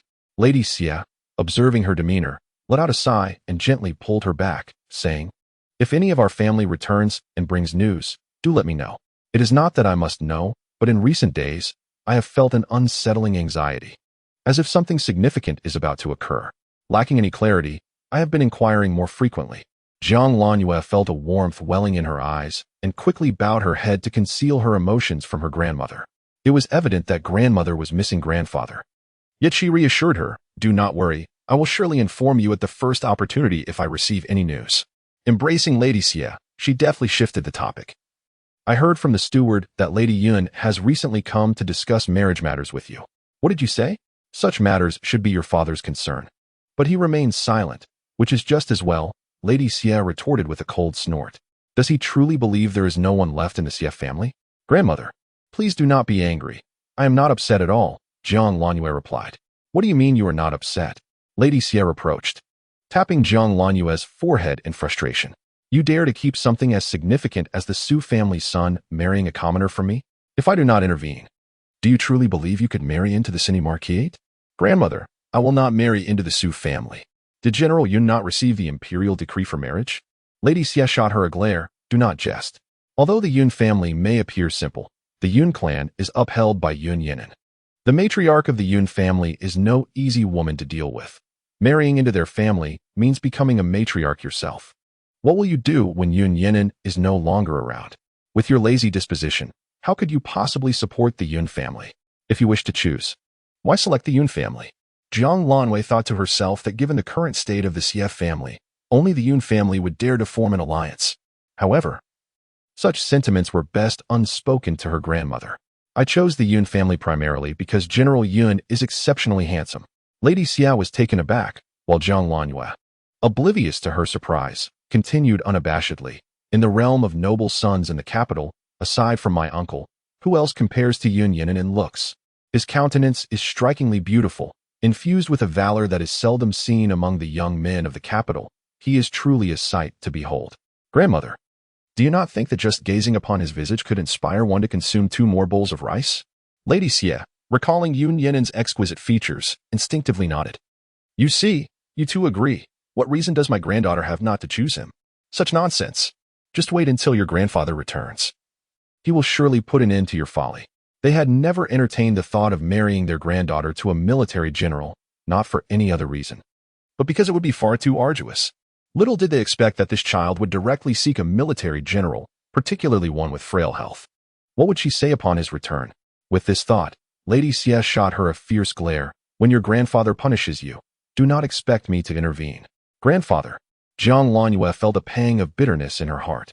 She tilted her head and leaned against the old matriarch Xie, whispering, You only know how to frighten me. My grandfather would never dare to strike me. Just think, with Yun Yenin's striking looks and my own, imagine how beautiful our child would be. When the time comes, I shall bring her to you and call you grandma, and all your troubles will vanish. Indeed, the old matriarch Xie felt relieved to hear Jiang Lanwei speak sensibly at last. Thus, it seems that you must set a date for your marriage soon. Next time Lady Yun visits, I shall not be difficult. Jiang Lanwei spent some more time conversing with the old matriarch and left only after having lunch.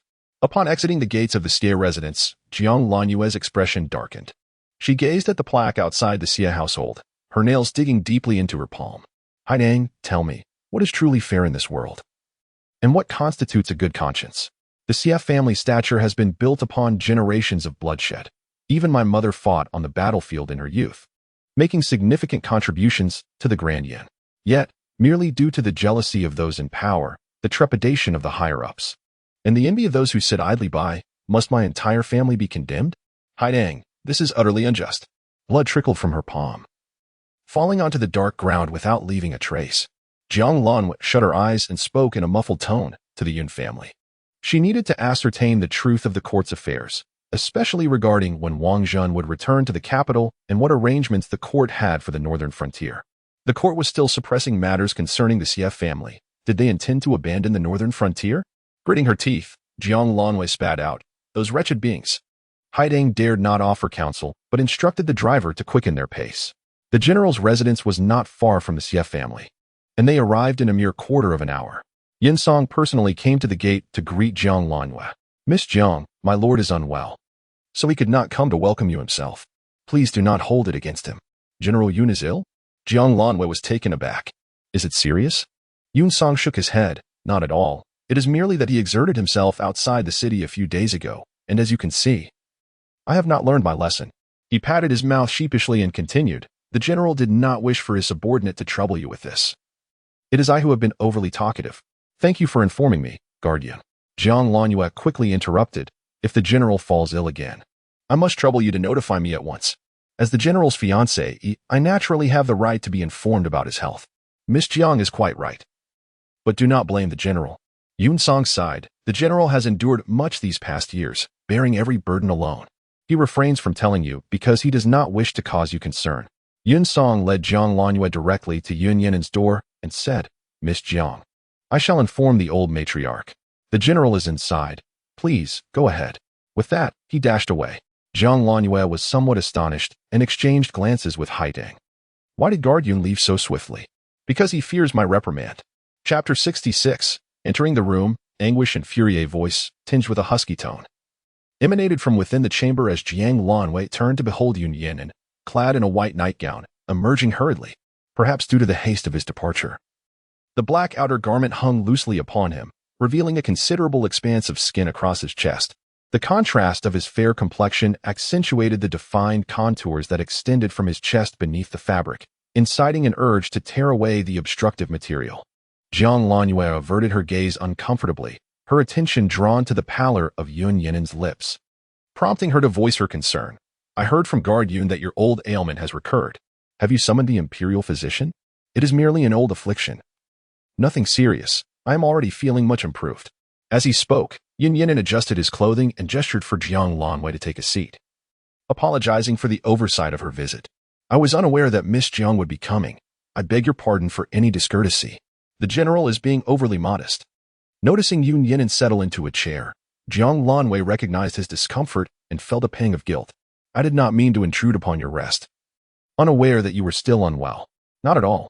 This is not your concern, he replied, having instructed Yun Song to turn away visitors, only to find the latter audaciously disregarding his wishes by bringing her in. The young lady must have been quite frightened. Yun Yinin glanced up, observing Jiang Lanyue's lingering expression of guilt, and sighed. Since you have sought me out, Miss Jiang, I presume you have pressing matters. Please, do not hesitate to speak. However, it would be best to prioritize your recovery, General. My affairs can wait for another day. Jiang Lanyue dared not prolong her presence, fearing that if he were unable to endure until her marriage, she would find herself unable to fulfill the role of a widow. Oh, it seems the young lady indeed has something to discuss. Yet, given his current state, merely emerging had depleted his strength, leaving him with little energy to entertain her. Then, please allow me to escort you. Mississippi Yun Yinin braced himself against the armrest of the chair to stand, but his frail body faltered, causing him to collapse back into the seat. Be careful, General. Jiang Lanwei rushed to assist, grasping his arm. Shall I help you to your bed? The fragrance of the young girl enveloped him as her gentle touch graced his arm. In that moment, a long-dormant part of Yun Yinin stirred within him. Yet he quickly withdrew his arm, replying, No need to trouble yourself, Mississippi. I can manage on my own, though I may be a broken man. I am not entirely helpless. Observing Jiang Lanyue's vivacity, a wave of secret self-doubt washed over Yun Yinin. Would she regret marrying a man like him?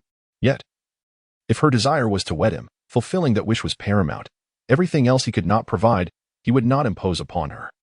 Jiang Lanwei was perplexed by his sudden shift in demeanor, helplessly watching as he gingerly made his way back into the inner chamber. The intensity of his gaze upon her back stirred an inexplicable fluttering in Yun Yinin's heart. He paused, leaning against the wall, suppressing the urge to turn away, and spoke with indifference. Miss Jiang, I have already delivered Wu Jin's body and the account books to His Majesty. Rest assured, this matter will not be brushed aside so easily, and Wang Zhen will not escape unscathed. There is no need for you to intervene. Focus on your impending marriage and leave this to me. The young lady, disregarding decorum, rushed to the Yun residence, driven solely by concerns regarding the Xie family. He felt it was not his place to divulge such matters to her, yet he wished to ease her mind. General Yun, your health is fragile. Do not overexert yourself. As Yun Yinin turned, still processing the situation, Jiang Lanyue's voice reached him. Lean on me. I shall assist you inside. Without waiting for his protest, Jiang Lanwei extended her hand to support him, wrapping her arm around his waist and guiding him toward the inner chamber. Yun Yinin, feeling faint, had no choice but to lean heavily on her. You need not go to such lengths, he said, stiffening at the unexpected contact. Jiang Lanwei paid no heed to his words, carefully ushering him inside and settling him onto the bed. Despite his frail state, as a man, he was still somewhat heavy, and Jiang Lanwei found the task a bit strenuous. Her cheeks flushed, and beads of perspiration formed at the tip of her nose. After glancing around, she pulled a chair closer and sat down in front of Yun Yinin's bed. General, I am your fiancée, she declared, cutting off the words he had meant to say. She curiously surveyed the modest inner chamber, which contained only a bed, a table, a chair, and a wardrobe, with a sword hanging on the wall by the door. The entire room exuded a refreshing simplicity. Yun Yinin watched as Jiang Lanyue made herself comfortable, feeling somewhat bewildered. Even though he had little experience with young women, he knew that no respectable lady would enter her betrothed's inner quarters before marriage, let alone sit there so casually. While her earlier assistance might have been due to his weakness, what excuse could there be now? His expression darkened, and he forced through clenched teeth. Miss Jiang, have you finished? Jiang Lanyue snapped back to reality, nodding affirmatively. I have indeed. To reinforce her statement, she nodded once more. Then please take your leave. Are you truly sending me away, General? Miss Jiang. Yun Yinin could no longer contain himself, raising his voice. This is my private chamber. I am a man. Jiang Lanyue blinked and unexpectedly leaned closer, poking him gently in the chest. And what of it? The challenge to his masculinity caused Yun Yinin's face to flush crimson. Despite his composure, he found it impossible to remain indifferent. General, please remain calm. I have serious matters to discuss. Jiang Lanwei returned to her seat, adopting a serious tone. Have you been ordered by His Majesty to reflect in solitude due to the incident with Wu Zhen? Yun Yinin paused momentarily, the flush on his face fading away. He nodded slightly, then shook his head, not out of a desire for introspection, but rather due to his physical inability to pursue the investigation further. The emperor, understanding his plight, publicly announced that he had been punished to mislead the masses. Jiang Lanyue's eyes brightened. Did this mean the emperor would allow him to continue investigating Wang Zhen? Did it imply the emperor himself harbored intentions against Wang Zhen? Yun Yinin fell into silence, pondering how to articulate his thoughts. The emperor was unwilling to believe that his grand internal supervisor could be corrupt, as long as the emperor held this belief. No amount of evidence would suffice to bring Wang Zhen down, especially with many in the court eager to see the Xie family fall. Observing Yun Yinin's demeanor, Jiang Lanwei began to comprehend the situation, and the light in her eyes gradually dimmed. After a moment, she offered a sardonic smile, realizing she should have anticipated this outcome. Chapter 67. General, do not depart. Seek the truth, Miss Jiang. Do not lose heart. Trust me. Seeing the fragile expression on the young lady's face filled Yun Yinin with a profound discomfort. His fingers, resting beneath the quilt, stirred slightly as he yearned to wipe away the tears at the corners of her eyes, yet hesitated, fearing he might overstep. The general need not comfort me. If it were truly easy, you would not be confined to your quarters to recuperate. Yun Yinin's ailment was genuine. But the emperor's desire to send him home was likely equally true. The favored individuals before the emperor wielded immense power. Yun Yinin was taken aback by Jiang Lanyue's keen insight. Leaning back against the bed, he felt considerably more at ease, his mind sharpening. He gazed at Jiang Lanwei and asserted confidently, Miss Jiang, the emperor is not a fool. If there were incontrovertible evidence, he would certainly not be lenient. However, Jiang Lanwei was unconvinced. Was the ledger not sufficient? Not enough. Yun Yinin fell silent for a moment, deciding to divulge some information to the young lady. I have dispatched individuals to the northern frontier, including some of the emperor's own men. If we can uncover the truth there, we will surely be able to bring Wang Zhen down and clear the Xie family's name. Jiang Lanyue recognized this as the best course of action at present. But the sight of her enemy living freely was a bitter pill to swallow. Yet she understood that this matter could not be rushed. The general is sending people to the northern frontier. Are you aware of the situation there?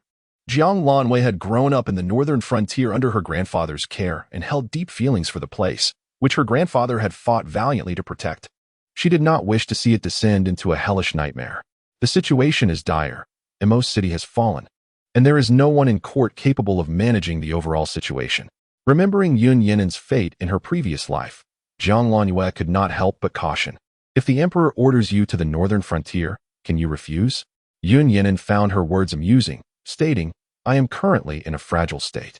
The emperor would not send me to the northern frontier, but if the situation there deteriorates to a certain extent, it will be imperative for you to go. Would you then go? Could it be that he was the only one who could? Yun Yinin could hardly conceive of such a scenario unfolding in the northern frontier. Yet if it were to occur, and he had the opportunity, he certainly would not hesitate. But what if he were to perish there? Jiang Lanyue gazed at him intently, fully aware that the general himself understood the fate that awaited him on the battlefield, certain death. Yet, did the general still wish to proceed? To perish? Yun Yinin chuckled bitterly, contemplating that if his frail body were to meet its end wrapped in his battle cloak, it could be deemed his destiny. However, had the general considered the feelings of others? Jiang Lanyue abruptly rose to her feet, declaring, I am now betrothed to you, General, bestowed with a royal decree. If you were to fall in battle, would you have me live as a widow? Moreover, what of the old matriarch? Would she be forced to endure the heartbreak of burying her son while still in the prime of her life? Jiang Lanyue's emotions surged. She could accept Yun Yinin's death, but could not bear the thought of him recklessly pursuing it, fully aware of the inevitable outcome. Yun Yinin observed the fervent young woman, a peculiar expression crossing his features. You do not wish for my demise? Of course not. Who desires the death of their fiancé? I am not mad, she retorted. A flicker of something unnameable stirred within Yun Yinin. Since his earliest memories, he had known that his destiny lay upon the battlefield, inheriting the glory of the Yun family. As the son of the Yun clan, he could not escape the fate of warfare. For years, whether ailing or injured, he would don his armor without hesitation whenever called upon. Even his mother had long resigned herself to the possibility of his death in battle. Had it not been for his injuries, he would have never laid down his arms. Now, someone was telling him that she wished for him to refrain from battle because he was wounded. Yet, he believed that if his life could ensure peace at the borders, it would be worth the sacrifice. Did she not feel the same? Evidently, Jiang Lanwei did not share that sentiment. She racked her brain for memories of her past life. Though she only knew of pursuing Su Chengza and subsequently being trapped in a dilapidated temple, leaving her knowledge rather limited. However, she was not entirely uninformed. The general is currently supporting the emperor, is he not? Yun Yinan paused, lifting his gaze to meet hers, tapping his curled finger against the bed. He nodded. In the court, who does not support the emperor? To oppose him would be tantamount to rebellion. Jiang Lanwei scoffed. My father does not support him. He had not forgotten the Empress Dowager's favor, and though he was a grand tutor, his true loyalties were uncertain. Coughing, Yun Yinan regarded the young woman with exasperation. Miss Jiang, watch your words. Misfortune can arise from careless speech. Do you think the general would let such things slip? I am not so idle. Then it is settled. Jiang Lanwei replied nonchalantly. That is not what matters. What is crucial is that the emperor is currently weak, with few allies to rely upon. And the general stands as a pillar among them. If the general were to perish on the battlefield, who would remain to serve the emperor? Did the general deem momentary glory worth more than steadfastly supporting the emperor and thwarting the schemes of those petty individuals? Jiang Lanwei did not exaggerate. After Yun Yinan's death in battle, the emperor's authority in the court diminished day by day. Before her demise, the Empress Dowager had already begun to govern behind the curtains. Otherwise, the Jiang family would not have risen in prominence, marrying Jiang Qingcheng to Su Chengza as his legitimate wife. She did not harbor the prejudice that women should not wield power, yet the pursuit of authority should not be at the expense of loyal ministers and valiant generals, nor the common folk. The young lady's eyes sparkled with clarity, and her words were audaciously bold. Suddenly, Yun Yinan recalled the rumors circulating in the capital about Jiang Lanwei, reckless and unruly, bringing disgrace to the Grand Tutor's residence, yet unabashedly forthright. Seeing that Yun Yinan remained silent, Jiang Lanwei pressed on. General, did I speak incorrectly? Yun Yinan shook his head. Jiang's insights were indeed profound, yet sometimes matters are not as straightforward as they seem. Noticing that Jiang Lanwei was about to continue her inquiry, he added, Rest assured, Miss Jiang, unless absolutely necessary, I will not take risks. Moreover, it is uncertain whether the military power of the northern frontier would even fall into my hands. Yun Yinan lowered his gaze, concealing the coldness in his eyes. If those individuals truly wished for him to command the military, he would not be in such ill health. One could only hope. However, the military power of the northern frontier was a perilous burden. It was difficult to conceive who would be willing to take on such a hot potato if it were truly beyond control, aside from the general himself. Jiang Lanwei bit her lip and boldly declared, General, I wish to marry soon. If you truly intend to go to battle, I would at least like to secure a future for you. If Yun Yinan is indeed heading towards his demise, she must marry him before he departs for the battlefield. Otherwise, remaining in the Jiang family would render her plans futile. Her words shocked Yun Yinan. A look of helplessness crossed his face. Had Miss Jiang forgotten? He was unable to bear children. Chapter 68. Are you unable? No maidservants, unable to conceive. Jiang Lanwei's gaze flitted across the embroidered quilt, her face betraying her astonishment. Even the indignation she had felt moments ago dissipated. General, you. Finally, she regained her voice and cautiously inquired, Are you, perhaps, incapable? Yun Yinan, after hearing Jiang Lanwei's words, felt an awkwardness in her phrasing. She hurriedly clarified, That is not what I meant. I meant to say, you must be quite capable, just not in that regard. No. That's not correct. It's not that you're incapable. Miss Jiang, you need not explain further. Yun Yinan's expression darkened. He merely wished to convey that his body was tainted with toxins, and to bear offspring would endanger the child. Yet, he did not anticipate that the young lady would dare to entertain such notions, insinuating he was unable. The old matron inquires if you, Miss Jiang, would like to stay for dinner. No, I shall not stay, Jiang Lanwei quickly replied, glancing at Yun Yinan's darkening countenance, afraid to linger any longer. Reflecting on her earlier comments, she felt she had been rather excessive. It is rather inappropriate to speak disparagingly of someone in their presence. Even if the individual in question truly lacks capability, it ought not to be articulated so bluntly, particularly when considering this person, who once commanded great respect on the battlefield, now finds themselves in a difficult position, undoubtedly feeling immense discomfort. Today, they have even been subjected to a sharp remark. Jiang Lanwei felt a pang of guilt and wished to make amends in some way. She recalled that Zhou Chani possessed commendable medical skills and, most importantly, could be trusted not to disclose Yun Yinin's condition to the world. Although rumors had spread throughout the capital regarding Yun Yinin's predicament, it was still necessary to uphold the dignity of her betrothed. After pondering for a moment, she tentatively suggested, "General, I know a physician of exceptional skill. Would you like me to invite him to examine you?" Fearing that Yun Yinin might take offense, she quickly added, "If you are indeed capable of having children, I shall marry you, thus saving the need for adoption from the clan, as it is best for children to be born of one's own blood." With a sudden rip, the fabric on the bed tore. "Yin Song, escort our guest out." Zhang Lanyue blinked in surprise. Was he truly upset? She looked over, only to find his expression remained as stoic as ever, perhaps even more composed. So, was he angry, or not? "Miss Jiang, will you not stay?" Yun Song entered and, upon seeing Zhang Lanyue in the inner chamber, felt a surge of delight, hoping that this prospective lady of the house would cultivate a bond with their general. "No, I must decline." Jiang Lanwei shook her head, noticing the ambiguous expression on Yun Song's face, which indicated a misunderstanding. She clarified, "The general nearly fainted earlier, so I merely assisted him in lying down." Yun Song nodded vigorously, acknowledging her words. "Understood. Since you choose not to remain, I shall escort you out." His eagerness suggested that one might mistake Jiang Lanwei for his superior. Jiang Lanwei bowed respectfully towards the figure on the bed before turning to leave. As Yun Song accompanied her to the door, she suddenly remarked, "Yun Guardian, it is essential to have a couple of maidservants attend to the general while he is unwell." Yun Song paused, uncertain of Jiang Lanyue's intention. Was she probing into whether there were attendants in the general's quarters? He explained, "Miss Jiang, you may not be aware, but the general has never required maidservants to attend to him. He has only 2 young attendants for errands, as he prefers to manage his daily affairs independently. Now that he is ill, it is I who am attending to him." The absence of maidservants suggested a genuine issue. Jiang Lanwei sighed inwardly. It appeared that considerations for adoption would have to be made after marriage. She waved her hand. "Yun Guardian, please return and care for the general." Seeing Jiang Lanyue's evident concern for their general brought Yun Song joy. He escorted her out and, unable to contain his excitement, rushed back to inform Yun Yinin of this news. Fool!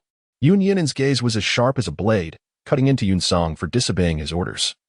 "You shall receive 30 strokes of the staff for your insubordination." "What?" Yun Song looked up in shock. "General, how many times must I remind you? You instructed your subordinate not to allow Miss Jiang into the residence, and should she enter, to direct her to the elder lady in the main courtyard."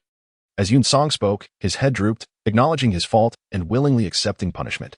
However, he beseeched the general to permit him to receive his punishment only after the general's recovery, lest there be no one to care for him. "Please have my mother send 2 maidservants over," he added. Yun Yinin's indifferent voice resonated, causing Yun Song to suddenly lift his head in astonishment. "General, you are not. You are my protector, not my servant. Henceforth, let the maidservants attend to the trifles within the chamber," Yun Yinin asserted decisively before closing his eyes. The foolish Yun Song mistakenly believed that the young lady was concerned about his household, unaware that his words might only serve to further convince her of his inadequacy. A blundering fool indeed. Meanwhile, Jiang Lanyue exited the Yun residence with Haideng. Ignoring Jiang Lanyue's troubled expression, Haideng exclaimed, "Miss, you should not have entered General Yun's inner chamber today. You were far too reckless." She had never anticipated her mistress would act with such boldness. Even during her prior infatuation with young Master Su, she had never behaved so out of line. "Could I merely stand by and watch General Yun fall before me?" Jiang Lanyue interjected, lifting the carriage curtain. "Look, it is quite lively outside. Surely something significant is about to transpire." No sooner had she spoken than their carriage was halted, as a troop of soldiers rushed past, flanking the road and clearing the way for pedestrians. "What is happening, miss?" Haideng queried. "It appears a royal relative is returning to the palace." Jiang Lanwei observed that the guards were clad in palace attire, distinctly different from the uniforms of the 5 cities' troops, and given the grand display, they must be of royal lineage, undoubtedly of high status. "Let us wait," she suggested. The carriage stopped at the side of the road, and both mistress and maid alighted. Before long, a rider approached from the direction of the city outskirts, calling out loudly, "The Imperial Grand Consort has returned to the palace. All idle persons, stand back." The Imperial Grand Consort? Jiang Lanyue's mind immediately conjured the visage of a delicate beauty. The Imperial Grand Consort, Zhong Yu, had once been the favored consort of the late emperor. Lacking a child of her own, she had raised the current emperor, thus becoming embroiled in a fierce rivalry with the Empress Dowager. It was rumored that upon the late emperor's passing, the Empress Dowager had insisted that Zhong Yu accompany him in death, but the emperor had vehemently opposed this. Furthermore, Zhong Yu's family had considerable military influence, with her brother commanding great respect in the southwest, causing the Empress Dowager to relent. Nevertheless, Zhong Yu had been forced to leave the palace and had spent years guarding the spirit of the late emperor at his mausoleum. Yet, why had she suddenly returned to the capital? Jiang Lanwei gazed at the approaching golden sedan chair, her eyes cast downward. This capital was becoming increasingly vibrant. Chapter 69. Wang Zhen returns to the palace. The emperor's intentions. The arrival of the Imperial Grand Consort's palanquin captivated the attention of most in the capital. Unbeknownst to them, on this day, a small, flat-topped sedan was quietly ushered through a lesser-known gate in the southwestern corner of the imperial city. "Your Majesty, I nearly failed to behold you again." Within the emperor's chamber, a eunuch clad in coarse linen, his face smeared with dirt, prostrated at the emperor's feet, weeping profusely. This individual was none other than Wang Zhen, the emperor's trusted eunuch. While the eunuchs of the grand banquet were forbidden from engaging in matters of state, Wang Zhen was an exception. As the head of the inner court, he had earned the trust of both the Empress Dowager and the emperor, being appointed as the inspector of military appearances, which solidified his position in military oversight. At this moment, the emperor gazed at Wang Zhen, who seemingly had returned from a journey of 1,000 miles, astonished. "Wang Zhen, are you not still en route? How have you returned so swiftly?" "Your Majesty, if I did not return, I feared I might never see you again," Wang Zhen replied, raising his tear-streaked face. "I had barely crossed the borders of the northern frontier when I was pursued. I had no choice but to abandon my carriage and, accompanied by trusted warriors, took a back route into the capital. I endured hardships along the way, risking my life to avoid pursuers. I thought, should I perish, it matters not. But I could not allow your Majesty to be deceived. I was resolute in my determination to return to the capital to see you, no matter the obstacles." "You have endured much," the emperor remarked, moved by Wang Zhen's disheveled appearance. He gestured for the eunuchs nearby to assist Wang Zhen in rising. "I have long awaited your return. Only you can elucidate the true state of affairs in the northern frontier. Your missive lacked detail. I must hear the full account from your own lips. Now that you have returned, enlighten me about the Battle of Mo City." "Your Majesty, the plight of Mo City's citizens is dire." Wang Zhen fell to his knees once more. Duke Xie, in his reckless ambition, led to the city's fall, resulting in his own demise at the hands of the enemy.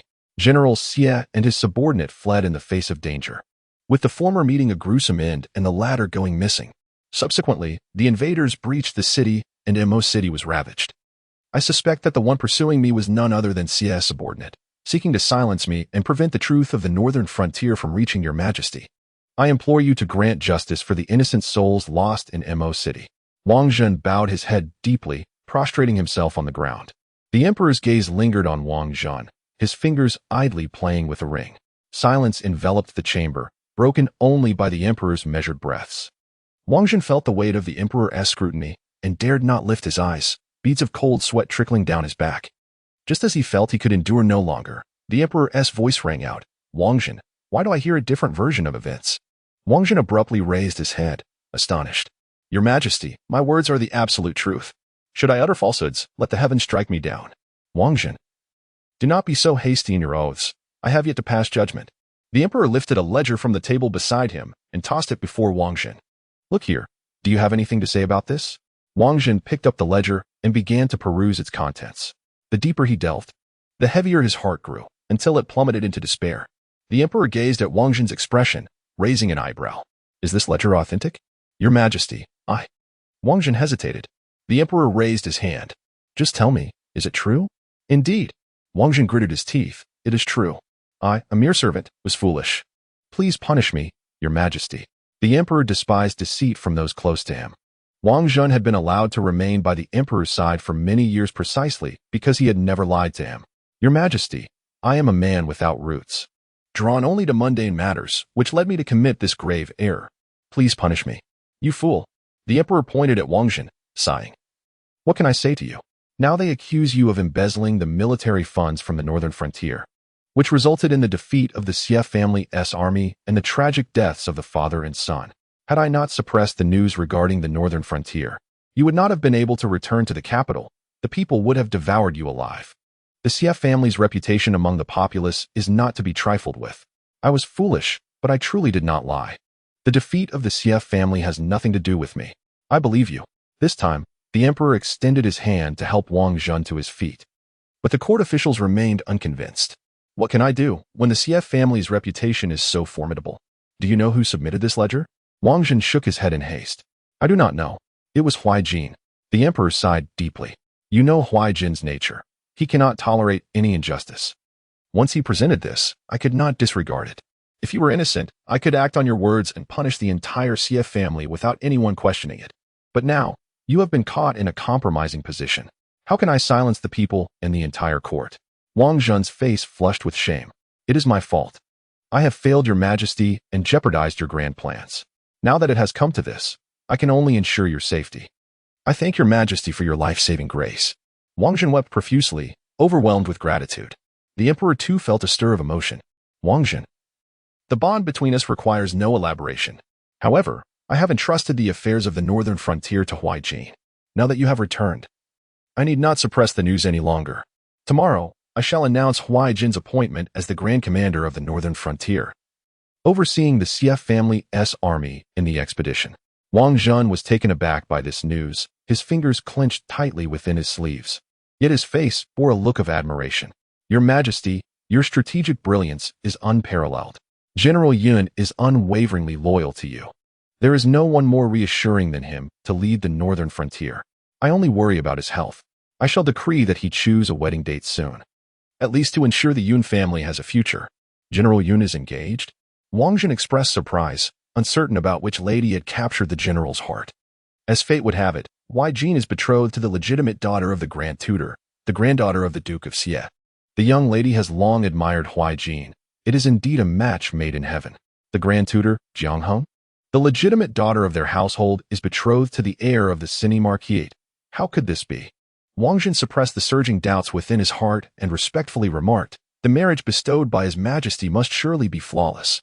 Enough, return and rest. Tomorrow, accompany me to court. You are aware of what to say regarding the matters in the northern frontier, correct? Wang Jun bowed his head. This servant understands. The emperor waved his hand, dismissing him. As Wang Jun exited the emperor's chamber, a chilling breeze enveloped him, sending a shiver down his spine. He was astonished at the amount of sweat that had accumulated. At this moment, within the most opulent thingy palace of the imperial harem, fragrant sandalwood wafted through the air, and a figure clad in palace attire reclined gracefully upon a beauty couch, accompanied by an inconspicuous maidservant who meticulously recounted Wang Jun's return. After a while, the figure let out a scornful laugh. The emperor's methods remained so straightforward. He truly believes that Yun Yinan is capable of anything. However, he is but a dying man, and the emperor expects him to turn the tide. How absurd. The three members of the Xie family have achieved nothing. How could a mere Yun Yinan aspire to seize military power in the northern frontier? Go, let it be known that the Xie family has committed treason. As the future son-in-law of the Xie family, how can Yun Yinan be certain he won't follow in their footsteps? Yes, this servant shall attend to it immediately. The maidservant replied respectfully. At that moment, a palace maid entered, approaching the two, and whispered, Your Majesty, the imperial noble consort has returned to the palace. Chapter 70. Courtroom Debate. Sibling confrontation. The news of Wang Jun's return to the capital was not concealed. The following day, when he appeared at the morning court alongside the emperor, it was as if a spark had ignited a long-suppressed atmosphere. Upon hearing of the breach at the borders and the fall of Mo City, the crowd erupted in fervor, unanimously demanding that the emperor issue a decree to punish the Xie family severely. Some who were allied with the Xie family sought to speak in their defense. But upon hearing Wang Jun state that the old Duke Xie and General Xie had perished in battle, and that young General Xie was missing and likely doomed, they all recoiled. The emperor gazed at those clamoring for the condemnation of the Xie family, his brow furrowed, and his gaze shifted to Jiang Heng, who stood at the forefront. Grand Preceptor, what is your opinion? Jiang Heng stepped forward and bowed. Your Majesty, as the son-in-law of the Xie family, I must avoid suspicion and dare not speak rashly. The matters of the CF family pertain to state affairs. As my trusted advisor, you ought to share my burdens. And I believe you will not act out of partiality. Indeed, Jiang Hung replied respectfully. Your Majesty, the old duke devoted his life to expanding our territories. And victories and defeats are commonplace in warfare. I believe it unjust to hold the CF family accountable for a single failure. Furthermore, the old duke and General Xie have already met their end on the battlefield, which can be regarded as a balance of merits and faults. Balance of merits and faults? Qi Tongji, the Grand Counselor, stepped forward, indignation spilling from his lips. Grand Preceptor, do not presume that your connection to the Xie family grants you the right to favor them. Is this how you repay the Emperor's trust and the wisdom you have studied? Jiang Hung refrained from retorting. He merely clasped his hands in a gesture of respect toward the Emperor and retreated with a countenance of helplessness. The Grand Counselor scoffed and reiterated, Your Majesty. In my humble opinion, it is quite possible that this incident is a result of the Xie family conspiring with foreign powers. Perhaps they have not perished, but rather fled to the enemy's domain. How else can we account for the Xie army's previously unblemished record now marred by defeat? Lord Qi, tread carefully with your words. The Xie family has a storied history of loyalty. Generations of its leaders have met their demise on the battlefield. Their remains wrapped in horsehide, buried in foreign lands. The ancestral hall of the Xie family still venerates the Dan Book and Iron Edict bestowed by our great emperor. How dare you cast aspersions upon them? Jiang Hung interjected, unable to contain his indignation as he perceived the Grand Counselor's remarks becoming increasingly outrageous. Treason is a crime that warrants the annihilation of 9 generations. Standing by the emperor's side, Wang Jin felt a stirring at the suggestion of the Xie family's betrayal. If he were to voice such an accusation at this moment, given his intimate knowledge of the northern border affairs, he would be compelled to speak. Lord Wang. What say you? The emperor's cold voice pierced the air, and Wang Jin found himself momentarily shaken. With the Xie family now devoid of members, save for an elderly matriarch, it was imperative that the military command of the northern border be relinquished. He need not complicate matters further. Should he provoke the emperor's ire? He risked losing his head, a fate he deemed unnecessary. Your Majesty, the defeat of the Xie family does not equate to the treachery of the Duke of Xie. Have you all heard? The emperor's piercing gaze swept over the assembled officials before settling on Qi Tongji's face. The loyalty of the Xie family is unwavering. Even if there were instances of overzealous ambition, it does not justify your slander against them. The immediate concern is the expulsion of foreign foes. Who among you believes can assume command of the Xie army to quell the unrest at the northern border? As the emperor's words echoed, the court erupted into further debate, offering a cacophony of proposals. The emperor observed with a stoic expression, hearing suggestions for the Qin family, the Zhong family. Yet not a single voice put forth Yun Yinan. The Qin family is the maternal clan of the Empress Dowager, while the Zhong family serves as the maternal kin of the imperial consort. As the debate intensified, the emperor's demeanor darkened. He found himself regretting his earlier decision to yield to pressure and dispatch Wang Jin to the northern border. When the military authority was in the hands of the Xie family, they were his allies. With their absence, should command not fall to Yun Yinan, he would find himself entirely bereft of military resources. Ultimately, the emperor could no longer endure the tumult. With a flick of his sleeve, he departed, leaving the matter of the northern border unresolved. By the time Jiang Lanwei became aware of the situation, the court had been embroiled in contention for several days. Meanwhile, in the streets, rumors of the Xie family's treachery had escalated, with some even resorting to throwing spoiled vegetables at the Xie household. On this day, as Jiang Lanwei perused the account books sent by the Yuyang faction, Haidang rushed in, breathless. Miss, something dreadful has occurred. A messenger from the Xie family has come, declaring that the Xie matriarch has entered the palace. What? Jiang Lanwei exclaimed, pushing aside the account book in dismay. Why would my grandmother enter the palace? Has she heard the news from outside? I specifically instructed someone to guard the entrance. The specifics elude me, but the Xie matriarch has been gone for some time. She has likely already entered the palace. Let us go. Wait at the palace gate. Zhang Lanyue hurriedly stepped outside. Just yesterday, Yunyang had conveyed news that there were promising developments in the northern frontier regarding her uncle's whereabouts. She had intended to wait until she located her uncle before informing her grandmother, but she never anticipated that her grandmother would learn of it beforehand. Miss, are you heading out? As Jiang Lanyue, accompanied by Haitang, crossed the threshold, Chunlu approached her. Jiang Lanyue halted, casting a cold gaze in her direction. Do I need to inform you of my whereabouts? That is not my intention. Chunlu quickly lowered her head. It is the master's command. He sent word for you to remain at ease in preparation for your marriage and not to. Her voice dwindled under Jiang Lanyue's glare, eventually trailing off into a hesitant, not to go out. Leave. Chunlu remained unmoving, prompting Haidang to step forward and pull her aside. Chunlu, have you forgotten whose maid you are? How dare you obstruct the young lady? I dare not. Chunlu stammered. Jiang Lanwei was in no mood to quibble with a maid. But much to her surprise, Jiang Nan appeared at the entrance of the Fanghua courtyard. Why are you not attending to your duties, second brother, and instead blocking my way? Jiang Lanyu questioned. Why aren't you at home embroidering your wedding gown? Where do you think you're going? Jiang Nan looked at her with discontent. I intend to visit grandmother. It would be wise for you to step aside. I advise you against going. Jiang Nan frowned, his expression one of disapproval. The news of the CF family's treachery is widespread. There are already those calling for our father's impeachment. Do you not realize that your visit at this time would only exacerbate our father's troubles? The CF family has not betrayed the country. Jiang Lanyue's tone sharpened. She gazed coldly at Jiang Nan. Second brother, do not forget that the CF family is also yours by blood. Would you truly become that ungrateful? Sister. We bear the surname Jiang. Jiang Nan replied with indifference. At present, we are struggling to protect ourselves. Whether the CF family is guilty of treason is a matter for the emperor to discern. Your visit will yield no benefit. Going there now will only bring trouble upon the Jiang family. I will not allow you to leave today.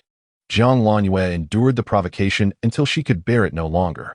Are you truly forbidding me, second brother? I am. Then do not blame me for being impolite as your sister. Chapter 71. You cannot stop me, the legitimate heir of the Jiang family. Jiang Lanyue swiftly drew a soft sword from her waist, positioning it at Jiang Nan's neck. Second brother, I must go out today? The blade gleamed coldly, reflecting Jiang Lanwei's frosty demeanor. In that instant, Jiang Nan perceived an unmistakable aura of menace. He realized that the girl before him was no longer the one who had chased after him in the past. She was indeed capable of violence. Yet, in the next moment, he was incensed by his own thoughts. Jiang Lanyue, I am your brother. How dare you point a sword at me? What manner of conduct is this? Jiang Lanyue's software advanced by a moment, her gaze laced with sarcasm. You are ungrateful and lacking in filial piety. Yet you dare to reproach me? If I have no shame, what shame do you possess? Jiang Nan, consumed by rage, retorted. Your reckless behavior places the Jiang family in jeopardy. At times, I truly wish I were not a daughter of the Jiang family. Jiang Lanyue's blade inched forward, grazing Jiang Nan's neck. Elder brother, you cannot impede me. Even if all the guards of the Jiang residence combined, should I desire to leave, I shall. Jiang Nan was but a delicate scholar, and though she had squandered years, she had endured the harsh winds and sands of the border alongside her grandfather. The soft sword in her hand was a gift from him. After returning home, she had tucked away this sword, believing that the gentle warmth of the capital should not tarnish the blade that had endured the frost and snow of the frontier. Yet, she did not anticipate that her moment of relaxation would lead to a lifetime of sorrow, ultimately ensnared by familial bonds and love, meeting a tragic demise. In this life, they still sought to bind her in the same manner. Dream on. What Jiang family, what father? In my eyes, there are only those who have shown me kindness. Seeing Jiang Nan unwilling to yield, Jiang Lanyue's eyes darkened. She withdrew her soft sword and raised her hand to strike. Jiang Nan's face turned pale with fury, stumbling in an attempt to evade, yet uncontrollably swaying aside.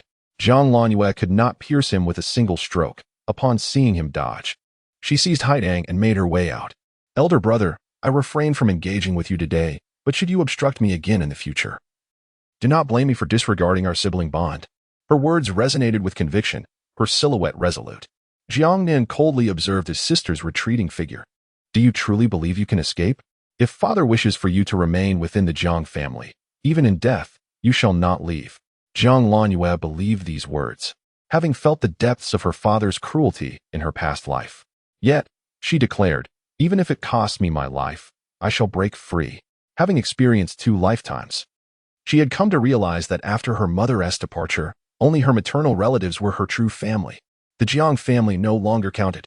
Jiang Lanwei strode out of the courtyard with Haidang, not once glancing back. The servants of the residence, witnessing the young lady wielding her soft sword with an imposing presence, either had received orders or were simply too intimidated to test her resolve, hiding in the shadows, none daring to impede her progress. As Jiang Lanwei reached the threshold of the main gate, just as she was about to step out, A sudden thunderous sound of galloping hooves echoed through the street. A chestnut steed galloped forth, halting at the entrance of the Jiang residence. Jiang Lanwei paused, her gaze sharpening as she recognized the rider. Her pupils constricting sharply as she murmured, "Elder brother." Jiang Heng, in his humble beginnings, had wed the eldest daughter of the duke's residence, Xie Qinghe. And together they had 4 sons and a daughter. Jiang Nan, the second son of Jiang Heng, inherited his father's scholarly talents and eloquence. At a tender age, he excelled in the imperial examination and now serves in the Hanlin Academy, with a future that seems boundless. The third son, Jiang Yuan, possesses striking looks and a carefree disposition, yet he has little interest in literature or martial arts, devoting himself instead to commerce. He holds half of the Jiang family's enterprises in his grasp. The youngest son, Jiang Yu, is still too young to reveal his inclinations. The legitimate daughter, Jiang Lanwei, bears a striking resemblance to her mother, her beauty eclipsing that of all in the capital, yet her temperament is fiercely arrogant. The people of the capital believe that Jiang Heng favors his second son and dotes upon his daughter. Little do they know, in Jiang Heng's heart, his greatest reliance is on the long-absent elder brother, Jiang Qin, whose reputation remains modest. As dawn breaks in the east, the morning light begins to rise. To Jiang Heng, Jiang Qin embodies the hope of the Jiang family. In his youth, he arranged for Jiang Qin to apprentice under his father-in-law, the Duke of Xie, accompanying him in battles across the south and north. However, 3 years prior, when the Duke was stationed at the northern frontier, Jiang Qin chose not to follow, instead heading to the southwestern borders. 3 years have passed, and while the Xie family suffered defeats in the north, Jiang Qin returned to the capital in the company of the illustrious Zhong family. At this moment, clad in resplendent silver armor and astride a magnificent steed, with a countenance marked by chiseled features and an air of valor, he captivated the attention of all present. As Jiang Lanwei gazed at Jiang Qin, he too caught sight of her. Dismounting with grace, reminiscent of their childhood days in the northern frontier, he reached out to gently tousle her hair and exclaimed, "Sister, elder brother has returned." Elder brother. A tumult of emotions surged within Jiang Lanwei, and in that fleeting moment, all her grievances resurfaced, causing her to feel a lump in her throat as she plaintively replied, "Elder brother, why have you returned so late?" "I apologize, I have come back late," Jiang Qin responded, his tone tinged with caution. He noticed the soft sword in her hand, a hint of affection and exasperation coloring his voice. "Why have you brought that sword home? Who has dared to bully her Lanwei?" In her childhood, Jiang Lanwei had been cradled in the arms of their grandfather, while her elder brother trained under him, thus forging an inseparable bond between them. Upon awakening, she often pondered whether, had her elder brother been by her side in her past life, her fate would have been less tragic, and she would have been spared the torment of being bullied. Wiping the corners of her eyes, she felt a blush of embarrassment yet did not forget to lodge a complaint. "Elder brother, second brother is bullying me. He won't let me visit our maternal grandmother." Jiang Qin's gaze flicked to the soft sword she clutched, raising an eyebrow. "You wish to see our grandmother?" "Elder brother, you may not know, but our grandfather and uncle are no longer with us. They suffered defeat, and those scoundrels have slandered our grandfather as a traitor." The mere thought of her grandfather pierced Jiang Lanwei's heart like a knife, and she fought against her grief as she continued, "Our grandmother has entered the palace. Her health is poor, and I am worried for her. I must go find her." Upon hearing this, Jiang Qin displayed no hint of surprise. Rather, he calmly inquired, "You wish to enter the palace?" Jiang Lanwei nodded fervently. "Elder brother, please accompany me. It would be fortuitous for you to inquire about the current situation in the palace and why our grandmother has gone there." In her anxious state, she remained oblivious to Jiang Qin's reaction, until she heard Jiang Qin's response, "Lan Yu, now is not the opportune time to enter the palace." It was only then that she realized Jiang Qin's demeanor was excessively calm. She abruptly turned to Jiang Qin, "Elder brother, are you aware of grandfather's situation?" Chapter 72. Elder brother's intentions, the ambition of a wolf. Lan Yu, this is not a matter for you to concern yourself with. Jiang Qin spoke with a gentle tone, yet his words were unequivocal. As a young lady, your duty is to prepare for marriage. Since His Majesty has betrothed you to General Yun, you ought to uphold your virtue and refrain from showing your face in public.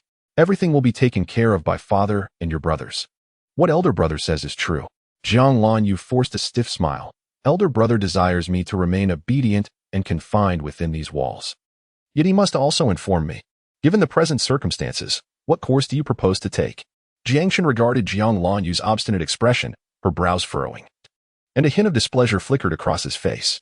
Jiang Lan Yu, undeterred, advanced a step with her soft sword. "Elder brother, I am aware I cannot defeat you. But if you insist on blocking my path, you shall be left with naught but a corpse." With mother gone, and grandfather and uncle also absent, only grandmother remained in the CF family. Should anything happen to her, I cannot predict what actions I might take. Elder brother knows that once I have set my mind on something, no one can deter me. Elder brother, would you care to test that? The girl's expression was colder than the frigid winter's day. This resolute Jiang Lanyu reminded Jiang Chun of his sister when she first arrived at the frontier. The northern borders were fierce, and she had once been bullied by the local children. Unable to win in fights, she trained diligently under grandfather's guidance during her subsequent visits. Their uncle, concerned for her, often urged her to take breaks, yet she never once complied. At that time, her expression bore the same stubbornness. Recalling their days together in the northern borders softened Jiang Chen's heart. Alas, she is merely a headstrong young girl. What could I possibly impart to her? Lanyu. I have returned to the capital with General Zhong to report on my duties. Over the years, I have achieved some military accomplishments in the southwest. I do not wish to remain in the shadows. Jiang Chen spoke, a flicker of pride crossing his face. Thus, I requested General Zhong to bring me back. Observing her elder brother's self-satisfied expression, Jiang Lanyu felt a sinking sensation in her heart. It dawned upon her why he had chosen this moment to return to the capital. He sought control over the military forces in the northern borders. Indeed, in the next moment, Jiang Chun's gaze ignited with fervor. I am more pained by grandfather and uncle's situation than anyone. The matter of military authority in the northern borders remains unresolved in the court. Elder brother believes that I alone am the best candidate to assume control over it. I have studied military strategy under grandfather, spent time in the northern borders, and bear the blood of the CF family. The military power of the CF family must not fall into the hands of others. I shall safeguard it for uncle. When he returns, I will present the military authority to him with both hands. Jiang Chen spoke with profound emotion. Yet the flicker of greed and urgency in his eyes betrayed his true intentions. Jiang Lanyu observed no sorrow for the deaths of her grandfather and uncle on his face, nor any concern for her younger uncle. His sole focus lay on seizing the military power of the CF family. Jiang Lanyu's heart plummeted. In her previous life, she had not lived long enough to witness all that transpired. She only knew that Yun Yinan had perished in battle, followed by the marriage alliance between the Jiang and Su families, which elevated Jiang Qiqing to the status of Su Qin's legitimate wife. Could she surmise that it was her elder brother who had assumed control of the northern military forces after Yun Yinan's demise, prompting the Su family to wed Jiang Qiqing? In this lifetime, for reasons unknown, her brother had returned home prematurely, now presented with an opportunity to contend for military authority. As he had stated, should he achieve merit on the southwestern battlefield, he would indeed possess the capability to command the northern military forces. Moreover, with their father serving as the grand tutor, the emperor held a degree of trust in him, perhaps viewing her brother as more reliable than the Empress Dowager and the Zhong family. Additionally, as the maternal grandson of the CF family, her brother would encounter significantly less resistance in assuming control of the Xia military, especially with her younger uncle's whereabouts uncertain. Had it not been for the events of her past life, Jiang Lanyu would undoubtedly share this sentiment. However, having perished in the courtyard, it was Jiang Qingsheng who had reaped the greatest benefits in her previous existence. This time, she dared not trust so easily the brother who had hastily returned to scheme for the Xia family's military power. Thus, the Xia military authority must not be entrusted to him. Jiang Lanwei thought of Yun Yinan. Noticing her lost in thought, Jiang Chen inquired, "Sister, what troubles you? Do you not wish for brother to obtain the Xia family's military power?" Jiang Lanwei regained her focus, meeting Jiang Chen's scrutinizing gaze. She glanced at her soft sword and smiled faintly, pondering why her brother had not mentioned this sooner. Had he done so earlier, she need not have felt such urgency. Acknowledging her inability to best Jiang Chen in combat, she resolved not to provoke him, while also yearning to understand his, or rather, their father's true intentions. Seeing Jiang Chen still fixated on her, Jiang Lanwei shook her head. "I naturally hope brother acquires the military power, for only he can assist the CF family in vindicating themselves. Should another seize it, the CF family would be utterly doomed." Jiang Chen, noting her clarity of thought, exhibited a fleeting expression of satisfaction. "Precisely, sister. Thus you need not worry about external matters. Everything will be handled by brother." Jiang Lanyu regarded Jiang Chen's smug demeanor with lingering doubt. If it were indeed the Zhong family that had recommended Jiang Chen, The emperor's indecisiveness would not lead him to swiftly appoint Jiangchen to oversee the northern region. Why then did Jiangchen appear so assured that this outcome was certain? Brother, I merely worry whether you can successfully assume command of the Xie military. If not, what will become of the Xie family? Rest assured. Grandmother's entrance to the palace is precisely for this matter, Jiangchen reassured her, patting Jiang Lanyue's shoulder. So do not fret about the reasons behind grandmother's visit to the palace. Jiang Lanyue took a step forward, her foot barely skimming the snow accumulated beside the stone steps. Struggling to maintain her composure, Jiangchen raised an eyebrow, gazing at her with curiosity. What troubles you? Jiang Lanyue lowered her eyes, concealing the surging resentment within. Elder brother, I am somewhat concerned about grandmother's health. Jiangchen. He has so cunningly exploited her trust to manipulate her into assisting his ambitions for the military power of the Xie family. How despicable. The mere thought of grandmother discovering Jiangchen's treacherous ambitions one day fills her with dread. It is utterly infuriating. A surge of fiery rage welled up in her chest, nearly igniting her spirit. Yet, she silently reminded herself that now was not the time for confrontation with her elder brother. She had come to realize that her brothers, at their core, shared the same indifferent selfishness as their father. With only Haidang by her side, she could not afford to be trapped in the confines of the backyard as in her previous life. This way, she would accomplish nothing. She needed to venture out, to lower their guard, for only then would she have the chance to intervene in this matter. So what should she do? Who besides her elder brother could take charge of the northern frontier? Who else? Yun Yinan. Her father, adept at navigating both sides, was likely favored by the emperor, who trusted Yun Yinan wholeheartedly. If Yun Yinan were to take command of the northern frontier as he did in her past life, he would create an opportunity for her to find her uncle, ensuring that the military power of the northern frontier would not slip away. Thus, it would be most advantageous for Yun Yinan to assume control at this juncture.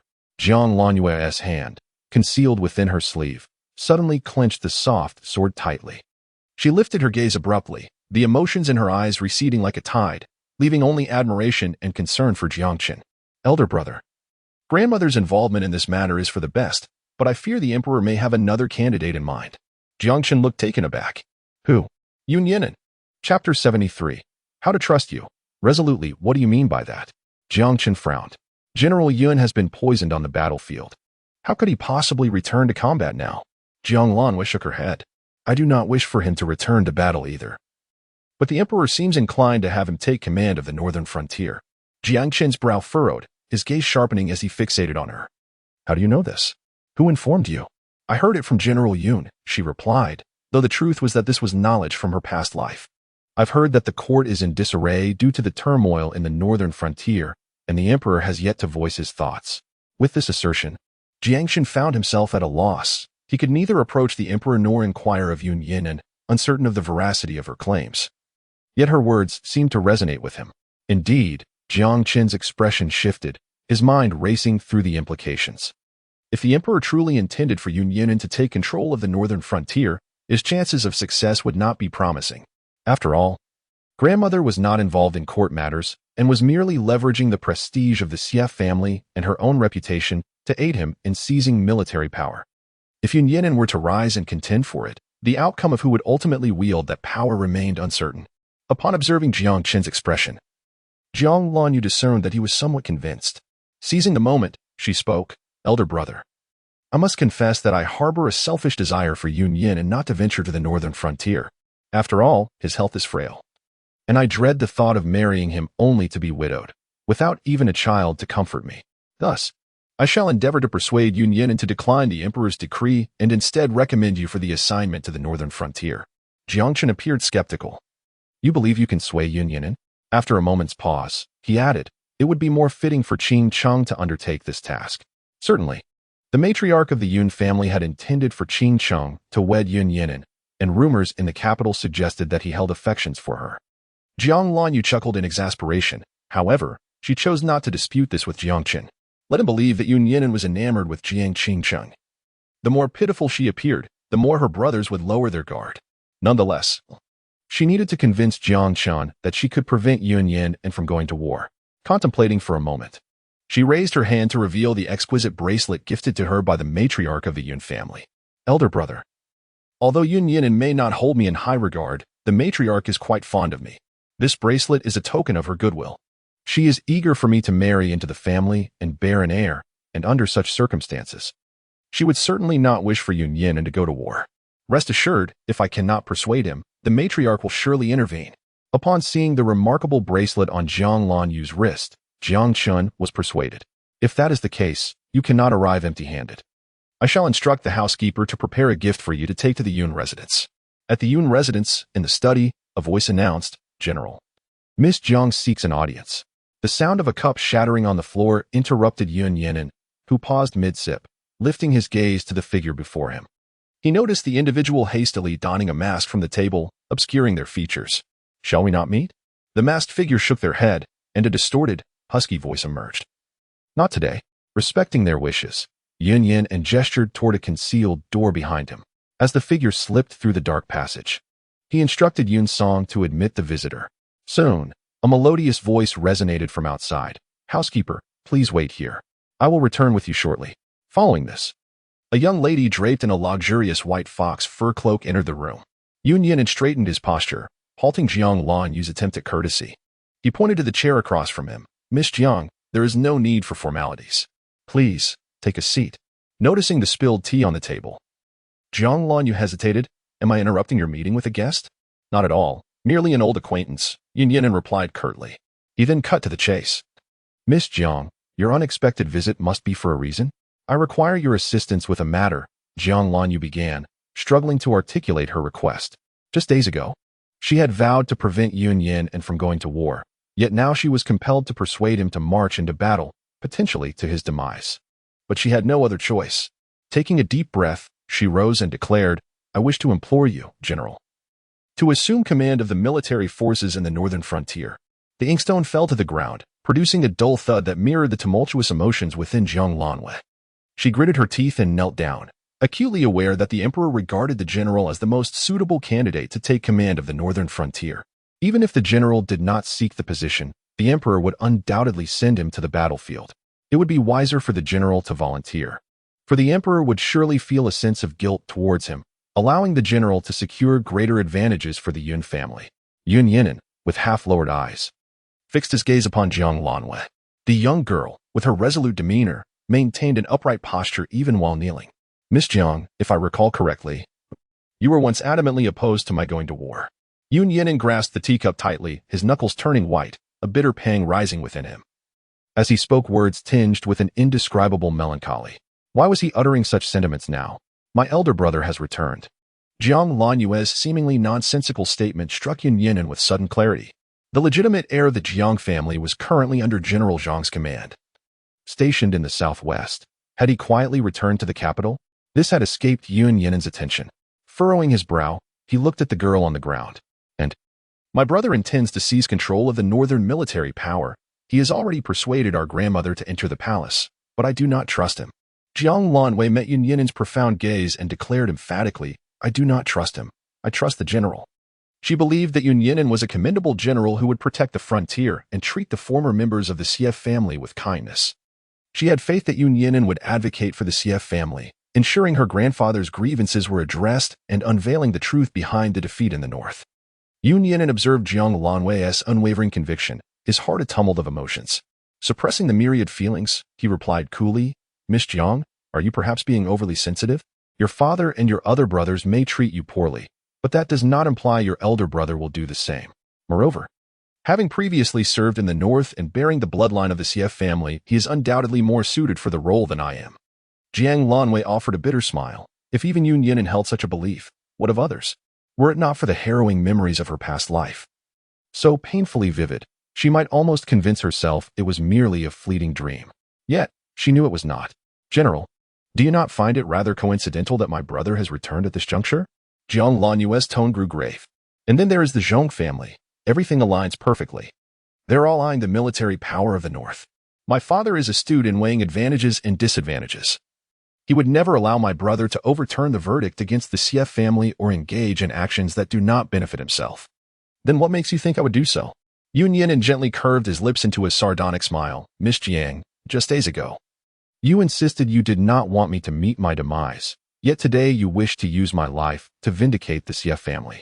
I now find myself questioning your motives for marrying me. Did you harbor such intentions from the outset?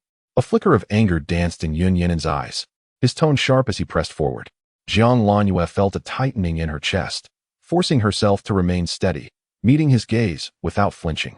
If the general perishes in battle, I shall accompany him to the grave. Each word resounds with conviction. Chapter 74. Beneath the Mask, Deception and Artifice. I shall accompany the general to the grave. Suddenly, a cacophony of breaking objects erupted from the adjacent room. Jiang Lanyu shot up, her voice sharp with authority. Who is there?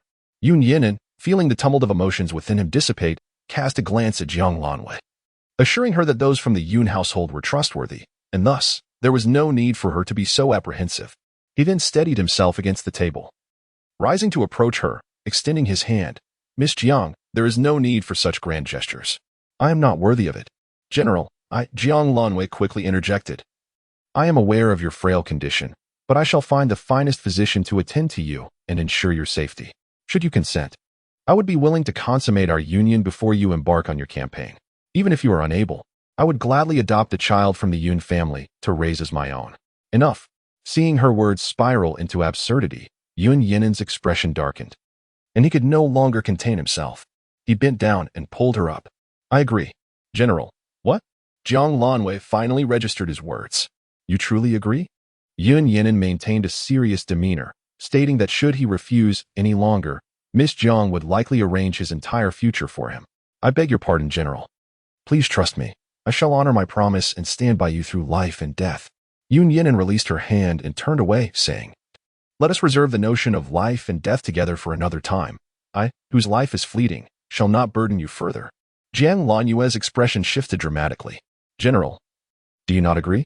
Do you not trust me? I do. But, is this not what you desire? Yun Yinin chuckled bitterly. Please return, Miss Jiang. I shall do my utmost. Feeling a pang of sorrow, Jiang Lanyu bowed slightly to Yun Yinin's retreating figure before turning to leave. As she reached the door, she suddenly pivoted, retrieving a blueprint from her bosom and placing it on the table.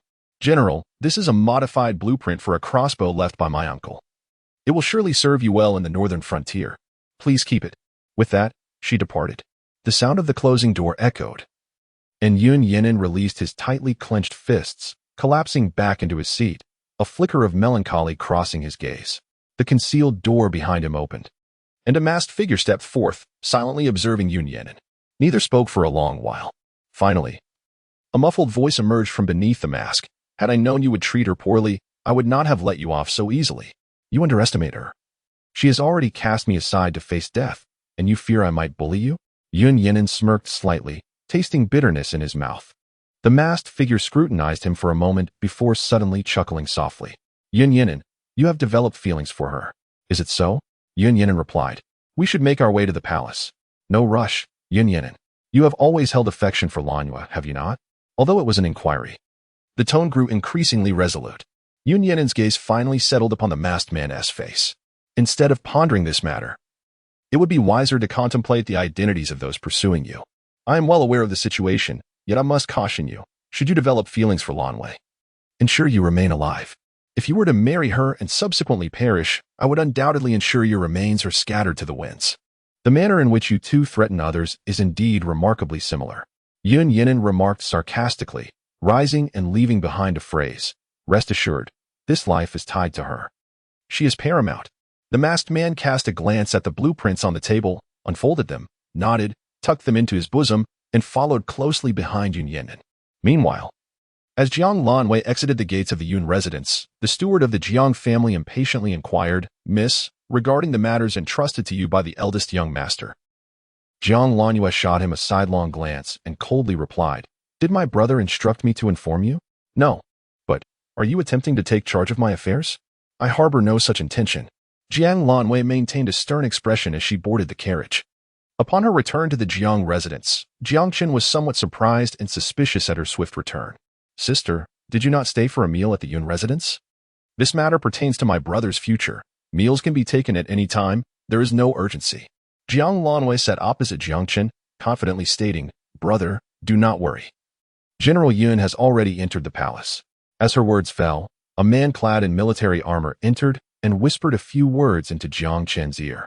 The gloom on Jiang Qin's face dissipated instantly as he slapped the table, exclaiming, Excellent.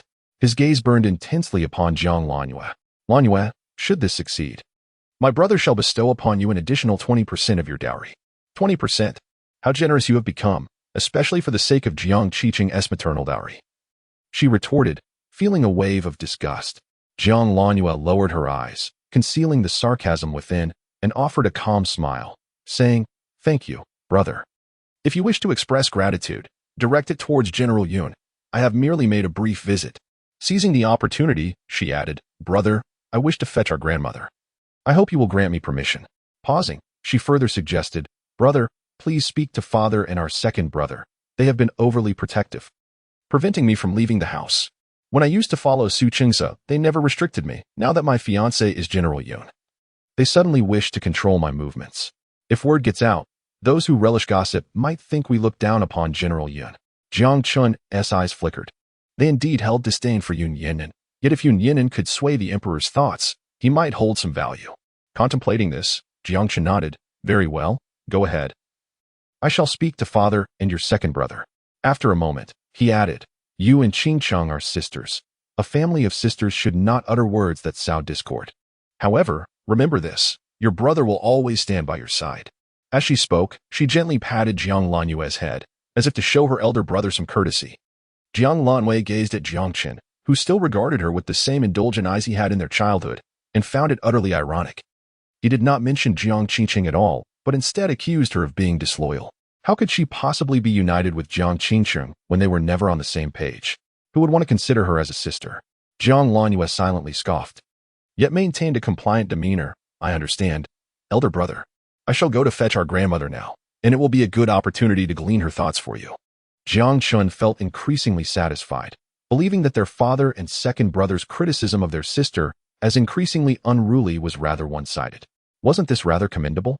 Chapter 75, Strategizing in the Northern Frontier, Confrontation at the Palace Gates. Jiang Lanwei successfully exited the Jiang residence with Haidang. Instead of hurrying to the palace gates to meet old Madame Xia, she proceeded to Fenghua Garden. "Miss, you have arrived." Yunyang respectfully welcomed Jiang Lanyue into the elegant room, standing attentively at her side. "Manager Yin," Jiang Lanwei said with a stern expression, retrieving a jade pendant from her bosom and handing it to Yu Yang. "Take this and seek out Uncle Yin to withdraw all the cash from the accounts. You will personally lead a team to procure grain from regions such as Jiangnan and Sichuan. Acquire as much as possible, but ensure utmost secrecy, and transport all the grain to the northern frontier." Uncle Yin was the steward left to her by her mother, skilled in calculations, and currently managed her dowry. The items left to Jiang Lanyue by her uncle from the Xie family were under Yunyang's supervision. Now, Jiang Lanwei needed to pool her dowry funds along with all the silver from the Xie family accounts to purchase grain, ensuring it did not raise suspicions toward the Xie family. This required someone trustworthy to undertake the task. Yu Yang was the ideal candidate. Yu Yang accepted the jade pendant, hesitating for a moment. "If I assign this matter to my subordinates, they will certainly exert their utmost effort. However, if I leave the capital, there will be no one available to assist you, Mississippi. Therefore, you must act swiftly." Jiang Lanyue tapped the table lightly. "The court will soon finalize the candidates for the expedition to the northern frontier, and it is highly likely that General Yun will be among them. If it indeed turns out to be General Yun, we must prepare in advance to prevent a repeat of the Xie family's tragedy. The weather is bitterly cold, and conditions in the northern frontier are even harsher. If the army sets out and someone in the court delays the provisions, the Xie family's forces will surely be doomed, leaving no chance for recovery. We must prepare the supplies. This task is of utmost importance, even more so than matters concerning my immediate circle. Yunyang, remember, you must not let anyone suspect the Xie family. If it is discovered that the Xie family is purchasing such a large quantity of grain, the nefarious label will inevitably fall upon them once again." "I understand the gravity of the situation," Yunyang replied solemnly. "I shall depart immediately." Jiang Lanyue nodded. "Exercise caution. By the time you return, that desolate mountain should be in motion.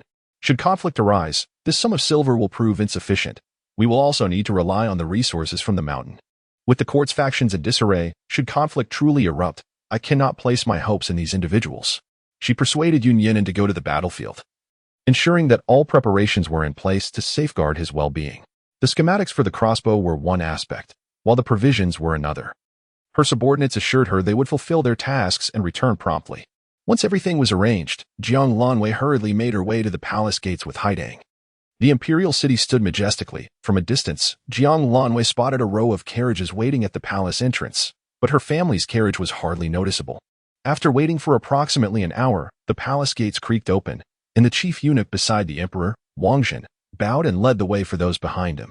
Crossing through the palace gates, Wang Zhen bent slightly, turning to reveal the elderly matriarch in her purple ceremonial robes. Grandmother. Jiang Lanwei immediately recognized old Madame Xie and rushed forward. However, she overheard the murmurs of those nearby, questioning whether that was indeed the eunuch by the emperor's side. Indeed, that must be old Madame Xie, but wasn't it said that the Duke of Xie had betrayed the country? Why is the eunuch personally escorting her out? Sure. Lower your voice. The emperor has already declared in court that the Xie family is full of loyalty and valor. Are you not afraid of retribution for your words? Wang Zhen. How could he be Wang Zhen? Jiang Lanwei's gaze fixated on the eunuch supporting old Madame Xie's arm, her eyes burning with suppressed fury. Miss Haidang, noticing her mistress's demeanor, tugged gently at her sleeve. What is the matter? Jiang Lanwei regained her composure, closed her eyes momentarily, shook her head, and replied, It's nothing. Come, let us go greet grandmother. Jiang Lanwei descended from the carriage, holding Haitang's hand. Her beauty, akin to blooming peach blossoms, instantly captured the attention of the crowd. Look. It's the eldest daughter of the Jiang family. What brings her here? Is she here to fetch old Madame Xie? But where are the young masters of the Jiang family? Amidst the whispers, Jiang Lanwei remained unperturbed, advancing toward old Madame Xie. Grandmother, I have come to escort you home. Observing her grandmother's complexion closely, she noted that though old Madame Xie walked steadily, her face was pale, with a faint trace of crimson on her lips, causing a pang of anxiety within her. She quickly supported old Madame Xie. The moment their arms touched, old Madame Xie leaned in for support and then turned, offering a slight bow to Wang Zhen. I thank you, eunuch Wang. You must not, old madam. Such gratitude is unwarranted and would truly burden a humble servant. Wang Zhen replied, avoiding her salutation. This is merely my duty, and I cannot accept your thanks. You jest, it is I who must express my gratitude. Old Madame Xie said with a smile, grasping Jiang Lanwei's hand. Eunuch Wang, this is my granddaughter, Jiang Lanwei. Jiang Lanwei tightened her grip on her grandmother's hand, her heart brimming with resentment, yet her countenance remained inscrutable. When Wang Zhen glanced her way, she even returned a radiant smile, acknowledging him. This must be the esteemed eldest daughter of the Jiang family. Wang Zhen's gaze was profound and laden with meaning as he looked at Jiang Lanwei. Before he could congratulate Miss Jiang, he remarked that she and General Yun were indeed a match made in heaven. He extended his wishes for their union to last 100 years, growing old together. The utterance of growing old together from Wang Zhen's lips was particularly loathsome. Jiang Lanwei lowered her eyes and smiled lightly. Having heard that the inner minister was not only a trusted aide of the emperor but also held the favor of the empress dowager, making him a pillar of the nation. Today, she felt immensely honored to receive his blessings and expressed her profound gratitude. However, her words almost accused Wang Zhen of being a sycophant, which was undeniably cutting. The smile on Wang Zhen's face stiffened slightly, as the atmosphere grew awkward. Old Madame Xie timely interjected, noting that the inner minister was busy and that she would not disturb him further. As the Xie family turned to leave, Wang Zhen's expression darkened abruptly. Jiang Lanwei, the eldest daughter of the Jiang family, had dared to speak ill of him in veiled terms, uttering her words with audacity. Very well, indeed. Wang Zhen's cold and venomous gaze fell upon Jiang Lanwei, sensing the scrutiny behind her. Jiang Lanwei remained unperturbed and steadily assisted old Madame Xie into the carriage. Wang Zhen was merely a biting dog. If the dog wished to bite, it must heed its master's command. Thus, to eliminate future troubles, one must not only strike the dog but also ensure that the master behind it would never dare to keep such a vicious creature or cast covetous eyes upon the Xie family. Chapter 76. A conversation between grandmother and granddaughter. The general requests an audience. Lanwei, what brings you here? Old Madame Xie inquired as she settled into the carriage, the weariness on her face unmistakable.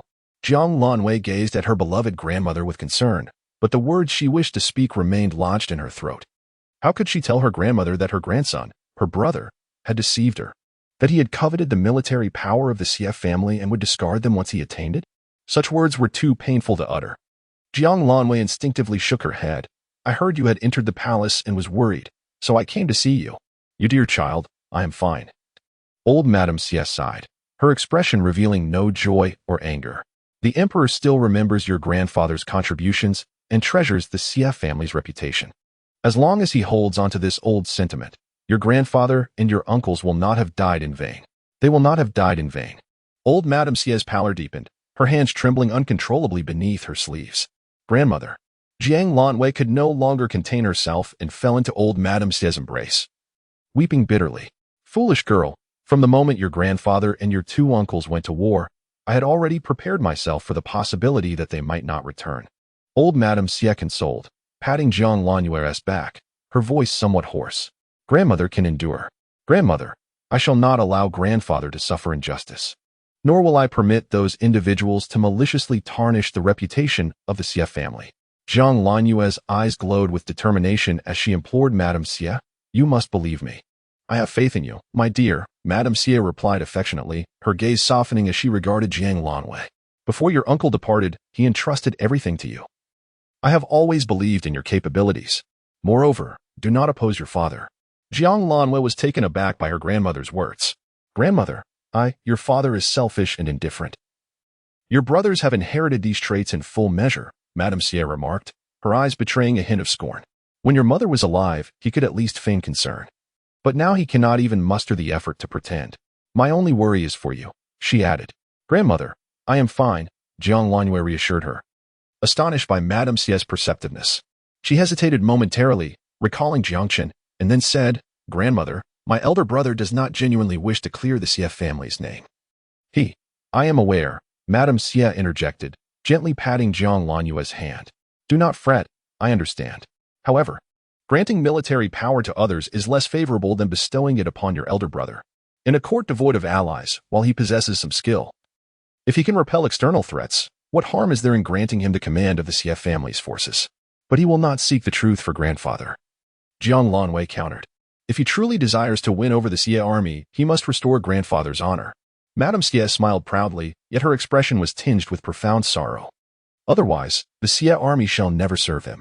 This is precisely why I am willing to approach the emperor on his behalf. Jiang Lanwei was astonished by her grandmother's acute understanding. She could scarcely fathom how her grandmother had endured the tumultuous events. When the dreadful news arrived, Madame Xie remained unbroken and even ventured into the palace to advocate for their family, asserting that the Xie lineage still persisted and had not crumbled. Jiang Lanwei blinked back tears, resolutely declaring, Grandmother, rest assured, the military power of the Xie family shall not fall into the wrong hands. Not even those of my elder brother. My dear child, why must you concern yourself so? Do not worry, I have devised a plan. My brother shall not obtain the military command of the northern frontier. Upon hearing Jiang Lanwei's firm conviction, Madame Xie pondered briefly before realizing. You intend to seek Yun Yinin's assistance, do you not? You are being reckless. How can he possibly fight on the battlefield in his current state? If he were to suffer any harm, how could you continue your life? Moreover, knowing his frailty, you still wish to send him to war. If he were to go, that would be one thing. But if he does not succeed, would your words not create a rift between you? Jiang Lanwei was taken aback by her grandmother's sudden insight and the intensity of her response. Grandmother, I had no choice.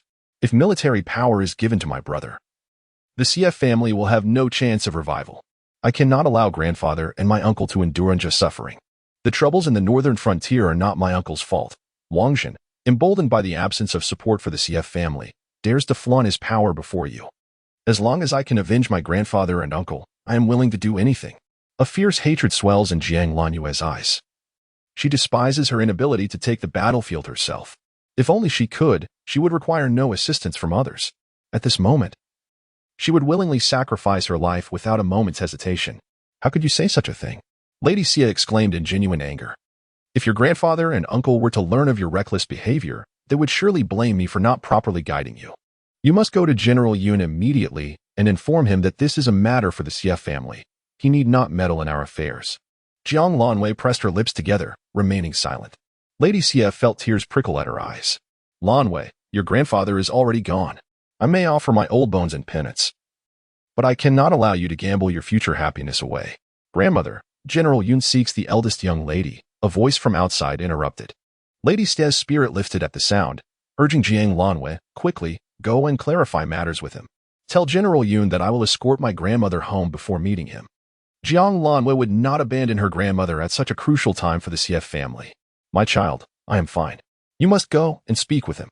Grandmother. There is no turning back now. Rest assured, I am aware of my responsibilities. The most pressing matter at hand is that both grandfather and uncle must return home. The events in the northern border had been kept secret. Even the news of her grandfather and uncle's passing had been concealed. Now, it was time to reveal the truth. The arrangements for the CF family's funeral must commence. Fortunately, Yun Yang had begun preparations upon hearing the news. Even in his absence, everything would proceed without error. My child. Lady CS sighed deeply. Very well. Go on. As the carriage continued its journey, the voice of a guard rang out once more. Miss. General Yun has requested an urgent meeting with you. Please come at once. Jiang Lanwei furrowed her brow slowly. General Yun Yinan was not one to act without reason. His persistent requests must indicate that something regarding the northern border had reached a conclusion. Suddenly, she straightened, and before she could speak, Lady Xie urged. Go see what he wants. Chapter 77, Silver Armor, White Horse, CF family's Huai Jiang Lanwei, supported by a guard, descended from the carriage. Only to hear a familiar voice ahead. Miss Jiang, our general is waiting for you in the carriage. It turned out that Yun Yinan's carriage was not far away.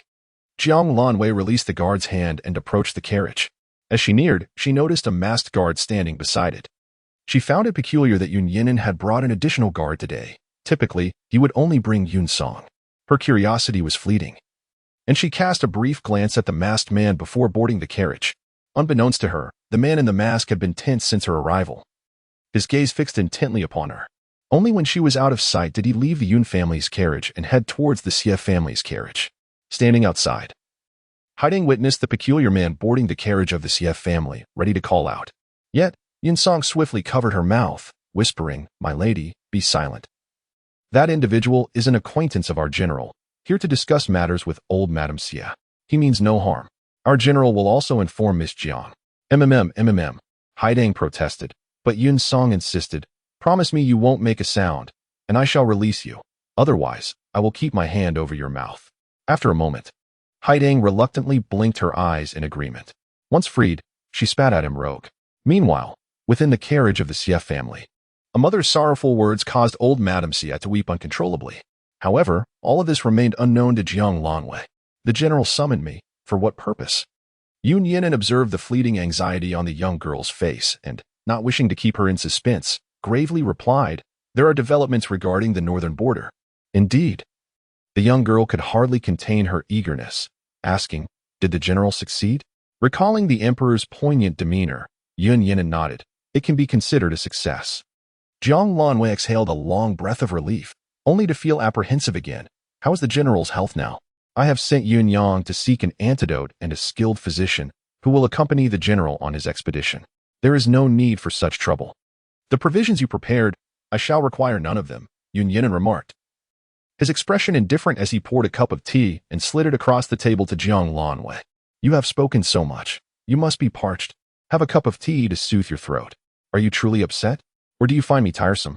Jiang Lanwei pondered, aware that her actions were not entirely honorable. Yet, in her past life, it was Yun Yinan who ventured to the northern border, and he had stated that he would heed the emperor's call without hesitation. Why then? When she spoke, did he appear vexed? Jiang Lanwei could not comprehend, realizing she owed him a debt. Everything she did was warranted. With determination, she drank the tea in one go. Thank you, General. I have one more matter. I have dispatched Yun Yang to Jiangnan and the Sichuan region to procure grain. As the general prepares for battle, I cannot guarantee that there will be no obstacles regarding provisions and supplies from the court. Therefore, I shall ensure the general does not face difficulties concerning reserves. As she finished speaking, she sensed Yun Yinan's gaze upon her, imbued with an emotion she could not decipher. Furrowing her brow, she was about to inquire when Yun Yinan remarked, half sarcastically and half subtly, Miss Jiang, your foresight is commendable. Jiang Lanwei fell silent. Having proposed the general's deployment to the battlefield, she felt responsible for all that followed. Miss Jiang truly spares no effort for the Xie family. Yet have you ever considered the feelings of others? The feelings of others? Jiang Lanwei looked at him in confusion. What do you mean, General? Yun Yinan averted his gaze. It is nothing. I spoke in jest. Jiang Lanwei found today's encounter with Yun Yinan particularly peculiar. Could it be that her actions had affected him so profoundly? The carriage fell into a profound silence, and enveloping Jiang Lanwei, making her feel as if she could hardly breathe, her mind still lingering on elder Madame Xie. Thus, she spoke. If the general has no further matters at hand, I wish to return. I must assist with my grandfather and uncle's funeral. And on the day you embark on your expedition, I shall come to bid you farewell. Before your departure, I kindly ask the general to set a date for our marriage as soon as possible. Miss Jiang, you truly amuse me. I have great admiration for you. Yun Yinan replied, a hint of sarcasm curling at the corners of his mouth. His mother had already dispatched someone to assist the Xie family, but before that, he requested Jiang Lanwei to accompany him to a certain place. To where? She inquired, lifting the curtain of the carriage to glance outside. Realizing they were heading towards the outskirts of the city, with citizens gathered along the road, and the sound of hoofbeats increasing, an incredulous thought surged in Jiang Lanwei's mind. General, could it be that the emperor has commanded you to march today? This seemed too swift. Did Jiang Lanwei not comprehend the ever-changing circumstances of the battlefield? Yun Yinan rapped on the carriage window, and the carriage surged forward at a rapid pace.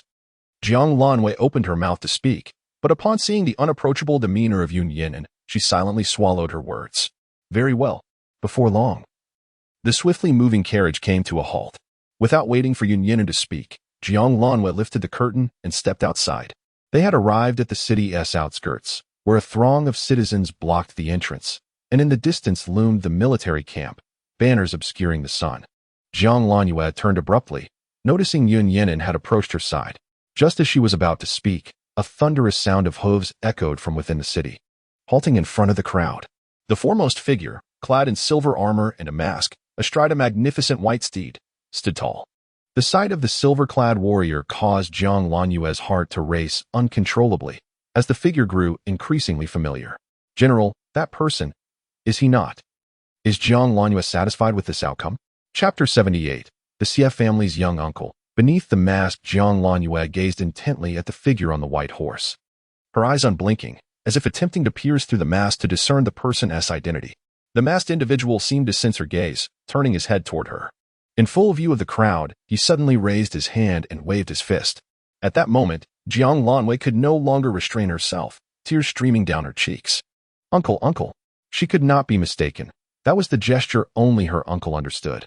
With fingers outstretched, then clenched into a fist, he waved 3 times. That masked figure was indeed her uncle.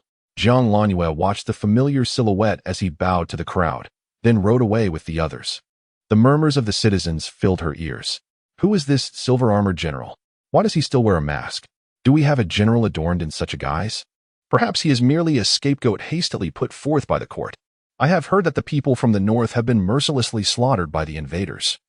I truly wonder if we can withstand this assault. Jiang Lanwei's heart sank as she began to fathom why her uncle had chosen not to acknowledge her. A sense of frustration welled within her. The most illustrious young general of the Xie family, who at the tender age of 13 led 1,000 cavalry in a night raid against the enemy camp, incinerating the provisions of an army of 100,000, had risen to fame in a single battle. Clad in silver armor and riding a white steed, with a visage akin to a jade-faced demon, Xie Huayu had become the cherished dream of countless young maidens. Yet now, he could not even publicly announce his departure for battle. Gritting her teeth, Jiang Lanwei watched as the army gradually receded from view.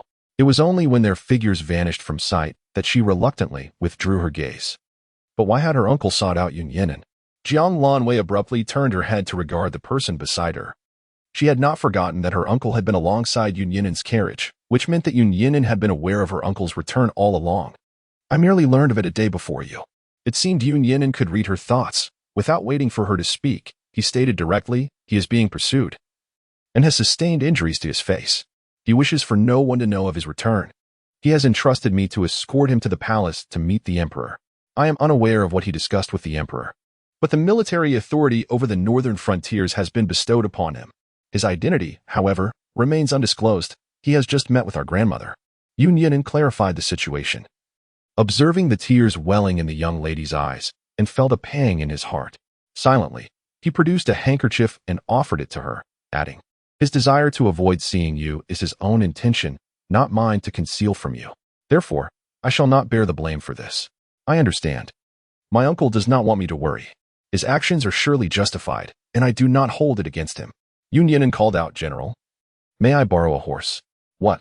Yun Yinan was momentarily taken aback, He had not ridden out today. In the next instant, he watched as Jiang Lanyu lifted her skirts and swiftly approached the carriage, exchanging a few words with Yun Song, who promptly dismounted a horse.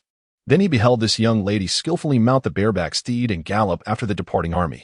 The commotion caused by Jiang Lanwei drew the attention of those around them, and Yun Song approached, exclaiming, "General, look at how splendidly Miss Jiang rides. Truly, she is a woman of remarkable prowess, worthy of you." Yun Yinan remained expressionless, replying, "So, will you return with the carriage?" Meanwhile, on the other side, Jiang Lanwei quickly caught up with the cavalry. "General, someone is pursuing from behind."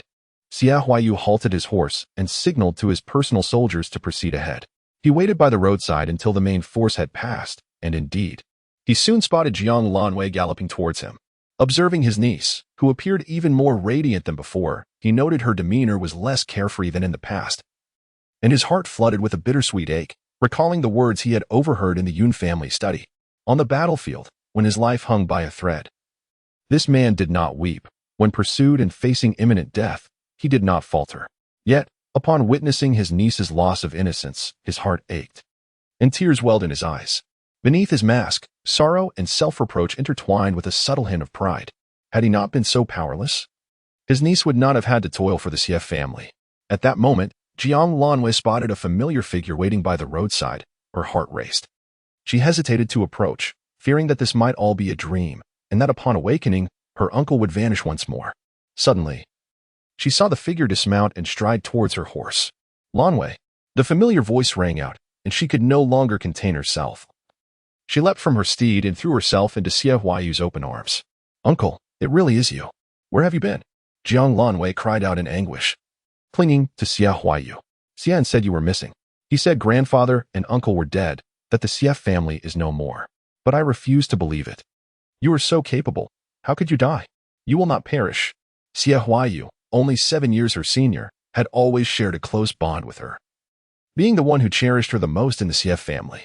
Seeing her weep so uncontrollably, he hurriedly comforted her. "Lanwei, do not cry. Your uncle has returned." "Has he not? It was my fault for not seeking you sooner. I apologize. Can you forgive me?" No, I will not." Jiang Lanwei sobbed. "You went to see Yun Yinan and did not come to see me. I am angry. You kept secrets from me, and I am upset. I am not a child anymore. Why must you hide things from me?" "It is my fault, truly," Xia Huayu said, wiping away her tears. "I was uncertain whether the emperor would permit me to lead the troops or if he would punish me. I left the palace without even bidding farewell to my mother." As he spoke, a glimmer of reassurance appeared in his eyes. "Lanwei, my choice was not in vain. You embody the bloodline of the Xie family, and you have done wonderfully. I have already told you I am not a child." Jiang Lanwei sniffed. "Do not think that mere words will earn your forgiveness. I shall not forgive you. When you return from the northern frontier, I will ignore you completely. Then I shall be heartbroken." Xia Huayu teased, playfully pinching her nose. "Stop crying. If you continue, you will look unappealing." Humph. Though Jiang Lanwei could not see the expression on Xia Huayu's face, she could sense his emotions. She gazed at him for a moment before suddenly reaching out to grasp his mask. "Lanwei." Xia Huayu caught her hand. "Do not look." "No, I want to see." Jiang Lanwei insisted, pursing her lips. "Uncle, are you still going to hide from me? It is not that I wish to deceive you. I simply fear you may be frightened." "Now, what could possibly frighten me?" Jiang Lanwei gazed intently at Xia Huayu, tears cascading down her cheeks like a string of broken pearls, scattering upon the ground. Ultimately, Xia Huayu could no longer withstand the torrent of his niece's tears and reached out to remove his mask. As Jiang Lanwei beheld the face revealed before her, her breath nearly ceased. In Chapter 79, Fate Unfulfilled, True Hearts Unbetrayed, beneath the silver mask lay a visage of striking handsomeness, yet marred by deep scars, resembling a ghostly apparition. How could this be her charming little uncle? What had transpired to cause such a transformation? Seeing Jiang Lanwei in a daze, Xia Huayu hurriedly attempted to don the mask once more, fearing he had frightened her. "I am not afraid," Jiang Lanwei asserted, raising her hand to halt him, her stubbornness evident. "I am no longer a child." She scrutinized her uncle's injured visage, her heart twisting in anguish. "Uncle, what has happened? Who has harmed you?" His countenance, once more handsome than Yun Yinan's, now bore the marks of a ghostly mask. Who could harbor such animosity towards him? On the battlefield, blades are merciless. Injuries are an expected plight, Xia Huayu remarked lightly, holding the mask in his hand with a nonchalant tone. In this state, it is unlikely anyone would dare to call me a mere scholar.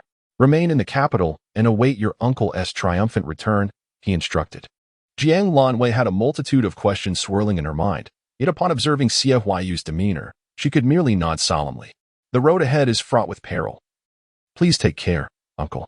Leave the capital to me. I shall ensure grandmother is well looked after. I trust you, but it is getting late now. You should return. She watched as her uncle departed. Xie Huayu affectionately ruffled Jiang Lanwei's hair, donned his mask, and mounted his steed, resolutely turning away. Jiang Lanwei felt her eyes welling with tears. Her uncle had been disfigured. What had he endured? Her heart ached, and she dared not contemplate the arduous journey from the northern frontier to the capital. What trials had Xie Huayu faced along the way? It was clear he was reluctant to share. No, she must uncover the truth. Jiang Lanwei resolved firmly. She stood rooted in place until Xie Huayu's silhouette faded from view. Reluctantly averting her gaze, silently, she prayed, Uncle, you must return safely. As Jiang Lanwei tucked a loose strand of hair behind her ear, preparing to mount her horse, she noticed rising plumes of dust from the direction of the capital. Someone was approaching. She halted, and as the dust settled, she discerned a young woman clad in blue riding towards her. Upon seeing Jiang Lanwei, the girl leaped from her horse and rushed forward. Lanwei, was that man your uncle? Where is he? Miss Wen, Jiang Lanwei exclaimed, astonished at the sight before her. What brings you here? Tell me, was that man your uncle? Jiang Lanwei remained silent, pursing her lips as she assessed the young woman before her. The eldest daughter of the Wen family was renowned in the capital for her grace and decorum. And yet here she was, galloping out of the city in pursuit of a man. The young girl's face was covered in dust, and her exquisite shoe embroidery attire was stained with mud, rendering her appearance exceedingly disheveled. Yet, her eyes shone with an extraordinary brightness, fixed intently on Jiang Lanwei. Eager to hear the answer from her lips, Jiang Lanwei suddenly recalled the connection between the girl before her and her uncle. After her uncle gained fame in the battle at the northern frontier, matchmakers nearly trampled the threshold of the Xie family. The children of the Xie family were to have their opinions considered in matters of marriage, thus her grandmother remained silent, waiting for her uncle's return from the northern frontier before hinting at arranging a match for him. However, her uncle, possessing a rebellious spirit, was quite averse to the matchmaking banquet set up by her grandmother and attended none, instead wandering about the capital like a dandy. As the time approached for his return to the northern frontier, her uncle's marriage prospects were still unresolved. Prompting her grandmother to entertain the notion of arranging a marriage for him, she invited a number of young ladies, pressuring her uncle to select one, but to her astonishment, he did not even glance at them and casually pointed to one person, Wenya. The very next day after selecting Wenya, her uncle departed the capital for the northern frontier, and this visit was the first since his return. Therefore, it was indeed unexpected for Wenya to chase after her uncle. Wenya was the granddaughter of the Grand Secretary Wen Tingsheng. Her uncle's flippant dismissal had angered the Wen family. Although they did not explicitly refuse the engagement, there had been no further communication on the matter, and the Xie family had ceased to bring it up. What, then, was the intention of Wenya's appearance here? Seeing that Jiang Lanwei remained silent, Wenya, visibly agitated, implored, Miss Jiang, please tell me, is he truly Xie Huayu? Jiang Lanwei averted her gaze. Had not Sister Wen already concluded that he was her uncle? If she had not been certain, how could she have pursued him? Indeed, she had not misjudged. A faint smile graced Wenya's exquisite face as she breathed a sigh of relief and bowed to Jiang Lanwei, saying, Thank you, Miss Jiang. Shall we return together? Jiang Lanwei did not respond, her expression laden with suspicion as she regarded Wenya, perplexed by how the previously agitated girl had suddenly calmed and composed herself. It seemed Wenya could read Jiang Lanwei's thoughts. She gazed in the direction the army had departed, wearing an expression that Jiang Lanwei could not decipher. They all say your uncle is dead, but I know he is alive. How could someone so formidable perish? He must still be living. Wenya pressed her lips together, content in the knowledge of his survival. Jiang Lanwei, observing the nostalgia in Wenya's tone, gradually comprehended her feelings. Miss Wen, may I ask, how do you feel about my uncle? I have always held him in high regard. Wenya interrupted without hesitation. From the very beginning, I admired him. When he pointed to me at the matchmaking banquet at the Xie residence, it became the luckiest moment of my life, and I resolved to claim him. Jiang Lanwei was taken aback by Wenya's sentiments, yet upon reflection, it was not surprising. After all, were not all the young ladies at the matchmaking banquet enamored with her uncle? However, my uncle's actions back then truly wronged this young lady. Jiang Lanwei fell silent for a moment, reflecting on the matchmaking banquet incident, where her uncle had behaved inappropriately, and she felt compelled to apologize on his behalf. Miss Jiang, there is no need for apologies. I understand General Xie's intentions. She is aware? Jiang Lanwei cast a puzzled glance in her direction.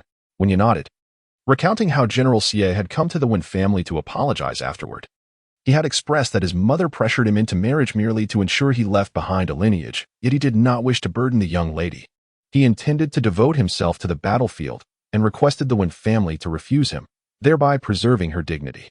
My parents, filled with compassion for me, annulled the engagement without consulting me, and by the time I realized, General Xie had already returned to the northern borders. Now that I know he is safe and sound, I shall not let this opportunity slip away again. Jiang Lanwei gazed at the delicate figure of the young lady, feeling a surge of strength emanating from her in that moment, stirring her heart. Yet, recalling her uncle's appearance, she hesitated momentarily before speaking. Miss Wen, my uncle. He has been disfigured. Chapter 80. Call me aunt. Diverting the calamity, he has been disfigured. Disfigured? The word struck Wenya's heart like a heavy stone, causing her to sway slightly. Her beautiful eyes were filled with bewilderment. Miss Jiang, are you saying that Xie Huai has been disfigured? How could the charming youth, who stood amidst the blossoms of spring and autumn, have suffered such a fate? Upon seeing her reaction, Jiang Lanwei realized that Wenya was yet another who admired her uncle's appearance. She understood Wenya. After all, if Yun Yinan were to be disfigured, she too might not consider marrying him. However, understanding did not alleviate the discomfort in her heart. Her uncle was such a remarkable person, and even if disfigured, he remained unparalleled among the young lords of the capital who indulged in tenderness. Her uncle was the best, even if Wenya did not favor him. Many other young ladies would surely cherish him. Jiang Lanwei suppressed her emotions and nodded lightly. He had been disfigured, half of his face utterly marred. Even a divine physician would find it challenging to restore him. With that, she quietly observed Wenya, waiting for her to take her leave. Disfigured. Wenya averted her gaze, tears shimmering in her eyes. How painful that must be. What? Jiang Lanwei's expression faltered, staring incredulously at Wenya. Miss Jiang, you may not know this, but Xie Huai fears pain. I witnessed him grimacing while bandaging his wounds. Wenya gently brushed away the tears at the corners of her eyes. I saw him at the clinic, where the doctor was a bit heavy-handed. General Xie's cries nearly brought the roof down. Yet, when you visited him afterward, he remained silent. From that moment, Wenya understood that the renowned General Xie of Dian was afraid of pain. Yet, this very man, who feared pain, had become a hero of the banquet.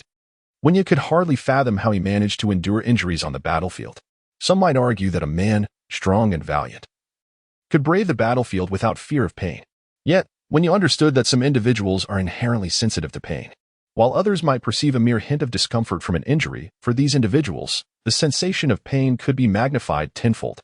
Subsequently, she inquired with the physician who had tended to Xie Huai, confirming her suspicions. The doctor's words lingered in her memory. He had never encountered anyone as fearful of pain as General Xie, who was indeed a true hero. Jiang Lanyu, upon hearing Wenya's remarks, was momentarily taken aback. Her uncle, fearful of pain? But how could it be? Wenya chuckled lightly.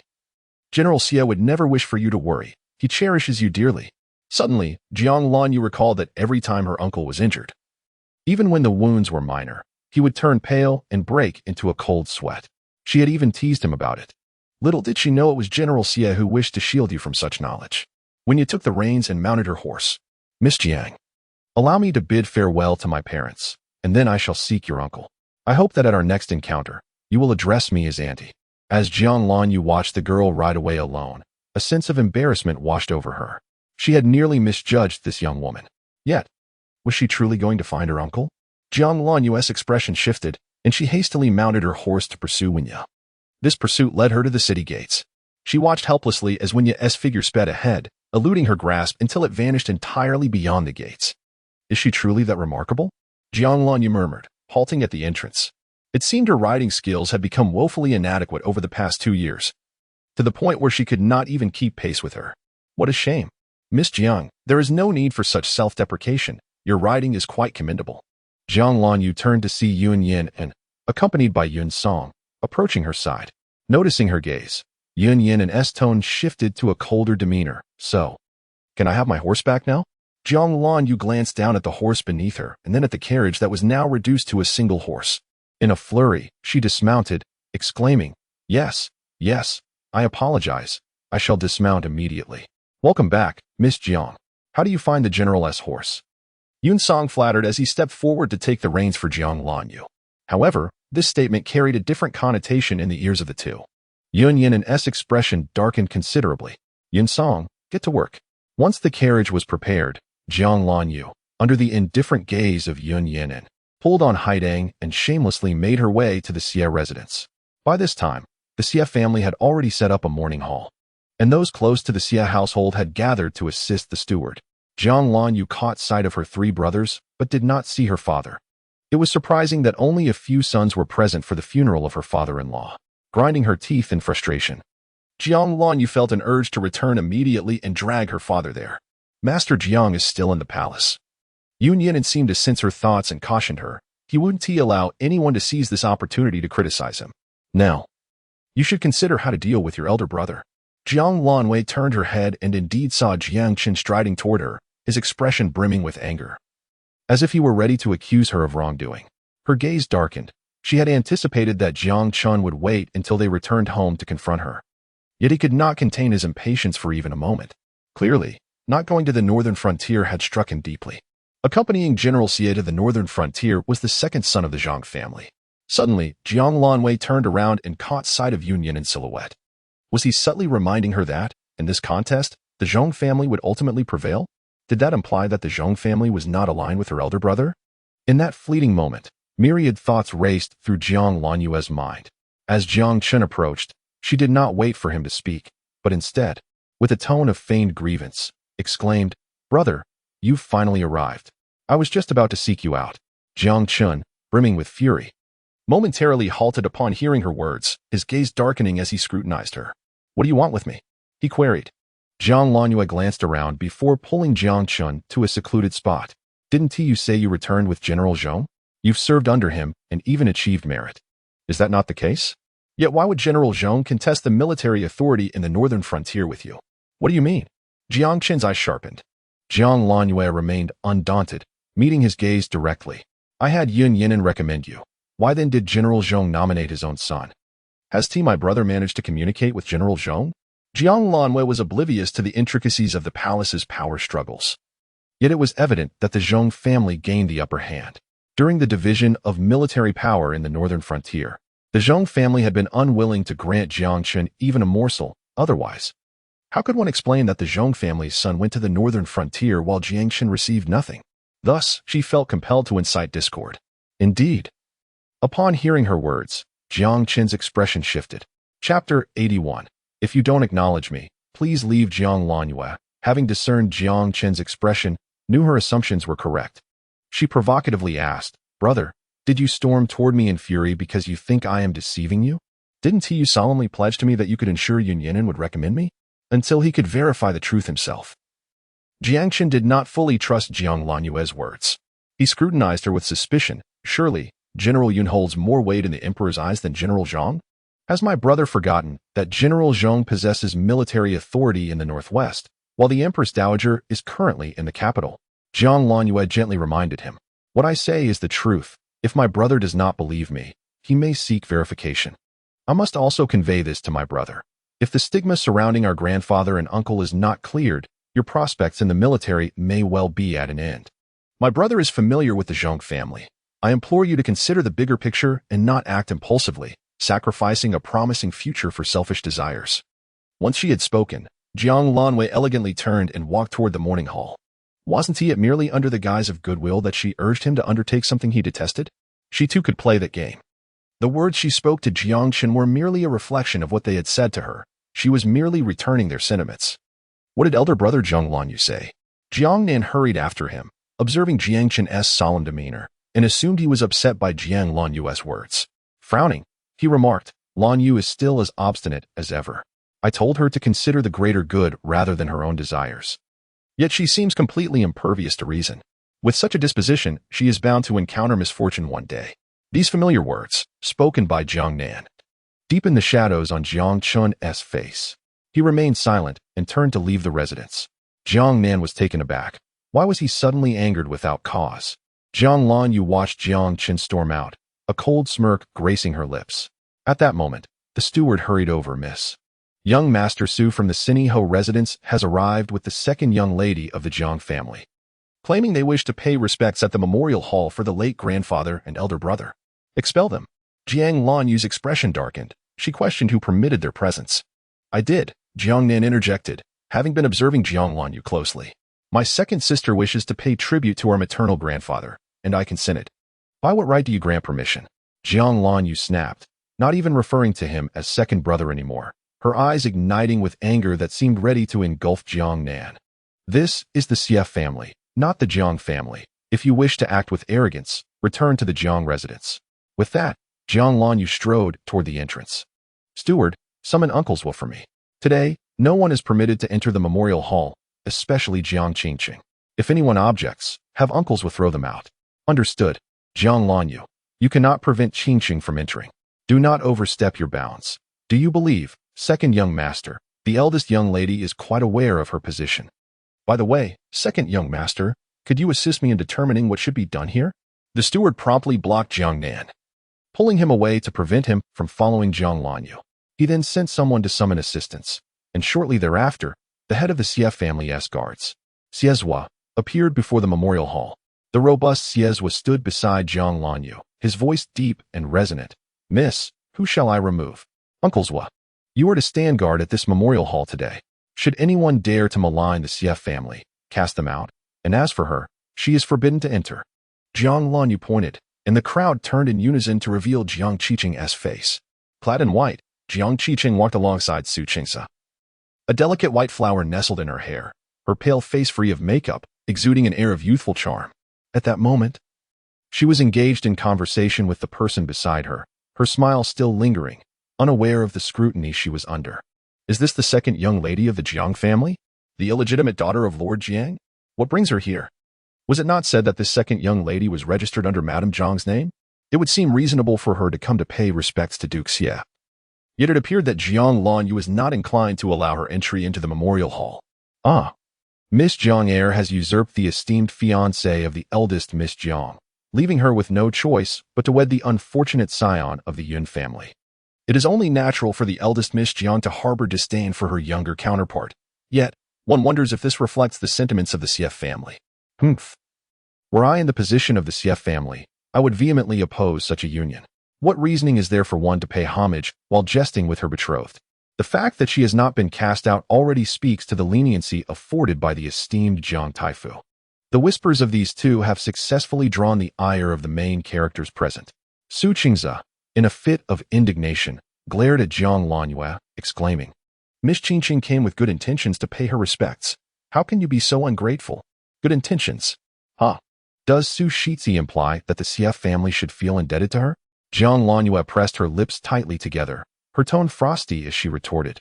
Are you suggesting that your esteemed presence is so grand that you wish to defend your future wife at the expense of the Xie family's dignity?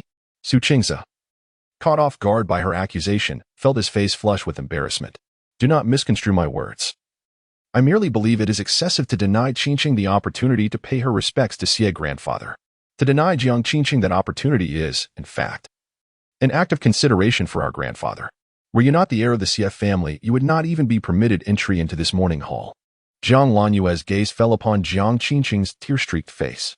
Qingqing, do you wish to leave of your own accord, or shall I have someone expel you?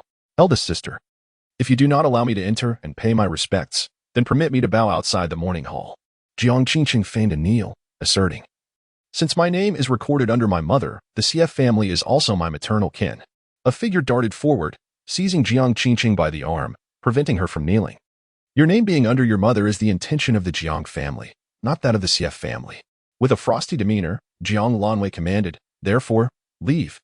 Upon hearing this, Jiang Qingqing's complexion paled, as she sensed the scornful and contemptuous gazes directed at her. A surge of resentment brewed within her. Su Qingzi, too, paled in countenance. He had nearly persuaded his parents to consent to his marriage with Qingqing, and Jiang Lanyu's words now served to announce to all that the Xie family does not acknowledge Qingqing. Thus, the Jiang family's claim to her being registered under her mother's name is rendered a farce. Consequently, Su Qingzi gritted his teeth and retorted, Jiang Lanwei, On what grounds do you represent the Xie family? Chapter 82. Cast aside. Just like Yu Jiang Lanyue met Su Qing's gaze, and in that moment, both recognized the simmering anger reflected in each other's eyes. Su Qingze, incensed by Jiang Lanyue's defiance, felt his fury intensify. For whom does he toil so diligently? Jiang Lanyue remains ungrateful, failing to comprehend that only with Qinsheng as his legitimate wife can he hope for a future together. Jiang Lanyue observed the mixture of fury, anguish, and a hint of helplessness in Su Qing's eyes, leaving her momentarily perplexed. No, has he lost his senses? Jiang Lanwei restrained her urge to chastise and declared with unwavering resolve, I am the one in charge of the Xie family now. Today, I have decreed that she shall not enter the morning hall, and she shall not. Jiang Lanwei, how long do you intend to create a scene? Su Qingze, witnessing Jiang Lanyue's defiance, grew furious. You Jiang Lanwei have no authority over the Xie family. As tensions escalated, a voice emerged from the side, interrupting Jiang Lanyue's words. With me here, the Xie family does not belong to you. It was Jiang Nan, who had been pulled away by the housekeeper. He rushed over, standing beside Jiang Qingqing, and commanded Xiezhua, release her. Xiezhua ignored him and turned his gaze towards Jiang Lanyue. At that moment, the morning hall was surrounded by onlookers, and guests who had come to pay their respects were blocked. Observing the Jiang siblings in confrontation, the crowd sighed, reflecting on the demise of Duke Xie and the infighting among his grandchildren, lamenting the decline of the Xie family. Jiang Lanyue recognized that it was inappropriate to cause a disturbance before her maternal grandfather's morning hall, yet she had no alternative. Jiang Qingqing's arrival was merely a pretext for the Xie family to acknowledge her claim. If Jiang Qingqing were allowed to ascend to power by stepping over the Xie family, how could they maintain their standing in the capital? Would it not suggest that the Xie family was devoid of worthy heirs if a woman coveting her mother's dowry could so easily intrude? As Jiang Lanyue gazed at Jiang Nan's demeanor, her earlier hopes for him had long since been extinguished. Her only concern was for her grandmother's feelings. Second brother, before our grandfather's morning hall, are you truly willing to create a scene over an outsider? Jiang Nan's gaze fell upon the vast morning hall, his eyes flickering with a moment of doubt before quickly regaining their conviction. Qingqing is not an outsider. How magnanimous of you. Second brother, Jiang Lanyue retorted with sarcasm. Miss Jiang, this quarrel before the morning hall of Duke Xie is rather unbecoming. Since Miss Jiang Qingqing wishes to pay her respects, why not allow her this moment? The deceased deserves such reverence, a nearby guest interjected. Indeed, the current commotion only serves to disturb Duke Xie's peace, another added. Our grandfather lived a life of conflict, devoted to the emperor until his last breath. His unrest now arises solely from the slanderous whispers of lesser individuals after his passing. Jiang Lanyue shot a sharp glance in their direction. As for the affairs of the Jiang family, I am not at liberty to divulge. However, should I permit Jiang Qingqing to enter and pay her respects to our grandfather, that would be a profound disrespect to his memory. I appreciate your good intentions. And on behalf of the Xie family, I express my gratitude to all of you for coming to honor our grandfather. I apologize for any unpleasantness encountered. I will handle this matter promptly, so it does not hinder your tribute. Xiezhua, expel Jiang Qingqing. Any who obstruct this shall be cast out as well. Understood, miss. Xiezhua grasped Jiang Qingqing's arm and strode out of the courtyard. Ah, let go of me. Qingqing, second sister. No one anticipated that Jiang Lanwei would truly have her expelled. Jiang Nan, his face ashen, charged towards Jiang Lanwei, raising his hand to strike her. Lord Jiang, what do you intend to do with my fiancée? Before Jiang Nan could reach Jiang Lanyue, his hand was seized, and he turned to see Yin Yinan had appeared beside her. At that moment, upon noticing his gaze, Yin Yinan released his grip, cautioning, Lord Jiang, be careful. Jiang Nan, unable to contain his frustration, retorted, General Yun, you also witnessed her actions. She had Qingqing thrown out. How can she claim to be the elder sister? She has been spoiled by us, indulging in her caprices regardless of the occasion. Listening to this slander, Jiang Lanyue felt no stirrings in her heart.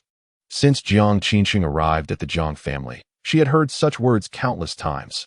Now, they merely struck her as tiresome and utterly devoid of novelty. She found it wearisome that he continued to voice them. Nevertheless, she was curious how Yun Yinan would respond, especially since it was rumored in the capital that he held affection for her half-sister. Did he intend to defend Jiang Qingqing as well? Not only Jiang Lanwei was intrigued. The gazes of those around them subtly turned toward Yun Yinan. However, he remained unfazed, as if oblivious to their scrutiny. So what? He declared. Lan Wei is my fiancée. Everything she does is right in my eyes. Jiang Nan was taken aback, incredulously exclaiming, General Yun, that is Qin Cheng. Yun Yinan merely arched an eyebrow, responding, what concern is that of mine? Jiang Lanwei noticed the steward's return and instructed him to clear the entrance of the morning hall, requesting a set of mourning garments. You intend to wear the heavy mourning attire? Jiang Nan gazed at her in disbelief. Your father is still alive. You have lost your mind. The heavy mourning attire, known as Zhanqiuo, was traditionally worn by a son in mourning for a father, signifying profound grief. And yet, what of it? Jiang Lanwei gestured for Haiyang to assist her in donning the garments. I shall mourn for my mother, my grandfather, and my uncle. Absolutely not, Jiang Lanwei. Remove it at once. Jiang Nan's countenance darkened as he wished to tear the garments from her, but refrained, deterred by Yun Yinan's presence. General Yun, your wedding is imminent. Her wearing such heavy mourning attire is inauspicious. How can you allow this? Yun Yinan turned to the steward, commanding, bring me a set. The declaration left everyone in stunned silence. General Yun, this. The steward appeared flustered, glancing at Jiang Lanwei. Miss, what do you think of General Yun's? Jiang Lanwei paused, looking at Yun Yinan, and seeing his calm demeanor, devoid of any hint of reluctance. She understood his sincerity, though it was illogical. You are my fiancée. This is my duty, Yun Yinan insisted. Furthermore, Miss Jiang has already prepared herself for life and death to accompany me in my burial. What more could be amiss? Steward, fetch him a set, Jiang Lanwei commanded. As Jiang Nan beheld the two now clad in mourning attire, his expression darkened further. Overflowing with rage directed solely at Jiang Lanwei. Jiang Lanwei, could you cease this nonsense? Steward, do not listen to her. The CF family has yet to defer to her authority. Young master, please do not worry. Before our second master set forth, he entrusted the family order to the eldest young lady. The steward has taken Jiang Nan away, and now the entire Xie residence reveres the eldest young lady. Chapter 83. Vigil at the Hall. Deeply resentful the family order? Impossible. Jiang Nan exclaimed incredulously. How could my uncle give the family order to her? That is absolutely unfathomable. Young Master Nan, whether you believe it or not, the Jiang family is now under the lady's command. The steward held on to Jiang Nan firmly. If you continue to cause a scene, the lady will likely show you no mercy. Jiang Nan hesitated, glancing at Jiang Lanwei, who knelt rigidly at the entrance of the morning hall. That unfamiliar feeling surged within him once more. However, before he could comprehend it, a commotion erupted at the main entrance. Young Master Su, she cannot enter. Someone shouted faintly. Before Jiang Nan could react, he heard Jiang Lanwei's cold voice command. Throw them all out. It's Qingzi. Jiang Nan's expression changed, and he was about to rush forward when the steward's voice drifted softly, second young master. The lady does not even regard young Master Su's status. Do you truly believe she would hesitate to cast you aside? Would she or would she not? Jiang Nan recalled the moment Jiang Lanwei had aimed her soft sword at him, hesitating. In that fleeting moment of indecision, Su Qingzi's voice faded at the entrance. Jiang Nan glanced toward Jiang Lanwei, then turned and walked outside. Jiang Lanwei noticed Jiang Nan's movement. She cast a detached glance at his retreating figure before returning her attention to her kneeling position. Yun Yinan remained by Jiang Lanwei's side, his gaze steadfastly fixed upon her. As dusk fell and the visitors paying their respects dwindled, Jiang Lanwei stretched her neck, her body involuntarily leaning forward. Be careful. A slightly hoarse voice echoed in her ear as she was caught in a firm embrace. The steward has prepared some food. You should eat a little before returning to watch over things. I am not hungry, Jiang Lanwei replied, surveying the empty morning hall. I wish to see my grandmother. With that, she pushed Yun Yinan aside, but as soon as he released her, her steps faltered uncontrollably. Do you intend to meet your grandmother in this state? Causing her unnecessary worry? Yun Yinan grasped Jiang Lanwei's arm once more, applying gentle pressure to turn her body, then bent down to lift her into his arms. Yun Yinan, being held in such a manner in front of all the servants made Jiang Lanwei feel somewhat embarrassed. Put me down. Your legs have gone numb. Yun Yinan exerted a slight force, rendering Jiang Lanwei unable to move. She looked at him in surprise. Your body? Yun Yinan paused for a moment before speaking again. A hint of chill in his tone. Miss Jiang, I am merely poisoned. I am not incapacitated, nor am I incapable. A warm breath brushed against the top of her head, causing a fleeting look of discomfort to cross Jiang Lanwei's face. She explained, that is not what I meant. What do you mean by that? Yun Yinan's tone was cool as he spoke in a voice only the two of them could hear. Did Miss Jiang not imply that I am inadequate? Yun Yinan, Jiang Lanyue, a mix of embarrassment and anger, retorted, "You were the one who said you were inadequate. Is that supposed to be a point of pride?" He might have deemed himself unworthy, yet she had said nothing of the sort. His insistence on repeating it was utterly vexing. Yun Yinan observed the girl, now visibly animated, and fell silent, quietly carrying her towards the back courtyard. Behind them, Haidang watched the sight of Yun Yinan cradling her young mistress, momentarily taken aback. How did this happen? Only until Yun Song sighed beside her. The general has finally come to his senses. What do you mean by that, miss? Haidang jolted, instantly pursuing them.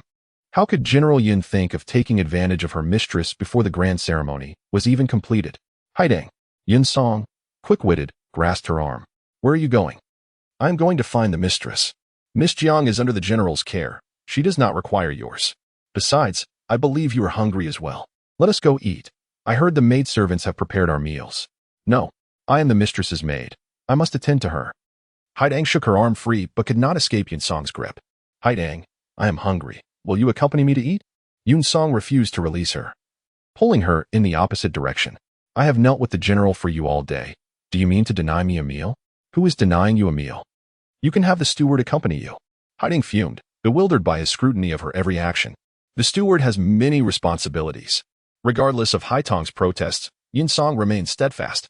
Meanwhile, Jiang Lanwei gazed at the spoon presented to her lips, following its path with her eyes to find Yun Yinan, calm and composed. Offering it to her as though refusing to feed her would be an affront. A deep sense of helplessness flickered across her face as she reached for it. General, I can manage on my own. Had she not merely expressed a lack of appetite? Why was he so insistent on feeding her, especially when he appeared to be upset? Yun Yinan did not move away nor release the spoon. He merely raised an eyebrow. Miss Jiang does not wish to eat? Miss Jiang is willing to share life and death with Yun. Surely one mouthful of porridge is manageable. I will eat. She accepted the spoon from Yun Yinan's hand and swallowed the porridge. Soon, a second spoonful was offered, then another, until the bowl was empty. And Jiang Lanwei had her fill. Her complexion, whether from embarrassment or satisfaction, visibly improved. Her mindset shifted from annoyance to a state of numbness. I am full. And it is getting late. General Yun, please escort me back. If this continued, she could not guarantee she would not draw her sword. She truly feared becoming the one who would discard the donkey after it had carried the load. Do not rush. Yun Yinan rose gracefully, uttering softly, Today, I shall accompany you in keeping vigil, General. Jiang Lanyue couldn't help but raise her voice. I have yet to be wed into the Yun family. You need not go to such lengths, General. Not at all. Yun Yinan stepped before Jiang Lanwei, gazing into her eyes with an air of undeniable authority. If Miss Jiang can share life and death with me, then keeping vigil is but a trifling matter. To hell with sharing life and death. Jiang Lanwei was instantly aflame with indignation. Yun Yinan, enough? Not enough. Yun Yinan shook his head. Miss Jiang must grant me an opportunity for shared existence before I can relent.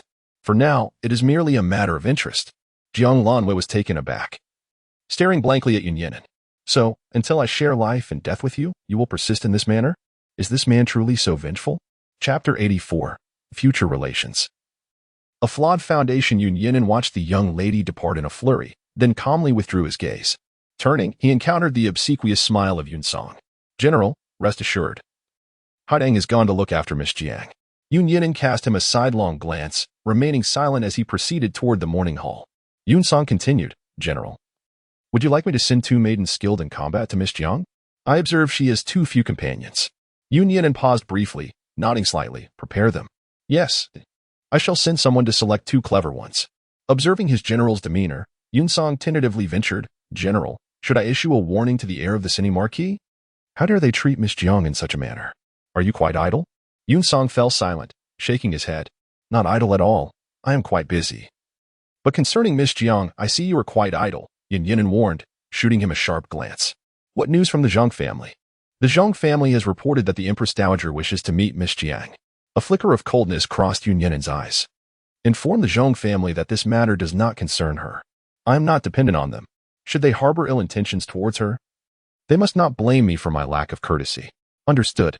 Yun Song shrank back, acutely aware of his general's fervent concern, noting how the intensity of his gaze could incinerate the Cine Marquis' residence. Yet, he maintained an air of nonchalance, eager to see how long his general could endure. Yun Yinan adjusted his morning attire, crossing through the second gate to arrive before the morning hall. As he steadied his footsteps, he noticed a commotion at the entrance, the sounds of greetings mingling with loud voices. Soon, he spotted Jiang Heng in official robes, hurrying forward, accompanied by Jiang Shun and several young masters of the Jiang family. Yun Yinan pivoted to meet them.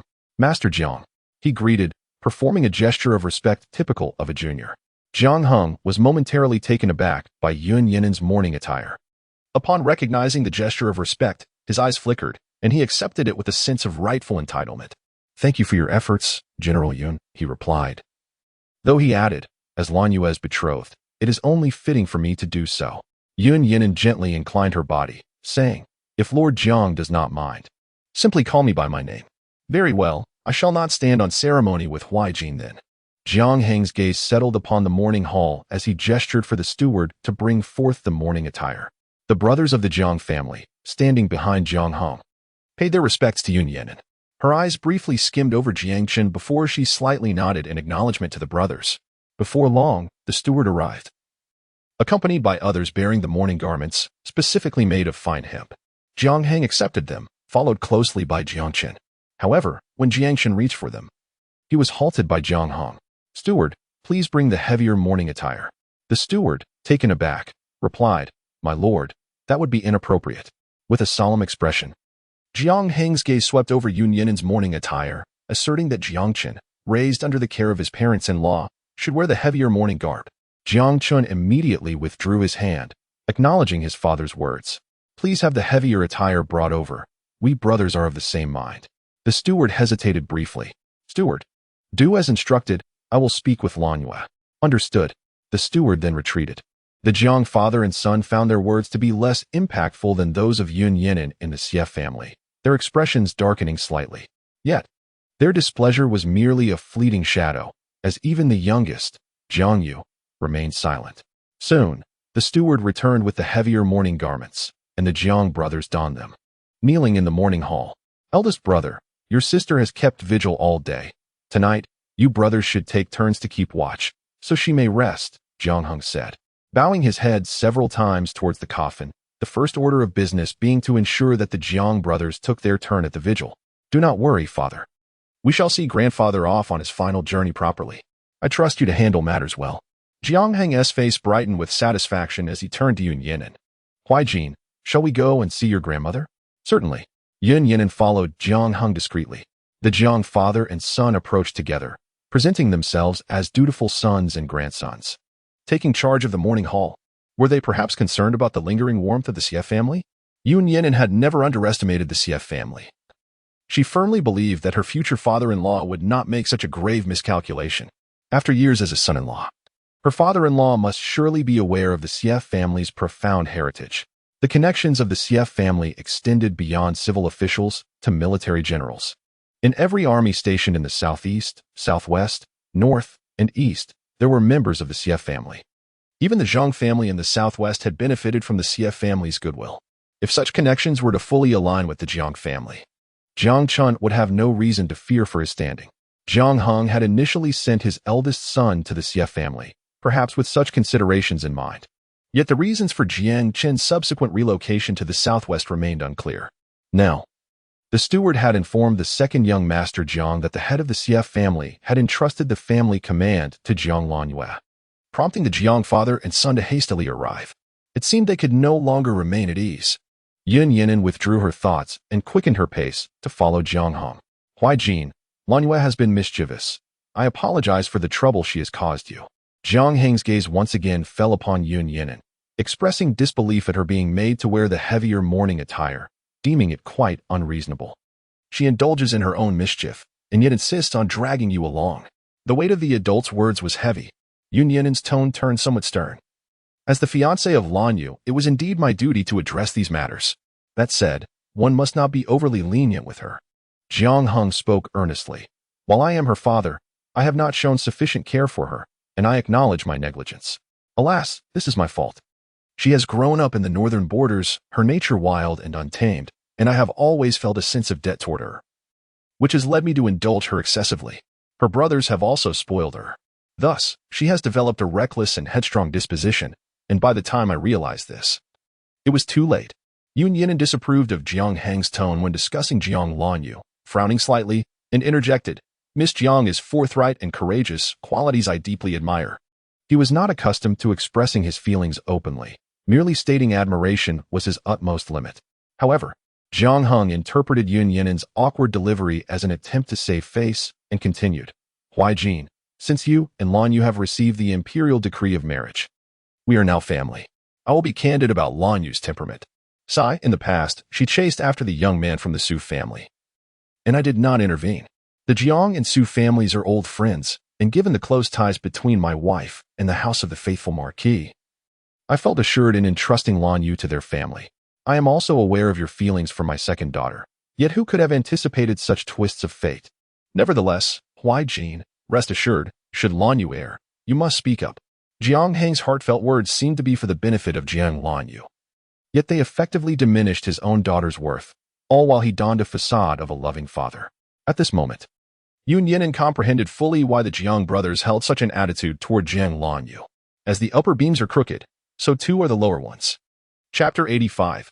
Words of probing, merely a concubine. The adult's paternal concern was touching. A slight smile graced Yun Yinin's lips, but his eyes remained cold and devoid of mirth. "However, rest assured, to marry Miss Jiang is a stroke of luck for me. I shall treat her well, and you may entrust her to me without worry." Jiang Heng paused, taken aback by Yun Yinin's reaction. Was he not angry? Nonetheless, Jiang Heng did not dwell on this matter too long, seeing that provoking him was futile. He laughed heartily, saying, "With Huai Jin's words, I feel reassured. In the past, when I served alongside Huai Jin in the court, I came to know his character well. Now that he is to become my son-in-law, I am exceedingly pleased. Therefore," Jiang Heng shifted his tone, implying, "sometimes it is better for Huai Jin to assist his own kin rather than others. Huai Jin, would you not agree?"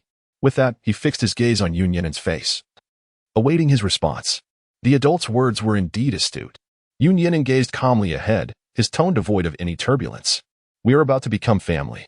If there is anything that the elders require of their juniors, I shall not hesitate to plunge into the depths of fire for them. Yet, if that is the case, why did Huai Jin advocate for the eldest son of the Zhong family to take a position in the Xie family's military?" Jiang Heng's voice carried a weight of pressure.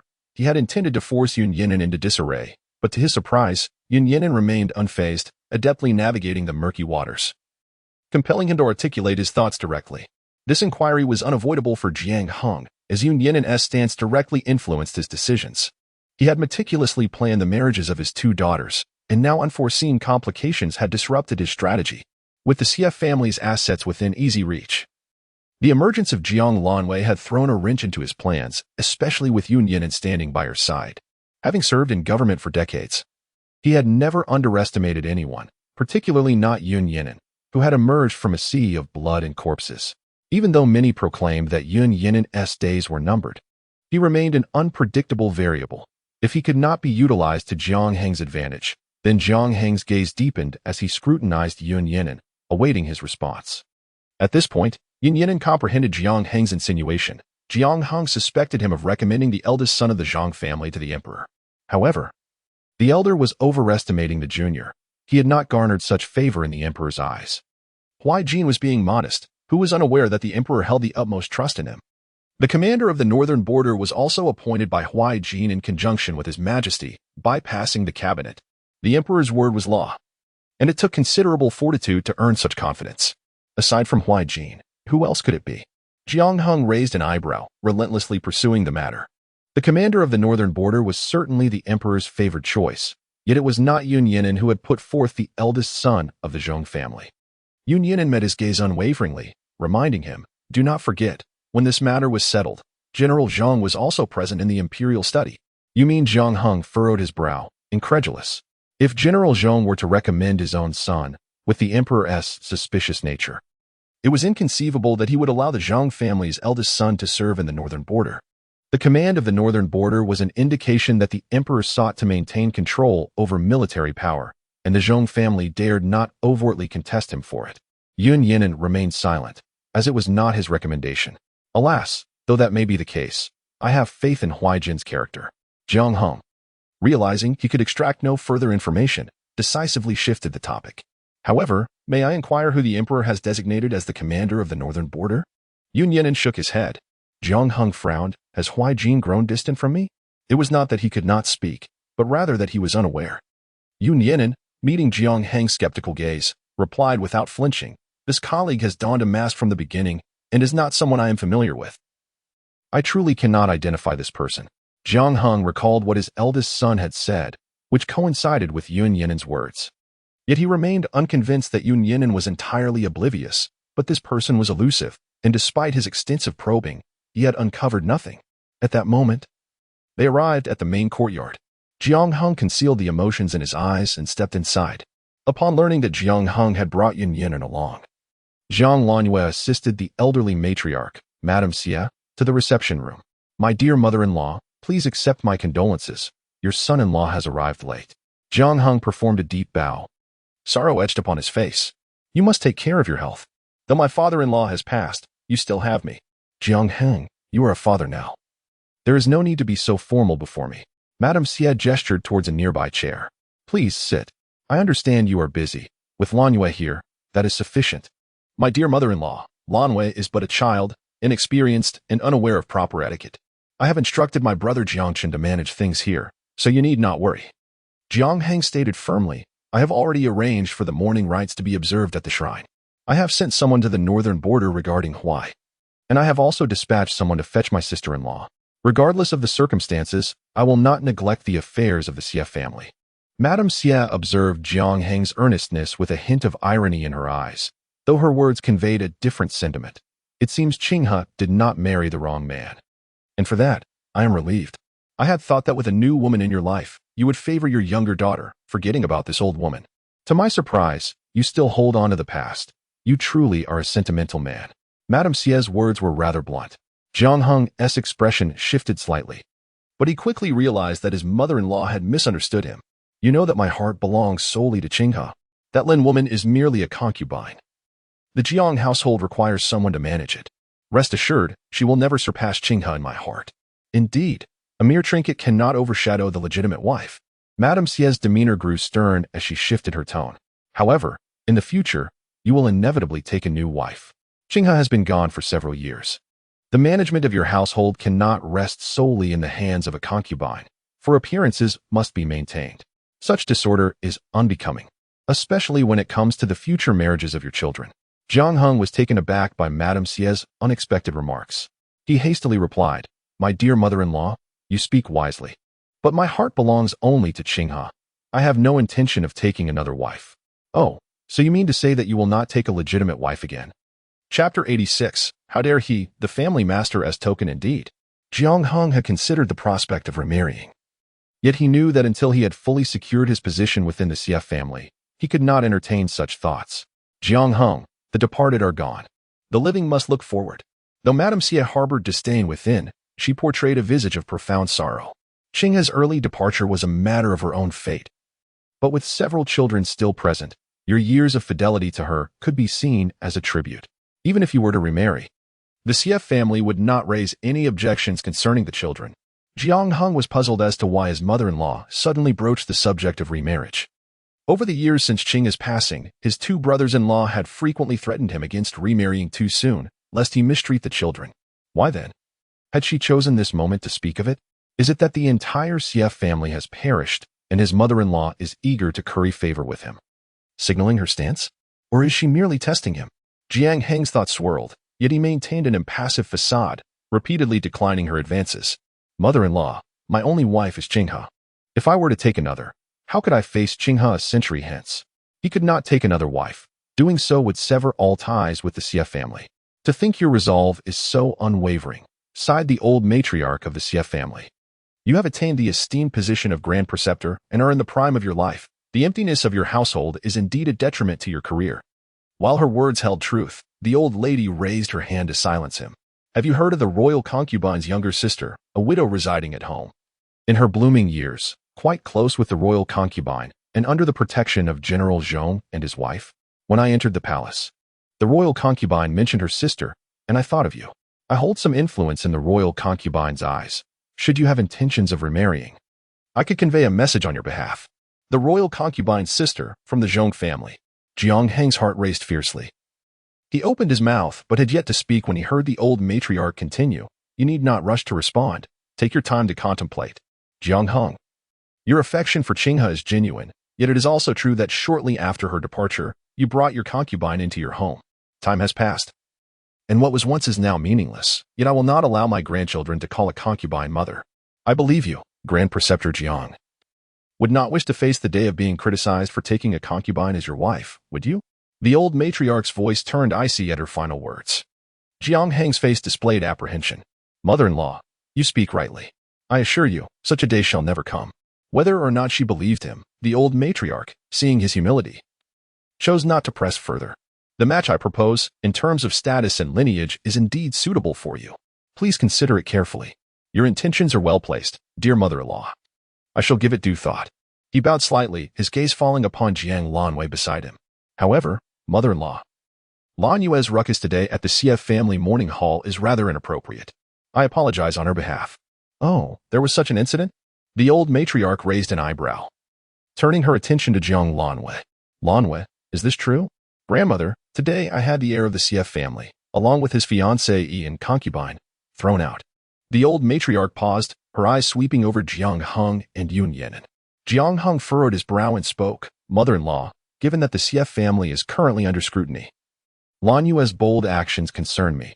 I fear others may take advantage of the situation. Humph. The old matriarch raised an eyebrow, her disdain evident. When has the CF family ever feared such deceitful tactics? In my view, Lanwei did well to act as she did. If my late husband were still alive, it would take courage for that Su family's boy to even set foot in the Xie household, let alone bring along such a shameless companion. Had they truly entered the morning hall, my husband's coffin would surely not have been able to withstand it. Madame Xie possesses a temperament that rivals that of Jiang Lanwei, and Jiang Heng was genuinely taken aback to find his complaints met with such disdain. Feeling somewhat aggrieved, he reminded his mother-in-law that in these extraordinary times, one must not act impulsively. Act impulsively? Madame Xie paused momentarily. What do you suggest instead? The son-in-law proposed that since Lanwei is still quite young and a maiden, it would be more appropriate for Qing'er to oversee the funeral of her father and uncle, as the brothers are already at the morning hall. And the emperor has ordered Lord Wang to pay his respects. To place this burden solely on Lanwei would be rather disrespectful. Lord Wang is coming to pay his respects. Before Madame Xie could respond, Jiang Lanwei sprang to her feet. Lord Wang went to the northern frontier as a military overseer, while my grandfather and uncle perished in battle. Who would believe there is no connection? Jiang Lanwei was filled with righteous indignation. How dare he come to pay homage to my grandfather? Does he not fear retribution? Jiang Lanwei, silence yourself. Upon hearing this, Jiang Heng's expression darkened. Lord Wang is coming on the emperor's orders to mourn your grandfather. By saying such things, are you questioning the emperor? The truth of the matter is known to you, and let me be clear, as long as I am here, I will never allow Lord Wang to step foot into the Xie household. Jiang Lanwei, Jiang Heng admonished sharply, are you intent on bringing ruin upon the Xie family? The Xie family is renowned for its loyalty and valor. Are you afraid that my actions might bring disgrace upon you? Jiang Lanwei, filled with disdain, retorted. Do you truly believe I wish to carry the surname Jiang? You might as well cast me out now. I shall take the surname Xie. You Lanwei. Madame Xie raised her voice slightly, instantly silencing Jiang Lanwei. Grandmother, apologize to your father. Meeting the calm gaze of her grandmother, Jiang Lanwei understood the unspoken message. Jiang Heng is her father, distinct from the brothers of the Jiang family. She may argue with them, but she must not show disrespect to Jiang Heng. With this in mind, Jiang Lanwei composed herself, turned to Jiang Heng, and bowed. Father, I apologize. I acted impulsively. Jiang Heng, filled with rage, found his anger quelled by her simple apology. He could not express his frustration, especially in front of Madame Xie, and could only sternly reply, as long as you recognize your fault, that suffices. Lord Wang will come to pay his respects tomorrow. You need not attend. I shall personally receive Lord Wang when he arrives tomorrow, Madame Xie declared, before ushering everyone away. Enough of this conversation. I am weary. You may leave now. Jiang Heng responded, take care of the funeral arrangements. Do not worry, mother, he assured, as he and his daughter, along with Yun Yan'an, were escorted out by the maidservants. As Jiang Heng looked at Jiang Lanwei, he inquired, your second brother mentioned that the Xie family's patriarchal token is with you? The patriarchal token of the Xie family, a private seal passed down from the late Duke Xie, had been a symbol of leadership for generations.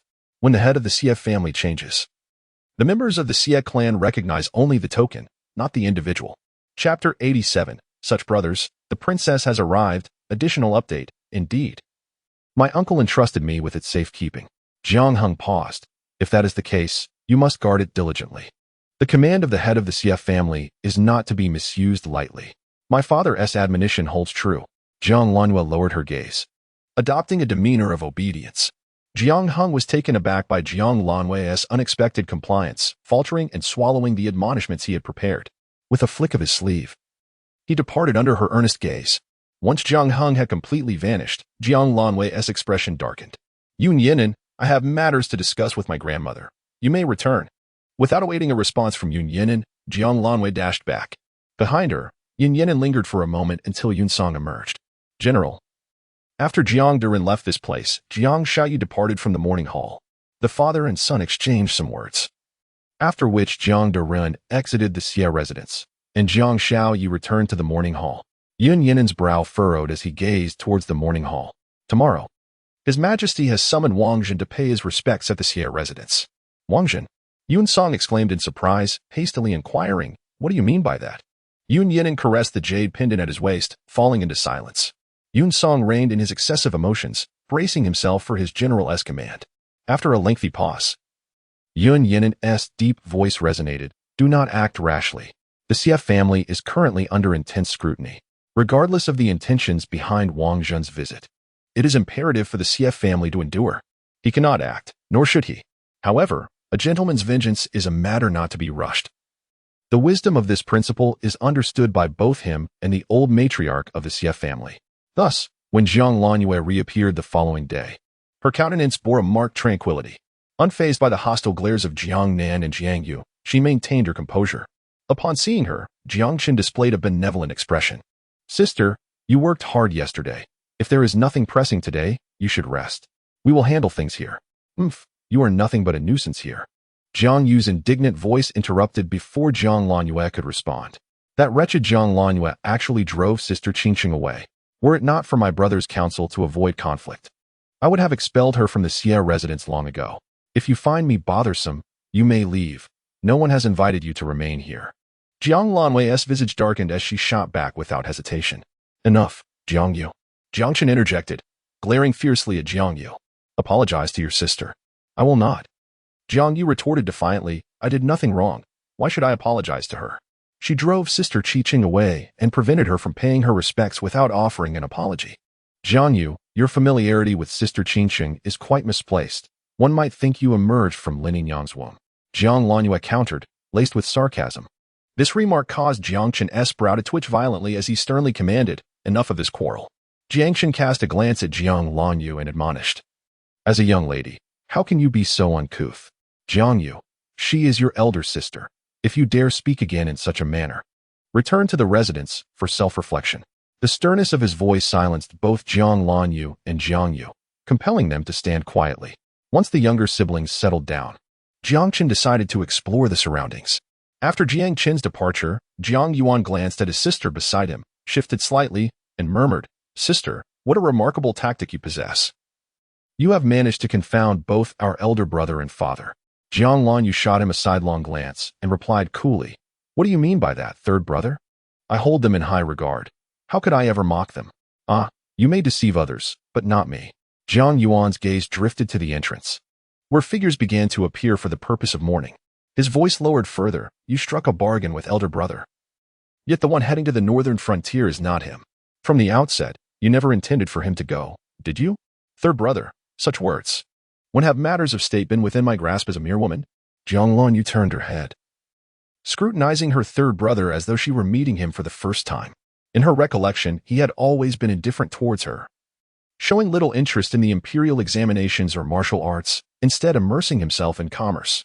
The son of the Grand Tutor, opting for trade over an official career, had caused him to incur their father's disdain until he finally established his own reputation. Eventually, their father entrusted him with the management of the family's enterprises. During their mother's lifetime, he had shown her great respect. Although he was not particularly warm towards her, he would bring her gifts and silver, demonstrating his goodwill. After their mother's passing, however, his concern for her dwindled day by day, until it vanished entirely, with his affections shifting to Jiang Qingcheng. In her previous life, While he did not directly harm her, he remained a mere bystander, watching her demise, a far more piercing presence than that of a stranger. Jiang Lanyu retracted her thoughts and stood firm. Those around her chose not to pursue the matter further. Jiang Nan, casting a fleeting glance her way, remained silent. The sun gradually shifted its position, and before Wang Jin arrived to pay his respects, the third princess made her entrance. The jovial third princess, clad in solemn attire, approached the morning hall and, after offering her respects, her gaze fell upon Jiang Lanyu among the Jiang brothers. Jiang Lanyu, come here. Lanyu. The princess calls you. Go accompany her. Jiang Chen approached, compelling Jiang Lanyu to leave the morning hall with the third princess. Jiang Lanyu, may you find solace in your sorrow, the third princess remarked, observing the white cloth draped over the plum tree branches. Her voice was subdued, and the somber atmosphere tinged her lively features with a hint of melancholy. I believe that Duke Xie is a noble general. He would never commit an injustice against the people. The emperor will surely uncover the truth and restore Duke Xie's honor. The third princess spoke with sincere earnestness, and Jiang Lanyu fell silent for a moment, expressing her gratitude. Why are you being so polite with me? The third princess glanced around and pulled Jiang Lanyu a few steps forward. I've heard numerous rumors during these past few days in the palace, and I believe your father does not wish to marry you off to Yun Yinan. Moreover, he has no intention of clearing your grandfather's name. So you should be cautious of him. Jiang Lanyu, with a hint of self-deprecation, smiled slightly, acknowledging, it seems I have offended you in the past, princess. Hey, Jiang Lanyu. Do you look down upon me for saying this? The third princess rolled her eyes dismissively. I merely remind you out of pity, I am not one to hold grudges. So do not underestimate me. A flicker of amusement danced in Jiang Lanyue's eyes. Indeed, your highness, you possess a generous spirit and an expansive heart. That is right. The third princess lifted her chin, but soon regarded Jiang Lanyu with suspicion. You wouldn't be trying to flatter me, would you? When did you become so eloquent? How could that be? Your highness's ungrudging reminder deserves such praise. Jiang Lanyu replied earnestly. Very well, then I shall reluctantly accept your compliment, the third princess said, maintaining a serious expression that was betrayed by the upward tilt of her lips. As they conversed in the garden, a commotion arose from the direction of the morning hall. They faintly heard someone calling out for the royal steward. Wang Jin. Jiang Lanyu suddenly clenched her fists, moving her feet as if to leave. Jiang Lanyu. Do not act impulsively. The third princess hurriedly stopped her. Wang Jin is a messenger sent by my father. If you were to strike him, even your grandfather could not protect you from the consequences. Jiang Lanyu halted her steps, turning sharply. What does your highness know? The third princess quickly withdrew her hand. Don't attempt to extract information from me. I merely find your demeanor frightening, as if you were about to confront Wang Jin. Is that so? Jiang Lanyu lowered her gaze and suddenly relaxed her fists. I was indeed impulsive. She felt a deep-seated unwillingness, an unwillingness to allow that despicable scoundrel, Wang Jin, the architect of the CF family's plight, to pay respects before her grandfather's spirit. The third princess blinked and leaned closer to Jiang Lanyu. Do you particularly wish to strike Wang Jin? I wish for his life. Jiang Lanyu had regained her composure, suppressing the rage within her. She said calmly, striking him would yield no resolution. Ah, I understand your feelings, the third princess replied, her expression one of empathy. Did Wang Jin offend you as well? Jiang Lanyu raised an eyebrow. Although the third princess was not the biological daughter of the empress, she had been raised under the empress's care and was favored by the emperor. Even the empress dowager often mentioned the third princess. Wang Jin likely does not possess such audacity to offend even the third princess. Humph. The third princess displayed a look of disdain, leaning slightly towards Jiang Lanyu and whispering, allow me to confide in you. This Wang Jin harbors loyalty towards the empress dowager. He is not truly aligned with my father, the emperor. Jiang Lanyu gazed quietly at the third princess, awaiting the continuation of her words. Thus, I cannot stand him. The third princess stamped her foot, expressing her frustration that the discord between the emperor and empress was instigated by him. The empress dowager looked down upon the empress, prompting Wang Jin to incite the emperor to trouble her. I am aware of all this. I conveyed it to the empress, yet she dismissed my concerns, believing me too young to comprehend. But I understand quite well. The third princess, clearly vexed, gritted her teeth and pulled Jiang Lanyu closer, whispering into her ear. I overheard the empress dowager instructing Wang Jin to ensure that the blame for the incident in northern border is placed squarely on the Duke of Xie. She also directed her aides to spread rumors of treason against the Duke and his son. Jiang Lanyue's brows furrowed in surprise as she looked at the third princess. Your Highness, how could you have heard such things? I was eavesdropping, the third princess admitted, somewhat chagrined yet relieved. That day, after a quarrel with my mother, I sought refuge with the Empress Dowager. When she chastised me, I unwillingly stepped outside the hall and hid in a corner. They presumed I had left, which is how I overheard everything. Jiang Lanyue's expression darkened. No one saw you, did they? The third princess shook her head.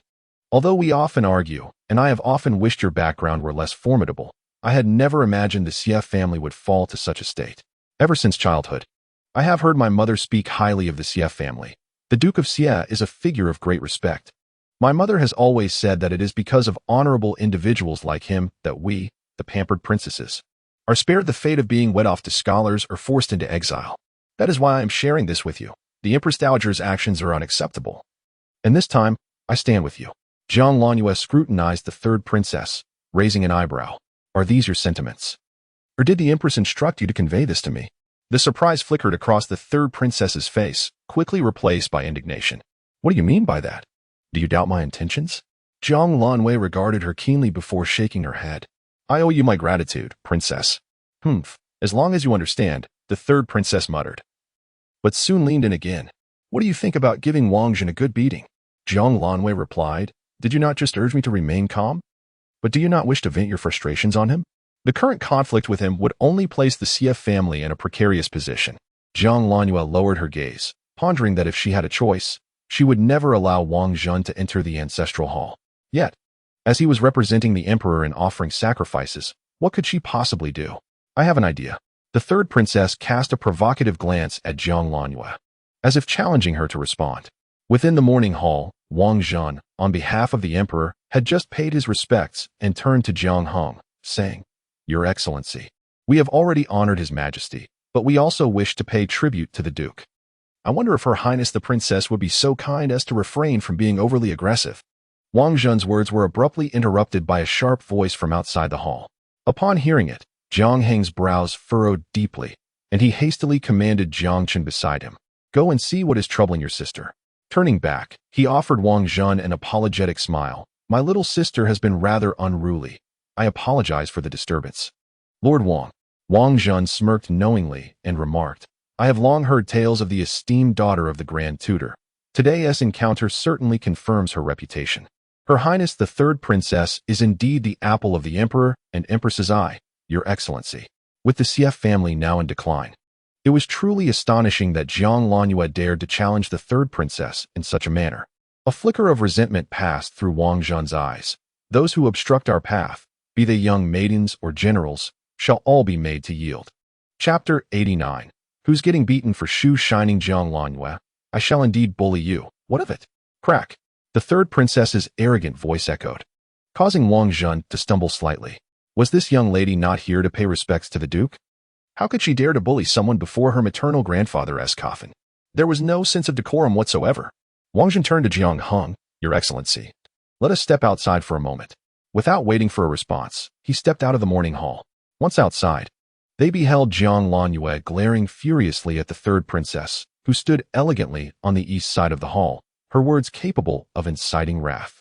Let us see how you dare to challenge me now. The third princess raised her chin and pointed at her embroidered shoes. You just dirted my shoes. Now wipe them clean. Jiang Lanyue, witnessing the smugness in the third princess's eyes, suspected that she was venting her personal grievances. Nevertheless, she decided to continue with their prearranged act. In your dreams. How dare you speak to me so disrespectfully? Your Highness, my sister means no disrespect, Jiang Chen interjected. Positioning himself between the two, he bowed slightly to the third princess. Your Highness, your shoes are indeed dirty. Allow me to have a new pair prepared for you. Additionally, I shall present you with a gift as an apology. What do you think? Think again. The third princess scoffed. I require Jiang Lanyue to wipe my shoes. Did you not hear me clearly? Jiang Chen's expression twisted momentarily, perplexed by how a member of the royal family could be so shameless. Demanding her own granddaughter to clean her shoes in front of the morning hall. Was this behavior typical of any sane individual? He now suspects that it was not Jiang Lanyue who offended the third princess, but rather the Xie and Jiang families who incurred her wrath. Otherwise, how could the third princess have committed such a frenzied act? Your Highness, I am filled with trepidation. I harbor no such intentions. I merely wish to offer my apologies on behalf of my younger sister. Jiangchen found himself having to patiently placate the third princess, regardless of the circumstances. The third princess now represented the dignity of the royal family, no matter how arrogant or overbearing she became. Neither the Jiang nor the Xie families could afford to confront her. Apologize? Huh. The third princess tapped her toes, declaring, I have said it. I do not require an apology. I demand Jiang Lanyue to kneel before me and clean my shoes. Kneeling while cleaning my shoes. Crack. Jiangchen's face turned a ghastly shade of pale. Regardless of the situation, the third princess trampling on Jiang Lanyue's dignity was tantamount to trampling on the Jiang family's honor. And it was no wonder his expression soured. Seeing the two at an impasse, Wang Jun squeezed his way in. Oh dear, your highness. Why did you not wait for your servant? It would have been much better for me to escort you here. Wang Jun bent at the waist. Glancing at the third princess. What troubles you, my lady? Who has offended you? Upon seeing Wang Jun emerge, the third princess's gaze shifted to Jiang Lanwei, and their eyes met, igniting a mutual excitement. The third princess pointed her chin towards Jiang Lanwei, exclaiming, She stepped on my shoes.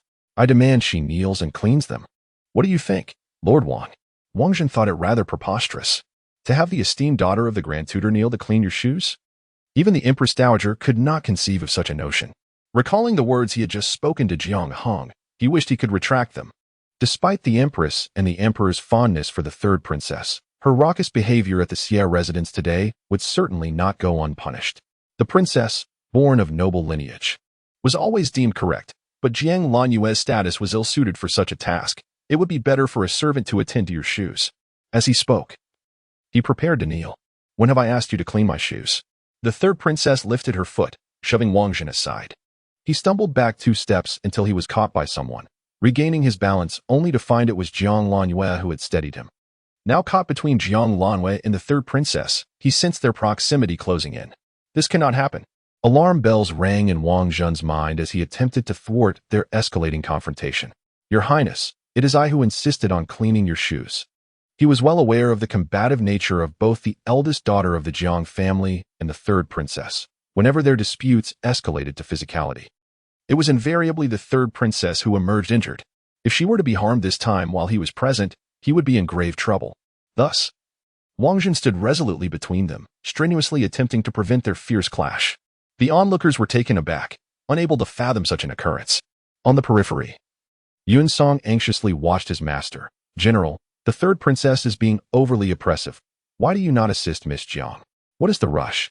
Yun Yinan observed the tacit understanding exchanged between the third princess and Jiang Lanyue, allowing his gaze to momentarily shift to Wang Jun. Someone was about to face misfortune. Yun Song, perplexed, wondered why the general, who typically showed great concern for Miss Jiang, was now merely an onlooker. Just as he was about to speak, a piercing scream echoed, Jiang Lanyue, how dare you strike me? I shall make you pay. He then witnessed the third princess and Miss Jiang grappling with one another, throwing punches and slapping fiercely. The intensity of their altercation was quite striking. He gaped for a moment, but soon sensed something amiss. General, why do I feel as though their slaps are not landing on each other, but rather on Wang Jun? Yun Yinan cast a sidelong glance at Yun Song, choosing silence. However, Yun Song muttered to himself, could it be that this entire scenario was orchestrated by Miss Jiang? Realizing this was a sensible deduction, he felt somewhat clever. A hint of disdain flickered across Yun Yinan's otherwise impassive face as he regarded the individual caught in the fray. Though the third princess may be somewhat overbearing, she is not one to confuse right and wrong or lack awareness of her surroundings. If the young lady were to engage, she would not afford the third princess the opportunity to insult her. Therefore, there must be a purpose behind their actions. In that moment, Wang Jun, enduring the blows, appeared to comprehend everything. Meanwhile, the conflict continued unabated. The third princess, irritated by Wang Jun's presence, scratched fiercely at his neck. Hurry and leave. You are hindering my performance. Princess, Miss Jiang, please stop.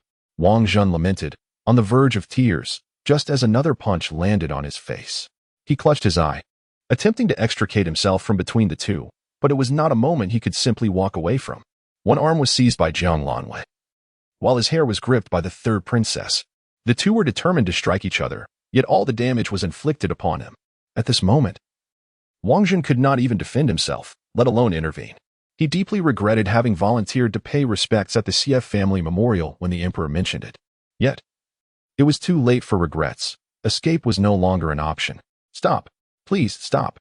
Onlookers, initially taken aback, finally remembered to intervene. Jiang Lanyue. Jiang Chen hesitated to approach the third princess. Instead, he rushed forward to separate Jiang Lanyue. The fury of Jiang Lanyue was ignited, and in her rage, she retaliated against Jiang Chen with a slap. Jiang Chen, incensed, raised his hand to retaliate against Jiang Lanyue. However, before his hand could reach her, someone seized his wrist. Get away. Jiang Chen struggled to break free but was unsuccessful. He abruptly turned, his eyes widening in shock. Yun. General Yun. Jiang Shao. Yun Yinan cast a dispassionate glance at him, releasing his grip and then stepping forward to pull Jiang Lanyue away. Get away. Jiang Chen. Are you certain you want me to leave? Yun Yinan imprisoned the person within his embrace.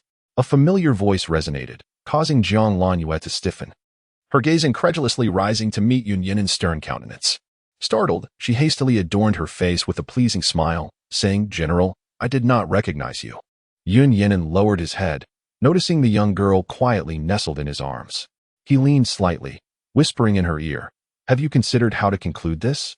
The warmth of his breath brushed against her ear, igniting a flush on Jiang Lanyue's cheeks. She quickly extricated herself from Yun Yinan's embrace, her face tinged with embarrassment as she shot him a glare, asserting, Of course, I know. With that, Jiang Lanyue's gaze flickered and she dashed forward, clutching the third princess's arm. Your Highness, I was wrong. Please do not strike me. Look at what you have done to Lord Wang. The third princess's hand, poised to deliver a slap, halted as she forcefully pushed Jiang Lanyue away. Do not slander me, for I intended to teach you a lesson. Jiang Lanyue fell to the ground, exclaiming, Just look at Lord Wang. The third princess abruptly turned, her eyes landing on Wang Zhen, whose face bore numerous scratches, bruised and battered.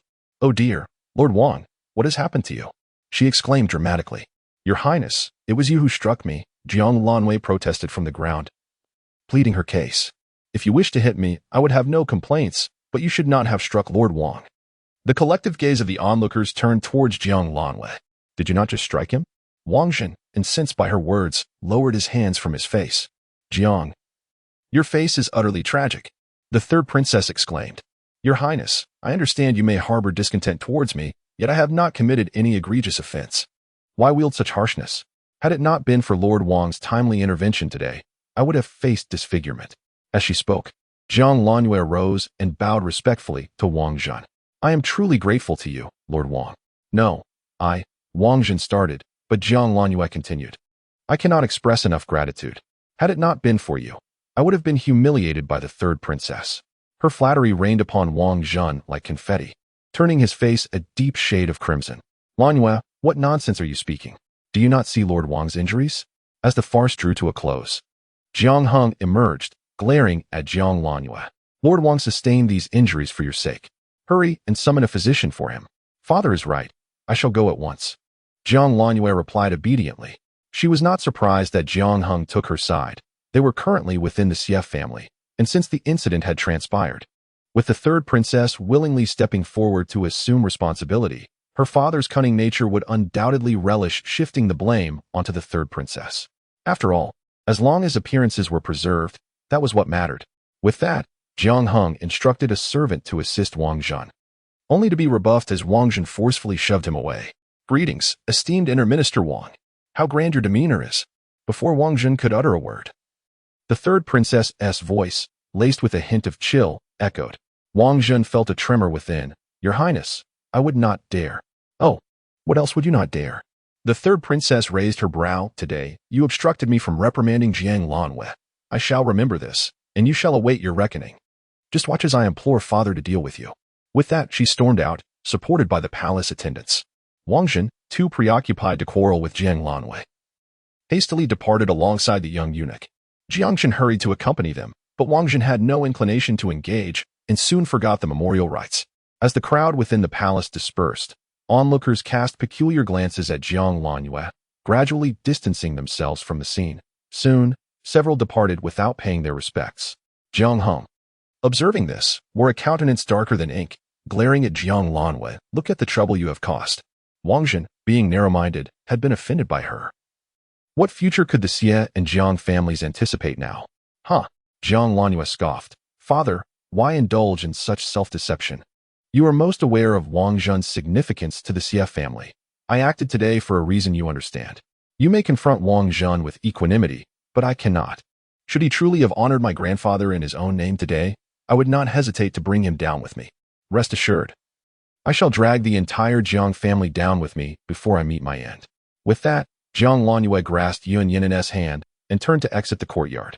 Such a resolute stance from Jiang Lanhua was beyond the imagination of Jiang Heng and his son. They stood in stunned silence, watching her figure vanish at the threshold before they could turn back. Jiang Yu was incensed. Father, how dare she speak to you in such a manner? You must discipline her properly. Jiang Yu. Jiang Nin shot a warning glance at Jiang Yu and then cupped his hands toward Jiang Heng. My sister has overstepped. I apologize on her behalf. Your sister's disposition today is indeed a reflection of your failures as an elder brother, Jiang Heng replied, his face ashen. Jiang Nan. As her elder brother, do you have anything to say? Father, I believe there is merit in Jiang Yu's words. Now that my sister has reached the age of marriage, it may be inappropriate for you to guide her directly. Perhaps it would be wiser to have concubine Lin take on that responsibility. Concubine Lin? Jiang Heng's gaze darkened. After all, she was merely a concubine, while your sister is the legitimate daughter of the Jiang family.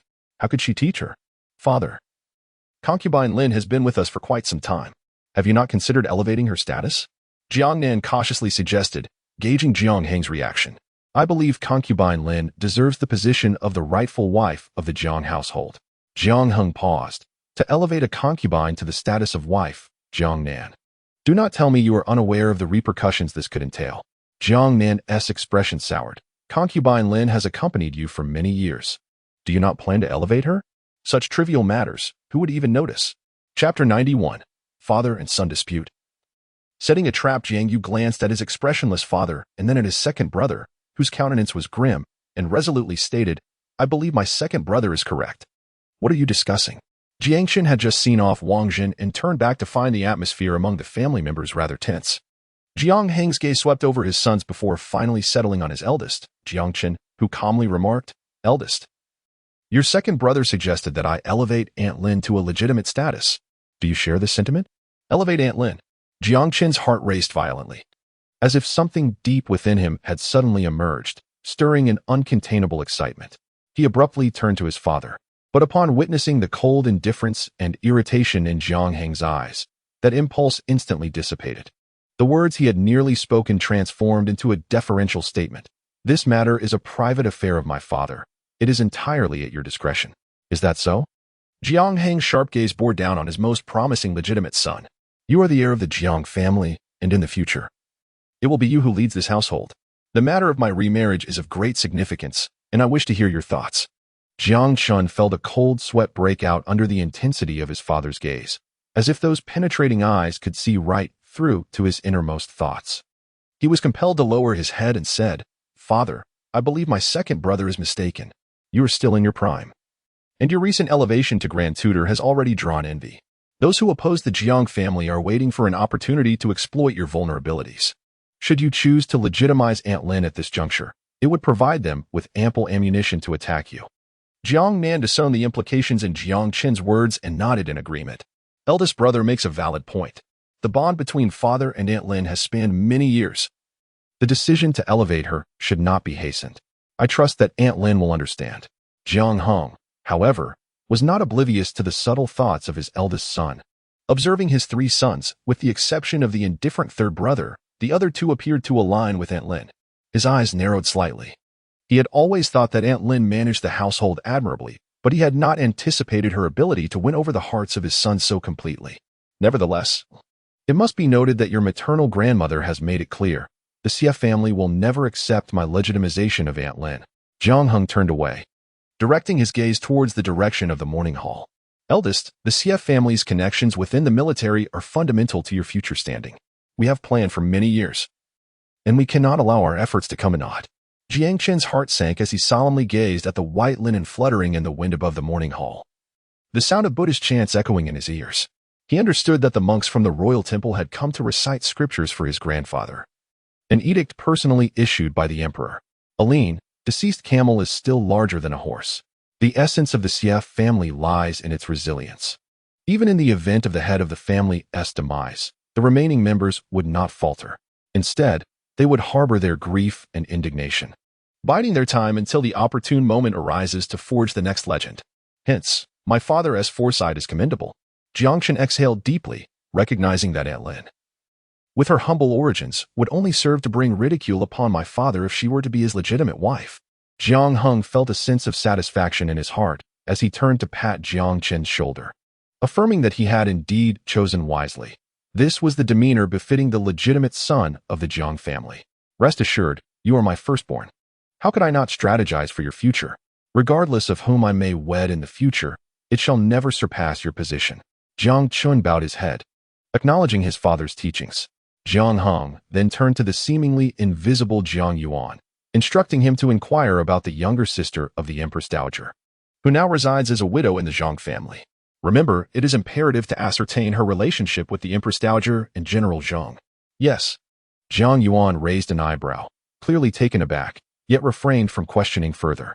He oversaw all of Jiang family's enterprises and held sway over its information channels. However, his father had always been indifferent towards him, recalling him only when necessary. Thus, he had no room for input in such matters, nor would his father allow it. Nonetheless, this revelation seemed to unsettle the others present. Jiang Chun's expression darkened, while Jiang Nin bluntly inquired, "Father, is this widow from the Zhang family a candidate you favor?" "It is not I who favors her, but rather your maternal grandmother," Jiang Heng replied with a hint of pride. His wife had passed many years ago, yet his mother-in-law still harbored intentions of seeing him remarry. He was well aware that she disapproved of Aunt Lin, but the woman she suggested was not of lowly status. She genuinely cared for his well-being. If this widow from the Zhang family possessed no significant flaws, marrying her would indeed be advantageous in forging ties with the Empress Dowager and the Zhang family. Maternal grandmother. At that moment, the conversation among the Jiang family reached Jiang Lanyue's ears. Haitang, with a tone of concern, remarked, "Miss, if the master were to marry a formidable new wife, how would life proceed?" "Silly girl, I am merely a young lady who shall soon be wed. Even if my father were to take a new wife, only a madwoman would make things difficult for me," Jiang Lanwei replied, seated gracefully in her chair, while Yun Yinan applied a small jar of ointment to the barely visible wound on her hand, inflicted during her confrontation with Wang Jin.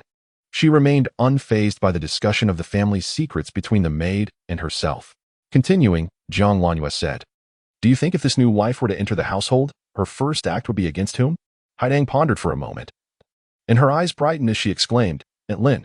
Therefore, there is no need for concern. My maternal grandmother has never erred in her decisions. It was indeed her suggestion for my father to remarry. Grandmother's assertion that ginger is superior to ginger in the eyes of father left him feeling guilty, and she seized upon this sense of guilt to firmly establish the stance of the Xie family. Consequently, she resolutely opposed father's intentions to elevate Aunt Lin's status, while also seeking to entice him with a widow from a prestigious family. Father and elder brother were already suspicious of General Zhang's loyalty, given that the eldest son of the Zhang family had gone to the northern frontier. If father were to marry General Zhang's well-regarded widowed sister, would it not bind the Jiang and Zhang families together as allies? With such a tempting opportunity before him, it was unlikely that father, with his cold-hearted disposition, would prioritize his fleeting affection for Aunt Lin. In truth, could he be unaware of grandmother's intentions? He was well aware that this was a blatant scheme, yet he willingly leapt into it.